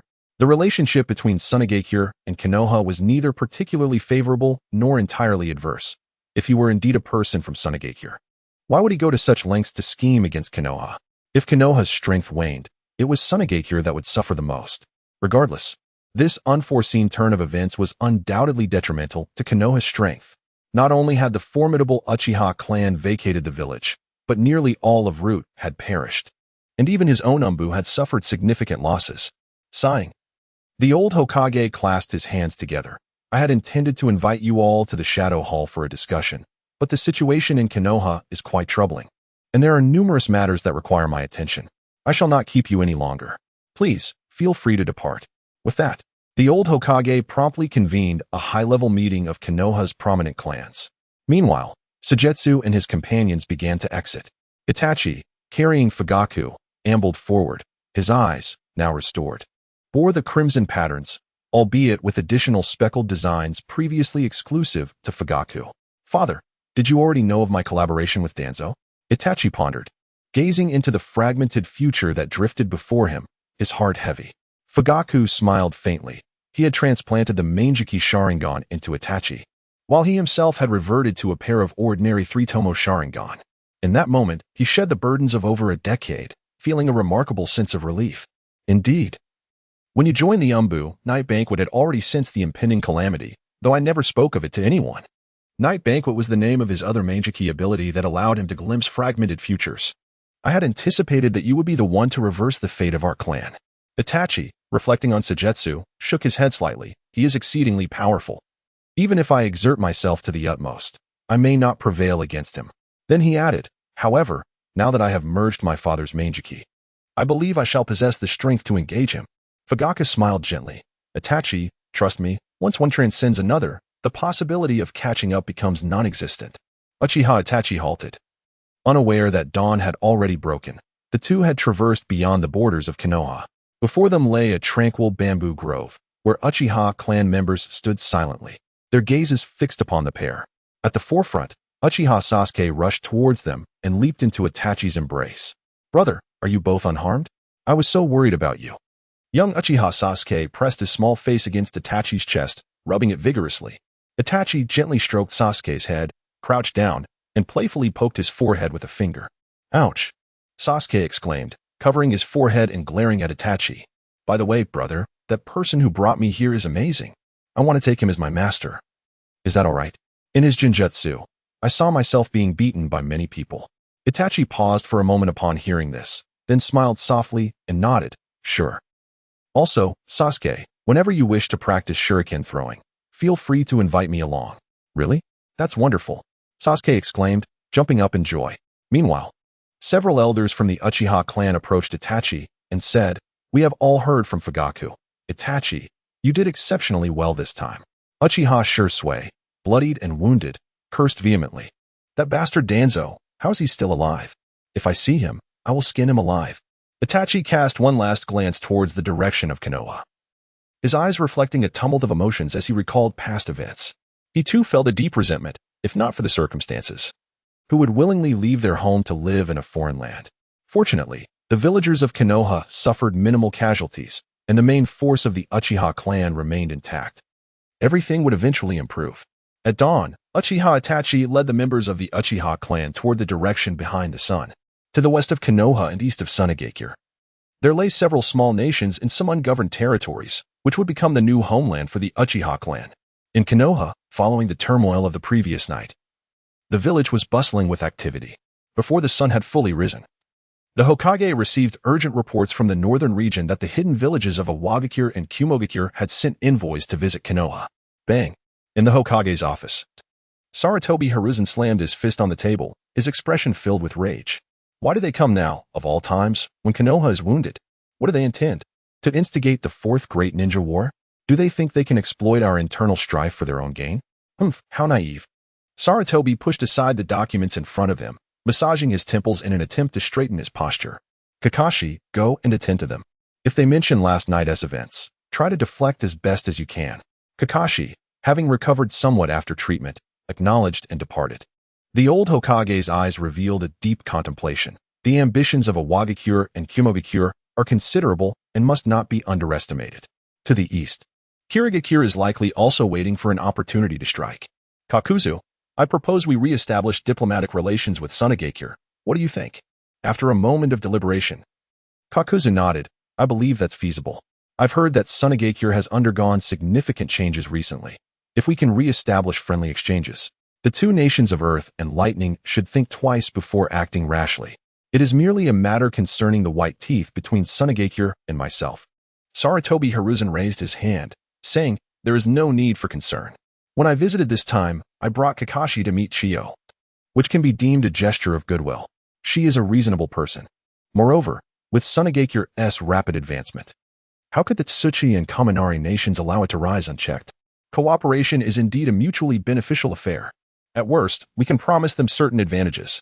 After a moment of contemplation, Kakashi felt that given the current circumstances, this was the only feasible course of action. Although Sunagakure was developing swiftly, it had long been weakened. In comparison, the Tsuchi and Kaminari nations posed a far greater threat to Konohagakure. On the outskirts of Konohagakure, within the Death Forest, Shimura Danzo stumbled about, occasionally hearing sounds from his surroundings, prompting him to hastily conceal himself within the underbrush. As people passed by, he clumsily crawled out. He staggered forward, but his weary body could no longer endure, and he collapsed onto the ground. A flash of pure white appeared before him, and as he lifted his head, he vaguely discerned a tall, handsome man, adorned with two deep purple markings on his face, gradually merging with the figure he had longed for. Orochimaru. Orochimaru approached Danzo, slowly extracting a syringe from his pouch. With a soft hiss, the syringe was inserted into Danzo's arm. As a wave of swelling coursed through him, Danzo's aged body gradually regained its smoothness, and his gray-brown arms transformed into a golden hue. However, the large gash on his abdomen caused by the release of the four symbol seal remained unhealed. Tut, Danzo. How did you come to be in such a state? Orochimaru remarked casually, yet to Danzo, it echoed like the voice of a master on Myoji. As his life force gradually revitalized, Danzo gasped for breath, lifting his face to curse, Orochimaru, where have you been all this time? Orochimaru took 2 steps back, standing tall, and gazed down at Danzo, casually replying, me? Oh, I've been the same as always, researching the power of life. However, recently I have discovered something rather intriguing. Death. Orochimaru produced another syringe, filled with a viscous crimson liquid that resembled sweet wine. Yet, Danzo exhibited signs of panic, sensing a potent aura of death emanating from the syringe. And he quickly shook his head. Fear not, such a precious substance will not be used on you. Danzo, Lord Tsukiyomi has instructed me to convey that as long as you wish to play, he will accompany you endlessly. It was he, so his name is Tsukiyomi. Fear deeper than before flickered in Danzo's eyes. You call him Lord? Danzo then glanced at Orochimaru, who had always been driven solely by self-interest. How could he willingly bow to another? Orochimaru merely smiled faintly. Indeed, he is the omniscient and omnipotent deity. He knows all about me and respects everything I do. For this reason, I am willing to serve him. He cast a mocking glance at the prostrate Danzo. My intervention to save you is also his command. Danzo's expression shifted repeatedly. He had indeed relinquished himself, an act that seemed excessively arrogant. Without waiting for further inquiries, Orochimaru dropped a vial before him, stating, this potion has been specially prepared for you. It can restore over 90% of your injured body. I must take my leave as I have numerous experiments yet to complete. Wait, Danzo suddenly interjected, a look of perplexity crossing his face. Did you not proclaim upon your departure from Konoha that you would one day kill Hiruzen Sarutobi? This is the perfect opportunity. Why have you refrained from acting? Orochimaru's gaze flickered momentarily before he let out a sigh. Ah, that old man. I indeed had intentions of ending his life. Yet, upon reflection, he is akin to you, a mere step away from death. Compared to the exploration of life and death, the fate of a man already half in the grave fails to ignite my interest. Very well, I truly must take my leave now. I hope that when we meet again, it will not require me to expend my energy to save you once more. With that, Orochimaru elegantly turned and gradually vanished into the depths of the forest. Not far from Sunagakure, a newly established small village had emerged, comprising only a handful of households. At its center, two children were situated by a doorway. A boy with vibrant red hair observed a girl diligently practicing ninjutsu beside him. Water release, water dragon bullet. Suna Yuna meticulously formed hand seals, chakra converging within her palms. With the completion of the final seal, all her chakra coalesced into a small azure water dragon. However, this water dragon was pitifully small, resembling a diminutive water serpent as it lingered in the air momentarily before surging forward. Upon striking the sandy ground, the water dragon shattered instantly, transforming into scattered droplets that soaked the earth beneath. Impressive, Gaara applauded, his pale yellow eyes reflecting the girl's determined visage. Suna Yuna gasped heavily, wiping the sweat from her brow, feeling a sense of dissatisfaction. Why was she so weak? She formed hand seals once more, yearning to cast another jutsu, but her chakra was completely depleted, nearly causing her to collapse. Gaara promptly stepped forward to support her. You have performed admirably. Even your father deems you a rare genius in Sunagakure. Most ninjas your age are still practicing basic techniques, yet you have already embarked on the advanced water dragon bullet. Unlike the majority of Sunagakure's inhabitants, Suna Yuna's greatest proficiency among the 5 elemental chakra types was unexpectedly water release, a first in the village's history. Suna Yuna shook her head. I still fall short compared to you. At this rate, I do not know how long it will take before I can assist Brother Sekujutsu. As they spoke, their gaze shifted to the interior of the room, where Sekujutsu sat quietly, engrossed in a book, a cup of clear tea resting on the table beside him, radiating tranquility. Recently, he had been studying various texts on the fundamentals of the ninja world and diligently taking notes. Could it be that he aspired to become a teacher? Suna Yuna mused. Gaara pouted slightly and nodded. It is possible. If Brother Sekujutsu were to teach at the Ninja Academy, Suna, we must go and show our support for him. With a soft creak, the door swung open, and the two individuals lifted their heads to see Suyu standing at the threshold, a rolled-up book clutched in her hands, a beaming smile illuminating her face. What are you discussing? She inquired. Gaara scratched his head, candidly revealing his speculations, which prompted Suyu to nod in acknowledgement. You've become quite astute. You actually guessed it. Gaara's mouth fell open in disbelief as he asked, Are you truly going to teach? Have you already spoken with Principal Do about it? Suyu approached and gently tapped Gaara on the head, casually responding, Who said I would be teaching in Sunagakure? Huh? Then where are you going? Both Gaara and Suna Yuna asked in unison. Suyu extracted a slip of paper from her book, saying, Here. This was delivered to me this morning by someone sent by your father. Take a look. Gaara accepted the note and glanced at it, while Suna Yuna leaned in closer. Their eyes widened in astonishment as they exchanged looks. You are going to teach in Konoha? Suyu replied with a smile. It's not confirmed yet. Konoha seems to be wary of Kumogakure and Iwagakure taking advantage of the situation, so they dispatched Kakashi and Doku to negotiate with us regarding forming an alliance. However, the formal discussions will commence in 3 days. Konoha has mentioned a clause about student exchange upon alliance, and I contemplated suggesting that your father also agree to a teacher exchange. I want to go too, Gaara exclaimed, his eyes sparkling with enthusiasm. After a brief moment of hesitation, Suna Yuna raised her hand, saying, I want to go as well. Suyu cast a glance at them, her smile unwavering. We'll assess the situation when the time comes. It should be manageable. I will lead the way and take you both along. 2 months had elapsed since the events surrounding the coup in Konoha, during which both Kumogakure and Iwagakure had amassed troops along the border with Konoha. Simultaneously, Kirigakure began establishing lookout posts along the coast, vigilantly monitoring every move of Konoha. Following several meetings among the higher-ups in Konoha, a decision was reached to formally ally with Sunagakure. Come, let us inform your father about the upcoming discussions. So you gathered her books and led Gaara and Suna Yuna through the small village. This place was specifically mentioned by Raza as a residence for members assigned tonight. Though currently, the number of members was rather sparse.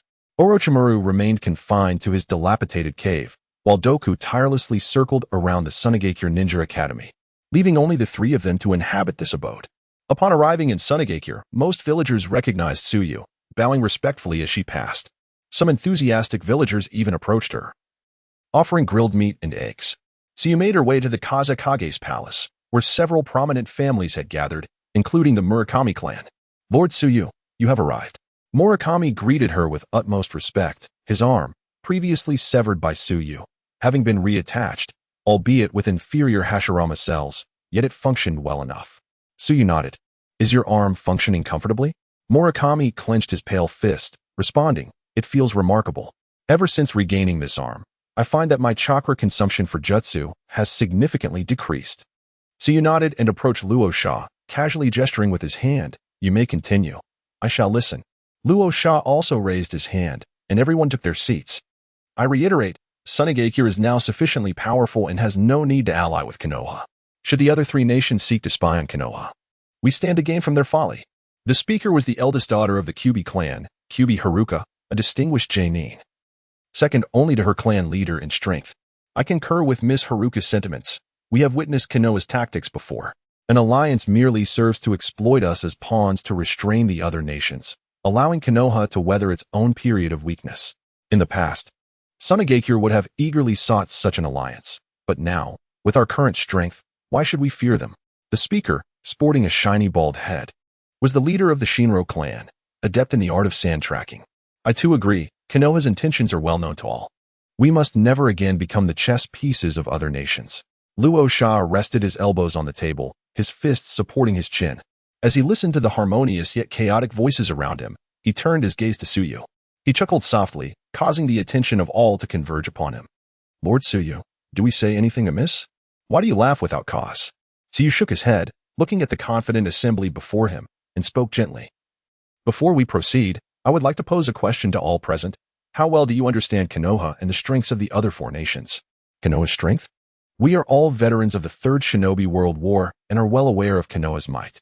In its prime, Konoha stood unrivaled, fending off the four nations single-handedly. The legendary White Fang, Hatake Sakumo, wielded a single kunai to dominate the ninja world, followed by Might Guy's decisive blows against the 7 ninja swordsmen. Indeed, their power was formidable. But what of that now? Lord Su Yue, the times have changed. The likes of White Fang, Might Guy, and the Yellow Flash are no longer present. Konoha is not the Konoha of yore. Today, Konoha is embroiled in internal strife, and even the formidable Uchiha clan has departed. What storms can the remaining younger generation stir? Upon hearing the fervent tone of the speaker, Su Yue pondered for a moment before responding. I believe you are Ban Suzuki, the leader of the Nagamine clan? Indeed. I am surprised that Lord Su Yue remembers me. Ban Suzuki replied with a respectful bow. Su Yue chuckled. You were the first to oppose my reforms back then. So of course, I recall you. Ban Suzuki's face flushed instantly, yet he stood firm, responding, yes, I was short-sighted and failed to grasp your intentions. Now that the reforms have borne fruit, I naturally admire your vision. However, military strategy and internal reform are vastly different matters. I dare say you may not know Konoha as well as we do, Lord Su Yue.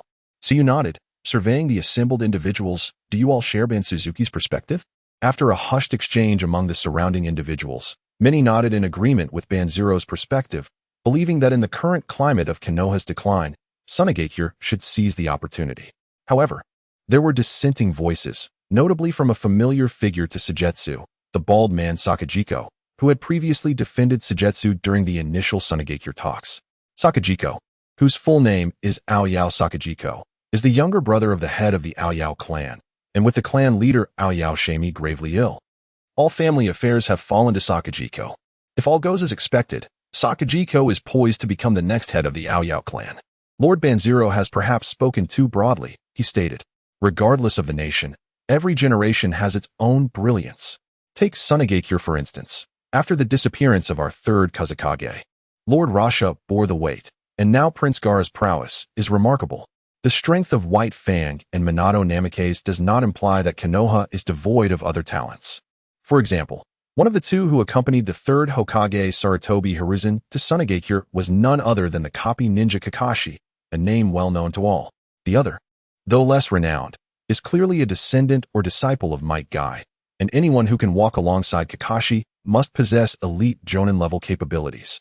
How can we be certain that they may not emerge as the next White Fang or Might Guy? As Sakajiko concluded his remarks, the audience fell into contemplation. Even Banzero nodding thoughtfully. Indeed, Sunagakure had remained excessively insular over the years, utterly unaware of the advancements in other nations.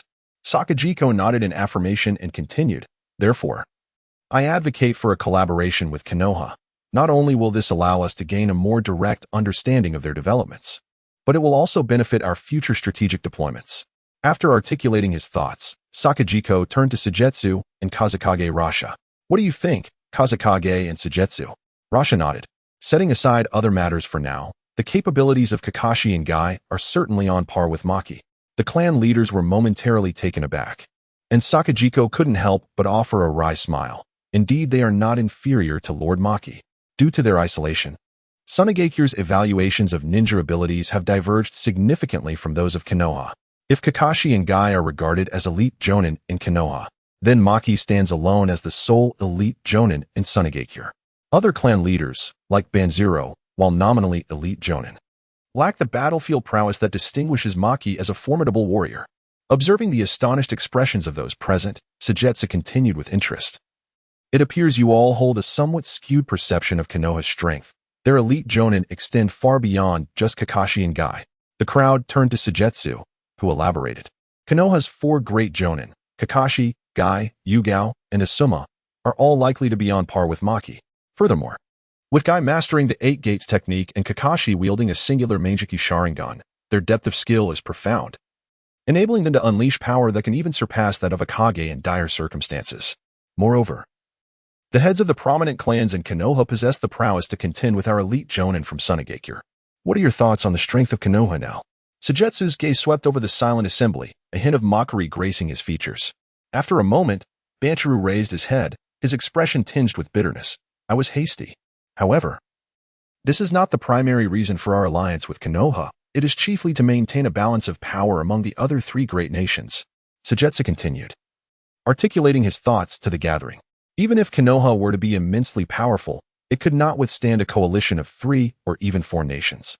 Our objective is merely to prevent the 3 great countries from annihilating Konoha.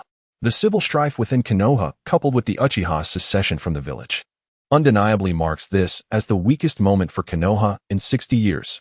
Should the 4 nations unite, they could certainly bring about Konoha's downfall.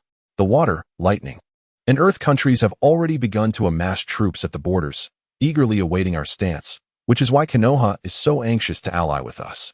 While an alliance with the 3 nations to crush Konoha may present lucrative benefits, it would necessitate sharing the spoils equally with the other 3 nations. And as we are Sunagakure's closest neighbor, we would have to bear the brunt of Konoha's most potent wrath. Thus, would this not be a case of incurring losses that outweigh the gains? Sujetsu stated gravely, and beside him, Kazekage Rasha silently nodded in agreement with his words. Banchuru furrowed his brow and raised his head. But if we ally with Konoha, would we not also have to endure the animosity of the 3 nations? Sujetsu smiled slightly. Yet between the 3 nations and us lies Konoha. Banchuru's eyes brightened, and in that moment, he seemed to grasp the concept. I believe I understand. Lord Sujetsu, you aim to extract benefits from our alliance with Konoha while allowing Konoha to shoulder the pressure from the 3 nations? Banchuru struck his palm enthusiastically. If that is the case, the 3 nations and Konoha would counterbalance each other, and we could develop in secrecy without losing a single soldier. In this ebb and flow, we could rapidly catch up to, or even surpass, the military might of the other 4 nations. Sujetsu nodded in satisfaction. Precisely. We intend to leverage the situation, utilizing the alliance of the 3 great nations to negotiate with Konoha, and in turn, use Konoha's influence to alleviate the animosity of the 3 nations. As they exited the Kazekage's hall, members of the 5 great clans continued to discuss fervently. It is clear that Lord Kazekage and Lord Sujetsu intend to extract significant concessions from Konoha. Who would have thought that after all these years, Konoha would seek an alliance with us? It appears that Lord Sujetsu harbors grand ambitions, seemingly wishing for Sunagakure to become the next Konoha, the next hegemon of the ninja world. Yet, if this momentum continues, surpassing Kumogakure and Konoha may indeed be just around the corner. Sujetsu and Rasha now stood by the window of the Shadow Palace, with Maki standing resolutely beside them, resembling a tree stump. We must extract as many benefits as possible from Konoha, ideally fostering developments advantageous to Sunagakure. My next return may not be for several years, Sujetsu remarked softly. Gazing out at the bright sunshine, Rasha nodded, hesitating for a moment before inquiring. As Gaara is the Jinchuriki of the tailed beast, if you were to bring him along, would that provoke any thoughts among the people of Konoha? In the realm of ninjas, the Jinchuriki of tailed beast serves as a formidable deterrent akin to nuclear power. When Su Yue proposed taking Gaara to Konoha, it was tantamount to handing the enemy the button for this deterrent. What, do you not trust your own son? Su Yue grinned. Glancing at Raza. I trust my son, of course, but I fear unforeseen circumstances, Raza replied, stroking his chin. TSK, when did you ever show fear before? If I recall correctly, you once dispatched Yashimaru to assassinate Gaara 6 times, didn't you? Raza's face flushed with embarrassment. That was in the past, alas. He is my son. The attempts on his life were born out of desperation. Su Yue yawned and waved his hand dismissively. Rest assured. Your son possesses far greater abilities than you realize. Whether you believe it or not, upon his return from Konoha, he will surpass you in strength. Raza nodded in agreement. Of course I believe it. I have never doubted his potential. After a moment's reflection, Raza continued.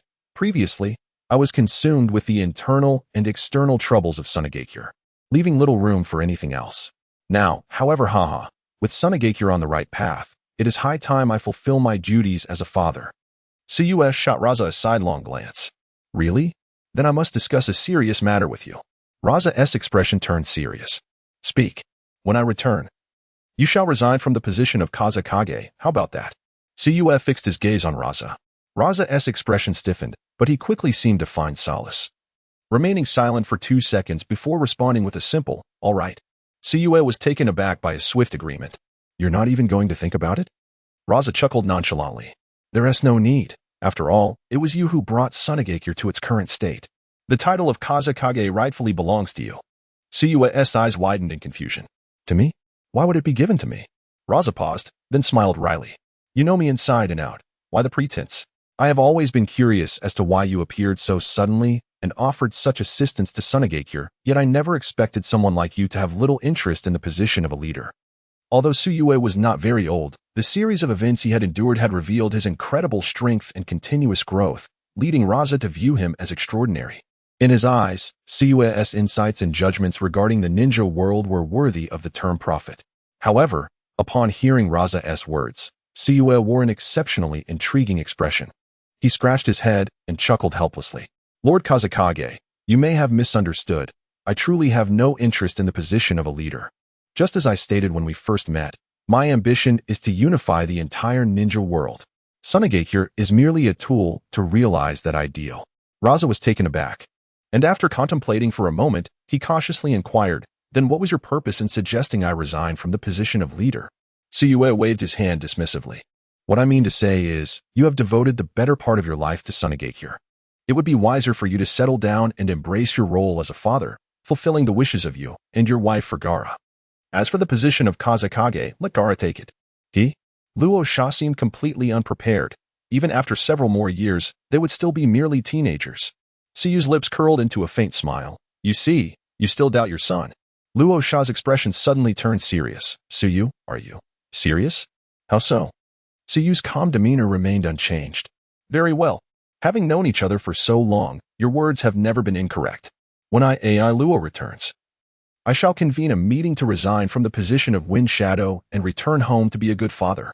At that very moment, 2 small figures were stealthily hiding beneath the balcony of the Shadow Hall. AI Luo extended his hand, his little face mimicking the action of chewing. While Qian Yun Su Yue stuck out her tongue and retrieved 2 white rabbit gummies from her pocket, handing one to each of them. The high-level meeting had concluded. Yet Su Yuhanti emerged. What do you think they were discussing? Qian Yun Su Yue's tiny mouth moved with delicate precision, emitting sounds only the 2 could hear.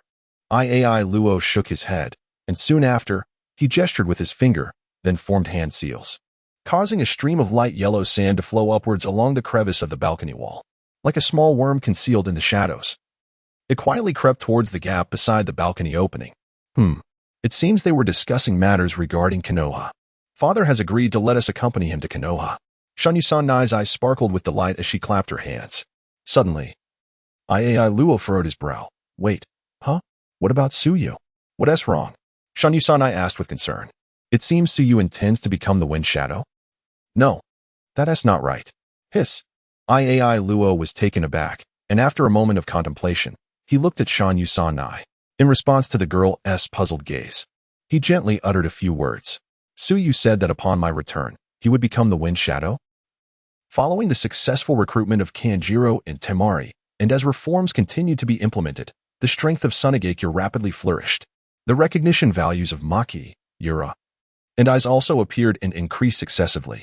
Suyu was increasingly grateful for his initial decision to reform Sunagakure, as altering the fate of an entire village naturally transformed the destinies of all its inhabitants. Up to this point, every notable ninja in Sunagakure held him in high esteem, and his status had risen to be on par with that of the fourth wind shadow, Luo Sha, as long as he continued to lead the development of Sunagakure. The recognition values of loyal ninjas like Maki and Yura would steadily rise. This spared him the hassle of wooing each individual one by one. On the night of the clan massacre, his total recognition value had barely surpassed 800, unlocking the ninjutsu Aim no Iwado and Kamikaze. Aim no Iwado is a long-distance spatial displacement technique.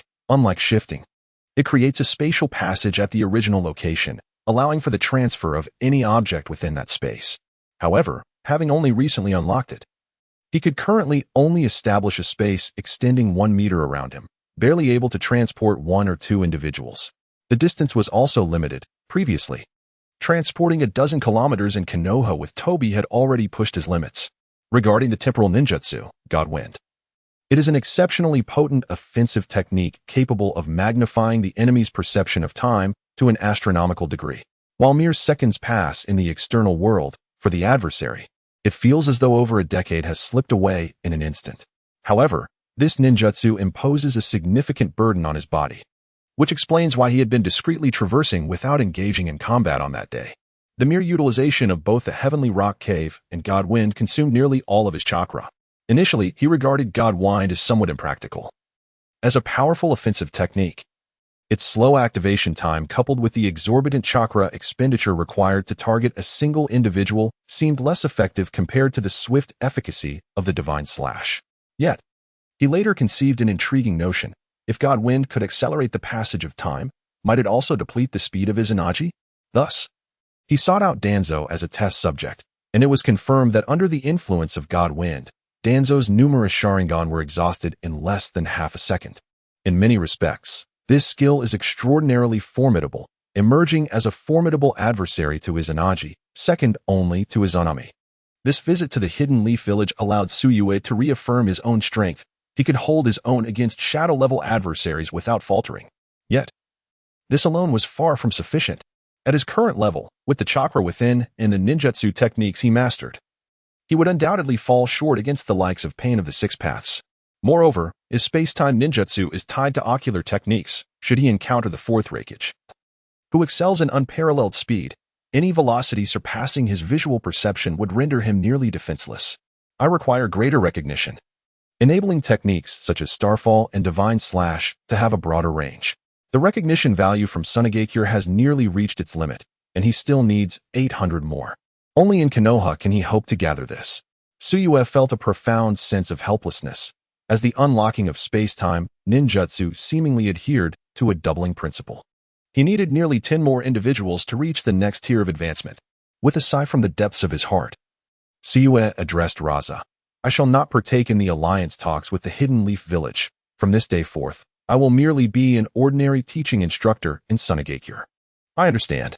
Raza nodded in acknowledgement. Upon exiting the Wind Shadow Palace, Su Yue paused, soon joined by Gaara and Shino. Brother Su Yue, did father consent to my and Shino's visit to Konoha? Su Yue cast him an exasperated glance. Did you not hear? Gaara exclaimed, scratching his head. I had no idea you were aware. I thought I was being quite discreet. Su Yue smiled gently. Do not forget, my eyes can perceive through space. The sand you released disrupted the spatial currents. How could I possibly overlook it? When shall we depart? Gaara inquired, tilting his face upward. Su Yue gazed at the sun hanging in the eastern sky. Wait for your father to notify you.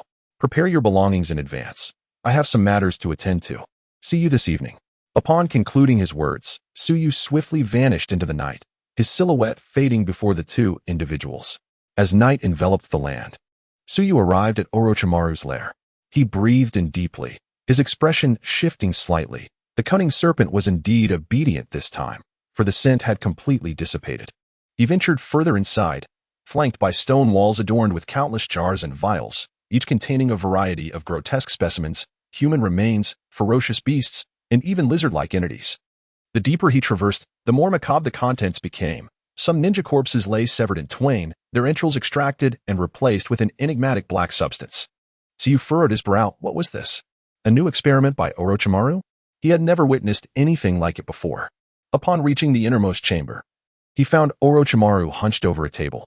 Upon hearing Suyu's approach, Orochimaru's ears twitched, and he opened his eyes. Who goes there? His voice retained its characteristic rasp. Turning his gaze, the icy demeanor in his eyes began to thaw. Ah, you've come. What brings you to my humble laboratory today? I came to see the progress of your research, Suyu replied nonchalantly. His eyes fell upon the heart of the scorpion, displayed prominently before Orochimaru. The heart was submerged in a dark brown jar, surrounded by a viscous, dark red liquid. Numerous tendrils were affixed to the heart's blood vessels, with the other ends connected to a small child. The child's skin was an unsettling shade of deep black, yet an ominous aura of death radiated from it, sending a shiver down Suyu's spine. What have you done to the heart of the scorpion? Suyu inquired, genuine surprise etched across his features. He trusted Orochimaru's capabilities, yet the child's shadowy form unsettled him. This is a body cultivated from the essence of death contained within the heart, refined through hundreds of experiments, ultimately giving rise to a puppet body imbued with boundless forbidden and annihilative power. Orochimaru declared, his demeanor exuberant. Suyu, did you not mention that he was enamored with puppet techniques? I believe he will cherish this body, capable of transforming everything around him into undead puppets. Undead puppets? Suyu narrowed his eyes. Orochimaru rose, a smile gracing his lips as he explained, as I previously stated, the power within the heart derives from the realm of Yomi, capable of transmuting all of reality into the world of the dead. With the scorpion's modifications, he can reshape the world into his very own puppet domain, albeit at the cost of his soul's vitality, which is why he is transformed into this current state. I, in turn, have amalgamated the soul's power with the death energy from Yomi, forging an entirely new form of necromantic power. When the scorpion employs forbidden puppet techniques in the future, he will merely need to draw upon the death energy of Yomi. This power belongs to him, and yet it also belongs to the realm of Yomi. This puppet body serves as a native of that realm. Orochimaru elaborated passionately, but Suyu merely shook his head in confusion. I do not comprehend. Orochimaru's expression stiffened momentarily. A faint twitch at the corner of his mouth, before he resignedly stated, in summary, Lord Suyu, this is the embodiment of death. Those who are puppeted by the scorpion become his subjects in the realm of Yomi. However, this is merely the preliminary concept I have completed. One day, I shall discover the passage that intertwines life and death. That, indeed, is the eternal existence I fervently pursue. Suyu furrowed his brow. Are you suggesting that the realm of the Yellow Springs is a tangible place? Certainly. The realm of the Yellow Springs has always existed. It is simply beyond the reach of us, the living. It is as though we inhabit an entirely different world. Orochimaru proclaimed, extending his arms like a fervent devotee. A flicker of contemplation crossed Suyu's eyes. From what Orochimaru described, it seemed as if the realm of the Yellow Springs is akin to the relationship between the third and fourth dimensions. Or perhaps, the connection between the reality he inhabited and the world of Naruto? Could it be that he might return to his original world? Suyu's breath grew heavier as he gazed earnestly at Orochimaru, asking, Orochimaru, what further insights do you possess regarding the realm of the Yellow Springs? Please share everything with me. Orochimaru paused for a moment, then chuckled, his narrowed eyes gleaming with a unique allure. It seems, Suyu, that your pursuit of the power of life and death is no less fervent than my own. After a brief jest, Orochimaru's expression turned solemn. He retrieved a chair from beside him and offered it to Suyu. In my previous studies on life, I discovered that the ultimate fate of all beings is not physical demise, but rather the extinction of the spirit. However, this so-called spiritual extinction does not signify complete disappearance. It merely vanishes from our world. Suyu, sitting upright like an attentive student, nodded in agreement. So, what we refer to as death is merely the soul transitioning from this world to another, is that correct? Orochimaru nodded, then shook his head. Yes, and yet, no.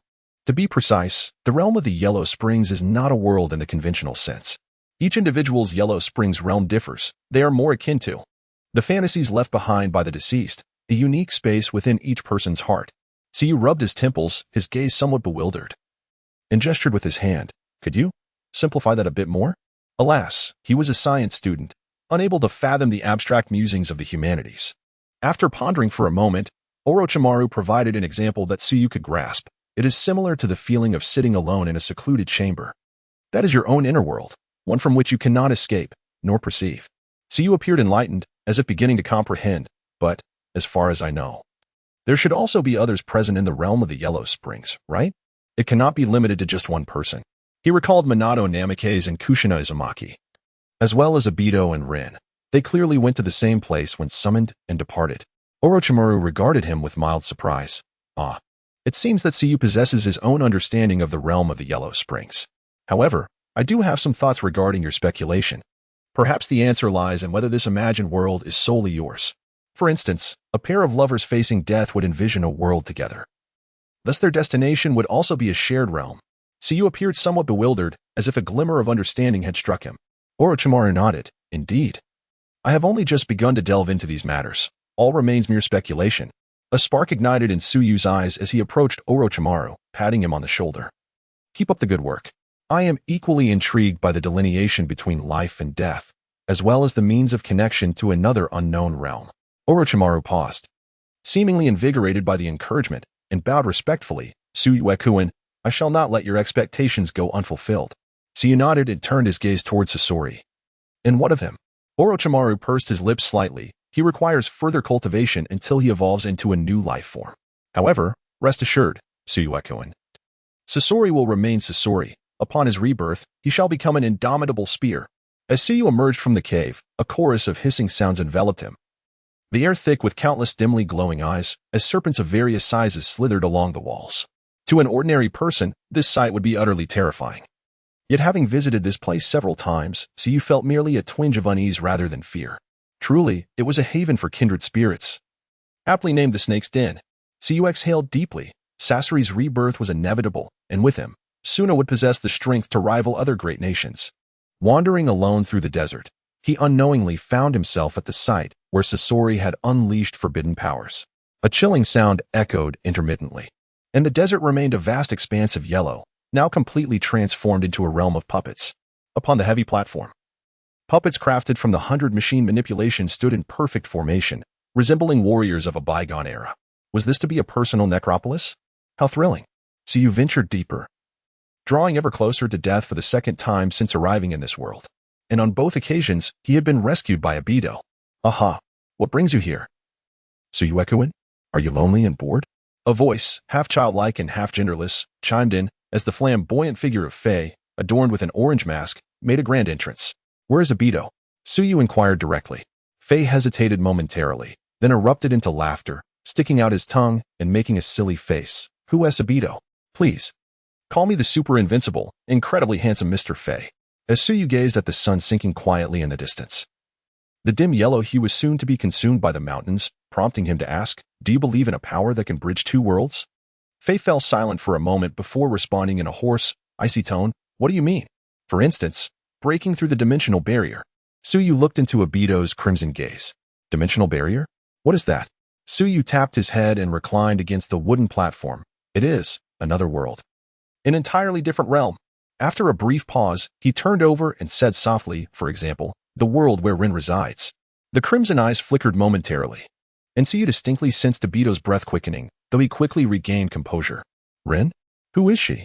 Suyu gazed at Obito with a gentle smile and remarked, she is a remarkably tender girl, one for whom one might dare to confront the world. Suddenly, Obito closed his eyes, and a bewildered voice emerged. Huh? How have I returned here again? Weren't you two engaged in a pleasant conversation? Just as he spoke, his voice behind the mask reverted to its previous coldness. I hold no interest in any of this. Perhaps such a person once graced my life, but alas, I have severed all ties to the past. Now, I emerge from the depths of hell, intent on extinguishing every soul upon this earth, including yours, as well as my own. Suyu discerned the seething resentment within Obito, akin to a raging inferno. Rising from the ground, he abruptly shifted the topic, as if the previous conversation had never occurred. Oh, by the way, the Uchiha clan has departed from Konoha. You must be aware of that, right? I am aware. Obito's voice remained icy. Speaking of which, as I passed by the Uchiha clan, I encountered a 70-year-old grandmother who was incessantly murmuring about someone. Can you guess whom she spoke of? Suyu stated matter-of-factly. Obito paused for a moment, lowering his head. I assumed that only the orphaned children of Sunagakure would be so numerous, yet it seems Konoha, the foremost village among the 5 great nations, is no different. Huh, war truly brings nothing but tragedy. Obito remained silent, merely gazing intently at him. Suyu then shifted the conversation. Just a reminder. Of course, if you are unconcerned, that is fine. I will be teaching in Konoha for a while. I could conveniently check in on you. Suyu flashed a benevolent smile. Having spoken, Suyu did not linger further and began his journey back to Sunagakure. As Suyu's figure faded from view, Obito sat upon the puppet deck, his gaze heavy, lost in contemplation. Moments later, the ground trembled, prompting Obito to look over. The earth quaked and cracked open, revealing a vast expanse of deep green foliage, from which two enormous leaves parted to unveil a half-black, half-white figure. Obito turned his attention to him. Nagato has already commenced recruiting the first batch of Akatsuki members. Will you not go and see? The half-black, half-white figure spoke. His voice even more somber than Obito's, as if his vocal cords were damaged. As long as the plan proceeds along its original course, there is no need for excessive interference. I can appear whenever you require my assistance. Obito stood, addressing Kaguya. Is it true that the only path for this world lies in the infinite Tsukuyomi? The enigmatic half-black, half-white figure was indeed a synthetic being controlled by Kaguya.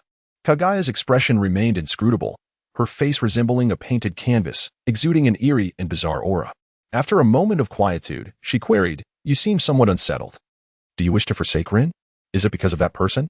The green foliage swayed gently in the wind as Kaguya turned to gaze toward the direction Suyu had departed. No, my resolve has never wavered. Besides, how could I ever hope for a chance to turn back now? Obito replied coldly. He was no longer the boy who, late to school for assisting an elderly woman across the street, would willingly sacrifice himself to save a comrade. From the moment he pierced the multitude of mist ninjas with his would-release technique, he was fated to extinguish all lives, including his own.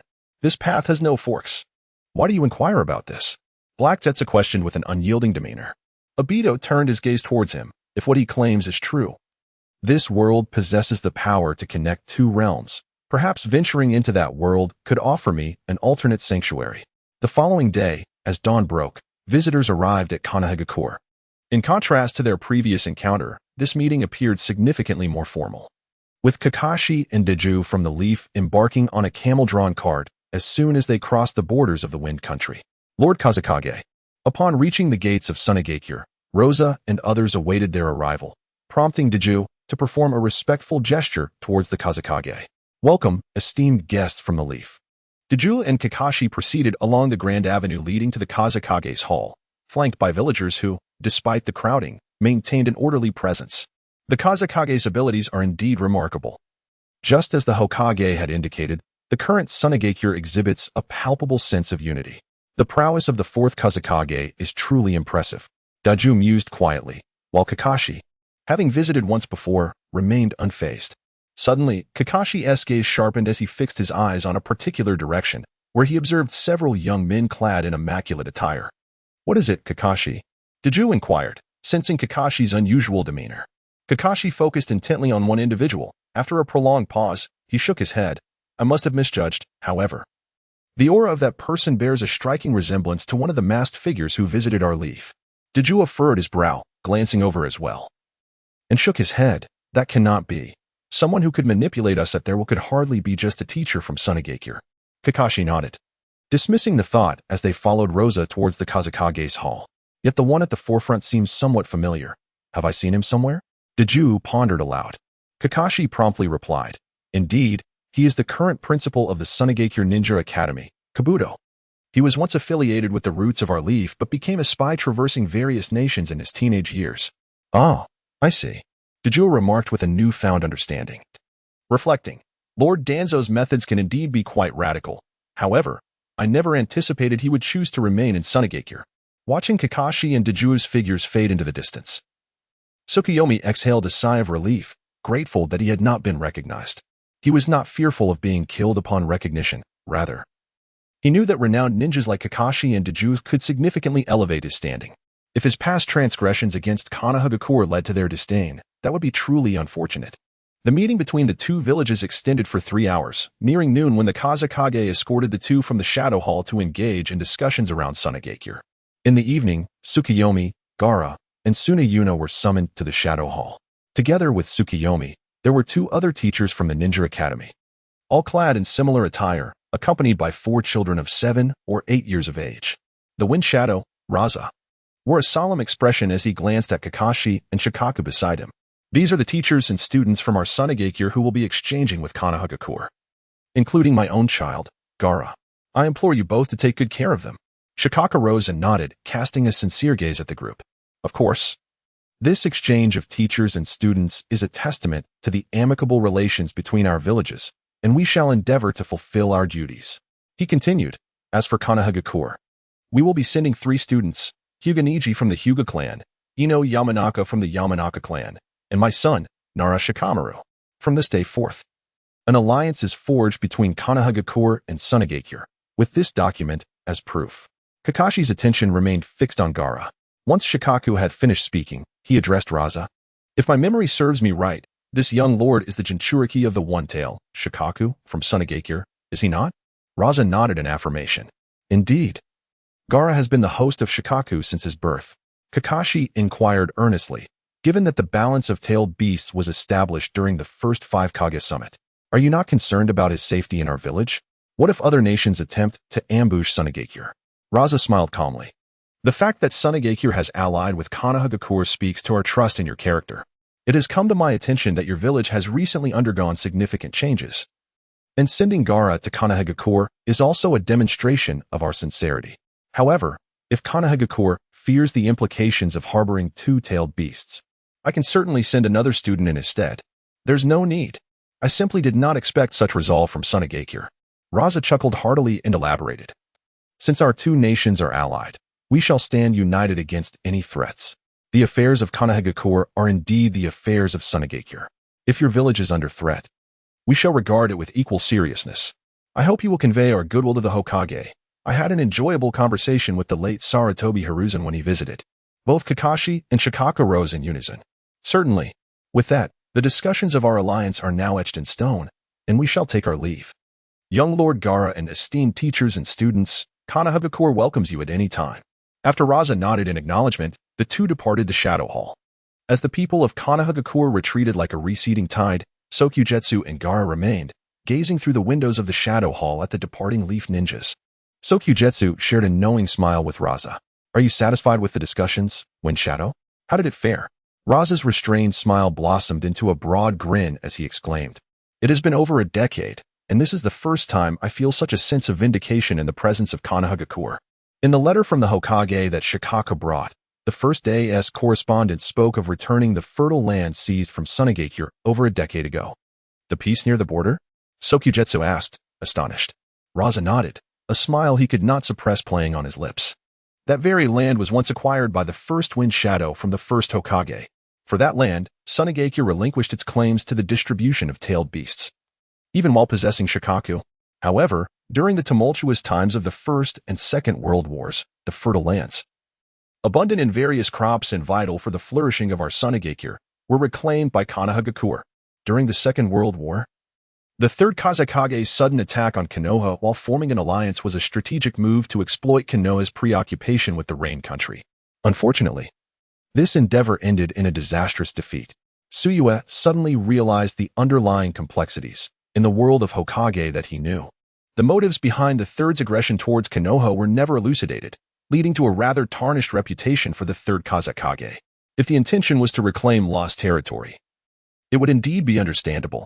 Furthermore, Konoha has generously offered to supply our Sunagakure with military provisions for an entire year, which would significantly bolster our village. Rasha exclaimed with enthusiasm. This is quite advantageous. Konoha, pressed by the land of lightning and the land of earth, has made substantial investments. With these resources and a year or 2 of development, Sunagakure should gain the confidence to stand toe-to-toe with the 2 nations. Next, the land of lightning and the land of earth will likely not remain idle. Suyue analyzed. Rasha paused momentarily. What do you mean? Suyue glanced at him with a teasing expression. Do you think the land of lightning and the land of earth will passively observe the alliance between Sunagakure and Konoha? The ninja world is currently divided among the 5 great nations, where balance of power is paramount. Should one side gain sufficient strength to overpower the others, the remaining factions will undoubtedly seek to suppress it. This is why Konoha has consistently found itself at the center of conflict during the Great Ninja Wars. Now that Konoha and Sunagakure have allied, the land of lightning and the land of earth, or possibly a tripartite alliance with the land of water, will surely form a coalition to counter Konoha's resurgence. Suyue waved his hand dismissively. However, we need not concern ourselves with this. The alliance formed by the Land of Lightning will surely target Konoha, and when that time comes, Konoha will undoubtedly seek our assistance, placing us in a position of power. Upon hearing this, Rasha could not help but nod. Understood. Then I shall adhere to your initial strategy to enrich the nation, strengthen our military, and attract talents from all corners of the world. Su Yue was exceedingly pleased with Rasha's attitude. Exactly. In the vast expanse where the yellow sands meet the forest, two ninjas adorned with gray forehead protectors stood rigidly, resembling wooden stakes. At a certain moment, one of them slightly opened his eyes, and in the distance, where the yellow sands kissed the sky, a group of figures approached. Who are you? Su Yue produced the alliance documents between Sunagakure and Konoha, presenting them to the ninjas. After a brief perusal, the Konoha ninja took a step back.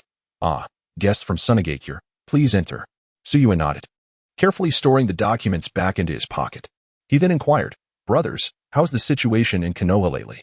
We are bound by duty and cannot disclose matters unrelated to our responsibilities. Su Yue glanced at the two, and suddenly, as he reached into his robe, he retrieved several dark brown pills between his fingers. The two of you have misunderstood. As newcomers, we are still unfamiliar with our surroundings and wish to gather some information first. After all, we wouldn't want to provoke the wrong individuals. We have brought only these supplies with us. You both have been stationed here, facing danger regularly. Thank you for your hard work. Su Yue held a military ration pill, an essential item for swiftly replenishing both stamina and spirit, widely regarded as a staple in military provisions. For ninjas, these pills are as valuable as cigarettes to avid smokers, serving as a universal currency wherever one may be. The guard ninja cast a glance at the military ration pill in Su Yue's hand, his expression shifting slightly. But then he quickly looked at the ninja beside him, who was also observing. It seems there has been much significant news in the village lately. Perhaps the most noteworthy event has been the trip of the young heirs from the three great clans to Sunagakure.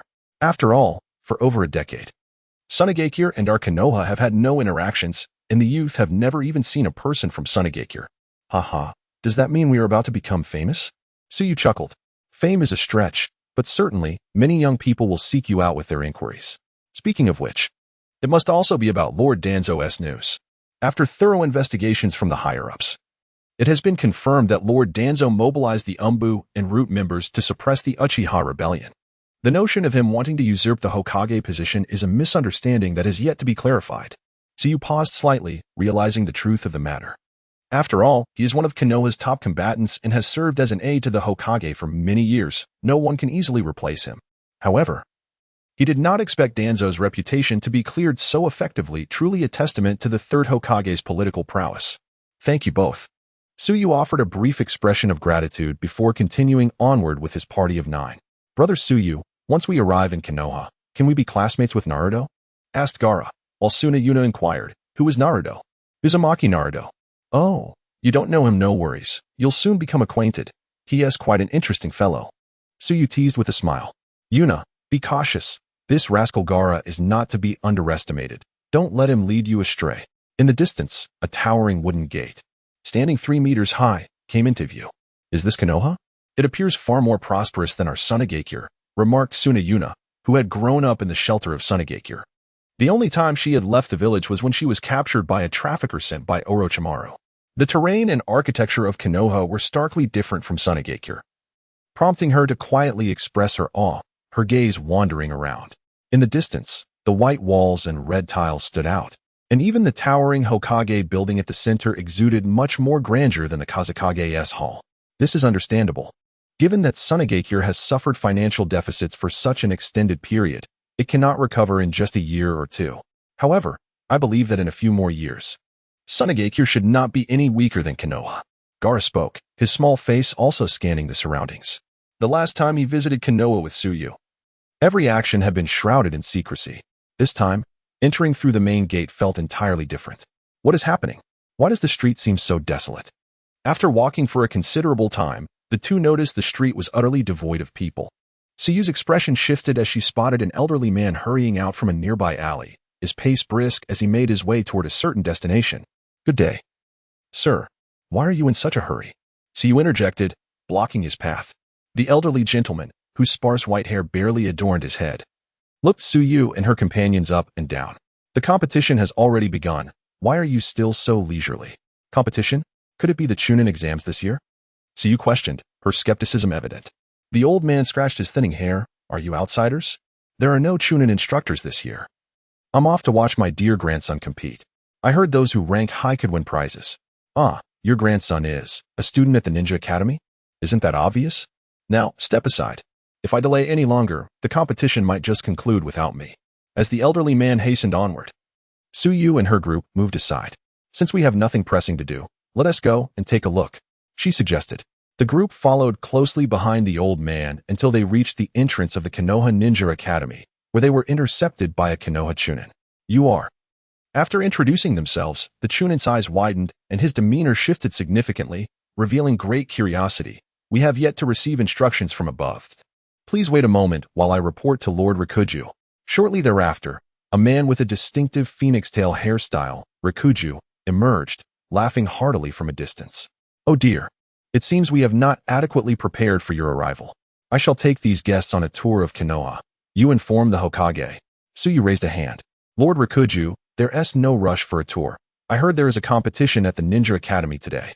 May we observe? Of course. Are you the leading instructor for this visit? May I have your name? Suyu. She replied with a gentle smile. Ah, Suyu. How fortuitous. This school competition will allow the students from your village to familiarize themselves with their future classmates. Rikuju recognized Suyu as the very individual he had discussed with Kakashi. Though he had not anticipated her to be the leading instructor, especially considering the two teachers following her appeared considerably older. Their strength, too, likely should not be underestimated. Please. Follow me. As they entered the school and walked along the classrooms, they gradually began to hear the distant sounds of cheers. Go, Sakura. Stand up, shouted a blonde girl in the audience, waving her fist passionately. As they drew closer, Suyu discerned that the spirited 7- or 8-year-old girl was none other than a young Ino. At that moment, their relationship seemed quite amicable. It would only be later that their friendship would sour into rivalry. Rikuju led Suyu toward the audience, where she noticed a man with hair and beard as white as snow, his frail frame contrasted by his piercing, vibrant eyes. It was the third Hokage, Hiruzen Sarutobi. Even the Hokage has taken the time to attend such a small competition organized by the school? Suyu whispered. You are unaware of certain matters regarding the upcoming competition. This event is no mere contest. Observe how several prominent clans have gathered at the Ninja Academy, their purpose being to assess the disparity in strength between their offspring and those of other families, while also preparing for future clan development plans. Moreover, the Hokage's presence indicates a desire to identify promising talents early on. At this point, Riku let out a sigh. You must have heard that due to previous events, the strength of Konogakure has significantly diminished. Consequently, the Hokage's focus over the past few months has been on replenishing and expanding the Umbu. As he spoke, Riku cast a subtle glance at Shuiue. Shuiue appeared to grasp the situation. Ah, I had not anticipated this. It is surprising that the Uchiha clan, which has been part of Konogakure since its inception, could one day find itself in a state of division. Indeed, it was bound to happen eventually. However, I am inclined to believe that the Uchiha were manipulated by others. What do you think? As he spoke, Riku scrutinized Shuiue closely. Is he testing me? Shuiue maintained a composed demeanor and shook his head. I am not well versed in the affairs of Konogakure, yet I am indeed quite curious about the Uchiha clan. It is said they possess the Sharingan, which can unveil the flaws of their enemies. Alas, I shall miss the opportunity to witness it this time. Riku withdrew his gaze and continued leading Shuiue and the others forward until they stood before the elder Hokage. Sir, these are the teachers and students from Sunagakure, eager to observe the competition of the young ones. The elder Hokage set aside his pipe, rising in a gesture of respect, and exclaimed with a hearty laugh, We have long awaited your arrival. Niji and the others will soon depart for Sunagakure as well. I hope this exchange of teachers and students will pave the way for a fruitful collaboration between Sunagakure and Konogakure. The Hokage gestured towards a row of empty seats ahead. Please take a seat. It is the perfect opportunity to witness these young prodigies compete, as several promising talents are about to engage in battle. Once they were seated, Shuiue turned his attention to the competition unfolding in the arena. Suddenly, he felt a chill run down his spine, as if he were being observed. A flicker of thought crossed his mind. Was it the elder Hokage? He had deliberately concealed his chakra, making it undetectable to anyone below the rank of a Kage. The only person capable of evoking such a sensation in this gathering must be the elder Hokage. The feeling of scrutiny was fleeting. And Shuei discreetly cast a glance towards the elder Hokage, who was leisurely peeling an orange, his gaze fixed intently on the contest below. Sakura. Give him a good thrashing for peeping at us while we change. Ino yelled, prompting Yamato behind them to cover his face and cough lightly. On a soft patch of grass, the sound of thuds echoed as a pink-haired girl knocked down a hunched boy with a punch. Just as she was about to continue her assault, Irika hastily called for a stop, prompting Sakura to roll down her sleeves with a huff and exit the arena. A moment later, a diminutive figure stepped onto the grass, with 3 deep black marks on each cheek. As he ascended the platform, a murmur of intrigue rippled through the crowd. Is that the Nine Tails? Why is he still in Konogakure? One wonders what the Hokage provides him each month. Would it not be better to let him starve? Why should we calmly attend school after they have slain so many of our kin? Is he battling Niji, the prodigy of the Hyuga clan? Eliminate him. Help us vanquish him. The crowd outside was in an uproar from the moment Naruto stepped onto the grass. The expressions of those around him shifted, their mouths spewing curses. How could this be? Why were they all cursing him? Suna poked Sujetsu's arm, whispering a question.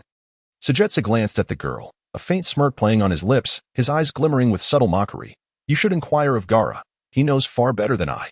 Upon hearing this, Suna turned her gaze to Gaara, only to find the young man's face taut, his eyes fixed intently on the surrounding crowd. As if their vitriol was directed not at Naruto, but at him. For he, like me, is perceived as a monster by the world. Suna. Do you recall when we first met, and I asked if you were afraid of me? Suna nodded.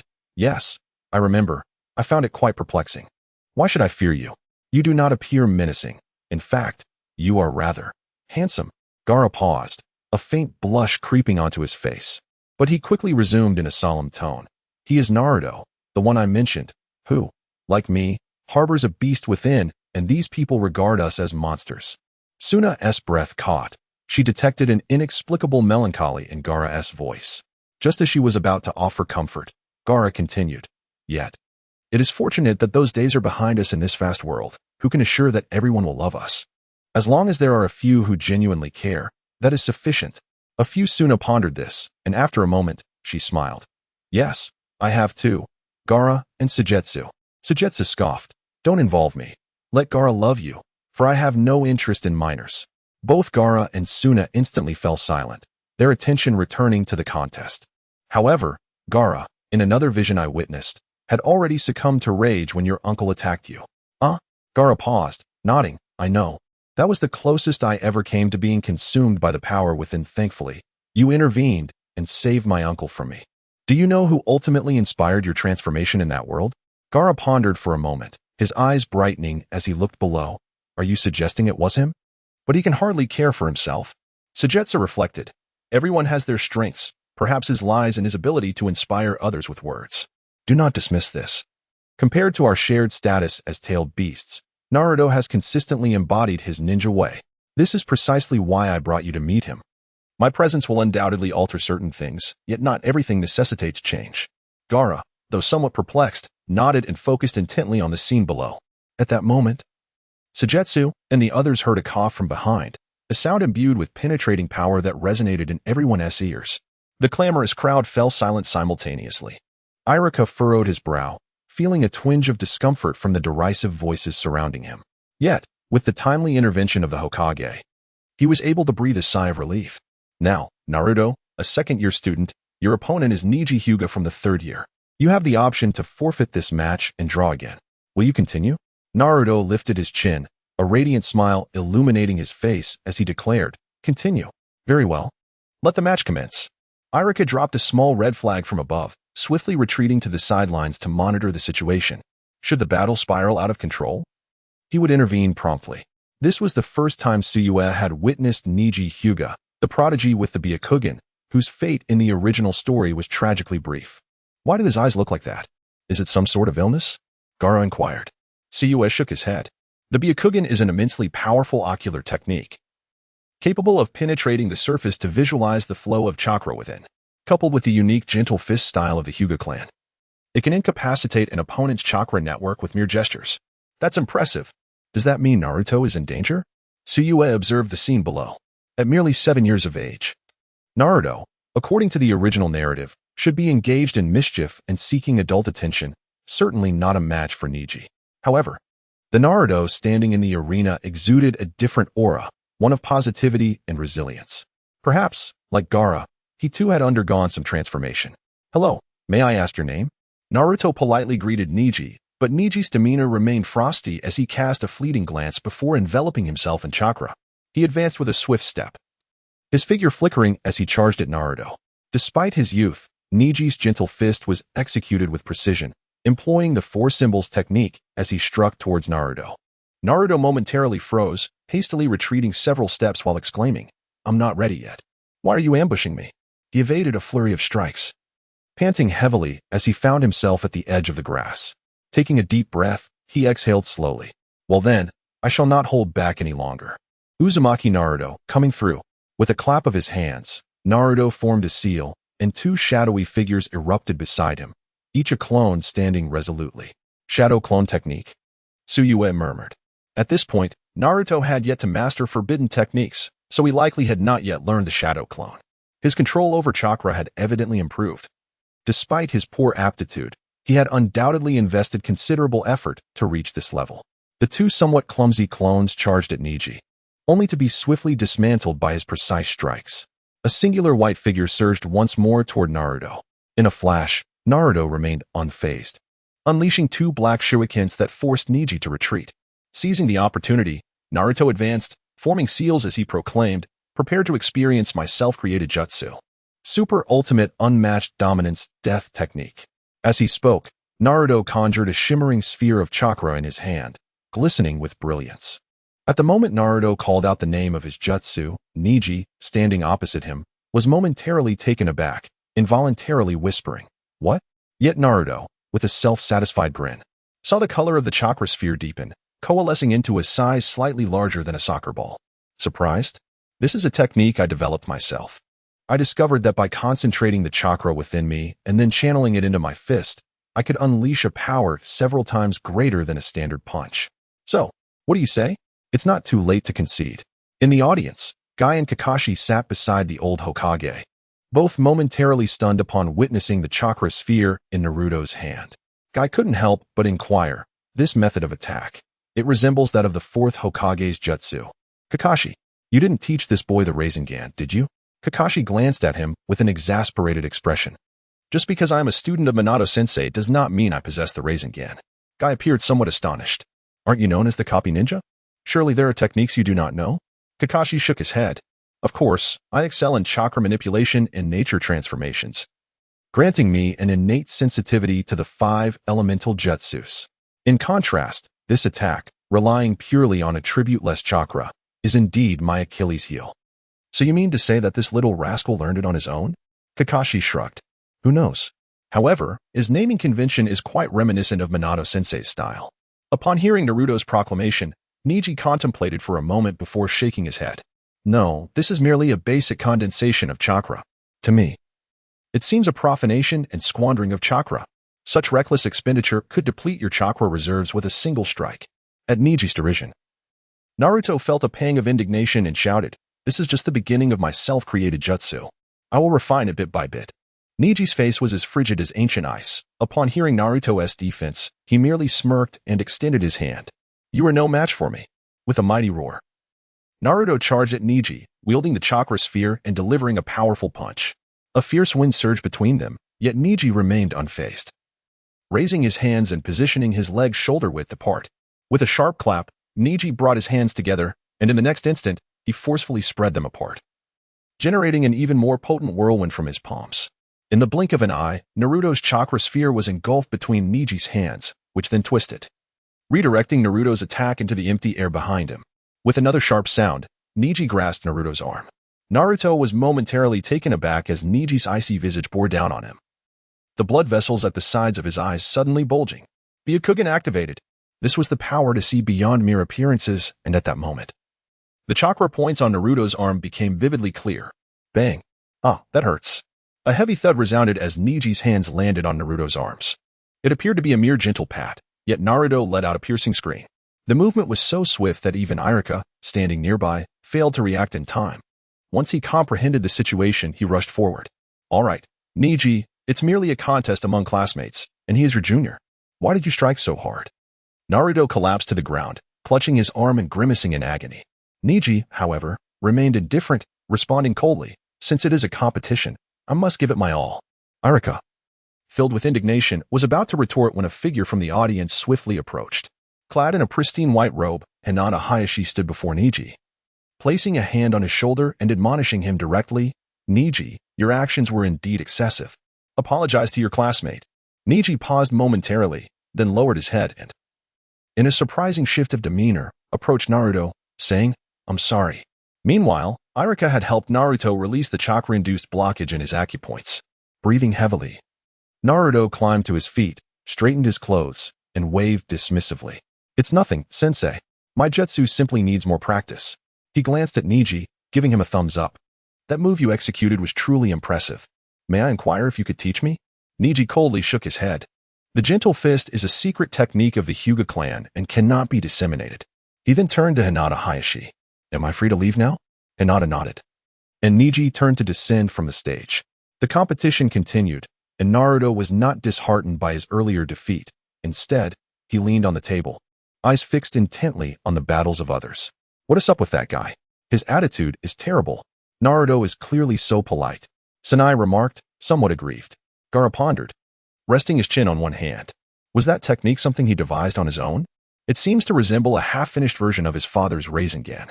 Only Naruto, with his abundant chakra, could utilize it this way, but it pales in comparison to the original. "Stay here, Seketsu. Suna and I are going to find Naruto," Gaara said, his enthusiasm evident as he rubbed his hands together. Seketsu smiled slightly and waved them off. "Go ahead." The two young ones promptly departed their seats, making their way to the section where the ninja school students sat. Naruto quickly noticed the two approaching and, after a moment, raised his head to see Seketsu above him. "Seketsu." Naruto waved his hand, his lips moving silently, yet Seketsu easily discerned he was calling out to him. Seketsu waved back, and Naruto beamed, evidently pleased, engaging in lively conversation with the two beside him. "Seketsu, the students you brought seem quite familiar with Naruto. Have they met before?" Nara Shikaku suddenly approached Seketsu and posed the question. Seketsu swiftly realized this was likely another test from the head of the Nara clan. Indeed, the last time they visited, it was under the veil of secrecy, making it appear to the untrained eye that this was their first encounter. How could a few unfamiliar children exhibit such familiarity? Fortunately, Suyu was well prepared and explained softly. "I just learned from Gaara that he seems to share a unique resonance with that child, perhaps due to some connection within them." Lugio paused, contemplating for a moment, and his expression shifted to one of realization. "So that is the case." "Oh, have you had an epiphany, Mr. Lugio?" Suyu inquired. Lugio nodded thoughtfully. "I believe it stems from both being Jinchuriki of tailed beasts, with their powers originating from the same source, which could explain the resonance you mentioned." Suyu feigned surprise. Could it be that this child is also a Jinchuriki? After receiving Lugio's affirmative response, Suyu nodded again. "No wonder. You know, due to his status as a tailed beast host, Gaara has been quite lonely since childhood. It seems this blonde-haired child might share a similar fate. If they could play together, that would be delightful." Lugio wholeheartedly agreed, nodding. "If that is indeed the case, it would be wonderful. Our boy also has a good relationship with Naruto. If you have a free day, do bring a few children over to our home." Suyu laughed heartily, nodding in agreement. "But be wary, Lord Lugio, for we might just empty your pockets." Just as they were engaging in jovial banter, a few shadowy figures swiftly emerged from the direction of the school gate. They approached the former Hokage, Sarutobi Hiruzen, and one of them leaned in to whisper something in the Hokage's ear, causing his eyes to narrow gradually. The Hokage beckoned Kakashi, who immediately shifted from a relaxed demeanor while with Gaida one of seriousness as he approached. After the Hokage issued a directive, Kakashi's expression grew increasingly grave, calling Lugio over, and together they followed the Umbu into the shadows. Suyu gazed in the direction of their departure, pondering what had transpired. Returning to his seat, he noticed Gaara approaching. "Brother Suyu, could I ask you for a favor?" Suyu smiled as he looked at him. "What is it? May I join them in their play?" "Absolutely not," Suyu firmly replied, rolling his eyes at the young child. "Don't think I am unaware of your intentions. You wish to find Neji to help Naruto seek vengeance, don't you?" Gaara pouted, displaying a reluctant demeanor. "Most of them are still children who have yet to master even the basics of the three-body technique. Your strength is too overwhelming. A mere flick could injure them. However, it might be beneficial to let Shauna give it a try." She has been feeling rather insecure spending time with you. Perhaps engaging with peers her age could bolster her confidence. Gaara's eyes lit up immediately, and he clenched his fist, exclaiming, "That sounds perfect. I would prefer to spar with girls. I love watching them fight." Su Yue shot him another disapproving glance before rising and descending to Irika's side. "It's you?" Irika was momentarily taken aback, clearly recognizing him. "Hello, Teacher Irika. We shall be colleagues from now on." Irika scratched his head and chuckled. "So you are the teacher from Sunagakure. I remember you tricked me into believing you were Naruto's brother last time." So you nodded earnestly. "I assure you, I am indeed his brother.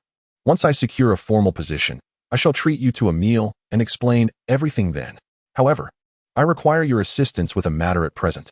He articulated his proposal for Shiyu Sanai to participate in the competition. Irika, showing no concern, replied, "That's simple. There's a girl of the same age who has drawn a blank sign in this round. I will speak to her and arrange for her to compete against your student. That would be most helpful." So you approached Shiyu Sanai and the others. "Little Sanai, it's your turn. Do not bring shame to Sunagakure. I will do my utmost." Sanai replied, somewhat reserved, as she was not in Sunagakure and surrounded by unfamiliar gazes, causing her steps to be slightly apprehensive. Meanwhile, another girl, a little one with wet hair, approached the stage at a much slower pace. She appeared even more nervous than Sanai, glancing around intermittently. Upon recognizing the little girl's face, Siyu was momentarily taken aback, his expression transforming dramatically. "It's her." "Eh?" Naruto widened his eyes, while Gaara inquired curiously, "What is it? Do you know the girl who will be battling Sanai?" Naruto mumbled, "I think her name is something like Hina." "Ah. What was it again?" "Hinata," Siyu replied quietly. "Oh right, Hinata."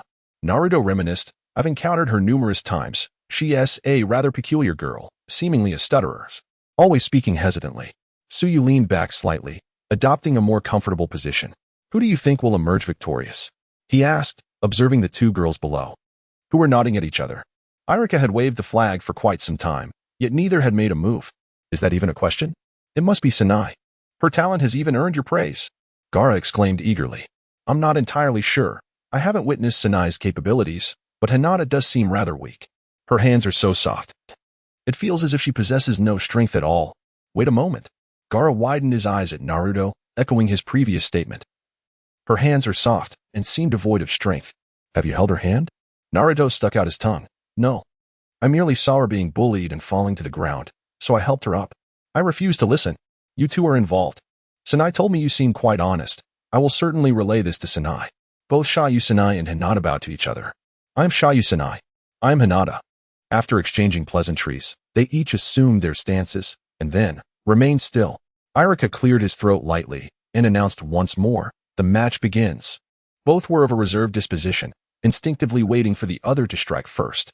Finally, as the atmosphere grew increasingly awkward, Sanai gritted her teeth and boldly stepped forward several paces. Seeing Sanai move, Hinata felt a sense of relief wash over her, fearing that if they continued to stalemate, her father would scold her. "Please, enlighten me." Having spoken, she advanced, her palms meeting those of Sanai, and the two young women commenced their physical contest. "Oh my, Hinata is quite impressive, managing to hold her own against Sanai," Gaara remarked. "Hinata has been trained in our family's gentle fist since childhood. If you can rival her in physical prowess," Tsukuyomi explained. "The gentle fist? Didn't you mention that the one who just struck me was also a practitioner of that style? Are they somehow related?" Naruto inquired. "Niji is Hinata's brother." In a flash, the two graceful figures clashed numerous times, beads of sweat cascading down. Sanai recalled Tsukuyomi's words, "I cannot bring shame to Sunagakure." After a series of exchanges, Sanai found herself retreating, forming hand signs, as a water dragon, as thick as an arm, coalesced between her hands, soaring skyward, turning to charge at Hinata.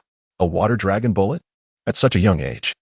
She can perform such advanced ninjutsu, and of the water element no less. The younger generation of Sunagakure truly harbors such talent. Witnessing this, the members of the Leaf Village began to retract their biases against Sunagakure. It became evident that even the most remote of places could indeed give rise to prodigies. Hinata held her breath, her focus sharpening as she beheld the oncoming water dragon bullet. In an instant, she closed her eyes, then reopened them, revealing the fierce patterns of veins along her temples, her pristine white pupils glowing with an ethereal light. Protective gentle fist, 8 trigrams palm. A surge of energy emanated from within her as she brought her hands before her chest, the outpouring of chakra transforming into a swirling vortex that danced before her. However, as the water dragon bullet approached, a flicker of fear crossed Hinata's delicate features, and her momentary hesitation diminished the surrounding gale.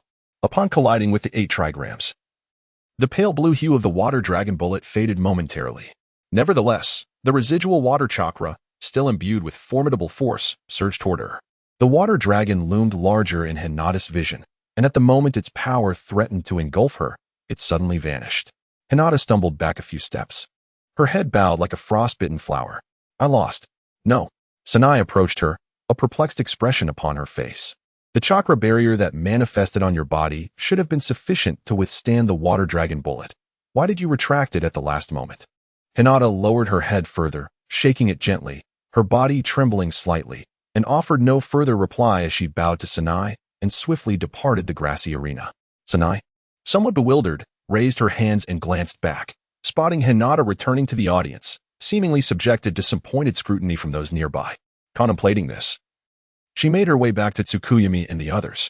I told you Sanai would definitely win, haha. Sanai recounted her experience to the two. Gaara paused for a moment, exclaiming, wow, she really is as peculiar as Naruto described. You mean she held back at the final moment? Why would she do that? I am uncertain. Yet I sense that she appears to be afraid of something. Hinata's childhood disposition was such, like Niji, she possessed the Byakugan. Yet her timid nature led her to share the same plight as Gaara and Naruto, being ridiculed and bullied by others. Naruto nodded in agreement, acknowledging the truth of the matter. Furthermore, I have observed that she does not retaliate. Were I in her position, I would have surely retaliated with a few punches and kicks. Looking into the distance at Hinata, who was being reprimanded by Hyuga Hizashi, Sujetsu was struck by a thought and gestured to the others. Naruto, previously. Gaara spoke to you about the night. Have you not always wished to be a part of it? Indeed, but what of it, Sujetsu? Have you agreed to my request? Sujetsu wore a broad grin, reminiscent of an elder brother. I have a task for you. If you can accomplish it well, I shall allow you to join us. What do you say? What? Naruto exclaimed. Within a month, I wish to see Hinata regain her confidence. You share similar experiences. It should not be a daunting task for you. Naruto paused, pointing at Hinata from a distance. But she is a girl, and so, after a long moment of contemplation, Naruto hesitantly replied, could we not change the task? I rarely converse with girls. Sujetsu pondered for a moment before asking seriously, do you have a crush on someone? I distinctly mentioned not to pursue frivolous romances, did I not? Naruto opened his mouth. Brother, how could that be? Ever since you left, I have devoted myself to training in ninjutsu without a moment's pause. Moreover, I am still quite young. How could I possibly be interested in girls? Sujetsu looked at him with skepticism. Speak the truth. You have developed feelings for Sakura, have you not? Sakura? Who is that? Oh, you mean her? That violent girl? Naruto paused, momentarily startled, then pointed toward the other side where, amidst a few others, young Sakura with her pink hair conversed with Ino, who had blonde locks. Well, that is a relief. I feared you might veer off course again. That is impossible. I will not entertain thoughts of love until I become Hokage, Naruto declared, his face set in determination. Sujetsu shrugged, then it is settled. Go and complete your task. This is my sanctioned opportunity for you to engage with girls. If you truly suffer from social anxiety, seize this chance to practice how to communicate with them. Naruto wished to protest further, but Sujetsu interrupted him. What? This is your pledge for joining the night. Do you wish to refuse? Fine, but she truly is peculiar. I shall do my utmost, Naruto said, his head drooping in resignation. The competition was nearing its conclusion. And it was no surprise that Niji claimed the first position among the first, second, and third years, followed closely by Lee, who had trained in the 8 gates, and Shikamaru, renowned for his exceptional battle intellect. However, before the awards ceremony could conclude, Kakashi returned to the former Hokage's side. Conversing briefly before the old Hokage rose to depart. Seated beneath the Hokage, Sujetsu felt a shadowy silhouette of a shuriken manifest within his pupils, a unique mental connection associated with the Kodo Amatsukami. Uchiha Fugaku has arrived? At this moment, within the grand hall of the Hokage, Uchiha Itachi donned a long black robe, intricately embroidered with crimson and gold patterns at the hem. With his hands clasped before his chest and his head bowed slightly, he awaited in silence. Beside him stood Uchiha Fugaku, who had long since shed the imposing demeanor of a clan leader. His countenance was tranquil, adorned with faint wrinkles, and his gaze was both piercing and amiable. He rested his hands on the shoulders of a young boy, around 7 or 8 years old, his eyes fixed on the entrance. Flanking them were 3 or 4 Umbu ninjas, ever vigilant. The presence of both the former clan leader and the current one, both esteemed figures of the Uchiha clan. Gracing Konoha was akin to a summit between nations.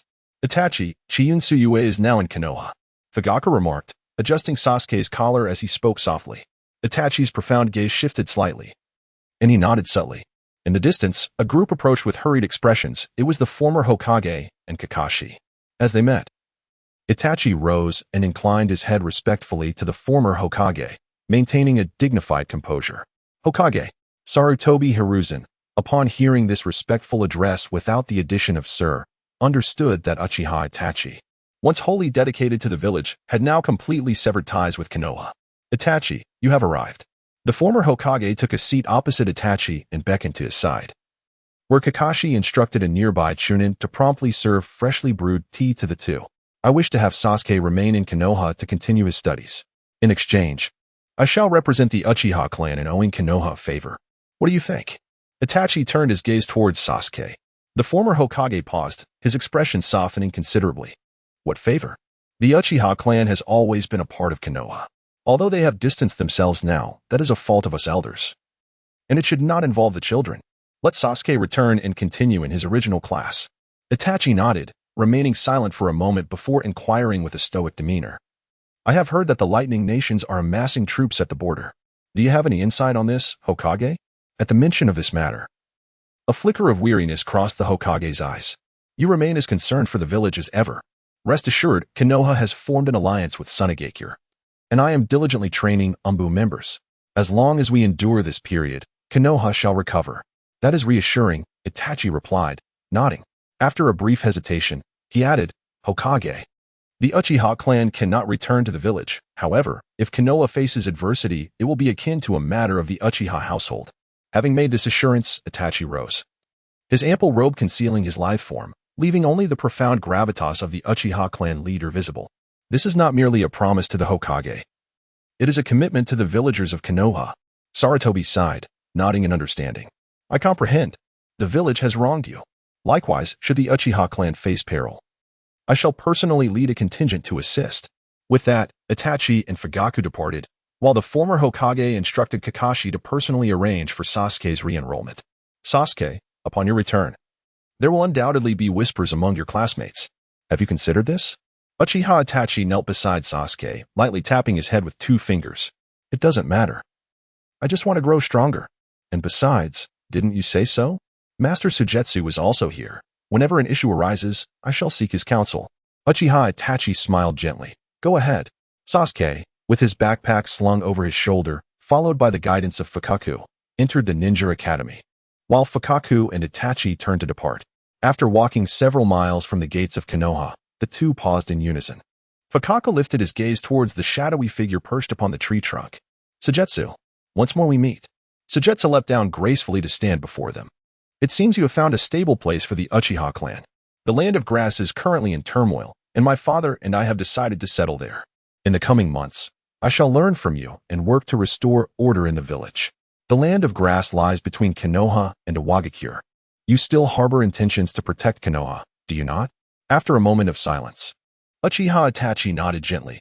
Whether it is Danzo's ambition to annihilate the Uchiha clan or the clan's rebellion, it is merely a political struggle among the elite. The villagers of Konoha are innocent. I do not wish to witness my childhood home engulfed in flames of war. Indeed, I understand. Uchiha Itachi continued. In the time to come, our clan will be quite busy, as we have departed from Konoha and shall not return. We must swiftly rebuild our home. Delivering Uchiha Sasuke to Konoha was due to my father mentioning that you would be arriving soon. I had not anticipated such a fortuitous encounter today. He mentioned that you promised to teach him ninjutsu upon your departure. Sujetsu laughed heartily. No problem, but I must warn you, I am quite a strict teacher. Fukaku, with a deep and steady voice, interjected. Sasuke's talent does not quite match that of Itachi. I will rely on your guidance in the times ahead. After parting ways, Sujetsu employed the shifting technique and swiftly returned to Konoha, where the award ceremony had concluded and students from all grades had returned to their classes. Irika greeted him with enthusiasm. Teacher Sujetsu, the higher-ups have arranged your duties as you wished. You will be teaching the 2nd grade. Following Irika to the teacher's office, He found the modest space furnished with 3 sets of desks and chairs, whether it was due to their origins from Sunagakure or the wealth of Konoha. The office environment was far superior to his past teaching experience. After familiarizing himself with the administrative processes at the Ninja Academy, Sujetsu, under Iruka's guidance, prepared for his inaugural lesson. Drawing from his experience in Sunagakure, his gentle demeanor quickly endeared him to the students, and his recognition value soared. This was indeed the primary purpose of his arrival in Konoha. The original storyline of Hokage unfolds within this village. And he was now teaching the 2nd grade class where Naruto and his peers resided. No role could be more fitting for garnering the admiration of elementary students than that of a dedicated teacher. After a week or 2 of acclimatization, Sujetsu had fully embraced his role as an educator. Moreover, possessing an omniscient perspective of the original Hokage narrative, he knew his students well, allowing him to tailor his approach with ease. The instructors at the ninja school have discerned a peculiar habit of Suyu. Each day, upon returning home after school, he would randomly select a student for a post-class discussion. Typically, such conversations are reserved for those students whose academic performance has faltered, with the discussions often revolving around admonitions or supplementary tutoring. Frankly, these measures yield little effect. However, Suyu's approach stands apart. Every child emerging from his office is either beaming with joy or radiating excitement. As Iruka, who is wholeheartedly dedicated to nurturing his students, observed this phenomenon with a hint of curiosity, he stealthily approached the office during one of Suyu's private conversations with Ding Xiai. Peering through the slightly ajar door, he was momentarily taken aback by what he witnessed. At that moment, Suyu was seated comfortably in his chair, leaning forward with a warm smile. His gaze fixed intently on Ding Xiai, who was seated across the desk. There were no textbooks for tutoring, no lesson plans for academic guidance, and certainly no lengthy lectures on the virtues of diligent study. Instead, the desk was laden with an extravagant assortment of snacks, barbecue-flavored chips, prawn crackers, crispy treats, and puffed biscuits, an entire feast. Take your time, savor each bite. There's plenty more. Suyu's vibrant green eyes sparkled with delight, akin to a contented pig awaiting its feast, while Ding Xiai crunched away on the snacks before him. Thank you, Teacher Suyu. You are the best teacher I've ever met, Ding Xiai mumbled, shoving another handful of snacks into his mouth. Meanwhile, a series of glowing notifications appeared and vanished on the ethereal panel before Suyu. Recognition value 1, recognition value 1, recognition value 1. The total recognition value soared past the 1,000 mark, racing towards 1,200. A sense of reflection washed over Suyu, regardless of the realm. Students remain the most easily swayed demographic. In the span of nearly a month, 3/4 of the students had achieved a recognition value exceeding 50. With impressionable children like Ding Xiai reaching an astonishing 80. However, there were also those who harbored skepticism or possessed more reserved or aloof personalities, such as Shikamaru and Niji, who had departed from Konoha to Sunagakure. Overall, the recognition value exhibited a steady ascent. You mean to say that each time you summon a student to your office after school, you are bribing them with snacks, teaching Sakura to punch, and playing shogi with Shikamaru? Iruka's eyes widened in disbelief. He could never have imagined that Suyu's rapport with the students stemmed from such indulgences. After Ding Xiai departed, Iruka could no longer contain his curiosity and burst into the office to confront Suyu. You're too late. Ding Xiai devoured all the snacks. Here, have some tea.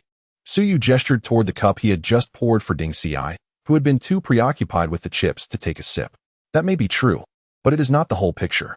Additionally, I've drawn numerous whimsical designs of ninja tools for Tian, taught Ino the art of makeup, and assisted Kiba in selecting higher quality dog food, among other endeavors. Among them, the one most adept at fostering relationships is Shaoli. A mere compliment on his youthful exuberance suffices.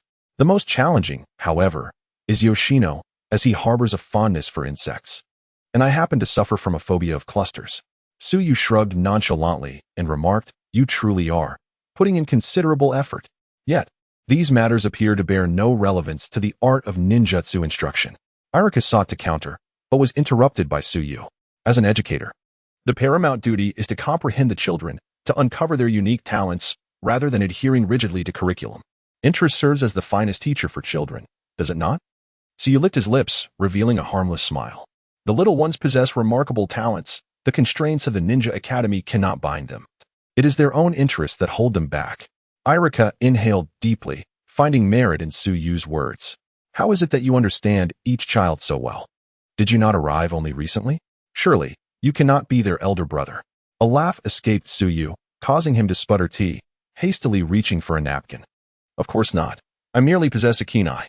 I do not focus solely on academic performance. Observing students in their daily lives is crucial, such as Shikamaru snacking or Ino frequently admiring herself in the mirror. After a pause, Irika nodded thoughtfully. You make a valid point, Su Yue. In terms of teaching, you may not surpass me, but in mentoring, you are certainly my senior. Recognition 20. Su Yue was taken aback. He had merely been pressured by the rigorous education system in his past life, contemplating how to navigate this world of ninjas, and yet, he found himself receiving acknowledgement. Hiss. He glanced at Irika, raising his cup to sip. But for the children, the significance of mentorship far surpasses that of teaching, does it not? Irika wholeheartedly agreed. Take Naruto, for instance. Despite his academic shortcomings, he is remarkably polite, respectful of his elders, and his abilities are on par with his peers. Wait a moment, Irika-sensei. I am practically Naruto's guardian. Is it appropriate for you to speak of him in my presence? Su Yue expressed his disbelief. Haha, not at all. I merely wish to affirm your perspective, Sugwa-sensei. Your earlier words have inspired me greatly regarding the path of teaching. Su Yue wore a knowing smile. Excellent, Irika-sensei. I have high hopes for you. This evening, I have arranged to dine with Naruto and the others. Would you care to join us? Su Yue extended the invitation. It would be my honor. Irika thought to himself, eager for the chance to engage closely with the children. Upon arriving at the Ichiraka ramen shop, they found only Gaara waiting. Su Yue surveyed the surroundings, noticing the absence of Naruto and Sakura. Where are they? He inquired. Naruto went to find Hinata. But he is too timid and asked Sakura to accompany him. Hinata? Have you forgotten? Previously, you told Naruto to help Hinata find her confidence within a month. That fellow is too cowardly. He always turns back halfway whenever he attempts to approach her. Today is the final day. As Sujetsu reminisced about the matter, he clicked his tongue, recalling how he had been deceived into believing that Hinata had formed a close friendship, only to realize it was all a ruse. With a sweeping gesture, he declared, "Let us go and see them." He then greeted Uncle Ichiraku, who was still at the counter. "Uncle, please wait for us. We shall return shortly." Uncle Ichiraku, his head bowed, acknowledged him with a casual response. Sujetsu and his companions frequented his establishment so often that they had long since become regulars. At the Hyuga residence, Hinata's slender figure stood before a wooden post. With a series of thuds, she struck the post with her fist, leaving a noticeable dent. Wiping the sweat from her brow, she approached the steps and suddenly perked up, her ears twitching. She glanced towards the entrance and activated her Byakugan, spotting two youths lurking at the door. At the entrance, Naruto stood like a bobblehead. Indecision etched across his face. "Sanai, could you please call her out for me?" Sanai looked at him in surprise. "But Sujetsu said you should do it. Even if I call her, you won't be able to speak to her in this state. Come on, Sanai, just help me call her out, and I'll handle the rest. It's just making a friend. It's not a big deal. All right, then I shall only call Hinata out. The rest is up to you." With that, Sanai moved towards the door and immediately spotted Hinata. "Oh, there you are. Hello. Do you still remember me? May I come in?" Sanai smiled brightly. Having accompanied Sujetsu through many experiences this month, her initial shyness had dissipated, replaced by a newfound confidence. "You are Sanai Yuki." Hinata hesitated but nodded gently, allowing Sanai to gracefully step over the threshold. "Are you practicing? Is it that wondrous defensive ninjutsu from before?" Hinata shook her head. "That was the 8 trigrams palm.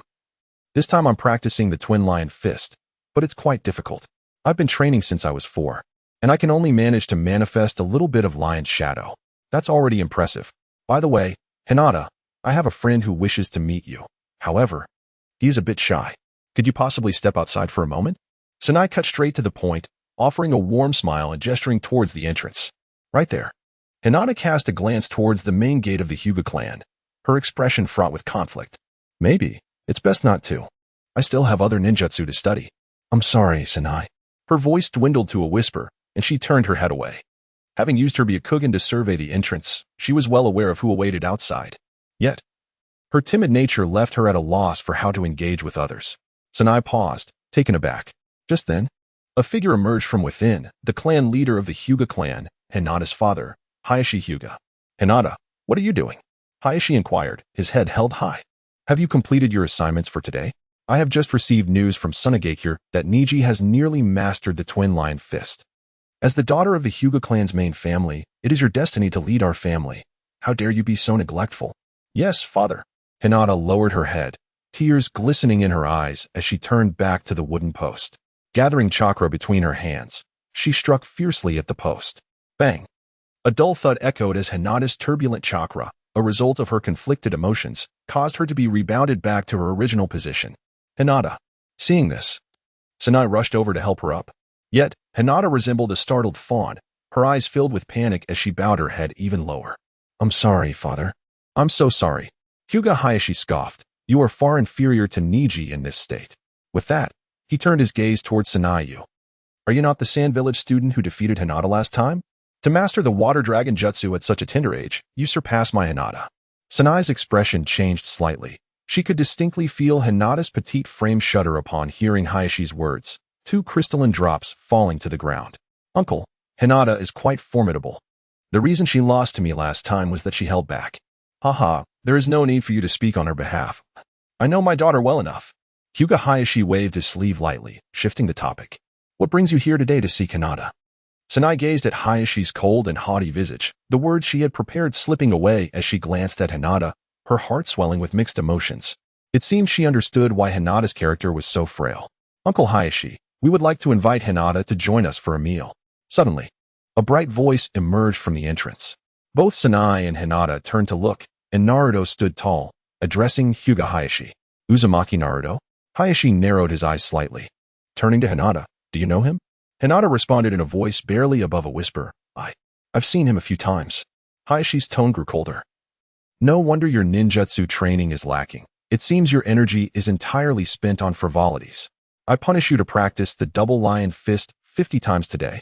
Hinata raised her head, fixing her gaze on Hayashi, and after a moment, she nodded. All right. On what grounds? Naruto interjected, stepping forward to shield Hinata. On what basis must she comply with your every command?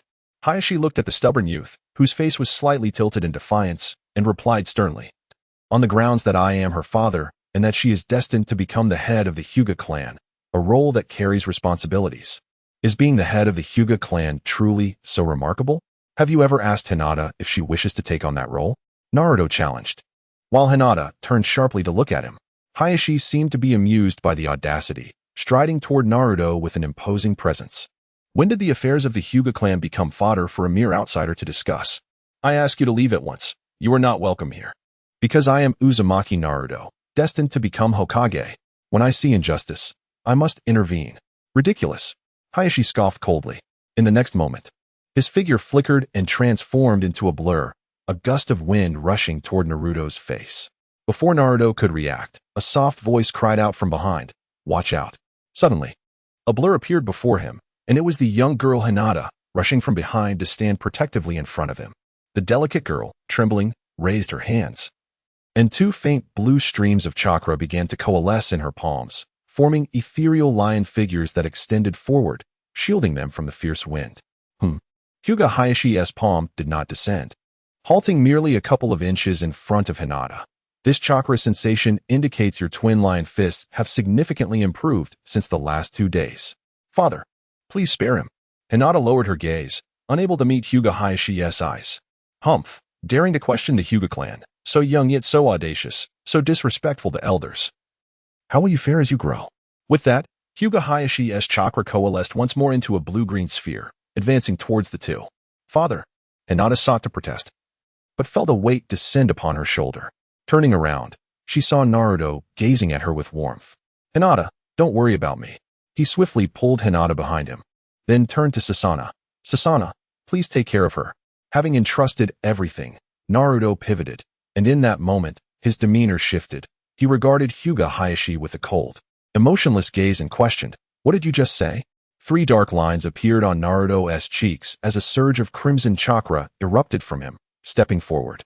You intend to discipline me on behalf of my parents? Hyuga Hayashi's breath hitched as he suddenly recalled the identity of this youth, feeling a pang of regret for his earlier words. Naruto's parents were none other than the 4th Hokage and the Jinchuriki who perished in the chaos of the Nine Tails. His expression grew complex. He wished to apologize, yet the weight of his position as clan leader restrained him. His gaze flickered slightly as he exhaled deeply. What will you do? Before the words were fully uttered, Naruto suddenly crouched down, his slender form resembling a bloodthirsty little fox in that moment. His icy gaze recalled the whispers of his parents' last moments, as once told by Suna. He could withstand the vitriol of others without flinching. But he could not tolerate a word spoken against his parents, whom he had never met. The crimson chakra intensified, enveloping him entirely, transforming Naruto into a streak of scarlet light as he lunged at Hyuga Hayashi. True to his status as clan leader, Hyuga Hayashi, with a mere wave of his hand, sent the chakra-infused Naruto flying. Yet, like a tenacious insect, Naruto rose again after rolling several times, charging once more at Hyuga Hayashi. His teeth sharpened, claws became fierce. And with each assault, the protective winds generated by Hyuga Hayashi's 8 trigrams became increasingly feeble. Ultimate unmatched overbearing death technique. Naruto roared. As 2 blood-red tails erupted from behind him with a resounding blast, exuding a feral aura as he charged once again at Hyuga Hayashi. The blood-colored chakra sphere in his hand swelled larger, resembling a setting sun, its crimson hue devouring everything in its path. This assault unexpectedly instilled a sense of trepidation in Hinata Hisashi, a ninja of elite Genin caliber. Reversal. He lowered his hands, and in an instant, his arrogance dissipated. As he invoked the Hinata clan's defensive secret technique, reversal. As Hisashi's words fell, a powerful gale, tenfold stronger than before, surged from his feet. With his hands spread wide, his entire body began to whirl, transforming into a veritable tornado. At the moment Naruto's crimson chakra sphere penetrated the vortex barrier, it seemed to encounter a mirror for reversal. As the signature ninjutsu of the Hinata clan, could harmonize his chakra with the surrounding air, deflecting the attack back at its origin. With a soft thud, Naruto was instantaneously hurled away. The immense chakra was rebounded upon him, a force far beyond what his slender frame could withstand. Blood erupted from his mouth and nose as he was propelled backward. Both Hinata and Suna rushed forward in alarm, but before Naruto could touch the ground, a hand seized him by the neck. To bully my student like this is surely a blemish on the dignity of the clan leader, came a chilling voice. With a thud, Yue grasped the bloodied Naruto and set him down. Yet, even in this state, Naruto struggled, exclaiming, "Let me go. I want to allow him to speak of my parents. I must teach him a lesson." He resembled a defiant beast, blood staining his visage. Yet the fire in his eyes remained undiminished. Yue tossed him onto the ground and playfully kicked him from behind. "Hey, what was that for?" Naruto's eyes cleared momentarily as he turned to glare at Yue, demanding loudly. Yue cast a glance at him. "Go cool off. If you wish to defeat the clan leader, you ought to at least unleash your fourth tail." Reluctantly, Naruto glared at Hisashi, malice glimmering in his eyes. Yue turned his gaze toward Hisashi, who was also scrutinizing him. His brow furrowed. "You are Yue Qian Yun, the teacher of several children." Yue inclined his head slightly. "Hinata has always performed admirably in her studies, diligently learning ninjutsu. Hence I invited these 2 to have a meal with her. I did not anticipate a dispute with you, clan leader. I sincerely apologize." "I see. Since Hinata has yet to finish her assignments today, let us postpone the meal for another time." Yue smiled gently, nodding, as Hinata has other matters to attend to. "We shall not impose further. I apologize on behalf of Naruto for his earlier recklessness, clan leader." Yue gestured to Naruto. "Naruto, come forth and apologize to the clan leader." Naruto tilted his head, indignant. "Why should I? I simply cannot stand his demeanor." "Yue, why are you siding with someone like him?" Yue frowned, deliberately lowering his tone. "What? Do you wish for another beating?" Naruto's expression shifted, pouting as he stepped forward, bowing half-heartedly. "I'm sorry. Please forgive me, clan leader."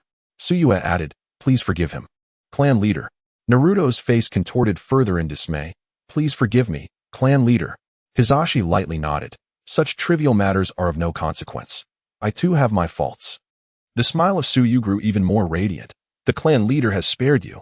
Now step aside." Naruto reluctantly retreated to the side of Gaara and Irika, hands tucked into his pockets, with a slight hum. Children at the age of 7 or 8 are often rebellious, haha. The clan leader is indeed magnanimous. Hinata Hisashi spoke in a somewhat subdued tone. "No matter, since the matter is resolved, my daughter and I shall take our leave. Please make yourselves comfortable." As he spoke, Hisashi turned to depart, but at that moment, Yue's voice, steady and unhurried, rang out. "Wait a moment, clan leader. While the children's affairs have concluded, the matters concerning adults are far from over." Hisashi felt an uneasy sensation and turned back. Yue's smile had, unbeknownst to him, solidified. now cloaked in a chilling coldness, using your strength against a mere 7-year-old child, employing high-level ninjutsu like rebirth, clan leader. Are you indeed abusing your authority over him because his parents are deceased? Hizashi's breath caught in his throat. Before he could respond, he felt Suyu's piercing gaze. As if it sought to penetrate his very soul. Clan leader Hinata, you must be aware of who Naruto's parents are, correct? Of course I know, but... Hizashi attempted to speak, yet found himself at a loss for words, fully aware that he had indeed misspoken. Suyu seized the moment to advance. Naruto's public identity is that of the Nine Tails, so even you, clan leader Hinata, believe that a child like Naruto deserves to be scorned, to be spat upon by all? Hizashi unfurled his robes, insisting, of course not. But Naruto's situation involves many hidden secrets of Konoha. Wait, Hizashi narrowed his eyes. What side are you speaking from? Konoha or Sunagakure? If he were a teacher from Konoha, he would not possess the authority to question the clan leader of the Hyuga clan on Naruto's behalf. If he were from Sunagakure, it would have nothing to do with Konoha. So you shook his head. I stand for neither. I am merely representing Naruto's brother. As he spoke, Suyu fixed his gaze upon Hizashi, and the next words he uttered stirred a tempest. I, Qian Yun Su Yue, wish to challenge the clan leader. Do you dare accept? Hizashi paused in surprise, seemingly caught off guard. After a long moment, he uttered a few words. What do you mean? It is only natural for a parent to stand up when their child is wronged, is it not? What, are you afraid, clan leader? Just moments ago, the clan leader had been quite imposing when bullying Naruto. Suyu Naruto, standing before him, was taken aback as well. He had not anticipated Suyu would stand up for him like this. Hizashi fell silent, staring intently at Suyu, and managed to bite out a few words. What do you intend? Suyu's expression remained calm as he replied.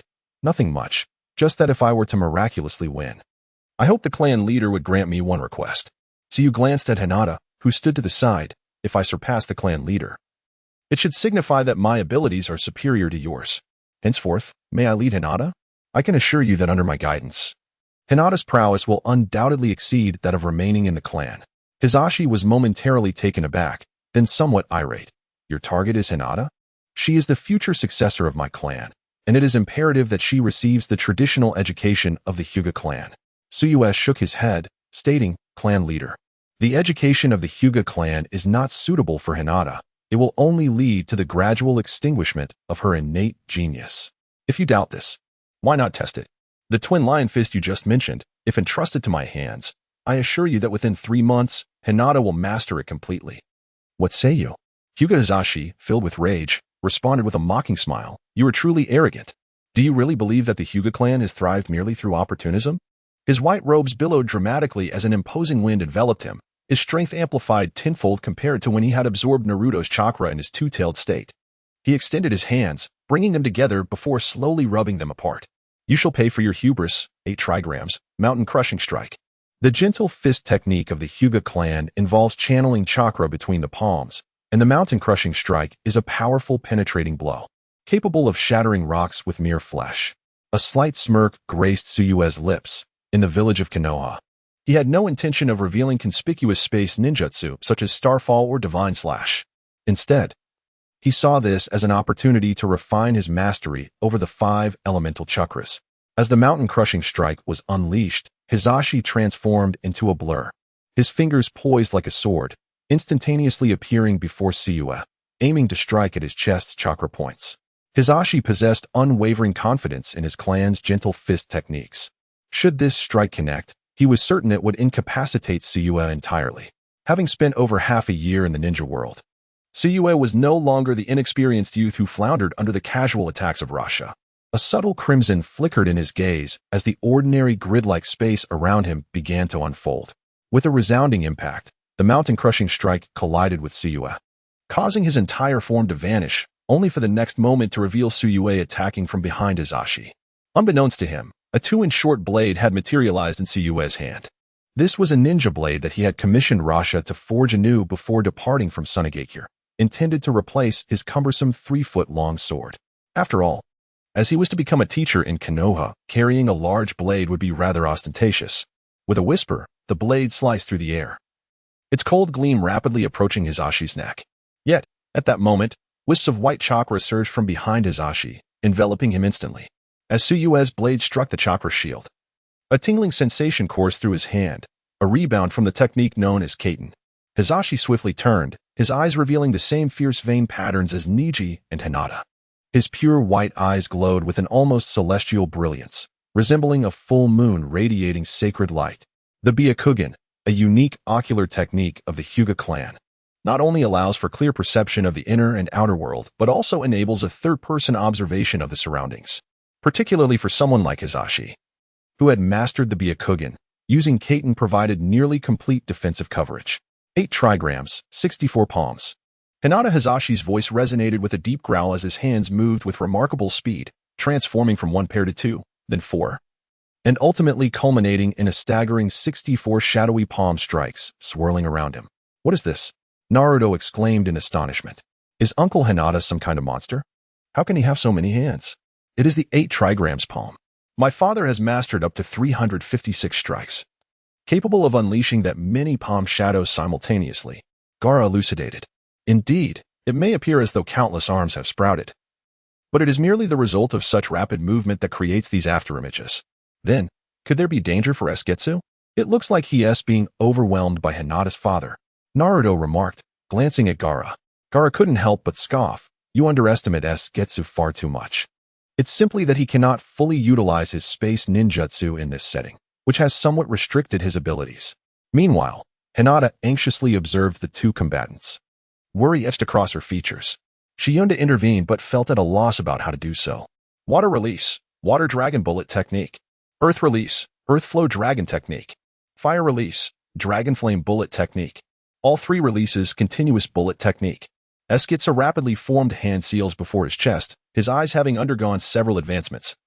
His chakra now rivaling that of a typical Kage level. The chakra consumption for ordinary elemental ninjutsu was not particularly taxing. A fire dragon shot into the sky first, its searing flames crackling as they ignited the air. Simultaneously, water and earth dragons surged forth from either side to assault Hinata Hizashi, the earth dragon appearing fierce and menacing, while the water dragon exuded an elegant grace. This combination technique was a lower-tier version of the legendary Hokage Sarutobi Hiruzen's 5-element continuous bullet technique, amalgamating 3 elemental releases for a nearly all-encompassing strike. Boom, boom, boom. A cacophony erupted, the ground erupting with deep craters, the commotion echoing throughout the entire Hyuga clan. Numerous clan members rushed forth, only to halt in their tracks upon realizing it was their clan leader engaged in battle. What is happening? How could anyone dare to fight the clan leader on Hyuga territory? This individual's ninjutsu is formidable. Few in Konoha possess such mastery over chakra. Alas, he faces the clan leader. The clan leader had long since perfected the return to heaven technique, rendering him almost impervious to elemental ninjutsu. Indeed, before the words could fully escape their lips, Hinata Hizashi quaked, a powerful gust of wind swirling around him. At that moment, the dragon techniques from 3 directions were all effortlessly repelled. The 3 dragon heads seemed to enter a mirror-like realm, and at the instant they were engulfed by the tempest. They collectively surged upward, their attack redirected by the force of the return to heaven technique, now aimed at Eskietsu. Eskietsu calmly observed the trio of elemental dragons charging toward him, the space around him vibrating. In an instant, he activated his technique, and the 3 dragon apparitions appeared to sink into a mire, their speed dramatically reduced. Eskietsu extended his arm forward, lightly waving it, and the blade-like aura, reminiscent of a white rainbow at sunset, effortlessly sliced through the 3 dragon heads. His gaze was now piercingly sharp, fixated intently on a specific point around Hinata Hizashi. Body flicker technique. With a single hand, he formed seals with lightning speed, and Suyu's figure abruptly vanished, reappearing above Hinata Hizashi in an instant. He wielded a blade, exuding an aura akin to a sharp spear, infused with terrifying chakra at its tip, aimed directly at Hinata Hizashi. A futile effort beneath the heavens. Hizashi was about to utter a taunt when he was abruptly silenced, a flicker of fear flashing in his eyes. His seasoned instincts, honed from countless battles, compelled him to sidestep. Suddenly, a blade of light emerged, radiating a brilliant white glow, as Suyu's short blade pierced through his kaiten defense, grazing past his shoulder. Furrowing his brows, Hizashi regarded the rising Suyu in silence. After a long pause, he spoke. The preceding 3 ninjutsu, are you seeking the weaknesses of kaiten? Suyu straightened his blade, holding it alongside his arm, nodding slightly. Have you ever engaged in combat with the Hyuga clan, or are you merely speculating in the heat of the moment? Hizashi's brow tightened further, clearly aware that he had lost the recent exchange. As the leader of the Hyuga clan, he understood full well that Kaiten was not impervious to attacks from all angles. That seemingly impenetrable defense harbored a critical flaw, a blind spot.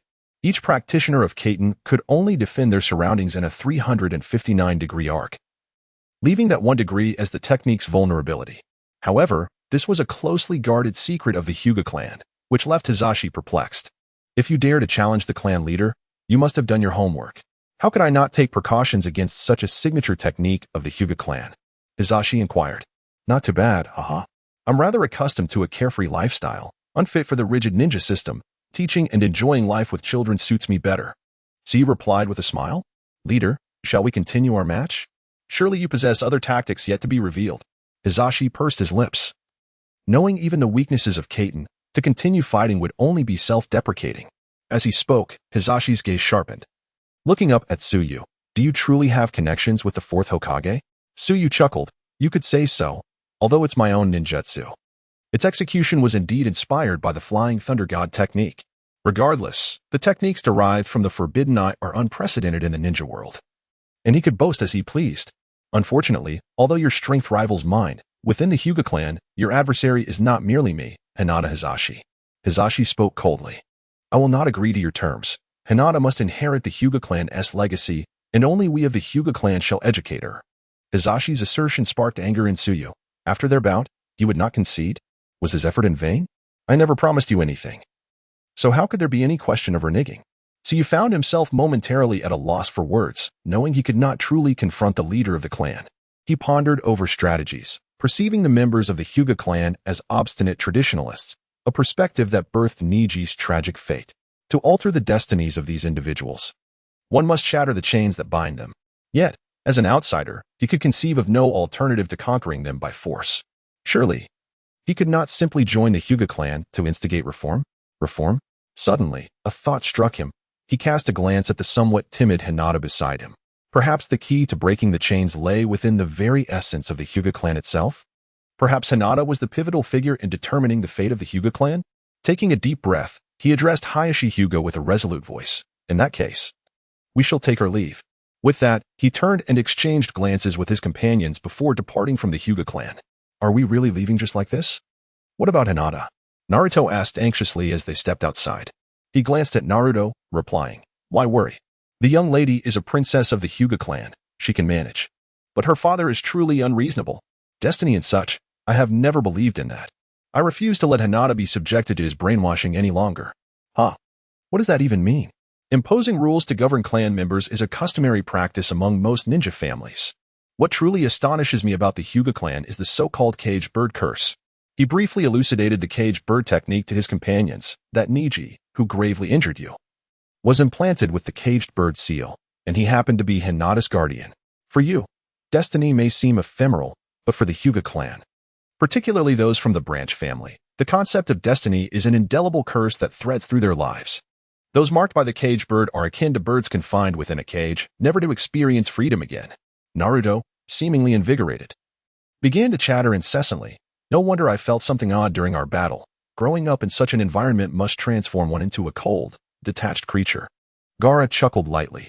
Naruto, you're already referred to as a monster by others. How can you criticize anyone else? That's entirely different. Please, Brother Suyue, think of a way. Suyue rubbed his temples and addressed them. It's not that I am unwilling to instigate change. The hierarchical structure of the Hyuga clan has existed for ages, and only a transformation from within can effect true change. What we can do is to help Hinata temporarily escape this control. The most effective approach would be to make Hayashi Hyuga realize that only by freeing her from the family's constraints can Hinata's potential be fully unleashed. Gaara stood beside him, fists clenched. What do you plan to do? Perhaps we could enlist Irika's assistance, Suyue suggested as they made their way back to Ichiraku Ramen, where Irika awaited them. Irika waved at them. You're back. Weren't you supposed to find Hinata? Where is she?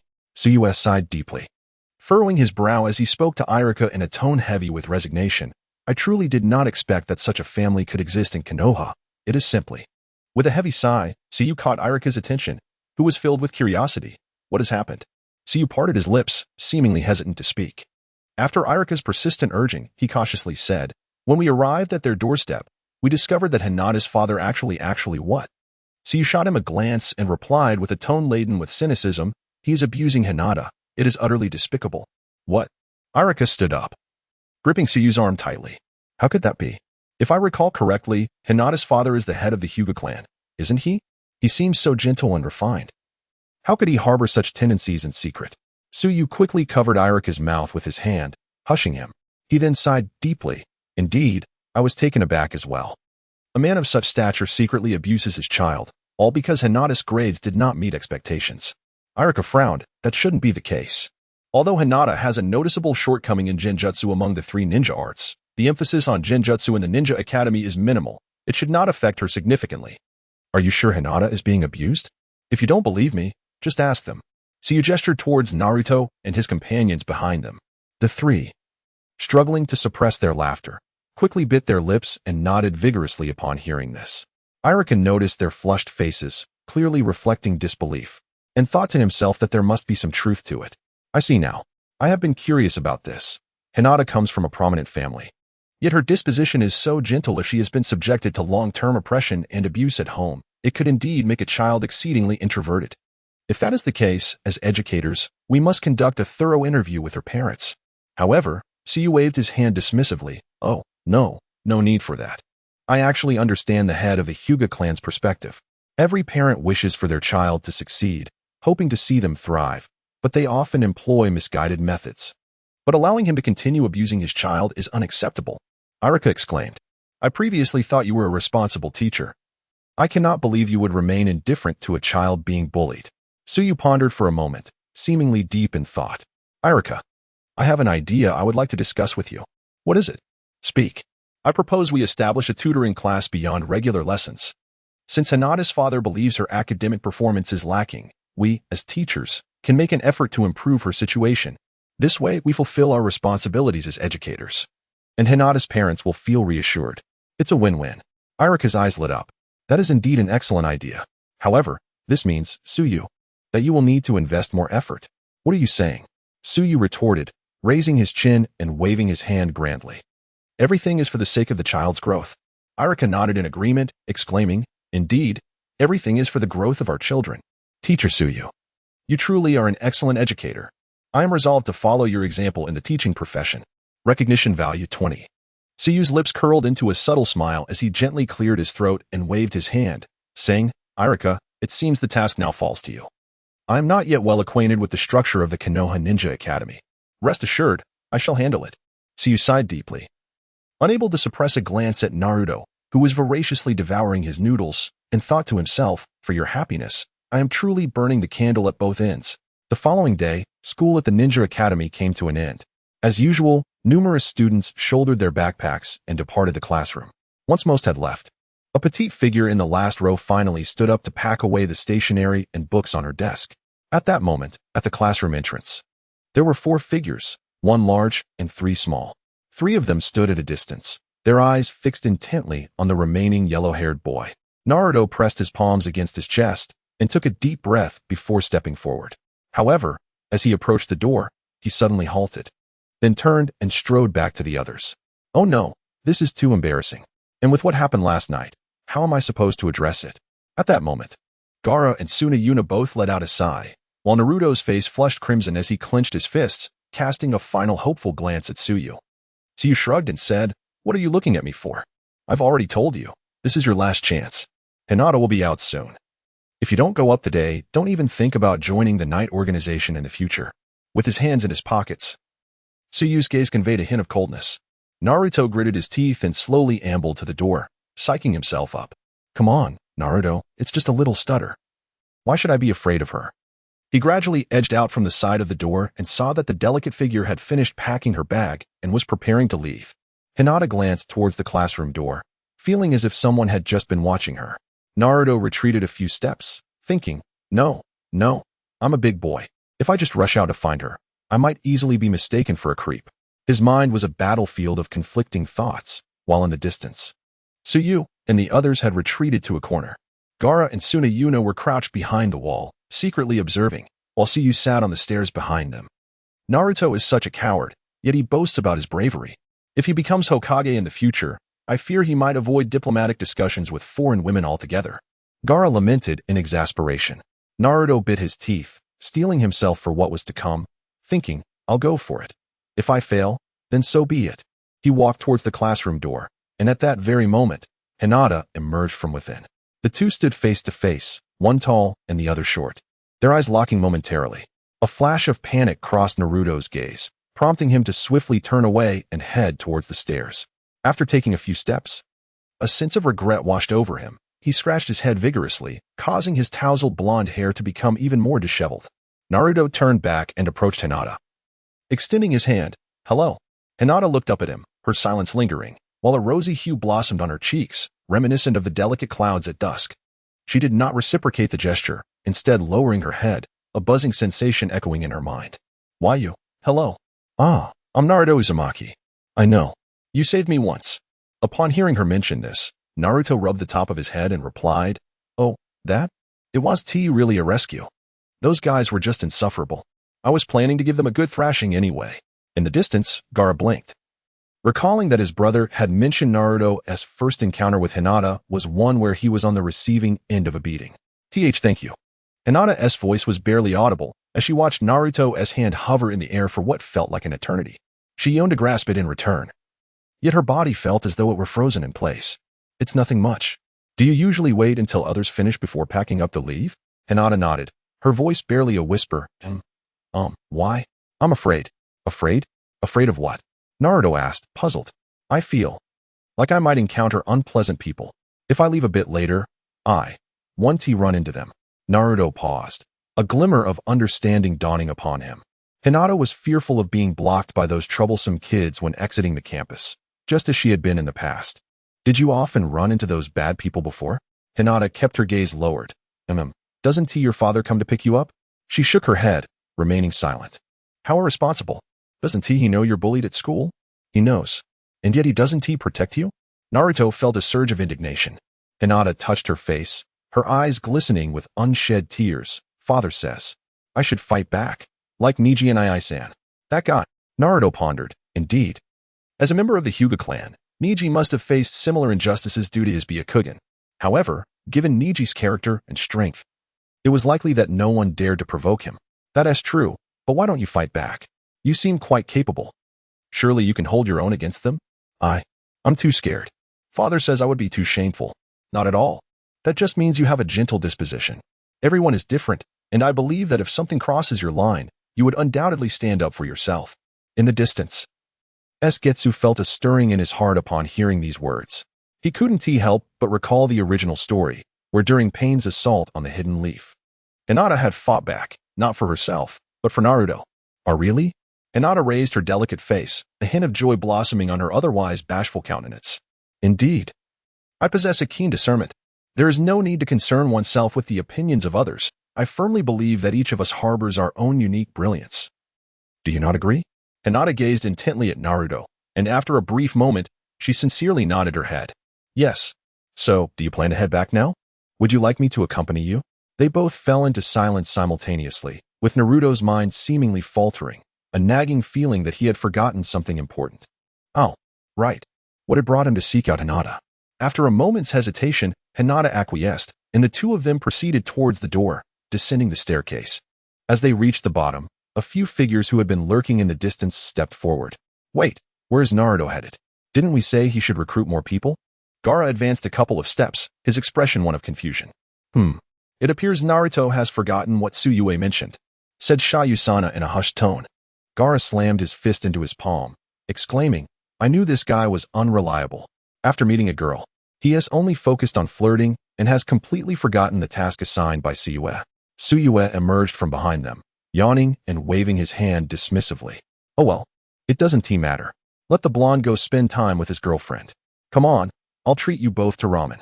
Upon hearing that Su Yue was treating, Gaara's mouth almost watered, and he rubbed his hands together eagerly. That is wonderful. Let us go, Su Yue rarely treats us. Su Yue shot him a cold glance. You make it sound as if I seldom treat you.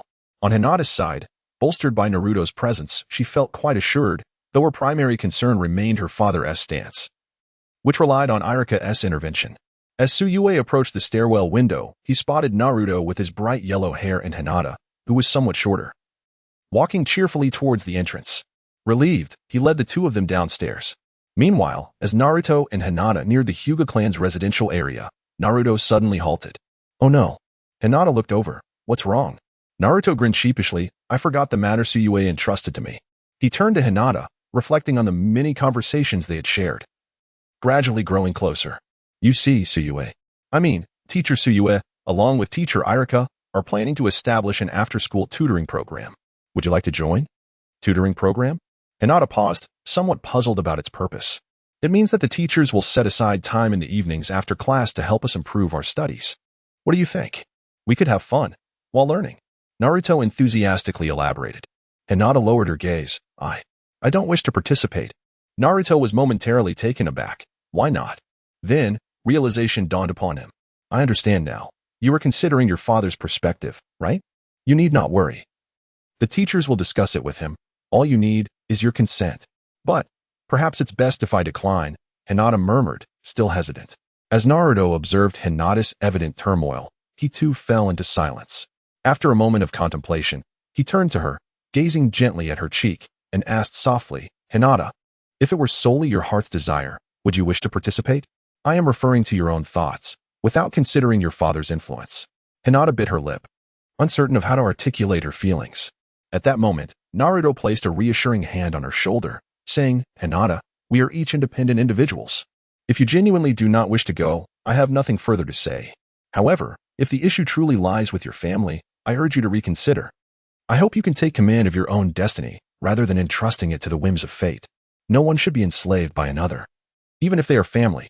His words resonated with conviction, causing Hinata's heart to tremble fiercely. After a prolonged silence, she lifted her head and replied, I will think it over. I must take my leave. Hinata lingered for a moment.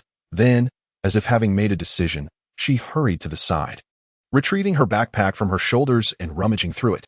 Eventually, she stood still, and after what felt like an eternity, she approached Naruto, cradling a small box in her hands. This is a collection of some items I gathered. For you, I have truly enjoyed our time together. Farewell.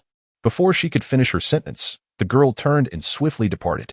Yet, Naruto distinctly noticed the radiant blush illuminating her face as she walked away. What was that all about? He murmured, gently opening the box, his expression shifting from confusion to shock, and then to unrestrained joy. Wow, no way. I've struck gold. This is incredible. In that moment, Naruto found himself overwhelmed, glancing around to find no one in sight. Clutching the box Hinata had gifted him, he leaped joyfully in place several times. Inside the lilac box lay a substantial stack of platinum exchange vouchers, the same type of vouchers Naruto had at home. Having accumulated only a handful over 3 or 4 years of eating instant noodles, while Hinata's gift contained nearly 100, all neatly arranged. This was undoubtedly more enticing to Naruto than a few gold bricks laid before him. After Hinata had vanished from view, she concealed herself, peering through the blades of grass to observe Naruto. Seeing his uncontainable delight caused her cheeks to flush, and a smile blossomed on her face. After some time, once Naruto had disappeared, she emerged, standing in contemplation, to seize one's own destiny. Later that night, Sujetsu lay quietly in bed within the accommodations designated for teachers at the Konoha ninja school. Although the lodging area was quite spacious, it was sparsely populated, as Konoha itself resembled a small town, and the ninjas who chose to teach were not far from home. Under the sparse starlight, rays of moonlight danced through the window panes, playfully casting a silvery tapestry upon the walls and floor. As Suyu activated the ethereal panel of the dual-eyed forbidden gaze, he noted that the prominent progress bar in the center had been filled to 3/4, indicating that less than a quarter remained until the next advancement of his ocular technique. The challenges of Sunagakure had mostly been overcome, with only a few lingering tasks left, all hovering around the 90th percentile, gradually increasing as time passed. Nevertheless, the total rewards amounted to merely around 700. Throughout this period of teaching, the progress of Konoha's 12 young talents had begun to rise. With Naruto leading at 80%, the others languished in the 30s and 40s. The Uchiha clan, particularly the father-son duo, had contributed significantly, Fugaku at a full 100% and Itachi at 60%. Shursui had reached 20%, a boost from his prior involvement in aiding the Uchiha during their rebellion.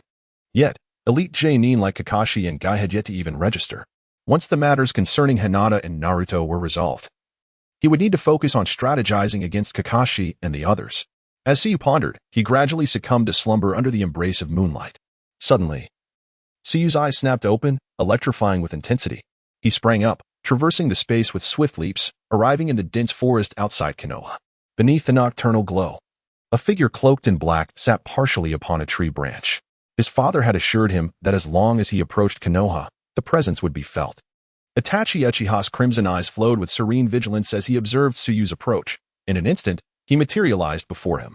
Is Shirsui's eye still functional? Itachi inquired softly. Suyu offered a slight smile. Adequate. How about you? Have matters in the land of grass been resolved? With your eternal Mangeki Sharingan, I presume these trivialities were easily managed. It has been resolved. I eliminated the leader of the grass village and renamed it to the Flame Village. Itachi replied. Though it shares a name with Iwagakure, it is of little consequence. Did the head of the grass country consent to this renaming? It has now transformed into the Land of Flame. Itachi stated calmly. Ah, so you wish to provoke Konoha? This is the Land of Fire. And you are the Land of Flame. Suyu remarked with a teasing tone. Itachi shook his head. On the contrary. This is a declaration to the world that my Flame Village shares a bond with Konoha. You have changed significantly since becoming the head of the Uchiha clan. Suyu reflected. Yet your concern for Konoha remains unwavering. Speak, what news do you bring? Itachi nodded. 2 matters. First, the land of lightning, water, and earth has secretly forged an alliance and plans to strike at Konoha and Sunagakure within the next 6 months. Second, I have uncovered an organization known as Akatsuki, which operates across various nations with seemingly grand ambitions. Upon hearing this, Suyu paused momentarily, then nodded in acknowledgement. Understood. I shall prepare accordingly. The Uchiha clan must also exercise caution.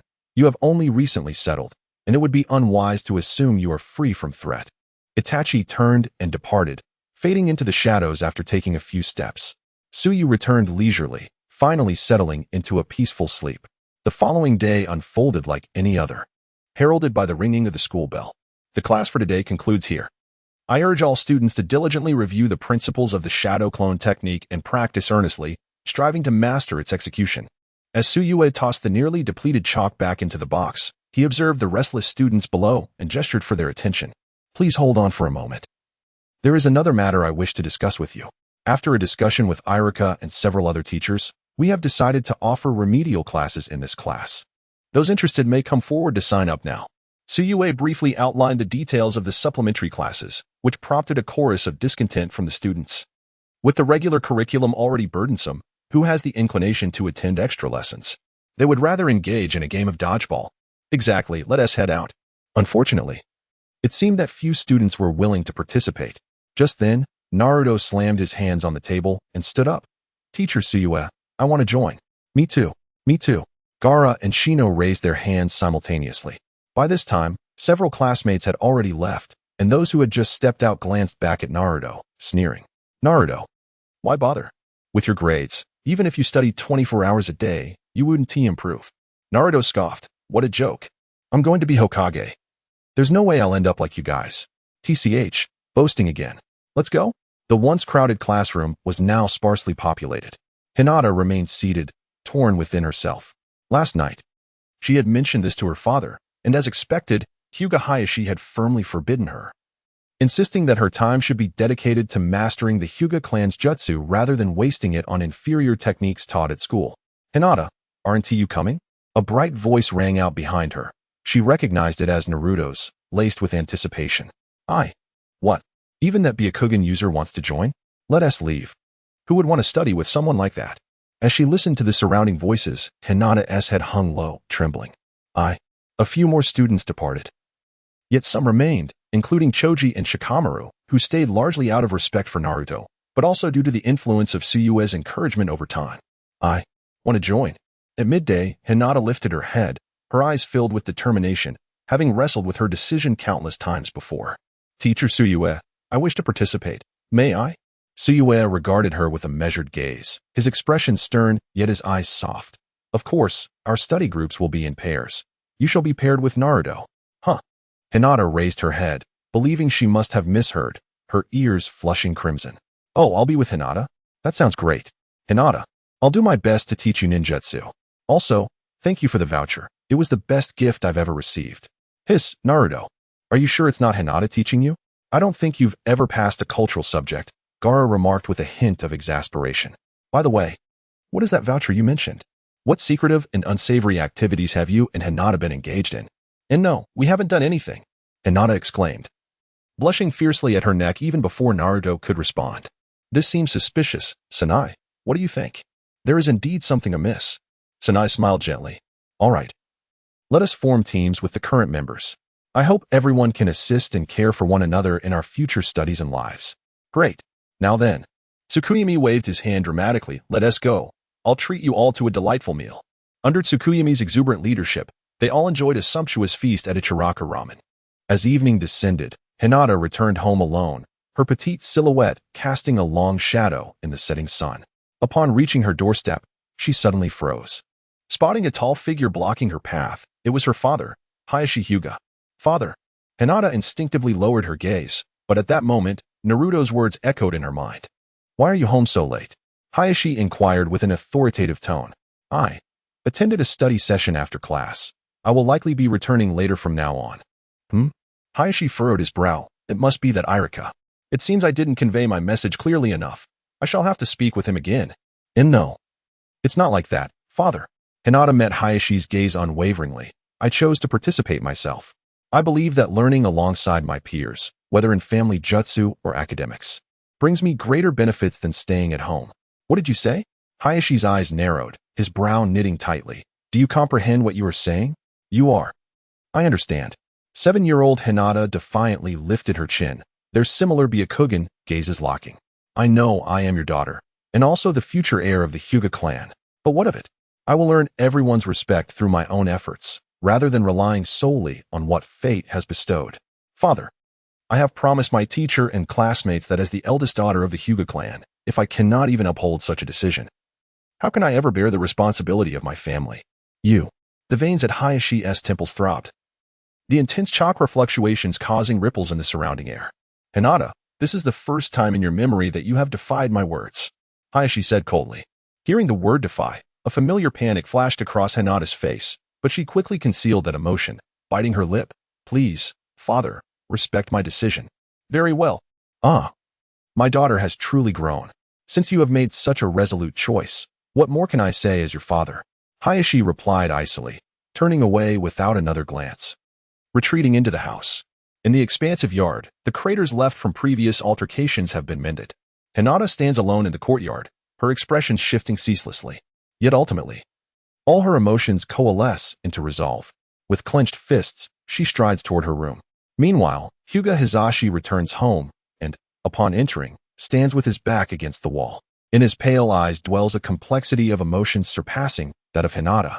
Lowering his gaze, memories of his childhood flash through his mind. Recollections of a time when he too defied his father. Unlike Hinata, who chose the path her heart desired, Hizashi succumbed to the weight of paternal expectations. He refrained from imposing his authority as clan leader or father upon Hinata, partly because Irika had spoken to him the previous night, informing him that the decision regarding the remedial classes had already been approved by the higher echelons of the Ninja Academy. Unless he were to withdraw Hinata from school altogether, he could not interfere with the institution's efforts to enhance the children's education. On the other hand, he harbored a flicker of hope, yearning for Hinata to evolve and shed her former timidity. He had thought such change impossible, considering that the Hinata of yore would tear up at even the slightest scolding. Yet today, she had the audacity to engage him in debate. This was a glimpse of what a true Hyuga leader should embody. Hizashi, lost in contemplation, slowly approached a chair and sat down. A bitter smile crossed his lips. At least she would not, like him, sacrifice her brothers for the sake of the clan's prosperity. He recalled that autumn several years ago when Konoha had forged an alliance with the Cloud Village. A time when there were those who covertly sought to steal Hinata's Byakugan. Fortunately, he had discovered their intentions in time and acted decisively. However, this had angered the people of the Cloud Village, who subsequently pressured Konoha through diplomatic channels, leaving Hizashi, as clan leader, unable to intervene. Ultimately, he had to relinquish his distant brother, Hyuga Niji. Each time he reflected on this matter, an abyss of regret consumed him. His own weakness loathed alongside the fated plight of the Hyuga clan. What would you have done? Hizashi murmured to himself, taking a deep breath. Yuki. The remedial classes have seen quite an influx over the past 2 weeks. I think we ought to consider a name change for our class. Something more sophisticated, Gaara remarked, tilting his head. When people hear remedial class, they assume it's a gathering of bookworms devoid of combat prowess. To uphold the principle of prioritizing the children, Yuki, in coordination with Irika, had repurposed an available classroom for the remedial sessions. Although officially termed a remedial class, the activities primarily revolved around leisure and enjoyment. After weeks of trial and error, the curriculum had taken shape: ninjutsu practice on Mondays, Wednesdays, and Fridays, taijutsu training on Tuesdays and Thursdays, with Sundays reserved for addressing inquiries. In truth, few questions arose, leading Sundays to transform into a regular gathering time, the venue inevitably being the popular Ichiraku ramen. So what do you all propose as the new name? I have an idea. How about calling it the Naruto class? What do you think? The future of our class is bound to be remarkable, Naruto exclaimed loudly, raising his hand. In response, he was met only with disdainful glances. So, the ultimate storm elite genius class? It sounds powerful and impressive. Yet, the crowd remained speechless. What is that? Then, what name could possibly be better than mine? The others fell silent, having grown up as either orphans or jinchuriki. They were far removed from the realm of artistic expression that naming entails. Let us call it the Waikai Shadow Society. What on earth is that? Sujetsu explained. Waikai is a mythical creature that shares its name with the night. It should be mentioned in the history book of the ninja world at your school. If we can develop it in the future, it could serve as a precursor to night. But for now, let us use it as our tutoring class name. Sujetsu recalled a book he had read titled Dragon Clan, which mentioned the Student Council and the Lionheart Society. Thus, the Waikai Shadow Society was inspired by the latter. In myth, the Waikai possesses various animal traits reminiscent of the dragon from the Eastern Kingdom of his previous life. I think it's fine.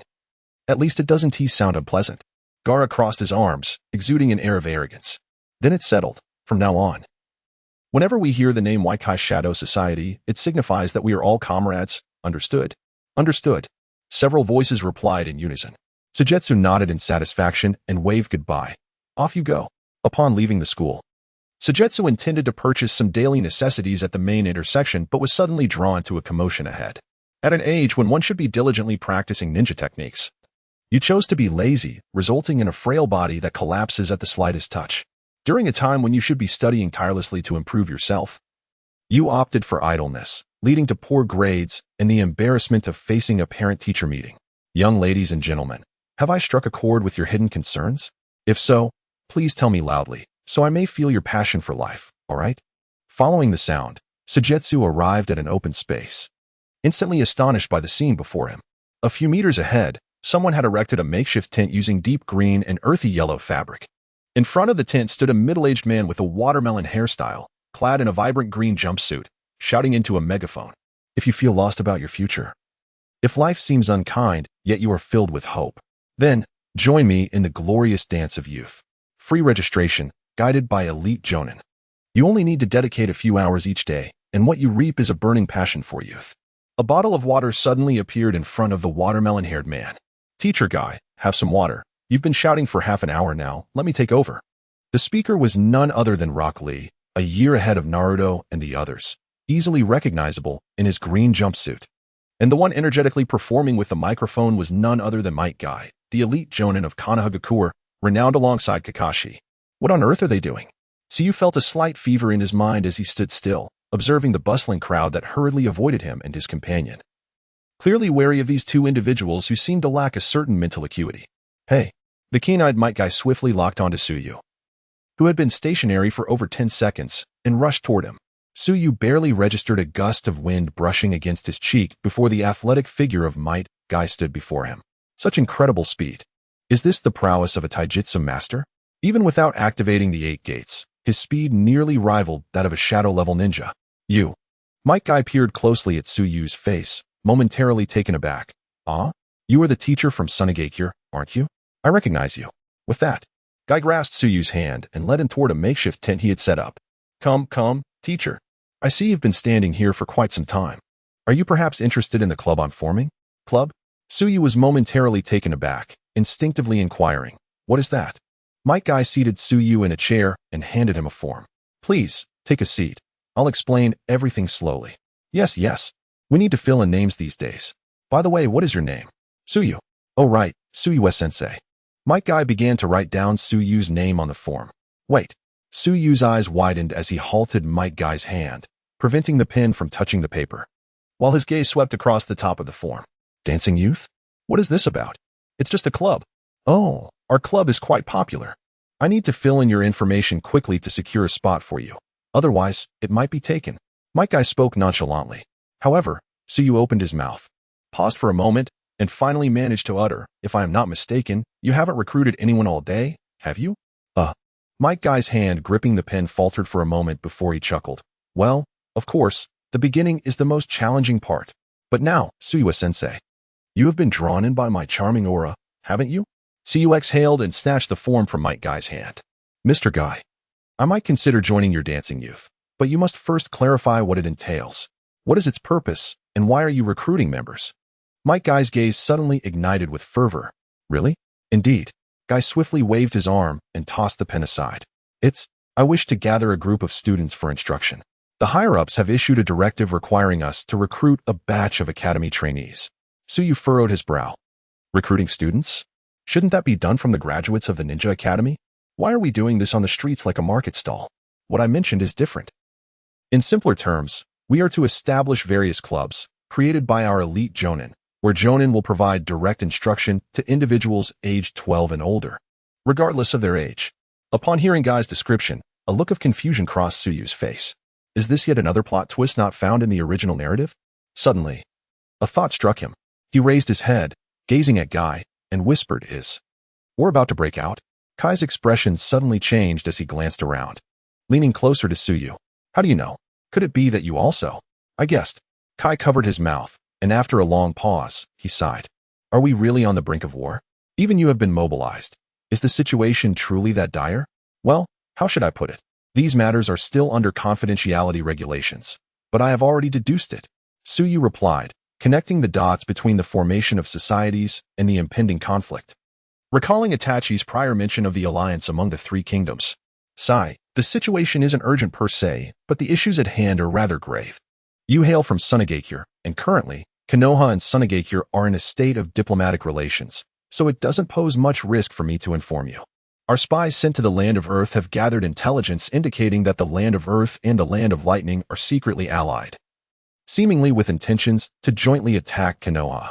The agents from the Land of Lightning and the Land of Water have gone dark, including those sent to your Sunagakure. We cannot dismiss the possibility of an alliance forming among the three, perhaps even 4 nations. A flicker of concern passed through Kai's eyes. If it were just 2 nations, it would be manageable, but if 3 joined forces, Konoha, with Sunagakure as an ally, might still hold its ground. What worries me is if even you from Sunagakure. Kai looked at Suyu, the implication heavy in his gaze. Suyu raised his hand directly. That's impossible. Sunagakure has shown its sincerity by sending the one-tailed Jinchuriki to Konoha. Kai nodded. That is indeed the case. Yet we must remain vigilant. The primary concern lies with the lands of Lightning and Earth, both of which have coveted Konoha for quite some time. So you name it a society for development. Yet in truth, it is a preparation for the potential war to come? Suyu inquired. Noticing Kai's tacit agreement, he shifted the topic. What about Kakashi? Has he also formed a society? How many members has he recruited?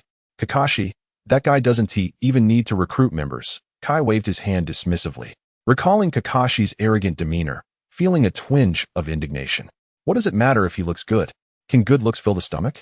Most of the recruits are women. Seeing Kai's expression, Suyu immediately understood. With Kakashi's charm, once the news spread, he would be inundated with applicants. Hey, Suyu, I've answered your questions now. About the favor you promised me. However, Suyu unhurriedly raised his hand, his bright eyes fixed on Kai, Teacher Kai. I regret to inform you that I cannot join your society. What do you mean? Kai's thick eyebrows shot up in surprise. Nevertheless, I do have a method that will allow you to swiftly gather enough members, all of whom will share the same youthful passion as you. Upon hearing this, Kai's eyes sparkled with excitement. Are you serious? What method?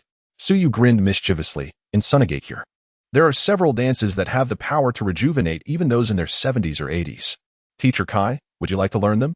Rejuvenate those in their 70s or 80s. Is there truly such a miraculous dance in existence? What is it? Might Guy immediately expressed his interest, pressing for details. Suyu smiled wickedly, of course. These dances have stood the test of time. Its name is square dancing.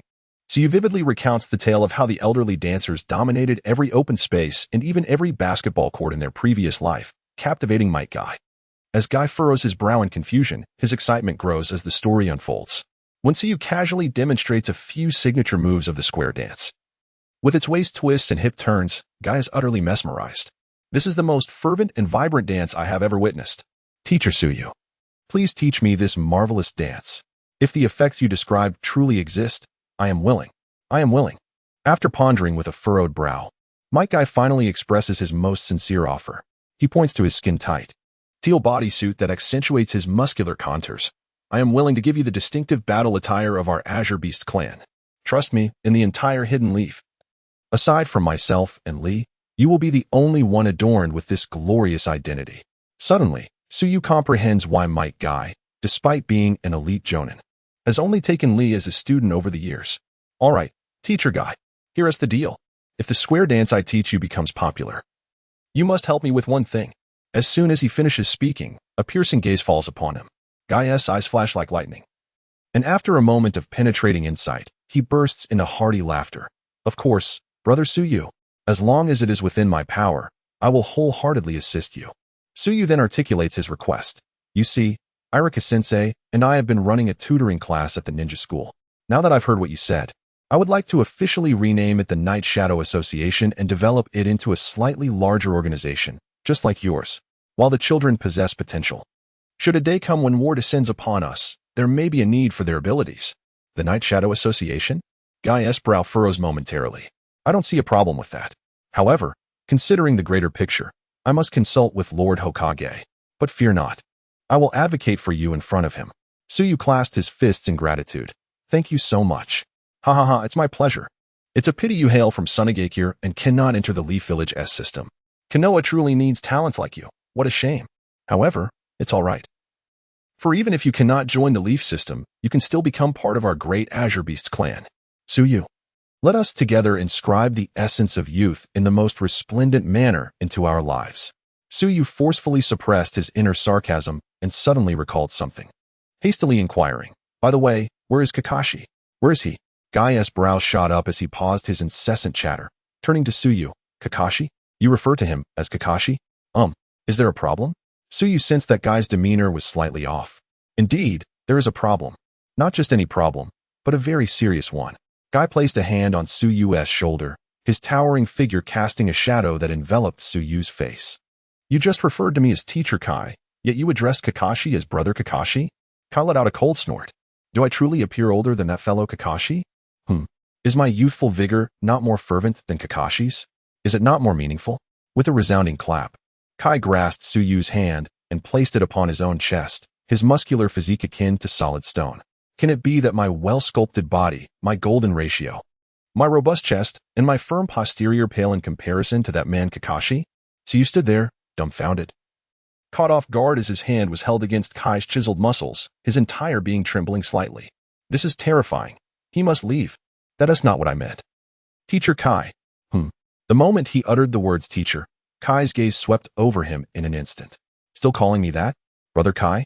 Suyu attempted to inquire, feeling a wave of dizziness. If you were not familiar with the Naruto storyline, Kai's current demeanor would undoubtedly mirror the legendary Nantong. No, this cannot be. Kai shook his head earnestly, suddenly breaking into laughter. Undoubtedly, I am far more youthful and passionate than that fellow Kai. Thus, Suyu, from now on, please refer to me as Brother Kai.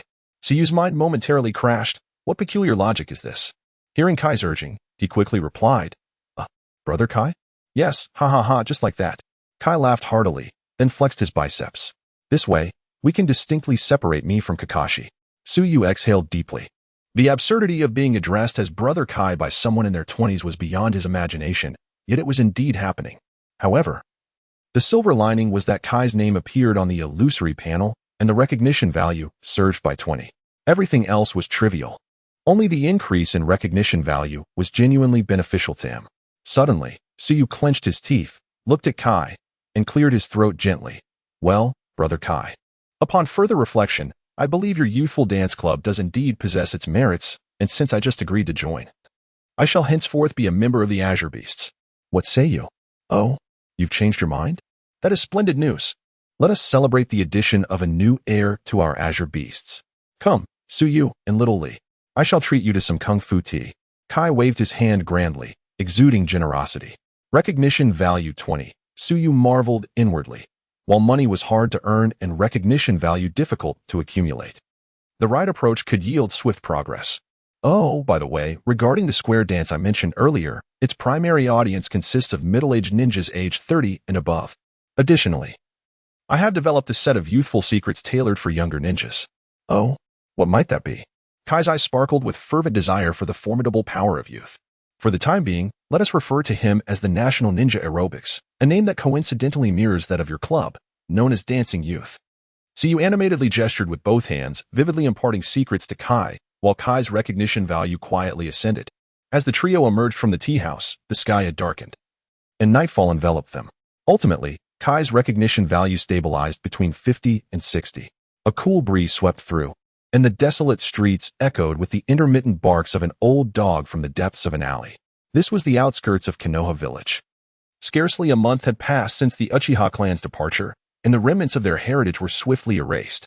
Houses were dismantled, and the entire residential area was cordoned off with blue barbed wire, reportedly to pave the way for a training base for Chunin and above within the next 6 months. Approximately 500 meters from the Uchiha residential area, obscured by flourishing bamboo groves, a tall figure walked softly inward.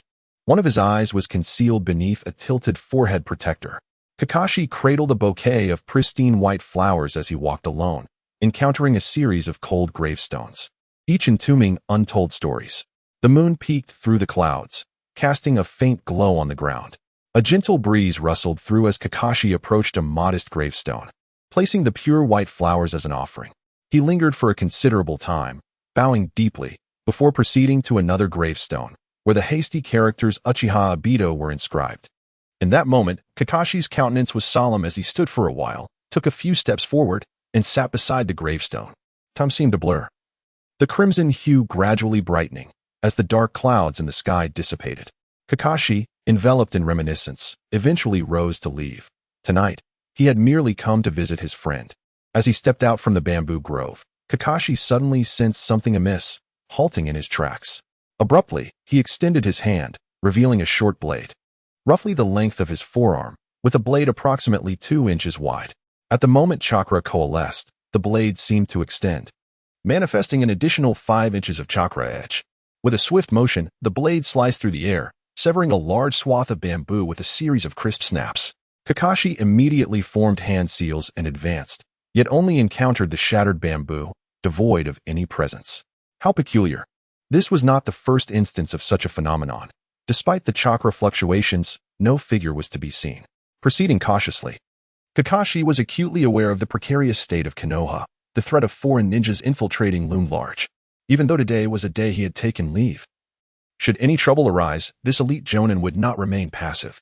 After walking a short distance, he suddenly looked up, spotting a figure perched upon a branch. Is it you? A hint of perplexity flickered in Kakashi's eyes as he beheld Tsuyu's slender silhouette leaning against the branch. Oh, Kakashi-sensei, what brings you here? Is there someone you recognize among the departed? Tsuyu's gaze flicked over, seemingly surprised as he glanced towards the path Kakashi had taken. I recall that there seemed to be a graveyard ahead, didn't there? Teacher Su Yue, what about you? Why are you still awake at such a late hour? Su Yue sighed softly. The moonlight is exceptionally bright tonight. It makes me long for home. Kakashi fell silent, the wariness in his tone dissipating. The teachers and students from Sunagakure can return home once a month, but it seems you haven't gone back in the past 2 months. Have you? We are no longer children, having outgrown the carefree days, and the recent happenings at school have been too numerous to allow for a break. Teacher Su Yue, your dedication is commendable, Kakashi remarked. I'm quite curious about your father, Konoha's White Fang, once the most formidable wielder of the ninja blade in the shinobi world.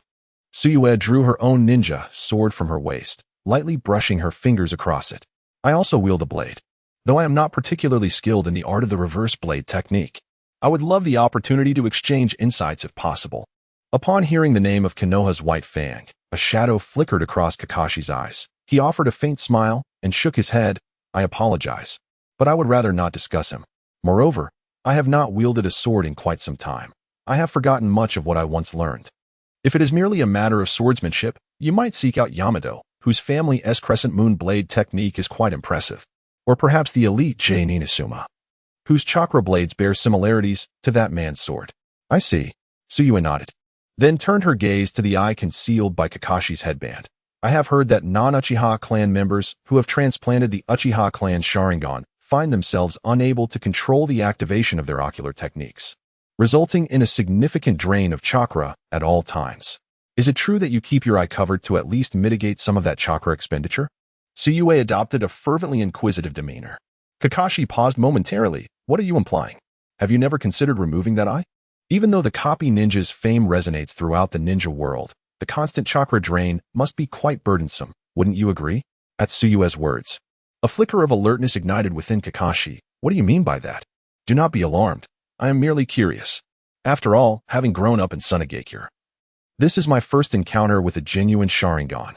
It is a pity that the Uchiha clan has departed from Konoha. Otherwise, I would truly wish to witness the power of the Sharingan. With a hint of suspicion in his eyes, Kakashi regarded Suyue. She struck him as peculiar, and her words seemed nonsensical. He even briefly entertained the thought that she might be harboring ulterior motives on behalf of Sunagakure towards Konoha. You will have the opportunity to see it. It is getting late. I must take my leave now, Teacher Suyue. You should also rest early. It was evident that Kakashi was reluctant to engage further on the topic Suyue had broached, and he departed hastily. Suyue returned to the branch, resuming her earlier reclining position. If he were to lose his Sharingan, although Kakashi's strength would be significantly diminished in the short term, it might ultimately enhance his abilities in the long run. The matter concerning Kakashi's father, White Fang, presents a conundrum. If left unresolved, it is likely that Kakashi will perpetually harbor wariness towards outsiders, which would hinder the enhancement of his recognition value.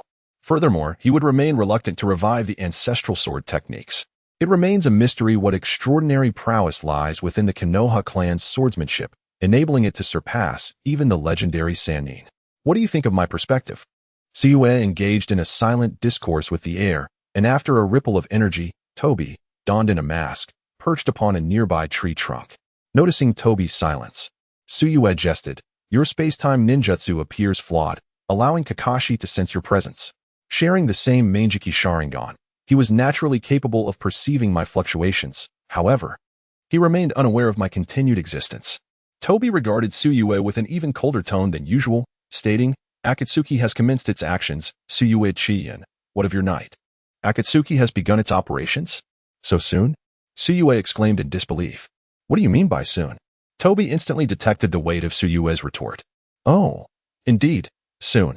What of it?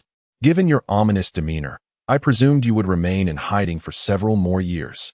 Tobi's amber vortex mask glimmered slightly as he replied frostily, Indeed, I had intended to delay my plans for a few more years. However, an unstable factor has emerged, compelling me to initiate them prematurely.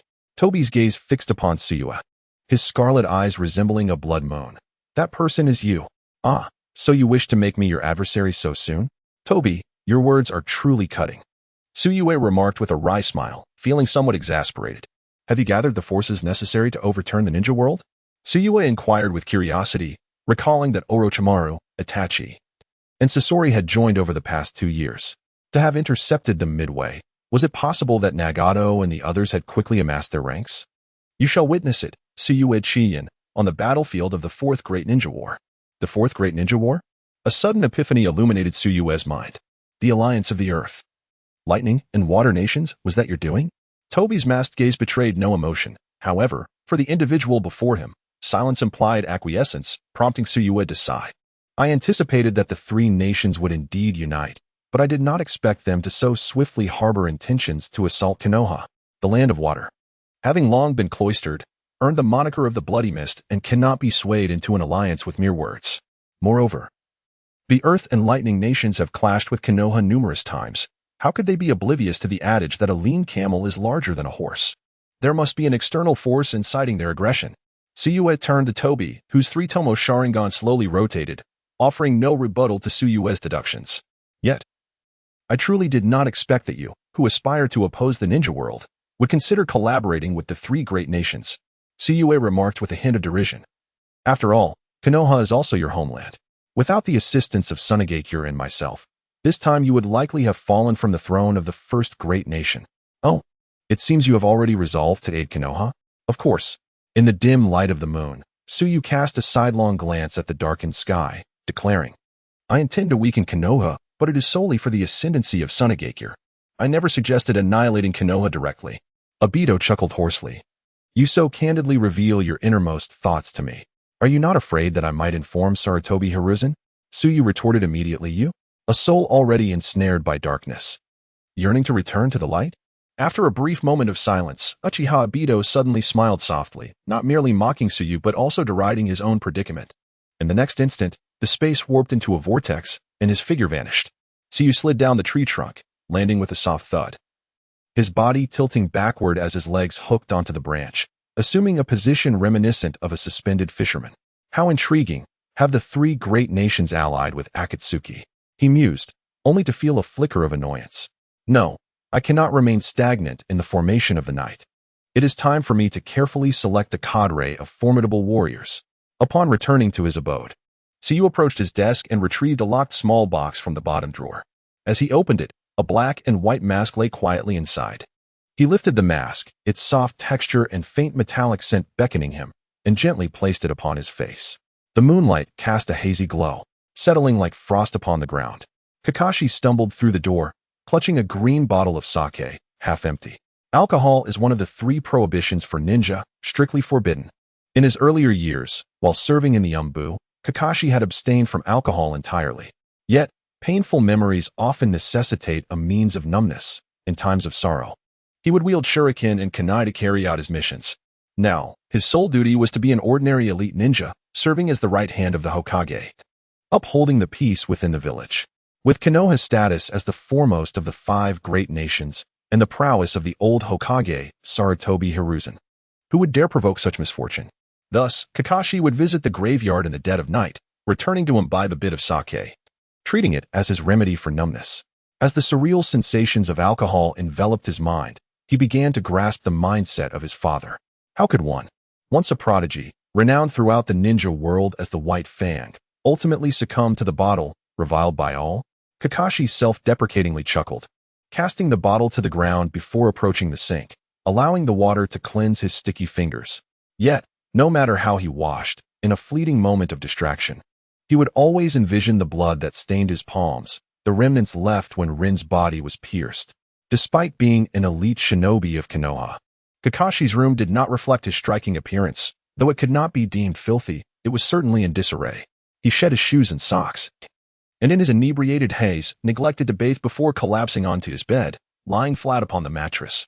Obito, what a torment. Father, Kakashi murmured, enveloped in a haze of confusion, his mind heavy yet acutely aware. This anguish was painful, yet it was precisely this suffering that affirmed his existence. Perhaps the most effective means to alleviate the agony within was to endure physical pain. Amidst this fog, Kakashi opened his eyes, seemingly perceiving a figure seated in the chair beside him. Who are you? Kakashi inquired, his brow furrowed, each breath laborious. Have you forgotten me so soon? We have met before. The voice was deep, devoid of malice, yet it rendered Kakashi exceedingly cautious. I never expected to see you inebriated. It truly presents a unique spectacle. The tone was laced with unmistakable mockery. The figure turned, revealing a mask of black and white, one Kakashi recognized all too well. A familiar associate entwined with a visceral sense of dread. Panic surged within him. This was one of the masked individuals who had arrived in Konoha a year prior. And even half a year ago. Why was he here? Kakashi attempted to rise, yet his body felt feeble and limp.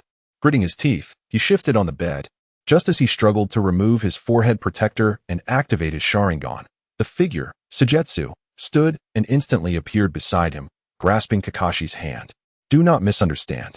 I harbor no ill intentions. Kakashi paused, yet the wariness in his eyes remained unwavering. Sujetsu gazed at the disheveled Kakashi and proposed, Kakashi, shall we strike a deal? Kakashi's body stiffened at once, his brow knitting tightly. A deal? He quickly dismissed the notion. Impossible. I will not engage in transactions with someone like you. Sujetsu sighed. It seems you hold a significant misunderstanding of my intentions. What if I told you that this deal is solely for the better protection of Konoha? Protect Konoha? Kakashi scoffed, incredulous at the absurdity of the statement. A person who incites conflict between the Uchiha clan and Konoha now claims to seek its better protection? What a jest. Yet Sujetsu nodded earnestly. You heard me correctly.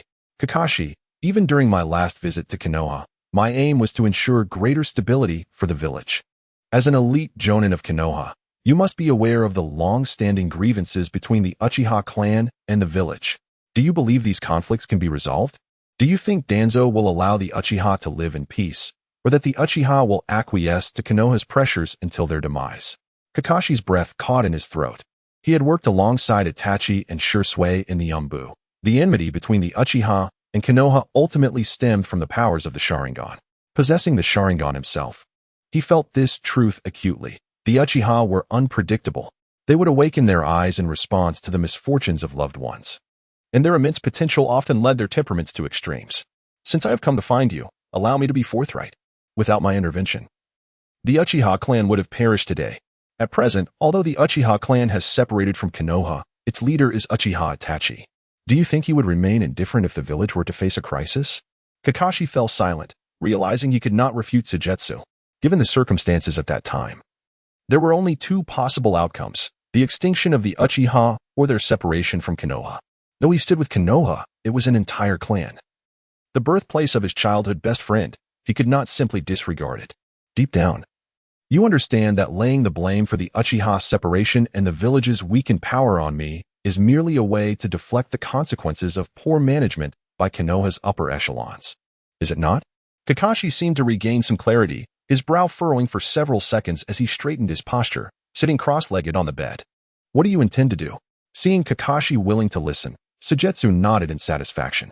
Setting our grievances aside for now, when you possess the strength to rival mine, whether for the village or for yourself, you are always welcome to seek me out, even if it is to kill me. Now, let me reveal the purpose of my visit today. I wish to invite you to join the organization I have founded, Knight. Kakashi, what do you think? What is that? Kakashi's tone did not improve, though it was no longer as aggressive as before. It is a force centered on powerful ninjas, aimed at accomplishing certain endeavors that I cannot achieve alone. Such as? Kakashi inquired. To confront an organization known as Akatsuki. That is my current objective, though I am uncertain how it will evolve in the future. Sujetsu briefed Kakashi on the details of Akatsuki, concluding, I recall there is a person in Konoha named Jiraiya. If he were here, he would likely share the same conclusion as I. You mean Lord Jiraiya? Kakashi asked earnestly, realizing the gravity of the situation. Indeed, Kakashi nodded, sitting upright for a long while. I must report Akatsuki's affairs to Lord Hokage. Do as you wish. Sujetsu waved his hand dismissively. As for the matter of Knight, if you decline, you may certainly inform the old Hokage that the masked man who visited the village 6 months ago established this organization. However, should you find the compensation I propose enticing enough to join, this will remain our secret, shall it? Let us hear it. After a moment of internal struggle, Kakashi replied. Sujetsu smiled. That's more like it. If you choose to join Konoha, I can offer you a chance to meet the person you most wish to see again. How does that sound? Sujetsu gazed into Kakashi's eyes, confident that this proposal would be irresistible. Indeed, Kakashi was momentarily taken aback upon hearing Sujetsu's words. What did you say? He asked, seeking confirmation. Sujetsu reiterated his earlier statement, adding, of course, it is not limited to just one person. You may choose to reunite with anyone you have lost in your life, provided that they hold an irreplaceable significance to you. In Kakashi's mind, flashes of Rin, Obito, and the kindly old man with a head of white hair passed through. Is this truly feasible? Kakashi stood transfixed, his gaze rigidly turning to Sujetsu. What am I to do? Sujetsu inquired. After a brief moment of hesitation, Kakashi nodded earnestly. Sujetsu shifted his chair closer, sitting before Kakashi, locking eyes with him, and placed a hand upon his shoulder. Now, empty your mind and follow my will. Kakashi nodded, appearing somewhat anxious, his robust muscles quivering gently. It has begun. The depths of Sujetsu's masked eyes instantaneously transformed into an inky, unfathomable vortex. This dark whirlpool seemed to possess a certain enchantment, swirling with dense fog that coalesced into a forbidden incantation, shattering chains and penetrating Kakashi's gaze.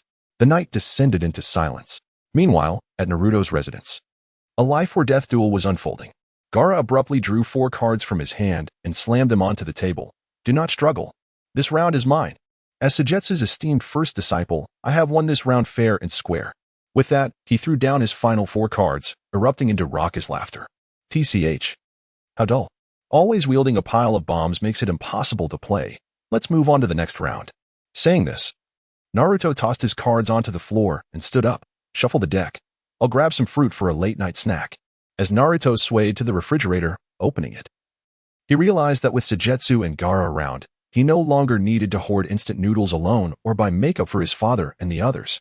The refrigerator brimmed with fresh vegetables and fruits, and as Naruto prepared to slice some, he suddenly heard a commotion at the door. Approaching the entrance, he peered through the crack, and upon seeing what lay beyond, every hair on his body stood on end.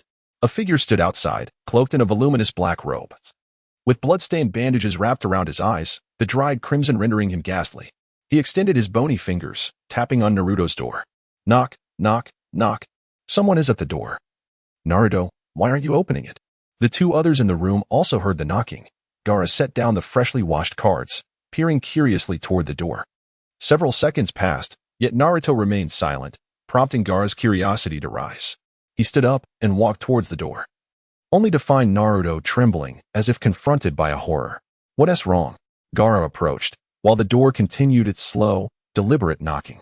At last, Naruto turned his head. It's that old monster. Gaara, puzzled, pulled Naruto away from the door, and as he glanced through the crack, he locked eyes with a pair of inky black pupils. Is it him? Gaara's expression mirrored astonishment. What should we do? I'll hold him back. You go find Suigetsu. Gaara cast a disdainful glance at Naruto, exclaiming, Coward. We are both Jinchuriki. What is there to fear? The 2 had long ceased to feel shame or isolation due to their unique identities. Instead, as the consummate Jinchuriki, Gaara and Naruto, who had adeptly mastered the ability to unleash the power of the 2 tails, took immense pride in their abilities. At that moment, a figure outside extended a hand, and as a fist rapped on the door, a beam of light burst forth from within, illuminating his body, which was wrapped in blood-soaked bandages. Gaara yanked the door open, his slender silhouette towering over Danzo, who bore an unsettling countenance. Gaara directly inquired, What do you want? Danzo's gaze swept past the 2, and a series of harsh caws emanated from his throat. Where is that person? Is he not here? Gaara's expression tightened. He had intended to dismiss Danzo with a casual explanation, but suddenly realized a grave issue. On the day of the coup, only a few individuals were privy to their connection with the masked man, one being Fugaku Uchiha, and the other, Danzo himself. Would he inform the higher-ups in Konoha? Gaara harbored no concern that anyone could harm Seketsu. Yet if Konoha discovered the link between the masked man and Sunagakure, it would undoubtedly disrupt Seketsu's subsequent plans. He is not here. What do you intend to do? Gaara retorted coldly. What a pity. Danzo's eyes dimmed slightly, and Naruto suddenly noticed a swirling black mist enveloping Danzo's gaze. An exceedingly peculiar aura surrounded him, starkly contrasting with the Danzo he had previously encountered. If the former Danzo was shrouded in shadow, this version exuded an aura of death, radiating an unsettling chill. What had transpired with him? Gaara, however, maintained his icy demeanor and remarked, Is the last lesson not sufficient? Danzo shook his head. I merely wish to ascertain the extent of the gap between us now that I wield both the powers of death and life. Gaara fell silent, struggling to comprehend the thoughts of the man before him, whose eyes were filled with intense hatred, yet simultaneously tinged with admiration, an inconceivable blend of emotions. Does the Hokage know of your arrival? Naruto interjected. Danzo turned his gaze toward him, as if reminded. Since I've returned to the village, I must first pay a visit to my esteemed partner. Emerging from Naruto's residence, Danzo was shrouded in an ominous black mist that seemed to possess a corrosive effect, instantly obliterating the flowers and plants at the door. His form transformed into a gust of dark wind, wreaking havoc through the streets of Konoha, and moments later, he arrived at the Hokage's Grand Hall. The guardian ninjas, sensing an abrupt chill, instinctively reached for their kunai.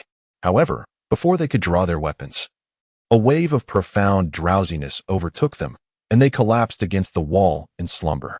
In the Hokage's Grand Hall, illuminated by flickering flames, a few soft coughs resonated. The elderly Hokage, Sarutobi Hiruzen, was surrounded by an array of documents cluttering his desk as he scrutinized a parchment dated from the previous day. Sarutobi Hiruzen lifted his head, his brow furrowed in contemplation as he cautiously gazed towards the entrance of the Grand Hall. A wisp of ethereal black mist drifted in from outside. You have returned, spoke the former Hokage calmly. Ah, Hiruzen, my dear friend. The dark mist gradually coalesced within the chamber, ultimately taking the form of Danzo. It has been quite some time. Indeed, you could have entered openly. I have already disseminated the news that your previous actions were merely to quell the coup, the old Hokage said leisurely, gesturing towards a chair as he observed Danzo taking a seat. No, Hiruzen, after that incident, I have come to understand much. Perhaps I am destined to dwell in darkness, forever lurking in the shadows. You have been too radical. Whether it concerns the Uchiha clan or the position of Hokage, Danzo. Do you not feel you have acted too hastily? Danzo shook his head, asserting, I have done nothing wrong, nor do I regret my choices. Perhaps I should have perished. But remember this, Hiruzen, regardless of my actions, my feelings for Konoha are no less than yours. Hiruzen regarded him quietly, lowering his gaze. It seems you have gained new power? What is it? Are you referring to it? Ha ha ha, Hiruzen, I owe it all to your precious disciple. Hiruzen fell silent, his eyes widening in realization. You mean Orochimaru? He has resurfaced? Where is he? Hiruzen, you can no longer contend with him. He is a genius, no. Surpassing genius. He is far superior to both you and me, beyond our wildest imaginations. This power rivals that of the first Hokage's cells he once studied. I now understand why he is so invested in those experiments and the rage born from your destruction of his life's work. However, rest assured, he has lost interest in both you and Konoha. Only matters of life and death can stir his emotions. Danzo spread his arms wide, his eyes brimming with admiration for Orochimaru. Hiruzen, having risen to his feet unbeknownst to himself, replied with a cold stare, You have changed significantly. Indeed, but what of it? Hiruzen, I have acquired power. I am now stronger than you. That remains to be seen, Hiruzen replied in a grave tone, feeling a chill from Danzo's dark aura. Yet he had his own cards to play. I did not come to argue with you. Hiruzen, you are aware of the situation with the land of water, earth, and lightning, correct? I have received more precise intelligence. The land of earth has stationed 20,000 allied troops at the border. 20,000. Even during the legendary battle between earth and lightning, there were only 5,000 more. I surmise this is the entirety of the land of earth's military, now perilously close to the fire and earth borders. Meanwhile, the land of lightning is preparing an army of 10,000. And the Reikage has departed from the wind and thunder gorge towards the border between lightning and earth. Within a week, the allied forces of the two nations will march towards Konoha. Hiruzen, do you feel a tremor within you? Towanzo extended a pale hand towards him, his gaze brimming with madness. Let us two old fellows join forces once more, and let them know who truly holds the reins in the ninja world. Iwagakure boasts 20,000. Kumogakure, 15,000. Are they out of their minds? The old Hokage slammed his hand on the table. He had tried to envision the dire situation as grim as possible, yet he still underestimated the resolve of the two great nations. What about Kirigakure? How are they faring? The old Hokage inquired. Towanzo shook his head. I am not certain about that. After all, Kirigakure is notoriously reclusive, making it difficult to gather intelligence. However, I believe our primary adversaries remain Reikage and Tsuchikage. Should Kirigakure intervene, it is likely that Sunagakure would be the first to bear the brunt. The old Hokage nodded in agreement, although Might Dai had single-handedly vanquished 4 ninjas from Kirigakure during the Third Great Ninja War. It was Sunagakure that had truly inflicted grave damage upon them on the main battlefield. Time is of the essence. I must make a trip to Sunagakure tomorrow. Since you cannot make an appearance, I will have Konohamaru and the others temporarily assume the role of Hokage. Towanzo, the survival of Konoha hangs in the balance. I implore you to prioritize the village above all else. Remember, this is the final opportunity one grant you. Towanzo's penetrating gaze flickered slightly, and a smile crept onto his lips. I understand. After all, you are the Hokage, are you not? Simultaneously, this same information reached the inner circles of Sunagakure. This was made possible by the strategic preparations made during Shu Yue's initial entry into Sunagakure years ago, which involved purging traitors while also eliminating numerous reconnaissance ninjas sent to other nations. After expending considerable manpower, the general plans of Reikage and Tsuchikage were transmitted to Sunagakure, causing an immediate uproar among its higher-ups. Lord Kazekage, damn it, with Konoha standing strong over there, let these scoundrels from Kirigakure crawl. At 3 in the morning, during a high-level meeting, Ri Banjer slammed his hand on the table. Despite his previous disagreements with Shu Yue, the imminent threat of war ignited a fiery passion within him, inspiring those present. We still lack specific information regarding Kirigakure, he continued. Lord Kazekage, I propose that before we formally mobilize the ninja army, we should first send a team to investigate the blood mist before determining our tactical approach. The speaker was Shakai Koi, who, unlike Banjer's fervor, exhibited a more cautious demeanor. The Kazekage nodded, a splendid suggestion. Yet, I wonder if Konoha is aware of this news. As allies, we ought to share information. Yura, I need you to make a trip, he instructed. Upon receiving his orders, Yura set off under the cover of night, employing the ancestral technique of sand walking to reach Konoha. The Kazekage tapped his fingers against his temple, surveying the assembled crowd in the blood mist. Outsiders are typically met with immediate lethal force. Therefore, those sent to investigate Kirigakure must possess both audacity and exceptional strength. After a brief hesitation, Maki stepped forward. Lord Kazekage, allow me to go.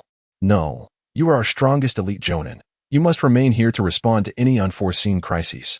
What about me? Lord Kazekage? I shall go. A young man emerged from one of the 5 great clans, his physique robust and his eyes ablaze with the spirit of battle. You are not to be underestimated.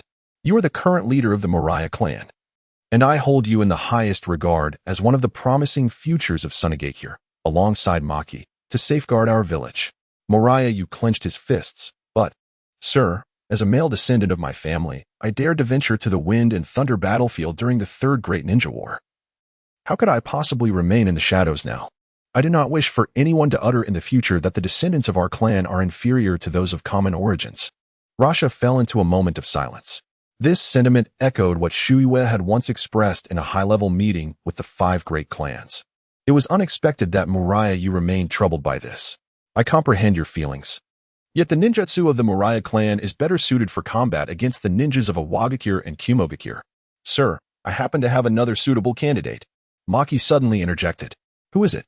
The assembled crowd turned their attention, heading to Kirigakure, undoubtedly one of the most formidable tasks. One even the strongest of the clan's younger generation could not undertake. Who else could it be? Maki extended his hands and clapped in the air. Thud, thud, thud. The floor creaked underfoot as a figure clad in coarse garments entered from outside, exuding an intense heat as if embodying a blazing sun. His presence radiated the terrifying aura befitting an elite Jainin, and his eyes, ablaze like fire, made one feel an overwhelming heat merely by making eye contact. Lord F. Kage. The newcomer held a deep black iron hammer in hand, which he set down as he slowly knelt. I shall take on the mission to Kirigakure. Rasha suddenly realized. So it is you. Just as Rasha was about to express his support, he was interrupted by murmurs of doubt from those around him. Who is he? Indeed, I have never seen this person. Who is he? A nameless individual dares to venture to Kirigakure? Rasha chuckled softly, his laughter tinged with a sense of helplessness. Do you not recall? Back when we allied with Kirigakure against Iwagakure, we once sent a powerful individual to Kirigakure? Of course. I remember, Yakura. Even to this day, my daughter idolizes her. But the truth is far from what you believe. The reality is far more humiliating than you can imagine. I once recounted this at the gates of Sunagakure, and now I shall reveal the truth to you all. Rasha narrated the events of how he reached an agreement with the higher-ups of Kirigakure, sending Yakura to her demise, and as he spoke, the crowd fell into stunned silence. Who would have thought there was such hidden truth? This matter cannot be entirely blamed on Lord F. Kage. It was merely unfortunate for that child. Someone glanced at the fiery youth, recalling Yakura. He is. Yakura is my elder sister. I am Yakira. Yakira fixed his gaze upon the crowd and bowed. Esteemed ones, Lord Shuiwe once promised me that should war arise between Kirigakure and Sunagakure, I would be dispatched as the vanguard. Therefore, this mission should not be contested, correct? The crowd fell silent once more until the elite Jainin Maki nodded and said, that is only right. Yakira bowed again. In that case, I thank you. Above. Rasha suddenly waved his hand. Yakira, since you are to go, how about I assist you in modifying this order?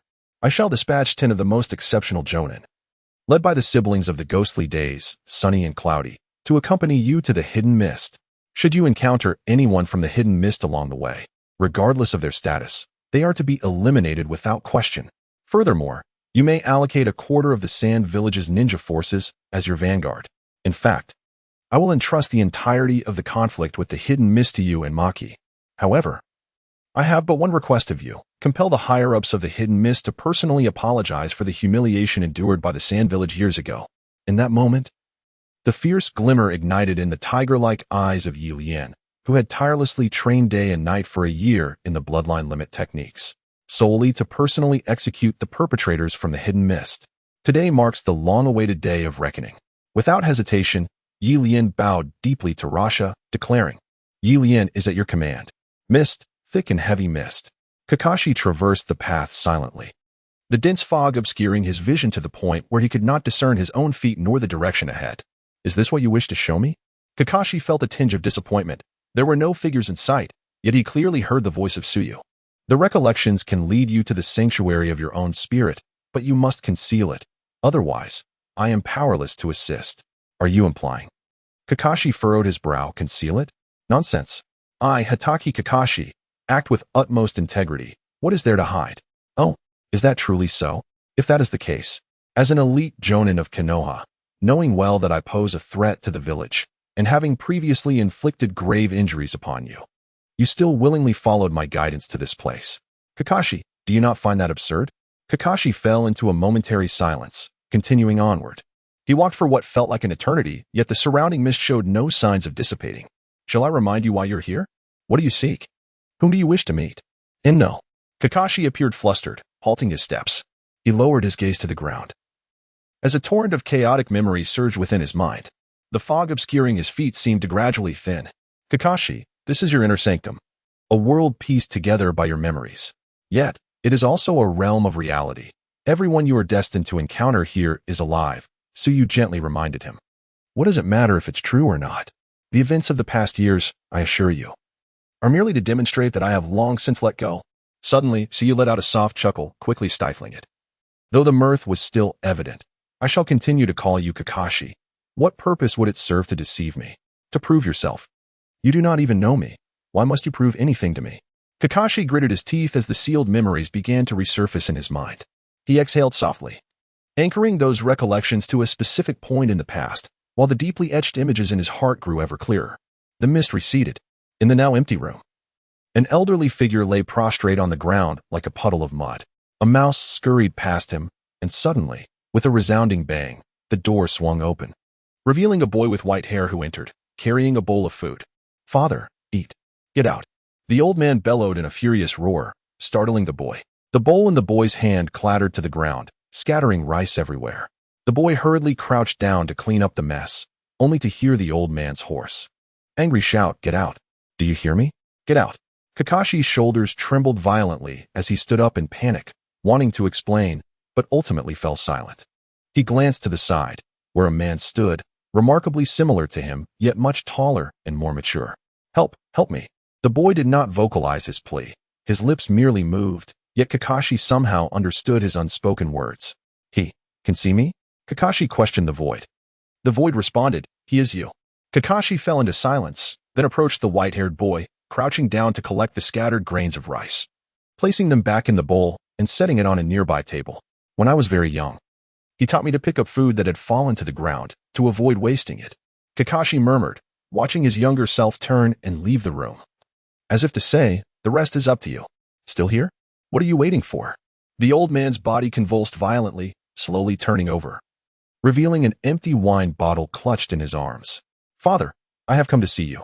Kakashi approached the fallen figure, crouching to reach for the wine bottle. However, he was met with fierce resistance as the old man pulled him into an embrace, reverting to his previous position on the ground. "Father? Who are you?" The old man's voice, caught between dreams and wakefulness, seemed like a murmur. "I am Hatake Kakashi, the son of Hatake Tsukumo." "Hatake Tsukumo? Who is that?" "Hatake Tsukumo is a hero of Konoha." The old man scoffed, murmuring, "Hero? No, he is not. He is a failure, a sinner, an unforgivable man. I will not allow you to speak of him that way," Kakashi declared resolutely after a tense silence of several seconds. The figure on the ground fell silent, and the room was enveloped in stillness. Eventually, after an indeterminate amount of time, there was a flicker of response. The figure turned over, lying on the ground with disheveled white hair, gazing up at the pristine ceiling, murmuring, "Are you really Kakashi? You've grown so much. Haha. That's wonderful. Life is quite bitter, isn't it?" Hatake Tsukumo inquired, finally loosening his grip on the wine bottle, which rolled and clattered against the wall before shattering with a loud crash. "Bitter, but still manageable." Kakashi sat cross-legged on the ground, observing the man before him. who seemed transformed from the person he had just been. I have many companions, one of whom I once deemed a failure. Yes. The very one you warned me not to underestimate, Might Guy. He has become quite remarkable, having risen to the esteemed rank of elite Jainin in the Hidden Leaf Village solely through his mastery of physical techniques. Since your departure, he has saved my life on several occasions, and he has even perfected his father's 8 Gates technique, revealing to me that when he exhausts his youth, he can wield power surpassing that of the Hokage. Haha, though I find that hard to believe. Kakashi Hatake propped his weary body against the wall, nodding slightly as he listened to Kakashi speak. How wonderful it is to have such a friend. No, not just one. I have also come to know 2 others, Rin Noira from the Noira clan and Obito Uchiha from the Uchiha clan. You must be familiar with them, right? Of course. The old man from the Noira family owed me several thousand ryo long before you were born, and with interest, that debt has certainly accumulated. Speaking of which, he once mentioned that he would marry his daughter to you to settle the debt. As he reminisced about the past, a long-lost smile emerged on Kakashi's weathered face. She has passed away, and it was at my hand Kakashi fell silent. Ah, that must be a rather convoluted tale. Kakashi, everyone experiences moments in life that elude them. One must strive to avoid regret. You mentioned marrying Rin to me. Perhaps that will no longer be feasible, father. I hold great affection for her, but concurrently, the other person I mentioned, Obito, also cherishes her. I believe they would be better suited for one another. Haha, then I consider myself fortunate. Your mother and I have been together since childhood, and I harbor no regrets regarding love. Kakashi suddenly glanced behind him. What about him? Is he also your friend? Kakashi shook his head, aware that he referred to Sujetsu. No, he is not. He is an invader of the leaf, prompting the Uchiha's independence and the coup led by Danzo. Oh, has the ninja world plunged into war once more? Not at all. The current situation is far better than in your time. The leaf and the sand have formed an alliance against the water, earth, and lightning countries. I shall not allow past tragedies to repeat themselves. Kakashi continued, explaining. He brought me here under the condition that I join the organization he founded. I agreed. But my bottom line is that I will not pose a threat to the leaf. Kakashi nodded in approval. Excellent. Your resolve mirrors my own from years past. Father, I have come here to convey a message. Oh? Kakashi spoke earnestly. To this day, I still believe that those who fail to complete their missions as mandated are worthless. Kakashi lowered his head, a flicker of self-mockery crossing his eyes. Yet, those who do not cherish their comrades are even less than worthless. As Kakashi uttered this, the shadows that had lingered in his gaze for countless years dissipated in an instant. This is a lesson imparted to me by my companion, Obito. If I were to face a predicament akin to yours, I would make the same choice you did. Even if I were to become a so-called worthless person in the eyes of others, a disgrace to the entire leaf, I shall remain steadfast to this ninja way. Kakashi stared blankly at the man before him, who bore a striking resemblance to him, and after a long moment, a hint of a smile tugged at the corners of his mouth. I understand. Kakashi Hatake swayed unsteadily as he rose to his feet, making his way to the wall to retrieve the chakra short sword that had once been his constant companion. Since the moment he bore the name of disgrace, the sword had remained sheathed. Upon seeing you, Kakashi, I felt a profound sense of solace, knowing I had such a son. My only concern was how you would fare after my passing. Witnessing your presence here alleviates my worries. Kakashi lowered his head and, with utmost reverence, uttered, Father. Kagami Tsukumo nodded in response, softly saying farewell. Kakashi, along with the contemplative Sujetsu behind him, vanished from this realm. Only Tsukumo remained, and the old hero. Once the shame of Konoha unsheathed his blade. In that instant, a chilling light erupted forth. The razor-sharp edge seemingly capable of cleaving anything as the proud silhouette harked back to a decade prior when he strode the battlefield. He wielded the blade with increasing speed, the remnants of inebriation no longer shackling him, almost as if they were spurring him on. Tsukumo resembled a wild wolf of the wilderness, the dance of the blade swirling around him, and in that fleeting moment, he felt as if he had returned to his youth. Kakashi. I too took a long time to comprehend that war and politics are entirely disparate matters. Whether one is a hero, a fool, or a disgrace, I fear nothing. Konoha simply requires someone to atone for that failure to soothe the people's grief. As long as I remain conscious, my brilliance will inevitably wound certain souls. As the blade's light faded, a crimson hue trickled down, and Tsukumo's face bore a tranquil expression, akin to clear water. Kakashi opened his eyes, momentarily disoriented. He surveyed his surroundings, confirming his return to his original world. Thank you, he expressed sincerely, despite the enmity. Are you not planning to go elsewhere? No need. Or rather, even if there were, I no longer require your presence. Sujetsu chuckled, as Kakashi's emotional defenses crumbled, having accepted his father's death. He was also ready to confront the losses of Rin and Obito, no longer needing to dwell on the past. I misjudged you. I once believed your obsession revolved around your father's death. Yet you clearly understand that regardless of the past, White Fang had to die. What truly haunts you is that you did not stand by your father during those final moments. Kakashi glanced at Sujetsu, rose from the bed, and turned on the light. I will honor our previous agreement, and I hope you will adhere to it as well, regardless of how Konoha treats my father. This is my home, a place I must defend with my life. Rest assured, Kakashi. I can candidly state that all my actions are also for the peace of the ninja world. Kakashi gazed deeply at Sujetsu, and just as Sujetsu was about to depart, he suddenly called out, "May I ask you a question? What is it? You. Are you the same individual as that teacher from Sunagakure?" Chikyun Sujetsu. Kakashi's tone was not one of inquiry. Sujetsu's form paused momentarily, a flicker of resignation crossing his shadowed eyes, but he remained silent. With a few swift leaps, his figure vanished into the night. Kakashi gazed quietly in the direction where Su Yue had departed, his emotions a complex tapestry. Unable to find solace in sleep, he rose and stepped outside. Just as he opened the door, a figure flickered in the distance, swiftly approaching him. Kakashi recognized it as a member of the Hokage's elite Umbu. "What has occurred?" he inquired. The Umbu member knelt partially on the ground, stating urgently, "Senpai. The Hokage has called for an emergency assembly. You must report to the Shadow Hall within half an hour. I still need to inform Senior Guy. Farewell." With that, the Umbu hurriedly departed, the urgency of the situation palpable. The only matter that could incite such urgency from the Hokage was clear to Kakashi. He removed his forehead protector, the crimson Sharingan of the Grim Reaper swirling within his gaze. Kakashi murmured softly, "Is war about to commence again?" Returning to his room, he approached a long sealed door.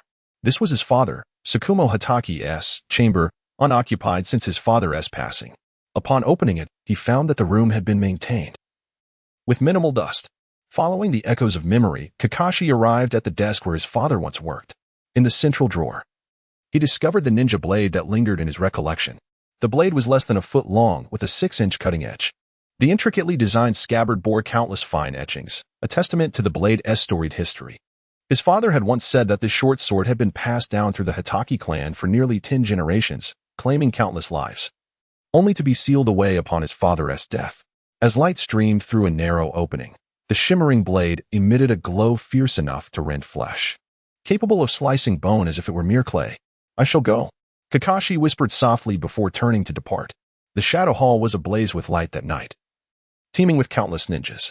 In stark contrast, the households of Konoha were silent, with infants peacefully slumbering in their mother's arms. Wherever the light dimmed, one could find individuals standing before the multitude. In the Shadow Hall, the elderly Hokage sat upright at the head of the assembly, flanked by all the elite Genin of Konoha. "Gentlemen, I trust you are all aware of the situation," he began. "In summary, Konoha now stands on precarious ground. Regardless of any biases held by the clans in recent years, I hope that after this meeting, we can unite our efforts to overcome this crisis." Though the old Hokage appeared frail, his battle-hardened gaze was sharp and commanding, surveying those present. He cleared his throat gently and addressed the two elders beside him, Koharu, Hamura. "Apart from myself, your experience is perhaps the most extensive in Konoha. In light of the village's peril, with the younger generation yet to fully mature, I must remain here to oversee matters. I require you both, once the legendary Sannin, Jiraiya, and Tsunade, to summon them back. Rest assured, for we were once their mentors as well. Even if it means risking our own reputations, we will bring them back." Koharu and Hamura replied in unison. Sarutobi Hiruzen sighed with relief as he looked towards the elite Genin nearest to him, which included Kakashi and 3 others. "According to the intelligence I've received, the vanguard forces of the Lightning and Earth armies are already stationed at the border, with thousands more on their way. You and Asuma are tasked with directly confronting the armies of the Land of Lightning and the Land of Earth. I shall command Kakashi and Yuhi Kurenai to lead our most elite team in ambushing the route of reinforcements for the enemy forces. Once they receive word of our maneuver, their morale will undoubtedly wane. I implore you both to hold your ground until that moment. Yes, Kakashi, Kurenai, your mission is the most arduous. I ask for your forgiveness in binding your fates to that of your comrades. This is the first assault from the two nations, and we must prevail at all costs. Yes, Narashikaku, you are responsible for the overall logistical command of this operation. I am greatly impressed by your strategic movements during the Third Great Ninja War, and I ask that you maintain that level of excellence, ensuring that Kei and Asuma are free from any concerns. Yes, Sarutobi Hiruzen nodded.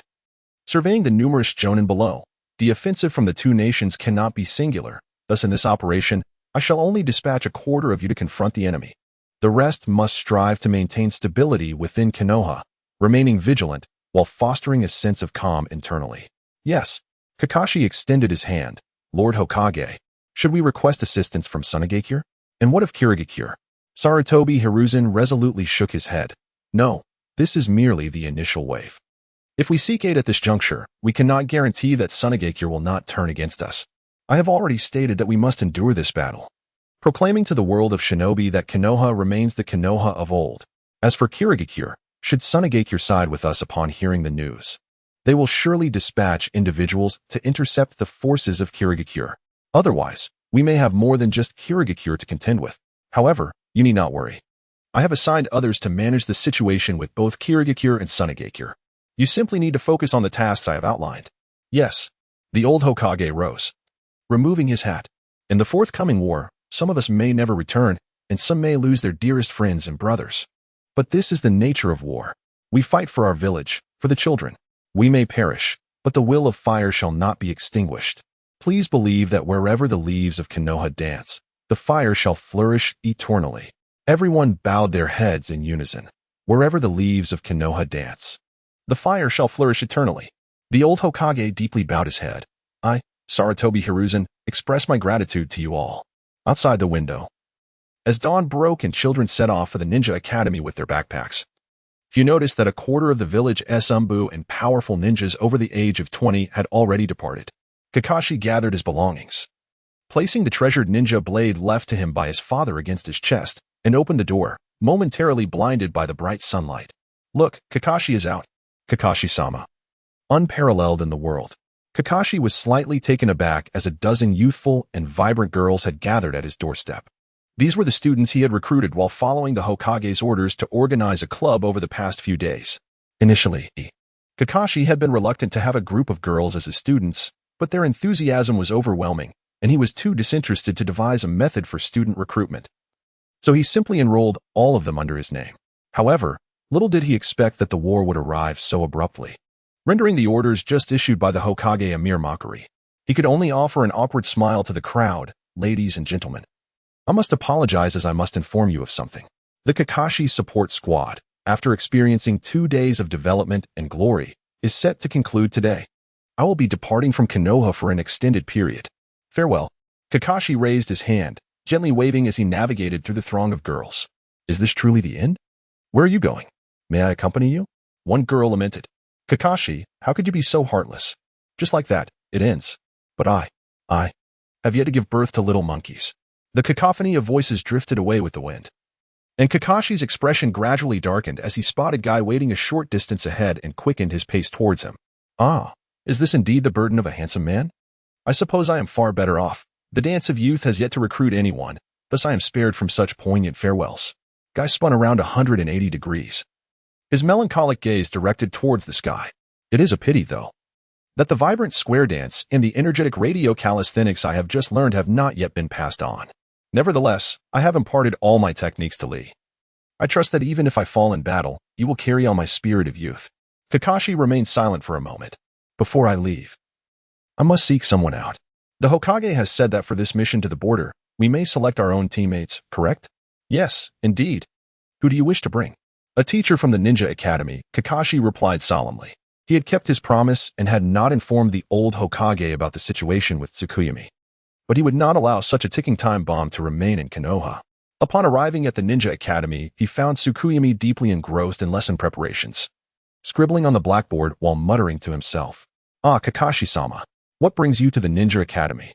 Tsukuyami greeted him warmly, her approachable demeanor starkly contrasting with the imposing figure of the masked man who controlled everything. Teacher Irika mentioned that my students have made significant progress during this period, and I may be eligible for an early teaching assessment. Once I pass the assessment, I can take on classes 4, 5, and 6.